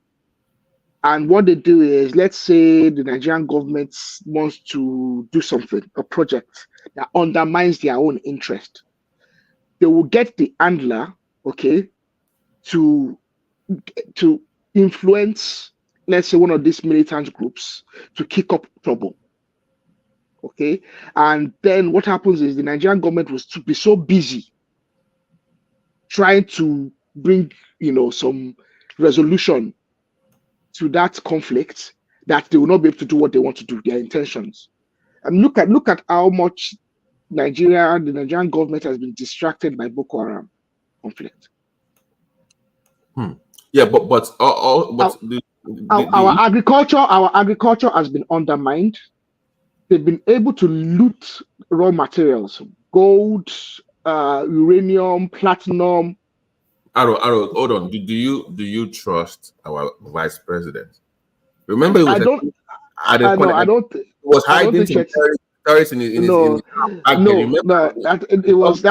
think that's a false rhetoric, because that was during the Jonathan government. He was indeed hiding terrorists. They would have. Jonathan would have buried him. No, I'm only asking the question because the reason that guy even brought it up to me is because he said Ogun State is a target, and when he said that Ogun West area, the Jebu side, they have a lot of resources that has not been tapped, that they are finding out. And if you notice recently that there's going to be a move from the north to relocate people down there, they're going to move there in their thousands, and over time, they will create conflict, displace people in that side to get what they want. And it was it's not people we're not that worried about when it comes to conflict. It's the Chinese. Right. We should keep an eye on the Chinese. When they come close to home now, it hits a little bit different for me now, because I cannot imagine being. It's the Chinese you need to worry about, and there's already thousands of them there. They're already involved in illegal activity. Okay, look at the Ilesha Ife axis. Do you know what is going on in the Ilesha Ife axis right now? People are already displaced in the Benin Ogun border now. They have something going on in that place too. Remember, people are displaced in Ogun State. People don't know that. Oh yes, I know that. It's because of going on. It's not because of some Boko. It's the resources in that place. Of course. And that's the other problem we have in Nigeria. There's a lot of foreign individuals who are involved. Okay, look at Ibadan. Look at that Ibadan explosion. It was illegal mining in the end. It's already at home. Let's not deceive ourselves. Already in Osun State, we know of the Ilesha Ife axis, all the way to people from the southwest. If it doesn't affect Lagos in their divisional mind, we are okay. Lagos to them is all southwest. It's very, very serious. It's very, very. It's not a joke. The whole Ilesha, the illegal mining going on in the Ilesha Ife axis is very, very serious.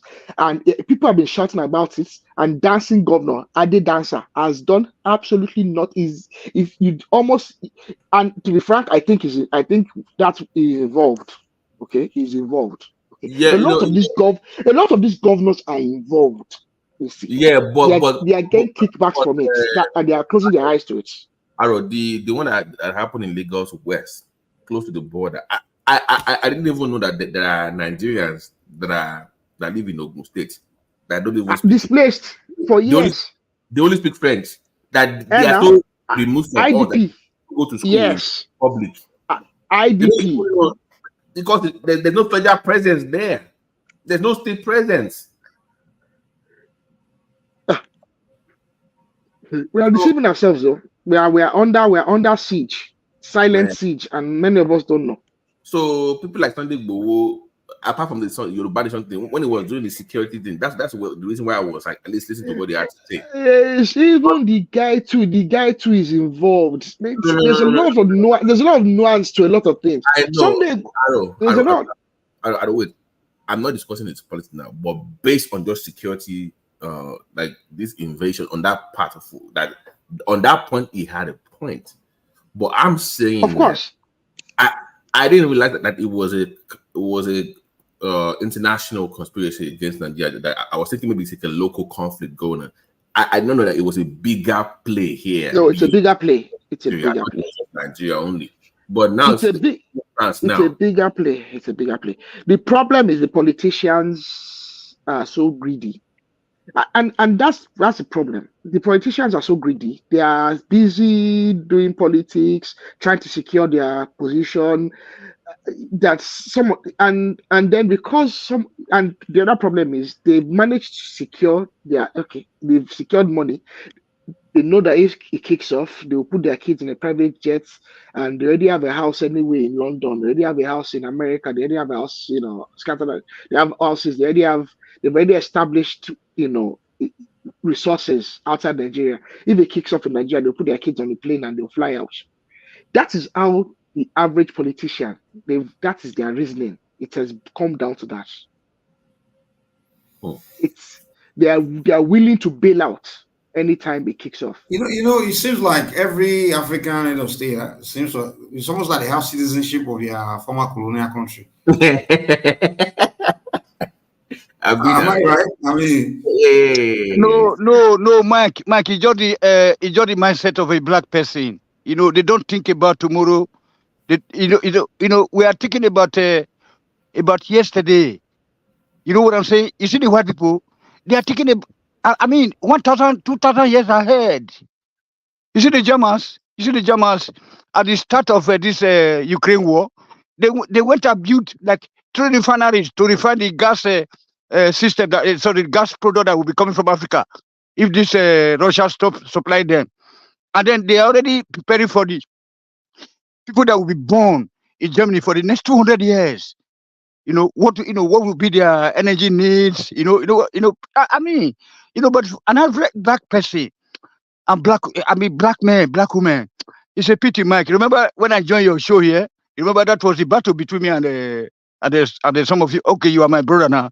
We're always in alignment when it comes to issues like that. When one man will be stopping me, you remember? Once upon a time, I was banned from this platform because they said that, why should I say that the black people are somehow inferior? We're inferiors. You see, we're inferior.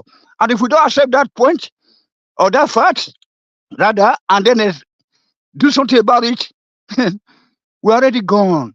In those states also, there is some IGP, this internally displaced people also around between Ore and Benin, where they have some resources there. You know what I'm saying? So all over, Akoko Edo is totally owned by the Dangotes and this Boana. They are digging gold and everything. The cement company there, they have taken over. Oh, Mike, it's a terrible thing. Do they have gold in Akoko Edo? They have gold in Akoko Edo. Let me find limestone and gold and everything. Oh my God, what are you telling me? Let me find this link that let me find that link again and I'll bring it up. There's a chart for all Nigerian states that tells you what they have on the ground, and you'll be amazed. You'll be very amazed. I know, Babati. I get you now. And then the black people, we are so stupid. Like one guy just said now, the guy that was just speaking, like sending their kids abroad. You know what I'm saying? And people will come here and start to talk rubbish about Awolowo. Remember? Like people like them are Dewale and then Patrick. You know what I'm saying? You know, I always have problem. I was just listening to you guys the other time why they were just rubbish Awolowo, then bringing me to their point that here, Tony, we have been telling Tony that Awolowo. How can you? I mean, for me, Awolowo is Nigeria God. If you want to know, go and hang the. It is Simba and Co. Yes, thank you very much. Then I think when he came, woke up to help me out. Okay, Remy, remember? I remember now. What they are doing is not. Remy. What does Simba have against Awolowo? Simba is a. Don't mind them. Somebody that went to England saw a good thing and came back home to replicate us. Replicate them for our fathers, our grandfathers, and even I talk to them Bruce time and all this Bolaji time to our age group also. If you are 50 years already, you know what I'm talking about. Tony, so I don't. Tony, can we move the conversation forward to the point that I'm trying to make? Yeah. Thank you, Babati. I'm listening. Hold on. My point is that every state in Nigeria has at least a minimum of two things: natural resources in commercial quantity. Yes, sir. So the argument that people make that, if we truly practice true federalism and we can't share the money for oil, we will not survive. Don't mind them. They are crazy. They are crazy. You don't need the oil. BT, those resources are already being exploited. Anyways, in Zamfara State, the former governor in abundance. They can't. The former Zamfara, one of the former Zamfara governors, has been fingered as one of the. Forget about the northerners. Let us concentrate on the southern countries. The old western region, even in the southwest, the governors are involved. Okay, you want to tell me I did Dancer is not involved? I believe you now. I believe you now. I say so. Thank you, Makinde. All of them, they are involved. They are involved. They are involved. They are getting kickbacks. They are the traitors. They are the traitors, and they will tell that we cannot drive away those northerners because of the federal army. You know what I'm talking about? And right now, Tinubu is there. Can you guys tell me why Tinubu can't just change the system? No, I mean, 1 year it's gone. System. He cannot tell what the governor should spend with the allocation. He can't. He can only appeal to them. That is the way Nigerian constitution. Yes, that's what I'm saying. No, I mean that we were hoping that why do we? Remy, that is not correct. With respect to mineral resources, Tinubu has the power. You understand? It does not just federal government has power. It is his responsibility. Yes. All right. All natural resources come federal government. In that, exactly. The state government has the right to the land, but the natural resource underneath the ground belongs to the federal government. I was reading a report recently that the Minister of Solid Minerals, Alake, they sent about 1,000 troops from NSCD or that one to mine some of our mineral resources. Because some of the Oba and the governor, they are just exploiting the state, okay? Thank you. They are the ones selling, they are even selling lands to the northerners. Not just the northerners, forget the northerners, I'm talking about the Chinese. If you know what the Chinese are doing in Nigeria, you will fear God. You shed tears. My brother. Okay, Tony, hold on. Let's do it this way. So we are saying that the federal government, like Patoski just clarified, that they have control when it comes to natural resources like gold, diamond, and silver. I'm saying that on record, every state in Nigeria has a thing or two in commercial quantity that they can survive on. So now this is the question: how come the federal government, knowing this for a fact, that every place in Nigeria as a state has something there, maybe Tinubu government have not moved into actually putting laws where they say, you know what, let's have a conversation about these resources where we can find it, because it's unfair to people in Calabar, in Bayelsa, for you to be sharing their own resources while you keep your own. Because Babachi, sorry. Let me just chip in this. Do you know that the refinery in Benin, they can't get oil to refine? even though the oil is I'm coming not from the same local government.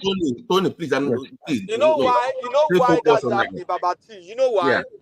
Because of political interest. For example, Interests. maybe you have like governors, powerful governors, or former head of states mining gold in Zamfara, mining gold in Ilesha, or you have big companies, multinationals, maybe like Julius Berger, or you have, I say, big company like Berger, maybe some other company that all these leaders have interest in. Thank you. Mining all those gold. So he doesn't want to tamper them. They will create problem for him. Or But he need to step on toes. He need to step on toes. Or better still, he also just want to join them. Join them. They're making He money. wants These to people are join making them. millions, billions. Yeah, They're So already that when he exploiting. leaves, he will be Are they not making going to money. die? Are they not going to die one day and leave all this money on earth? They don't think And they about tell that me that one. say Tinubu never serious. I'm saying that, Pato. I'm saying that, like you're saying, and like I was saying, they have these things in commercial quantity, right? That means they can take care of their people with that resource, right? And the federal government knows about it, like the state governors do. Are they in cahoots together to share the resources?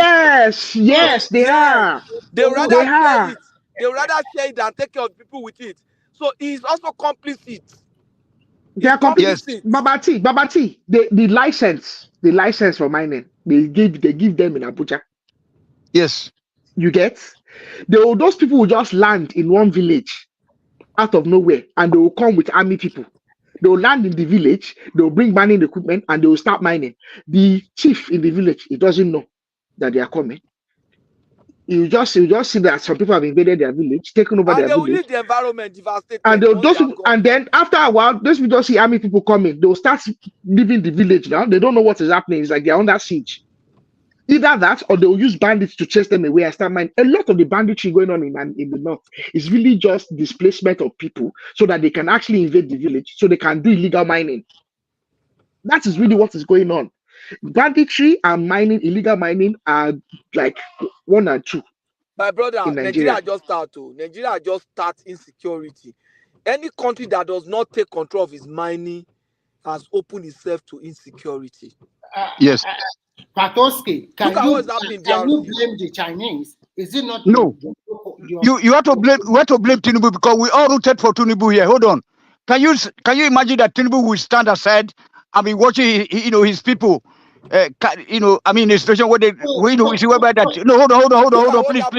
No, please, Patrick, hold on. That the top of yam can no longer be afforded. But you see, but an ordinary Nigeria, they have to cut tubers of yam into pieces before poor people can afford to buy them. Chief Tony, you got to stay on point. Look at the bigger issue here. It's about finding solutions to the problem. I get the yam, I get all that. Yeah. I'm saying that the money comes from resources that you have on ground. Now, like I was talking about earlier, we're discussing states. Now, he's saying that is junior law is even federal level, and he gave an example of big resources and stuff like that. So, go ahead. Babati, what I think all this our diasporans should be doing, we are not doing it. We are fighting for politicians.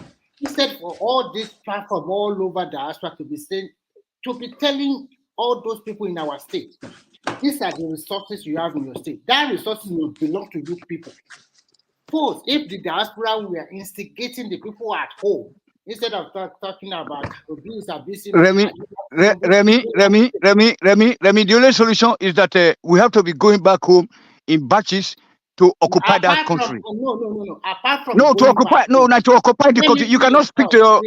Relax. Let me finish. Okay. What I'm trying to say is very simple. There's a lot of platform all over the world. Nigerians are everywhere. Who will listen? They don't listen. Listen. Tony, wait. Let's hear what they can change it. The narration. We can change the narration. Instead of us talking about supporting all these big politicians that when they get there, the system will not even allow them to perform. Why don't we continue to tell our own people at home, you have these resources in your state? People that are trying to leave the country, people that are preparing to leave the country with their passport. Let me finish. Because that is what I see is that no matter what happens, all those countries, they are also coming into it. Europe is also saturated. They are even begging for people to come and work. So all those things that you are talking about, the white people plan for 100 years, their own people are not as hardworking as before. Again, things have changed also. It's a control economy. If there's anything happen to one aspect of the economy, it affects a lot of them. It's not easy as what people thought before. So we are still in a muddy, Nigeria is still in mud. Where there's still a lot of mud, there's a lot of opportunity there. The Germans open up their visa. The Canada said Nigeria doctors come, Nigeria mechanics come. They close it up before please, guys, I beg of you. This is very important to me. Let's stay on that natural resources. Yes, that's what I'm trying to say. Okay,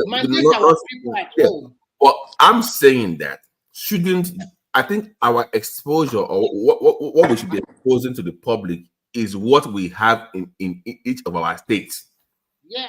So if I say, we have A, B, C, and D is here, and there, then I keep talking about that over time. That's about a debate about. I think people don't even know what they have in their own. They don't even know what they have. Babati, there's a state in China, they call it Shandong province. They have a lot of limestone and marble. If you go to their state capital, everywhere, the roads, everything, they use marble a lot. In your state, we have huge availability of marble. They make the best marble tiles in the world. I don't know why I'm telling you, state governor will not look for investors. Even in Jebu, they make good tiles there. Yeah. Mr. Remy, Mr.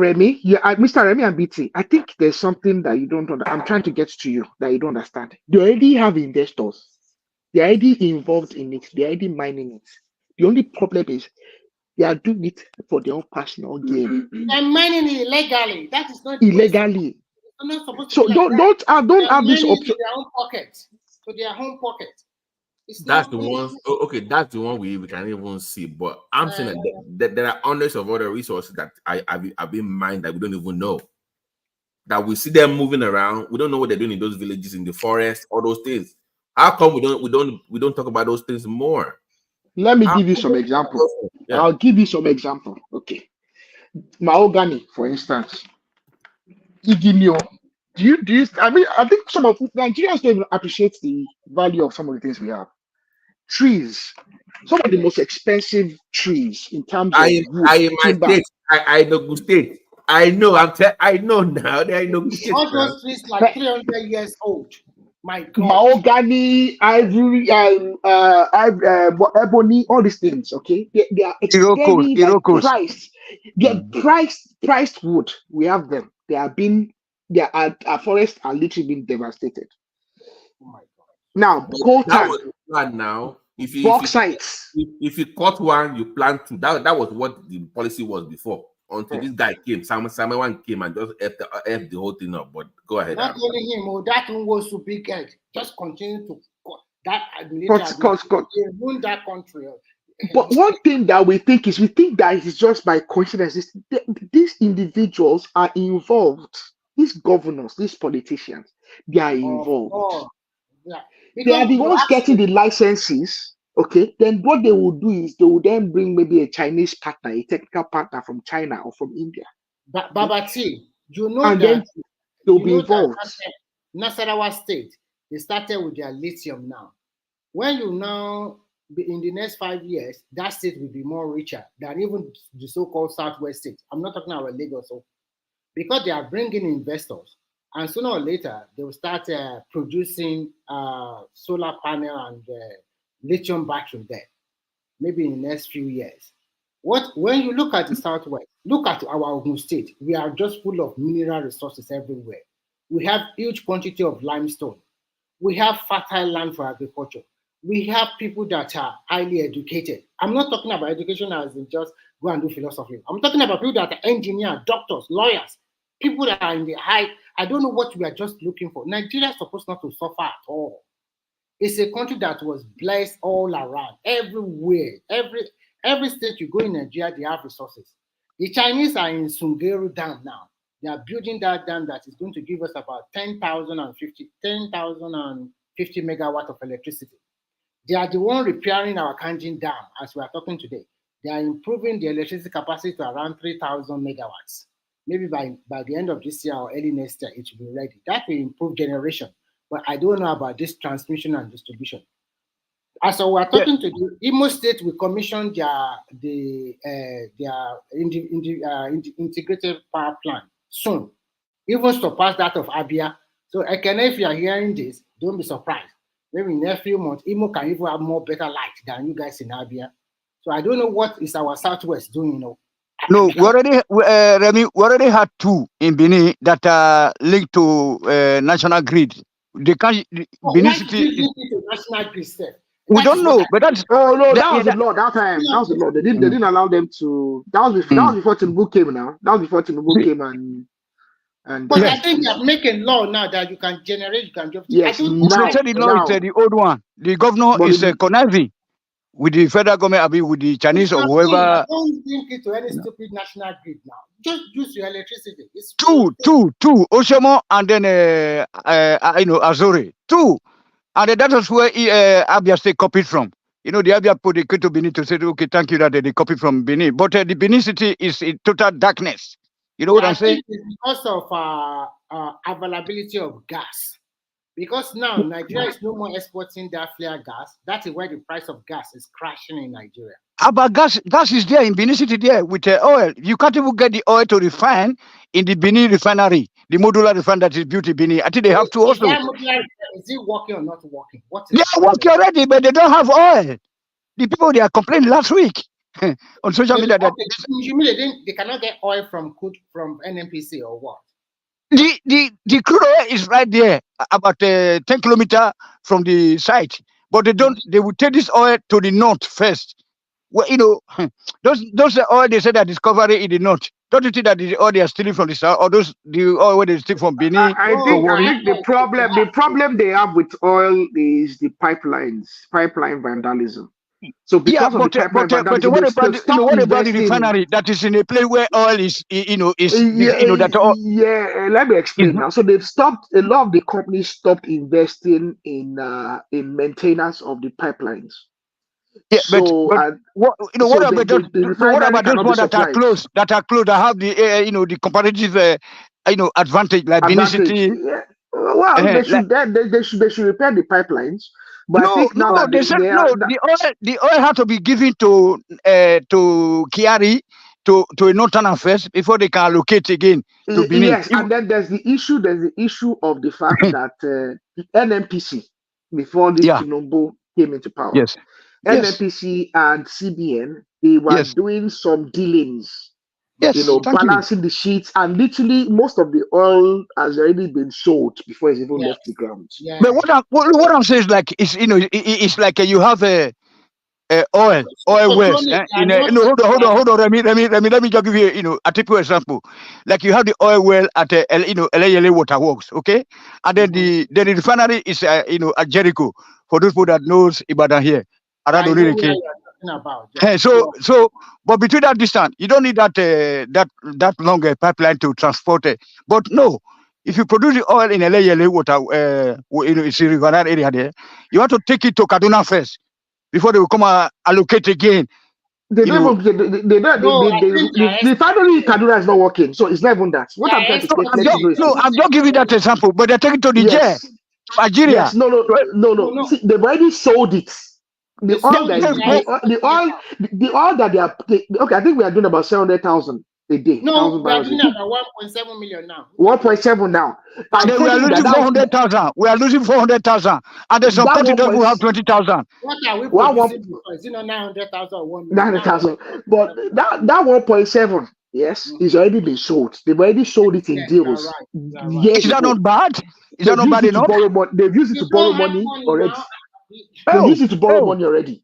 So it's too crazy. It's too crazy. The situation is too crazy. Wait, how do you think CBN were and NNP? So okay, now the federal government they still hold NNPC money according to NNPC. It's just too complicated.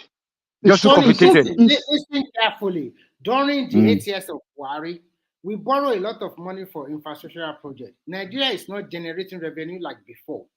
And so we make a deal with all these people that borrow us money that, okay, we sell crude oil to them. So we make. What did they use that money for?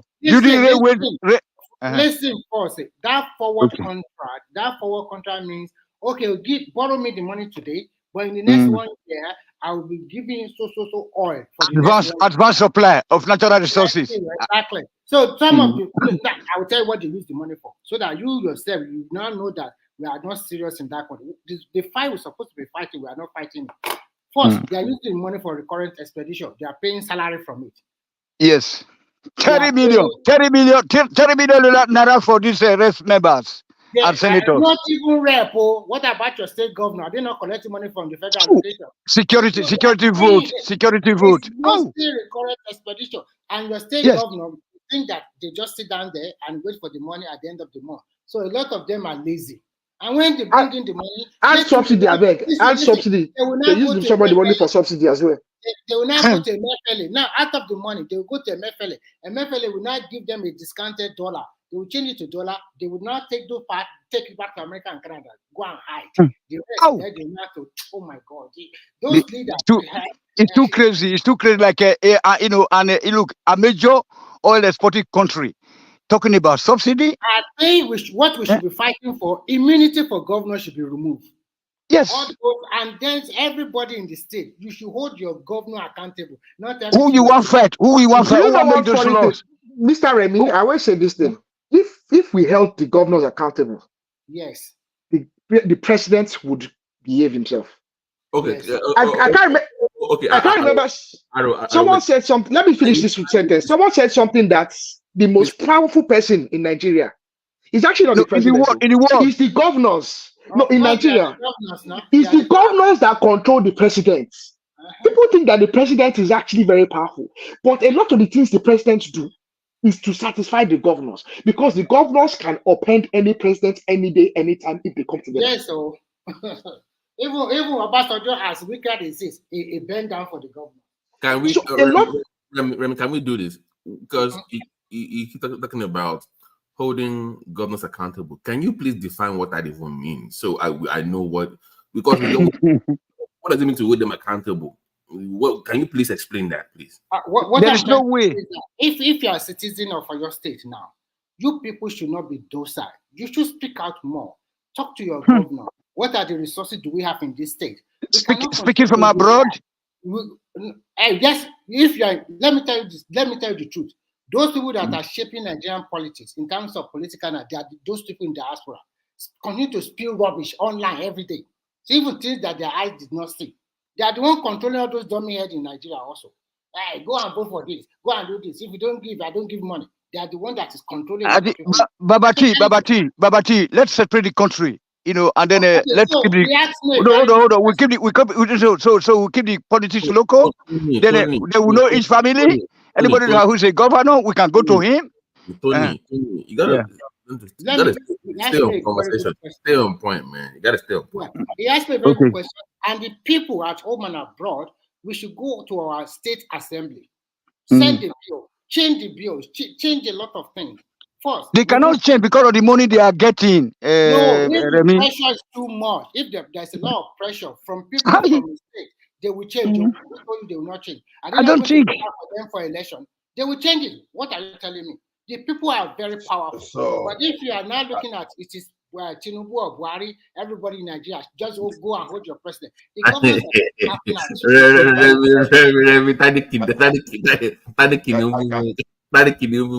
who's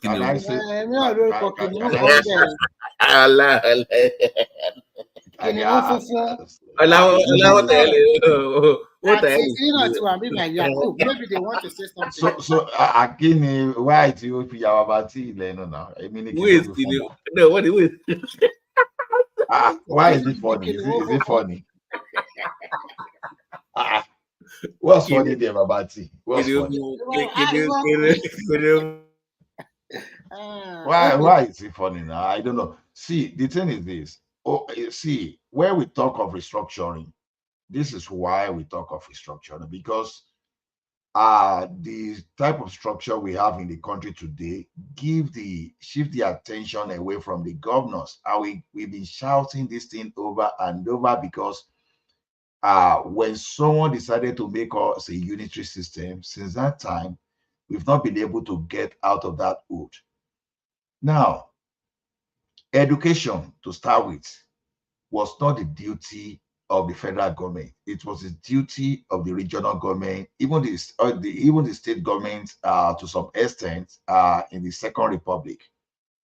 So all those agriculture, it was purely the business of the region.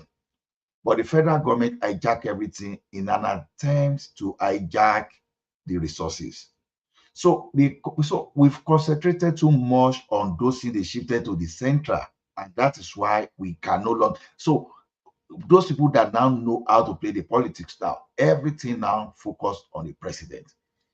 If we really want to hold the governor responsible, the federal government needs to take hands off what is not supposed to be their responsibility. You can help the states in making policy for agriculture. Fine. Take your hands off agriculture. Take your hands off healthcare. You can have some kind of national health scheme, but you allow the state to decide. Don't grab the money. Don't grab the money in the name of Federal Ministry of Health or whatever jargon you want to say. Allow the state. Allow the state to control as many things as possible. You focus on the military. You focus on foreign policy, and you focus on how to settle dispute between state or regions. So the citizen now will now know where to channel their energy to. The problem we are having today is just because there are so many resources at that center. You are the one that want to control NEPA. You are the one that want to control Streetport. Yeah, you can control Streetport because that one is a security thing. You understand? You can still allow the region that has the sea to have their own control, but you can still put the Navy and you can still put your military there just to make sure to protect the country against external aggression. So when in so doing, the citizen will know where to face. So as we are now, people are confused. They don't even know that their governors are supposed to do some things. No, because everything is about rotation. It's going to this place, but your governors are cashing out every day. And in so doing, they've managed to shift your attention to the center. So we need to restructure, and that is what we are not facing today. Even the mining we are talking about, the federal government is not supposed to have business with issuing license for mining. That's the problem. Okay. If it's the state, I want to ask you some questions. Who is in charge of our forest? Who provides security for our forest? Yeah, forest, our deep forest, like where they have a lot of trees and animals and the rest. Who is in charge? It is supposed to be the state. Yeah, it's not supposed. It is the state. It is the state. It's the state. And because they know they're supposed to provide what we call forest guard. When I was little, I know a man that came all the way from. Wait till me now. Wait till the land use as said, the land belongs to the state, right?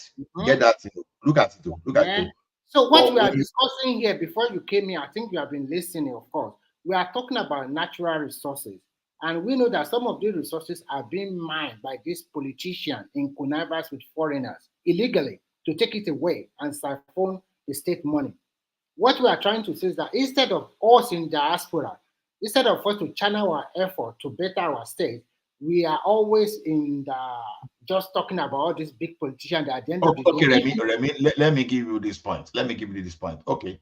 Those mineral resources you are talking about, everybody here knows by standard. I'm an anti-exploring our resources. Our resources should be reserved for the future generation. What we are doing now is that we are just too lazy to go back to do the right thing. We are destroying our land. What should we do if we are not exploring the land? What should we do? Baba Nisuru, now I will prove it to you. Use your state as an example. If you are not exploring the land, Remy, they have nothing to make it, so we can't use the state now, of course. Yeah, all of them. So Remy, the thing is this: look at our GDP today. Oil contributes less than or about 10% to our GDP, right? Yes, you are right. Because non-oil sector contributes more. Wait now, but the same oil gives government over 65% of the revenue. What does that tell you? Right. No, they are not collecting 65, Baba. Farabale, listen to my statement. Listen to my statement carefully. Okay. Oil contributes about 10% or less than 10% to our GDP. Hear me out. But it's the same oil that is giving us over 65% of the country revenue and give over 90% of forex. You are right. You understand? Now, what does that tell you? It simply means that other sector of that company or of that country that is not giving us that revenue is underperforming. It's underperforming. So what That's is what the it means. solution? What's the solution? Solution? You are asking me for solution again. I've talked about the I'm solution asking for solution because over. that is why I want you to break it down. So if you break it down, people will understand more. Use your state as a case study. So that we can know. Before oil, agriculture, manufacturing, and services were the thing we dwell on. Now, Babati is saying there's nothing in Ekiti. And I put it to Babati that Ekiti and the entire Ondo state, we were the largest cocoa producer. No. Ola, leave Ondo alone. Just speak for Ekiti alone. Don't pick the back on. When we talk of Ekiti was the largest cocoa producer. You are clear for a long time. Remy, Ekiti was the largest cocoa producer in those days. And that was why Ekiti has some grudges that Obafemi Awolowo University was supposed to be in Ekiti due to our contribution. Yes, you are late. No, wait now. They actually gave us Obafemi Awolowo University in the name of old Ondo State University. It was actually Obafemi Awolowo University. It was by Commander Bandele Otiko, a military man that was playing politics, that removed that name. You understand? Because maybe at the end of the day, you have Federal University of United, which is better than the one in Ondo now. So, Baba, continue. Let us continue. So the thing I'm talking about is this: our carpenter today, they are supposed to be rich. Our mechanic today, they are supposed to be rich. Even when people like us were growing up, we used to have farm settlements. We used to have some kind of tractors that we attend. So the thing is this oil we are talking about, we are talking of the revenue to the government, but how are those revenues going to the government affecting common people? That's the point. So we are supposed to talk of collective ways. You want your cocoa producer, the one that is planting cola, the one that is planting yam cassava. You want everybody to be ready so that they will pay more tax. You will see that the taxation we are getting from oil revenue today will have just be a child play. That's the point. So the thing is this: our soil, our land, they are destroying right from Ijeru to Ilesha to all those areas. Those are the land that were supposed to be meant for cocoa those days. The land that was supposed to use to plant rubber, for us to grow. So when you destroy all this land and you are not finding a way to replenish, we are thinking of today. What will happen to us maybe in the next 100 years? Assuming some of us are here now, the 100. So all the pits, okay. Have you ever tried to see the land of those where they are doing mining in Nigeria? Some of them, if you put 20-story building there, it will swallow it. So what you are saying in nutshell is that we should go back to agriculture and service industry. We should preserve our natural resources and should go and do other things like manufacturing. All these natural resources we are mining. But if we are manufacturing, where are we going to get the? For example, let's talk about cocoa you mentioned, and we know if the scale of cocoa, the value down the chain. Chocolates. You mean chocolates, like manufacturing chocolates. So many stuff you can turn it to, right? So that is a very good example. But that's where Ola was. That's where. That's where Ola was rooting for true federalism or restructuring. which we were expecting, yeah, which was, expecting Tinubu to have done in this last No, year. it's not Or, easy like that. Everybody knows. I know, but at least he should make the attempt. He should step on those toes. Those so-called owners of the, I think he's going to do it. Remy, assuming I'm the president of Ekiti today now, assuming the country is we are practicing true federalism, you know what? I will start making sure that nobody will be building bungalow in my state again, because I will make sure that where you are supposed to extend to, I will convert all those ones to. Meaning I do it alone, no, not those small towns. What do they need high-rise building for? Wait in the Farabale. Even this not be joking time. See, even in all those small villages you see, if you have 100 building there, if the story building that we build will just be like 4 buildings, I will go and do that, because we have small land. I want to use my land for agriculture and hand over the land to the future generation. I don't want to give it across Ekiti land to the point that people will no longer, maybe in the next 100 years, they will no longer have land to Can plant. I ask you a question before you go on? Do you, with all this, you want to hand your land to the people? Are you going to control population growth? I mean, control birth? Because the way your people are having children, hey, it's unstoppable. No, but it's going to build the skyscrapers. Hold on, like China did. You know that Chinese. Just pack them inside the apartment, right? Let me tell you. Do you know why we give birth anyhow? Do you know why we give birth anyhow? Because we are not working enough. Let me tell you one thing. You where you are now, maybe you don't even have just one job. Is not even paying your mortgage. That you are doing 2, 3 jobs. That the wife will go out in the morning, and maybe you and your husband, you won't even see yourself for more than 2 days in a week. Where will you even meet for that kind of all those? So of course that's why the poor people are the one giving birth to. Mostly they are the one giving birth to like 10, 40 children. But the rich one, they don't have that time. They'll be thinking of bankruptcy, or they will be thinking of how they will no longer become poorer. So they are always active. You understand? It's just because we don't have enough to do. That is why we have enough time for ourselves to do rubbish. Although I'm sorry to use the word rubbish. So to me, that population we are saying we want to control, like I said, Babati want to know what is solution to this our natural resources, and then how we can restructure according to how you also Ola.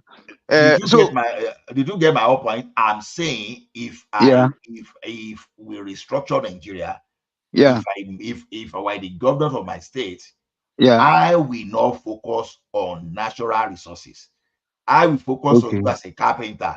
What can you do to send out? Because natural resources is not extending to everyone. No. You are right. Manufacturing, I mean, setting up industries at least, whatever. Carpentry, textile, corrugation, more plantations. It will spread across everyone. So mining will not take care. Mining is just for government to meet some kind of emergency. So environmental degradation also. Environmental degradation. You know what I'm saying? Yeah. Exactly. We are already poisoning our environment. We are in a serious mess now. Yes. So what we are talking about, want to know is that first and foremost, apart from all these governors that are exploring all these resources illegally with their foreign counterparts, what can we do, or what can the people in each state, what can they do? We know that we cannot just rely totally on federal government. Give us resource control today. Babati said that all the states can sustain themselves.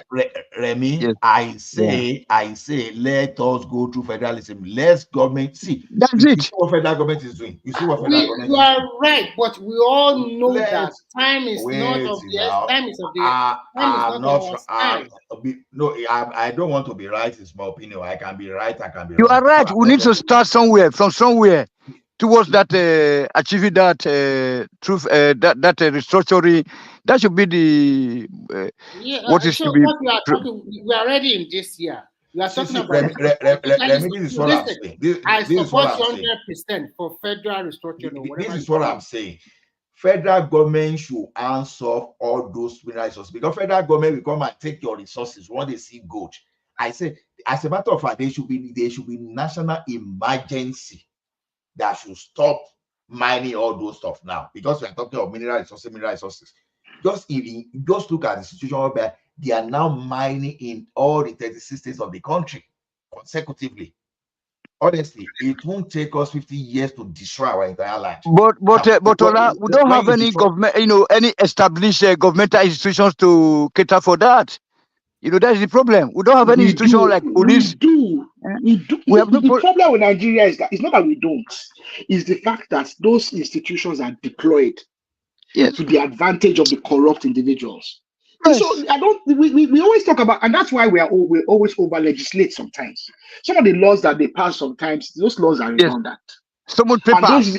Those laws just fall on their face as soon as they are signed, because it's over legislated. Okay, the problem in Nigeria is not the lack of laws or the lack of institutions; it's the lack of desire. They haven't paid the lawmakers to legislate for nothing. You know what I'm saying? The lack of desire. There's no desire. Everybody's corrupt. Everybody is the German don't use paper. They don't debate. Everybody's involved in self-aggrandizement. That's what's going on. So the fact that the Nigerian, there needs to be, and that's one of the reasons why I'm so upset about this obedient movement, because one of the things that the obedient movement did was it diluted the message. Yes. This 2023 was the opportunity. Sorry, I apologize. The energy was not being channeled towards the right direction. If you notice, the majority of that group at the initiative was supposed to be the anti-establishment movement. Exactly. That was where the voice of the people were. I think it was more of maybe Sowore missed the opportunity than it went to Obi. But Obi did not see. I think he is leading the wrong group of people. They need some like a revolutionary kind of. Sowore is upset. Let me tell you something, because I live in diaspora, and I have some friends. I'm a bit more social politically active, and I've always been, even as a teenager. But I had friends that they don't do politics. They had no club on Nigeria. They never, we had friends, we never went to Nigeria, and, we don't care about Nigeria until maybe when all these Afrobeats started coming up. And everything they knew about Nigeria was not beyond Wizkid and Davido. That's Nigeria for them. Okay. Now, when this Sowore first started coming out, Sowore, there's a thing they used to say that time. They had their slogan, and this was 2019, and all these people were Sowore people. What happened around 2022? These people became obedient. Yes, and Sowore is upset. Because he wasn't able to continue to Arrow. Especially the Edos. I knew they were like a huge Sowore. Yeah, the Edos very well. I know that. Even the Ekiti and the Ondo people that I know, a lot of them were Sowore people. And even look at even the student body. All of the honestly, I'm sorry. I think the only place where Sowore had a crowd was Edo. I'm sorry. No, Sowore he had a crowd of people that were hungry. But what I'm trying to get at is Obi stole this fire. Because what happened is Sowore built a momentum in 2019. Okay, he got some votes. Because I think he came third. He came third in 2019, right behind Atiku and Buhari. Now they came fourth. There was one northern person. I don't know if it was a lady or something. No, Sowore came third. Sowore came third in 2019. He came third. You may be exaggerating. Mention the number, because there's a difference between coming to how many. It was a distant third, but it was a distant third, but it came third. But what I'm trying to get at is it's very far. I think it was when he started that revolution thing that killed his revolution. Now, exactly. That's that. So now the problem is this: Obi stole his fire. Okay, Obi has taken a lot of the people. Obi didn't steal his fire. So Obi didn't take his fire. Obi didn't steal his fire. I think if Obi didn't come on board, if Obi didn't come out, if there was no Obi, the Obi Sowore would have impacted more in this 2020. No. Let me tell you. When he started doing that revolution, that's when he started losing people. He even lost himself. It is patronizing of you to Sowore to say he came third. Sowore came nowhere You understand? When the second person has like maybe 10 million and you have like 20,000. So you are from Edo. He You're from come, Edo the State. cake come third. 50,000 He didn't votes. come But third. All Edo vote came. All vote came from Edo for that time. He didn't come You are third. from Edo, like you say, like you claim that you're from Edo. Why did your people turn their backs on Sowore, including Sowore. But we Yoruba going. Let me give you a question.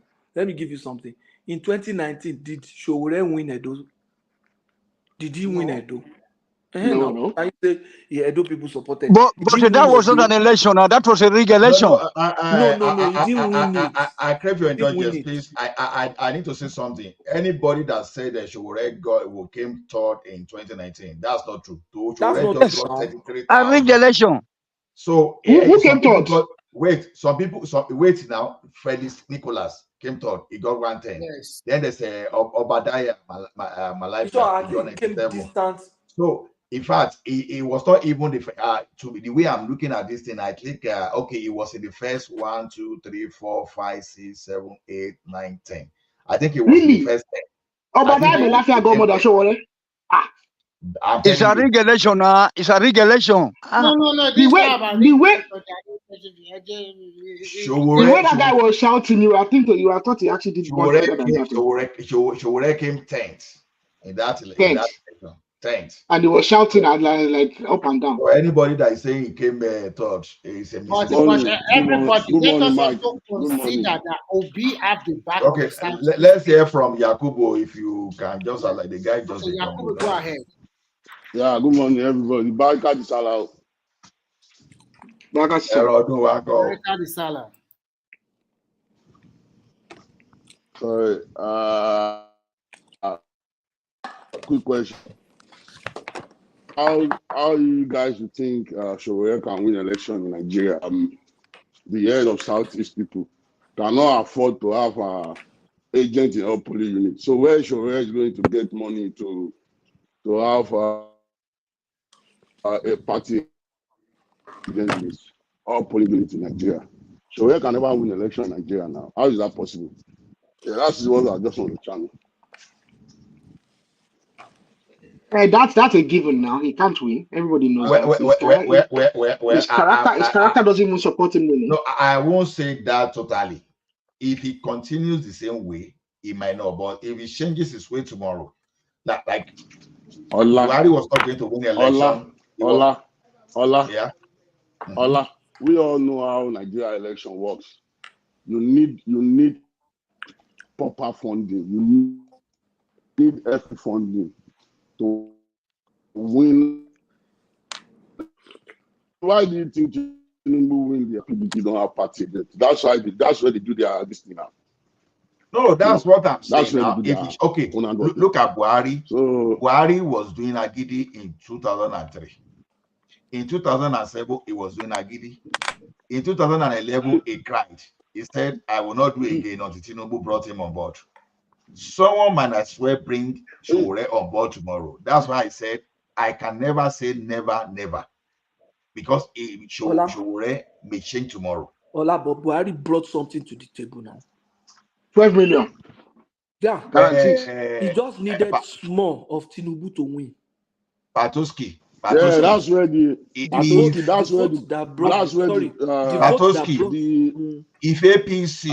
APC gave you their primary their presidential ticket in 2023, you will win that election. That's the difference. So what I'm saying is that if someone do godfatherism for Sowore, he may win the election. But if he continues the way he's doing now, no way. That's what we are saying. If he just continues, that means we are in the same channel now. Now, you need a proper funding. You need the every funding to win an election in Nigeria. I agree with you totally. I agree with you. The every funding. If you don't have money, you can't win an election in Nigeria. Even in the 2019, sorry Patoski, that 2019 election, why are you supposed to lose that election now? Because Tinubu that use money to buy that election. We all see that. We all see the Bolon family body on. So if you don't have money in Nigeria, you can't win Even How local can you say government use election, money? you How can't do much it. is the money inside that bullion van that will buy the whole election of Nigeria? No, that is the only one we Mm-mm. can see now. I'm telling Patoski. you now. That Wait is the now. only You just made a we can see now. statement It's because they that know his you house. just That's made a why they went statement. Wait now. to go and You just take made a statement that is unfounded to video it. because Do you you know stop. Will you allow me say something too? how is Wait now. yeah, go Because ahead. you saw a bullion van in Bodilon, and then Tinubu must have used that money in Bodilon to pay voters and to buy the election in Lagos State. So does it mean he bought all the election in Nigeria? Does it mean Buhari does not have his own constituency? Let me give you. Buhari had enough votes, but he just needed small of Tinubu election vote to win. The vote that brought Buhari in 2015, a major part of it came from Buhari, not from Tinubu. A major part of that vote came from Buhari, not Tinubu. No, Patoski, what you are missing is this. Patoski, hold on. They bought delegates. Without the delegates that they bought, Tinubu, We are not talking of delegates Buhari now. would We not talk have even of made it. election. Wait now. We are talking of Without the election. delegate they bought.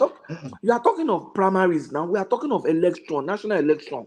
Don't just That is make what I'm saying. You have to be marked from the major party before you can even face the national election. Let me engage Patoski.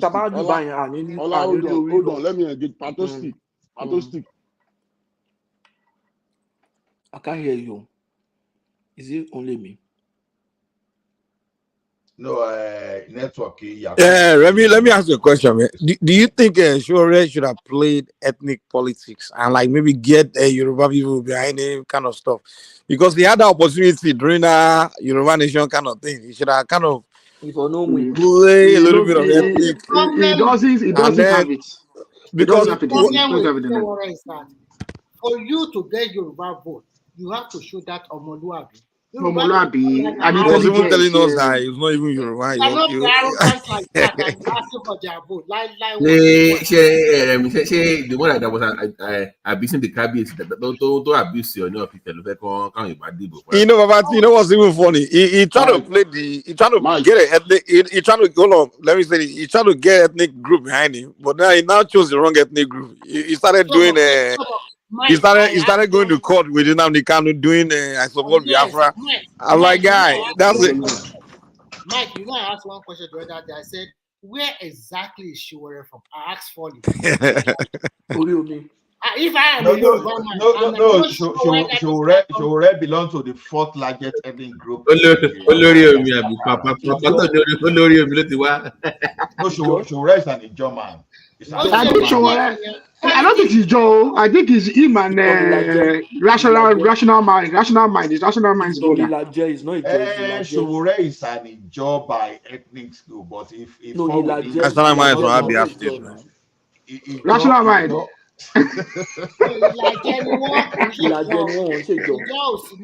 Mike, you do. Rational mind. You people don't know rational mind. Me, I know him from 2 years ago. He must get on this platform. The guy was speaking Igbo to one guy here. You say you guys from Ondo. He started deceiving you guys. You gave him one name. What's the name you gave him? His name. What's his rational mind's name? We don't know. His name is Ifuna Ikemefuna. Let me ask you guys a question. The only people we know their name here: Mike, Remy, myself, Patoski.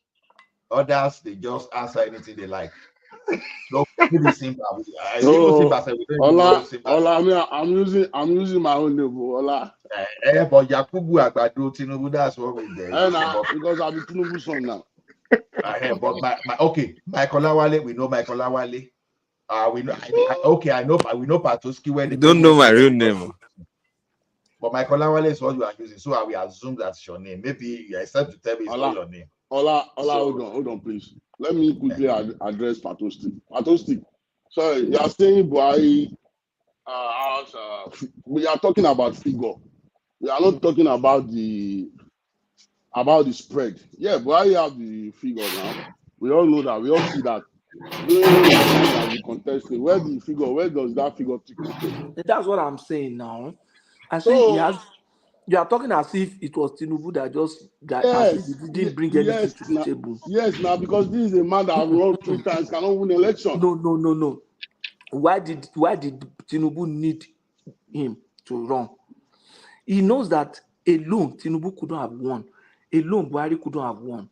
What I'm saying is that in terms of vote, what Buhari brought into that Patosti, then you are not getting me right. No, Yakub, I think Patoski is correct. It's not as if Buhari is coming with empty hand, though. No, he hold his I'm own saying, side very well. I'm not saying that. He just needed someone to compliment him. That's not what. Yes, now, and that's what happened to Sowore too. Sowore want to do it all alone, and it's not possible. He doesn't even have any. Sowore does not have any vote now. to bring. Obi managed to put how many millions? If Obi now managed to join with other people tomorrow, if they bring in his own voting block, the Obi saga, we know what play out now. We all know what went through now. We all know that now. What played out? Yeah, his people voted him now. Yes, now. Voted him. And the religious aspect. So now those we are all know people that now. now. That's what we are saying now. That is the same thing. Sowore people did not even vote him now. Sowore people did not even vote him. The Fulani people supported him now. Okay. Who's your people that didn't vote? Let me ask you. Yoruba and Jonah. Do you know that? Do you know that if you remove Godfather, let's say there's no Godfather in politics, you put Sowore and Dino will beat Sowore. No.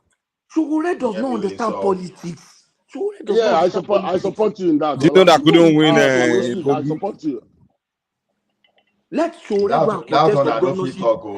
Let Sowore go and run for governorship in Ondo State and see whether he will win. But here's the deal, though. Patoski, the only way Dino winning is Dino is running under PDP because they already have that structure. But if Dino is running as independent, same with Sowore, both of them, Sowore will defeat him. Because, let me tell you, with Dino experience and connection, he will be able to install a structure faster than Sowore will. He already has PDP now, but I think you have. If you say you already have friends, that's what I'm saying. But those PDP people will turn against him now. If you go and, can I tell you? Can I say one reason why Dr. Sowore is failing with the structure? He wants to centralize the country. He wants to centralize in this morning structure. now. He wants to centralize the structure. Sowore is still the chairman of their party. He's been their candidate for the last 2 cycles. You cannot centralize the structure, okay, and then have success. And like you said, yes, Dino will win it because Dino can put the structure down faster than Sowore. Sowore does not understand the game yet. Well, how is Dino great structure? Dino is come on, Dino is a politician. He already has political. How will he? If he doesn't use PDP, how will he create great structure? He will use his friends now. Who is PDP friends? We follow him all over. No, his PDP friend. First of all, he'll be running against PDP. His PDP people will not follow. He's like saying just Dino and Sowore running, just 2 of them. Don't let us forget, they both started from the same thing. They both started from student activism. And look at what Dino has made of himself. Now, the difference between Dino and Sowore is this: Dino knows how to play rough, he knows how to play dirty, but Dino knows how to galvanize the base. Sowore's galvanization of the base is all freedom now, democracy now. You get? Sure, it does not. It cannot consistently galvanize the base. You cannot consistently galvanize it. You have to get democracy now, freedom now thing. You have to. It's something that you have to continue over a long time. You get? And you also need to have you have to have you guys don't understand that these things cost money. You want to structure everywhere without money. You have to pay. In 2019, they had a lot of diaspora contribution. Let me give you another. You have to put your structure on payroll, Mike, all over the place. You have to be paying some people to be. Let me give you another idea. One thing that people should think about: if you give Sowore the same amount of money as you give to Dino. Give Sowore and Dino the same amount of money. Give them the same amount of follower, immediate group or team, and say 2 of you go and organize party and run. So Dino will still win Sowore. You know, I agree with you that Guarantee. I agree with you that a politician will always defeat Sowore at this time, this kind of time we are, because they take it. Wait, hold on. The politicians they will lie to the people. As long as Sowore will not want to do that, you know, they will lie, they will tell lies and stuff like that. He's not going to do that. So the kind of people we have in Nigeria, definitely someone like Sowore will never win an election with them right now, unless they change their thinking. Another variable. Let me add another variable. This variable you are just brought in. If you give 2 of them the freedom to lie and say lie is not a sin, let Dino lie, let Sowore lie. Dino will still beat him. If Sowore start lying, trust me, he will defeat most of them. Sowore does not have political sense. That's what I'm telling you. Sowore has no political sense.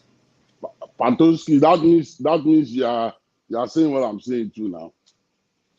Sowore does not have political sense. Patoski, can you hear me? Dino can prostrate for anybody. Patoski, can you hear me? Yeah, we can hear you. We can hear you. Yeah, so we are on the same channel now. That's what I'm saying. That Sowore can never win an election. Yes, I agree with you on that. I agree with you. Can never. Even not if in he this go country. to it, he can never win an election now.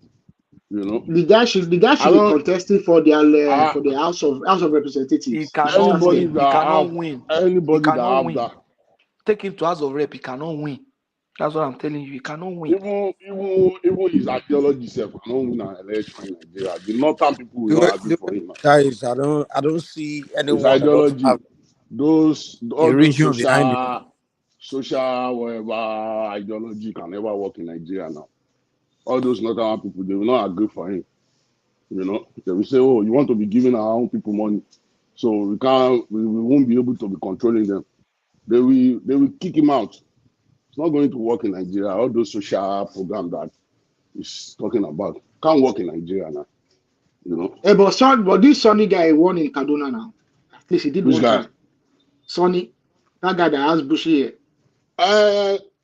He's a socialist now. But what happened to him? Does he win the second? But that was a refine now. Left to he's not that now. He's not that. You know that during the time he won that election, those people don't understand what it meant. They don't know, right? They don't know. You know, these are the people who are the northern. Sorry to use that word.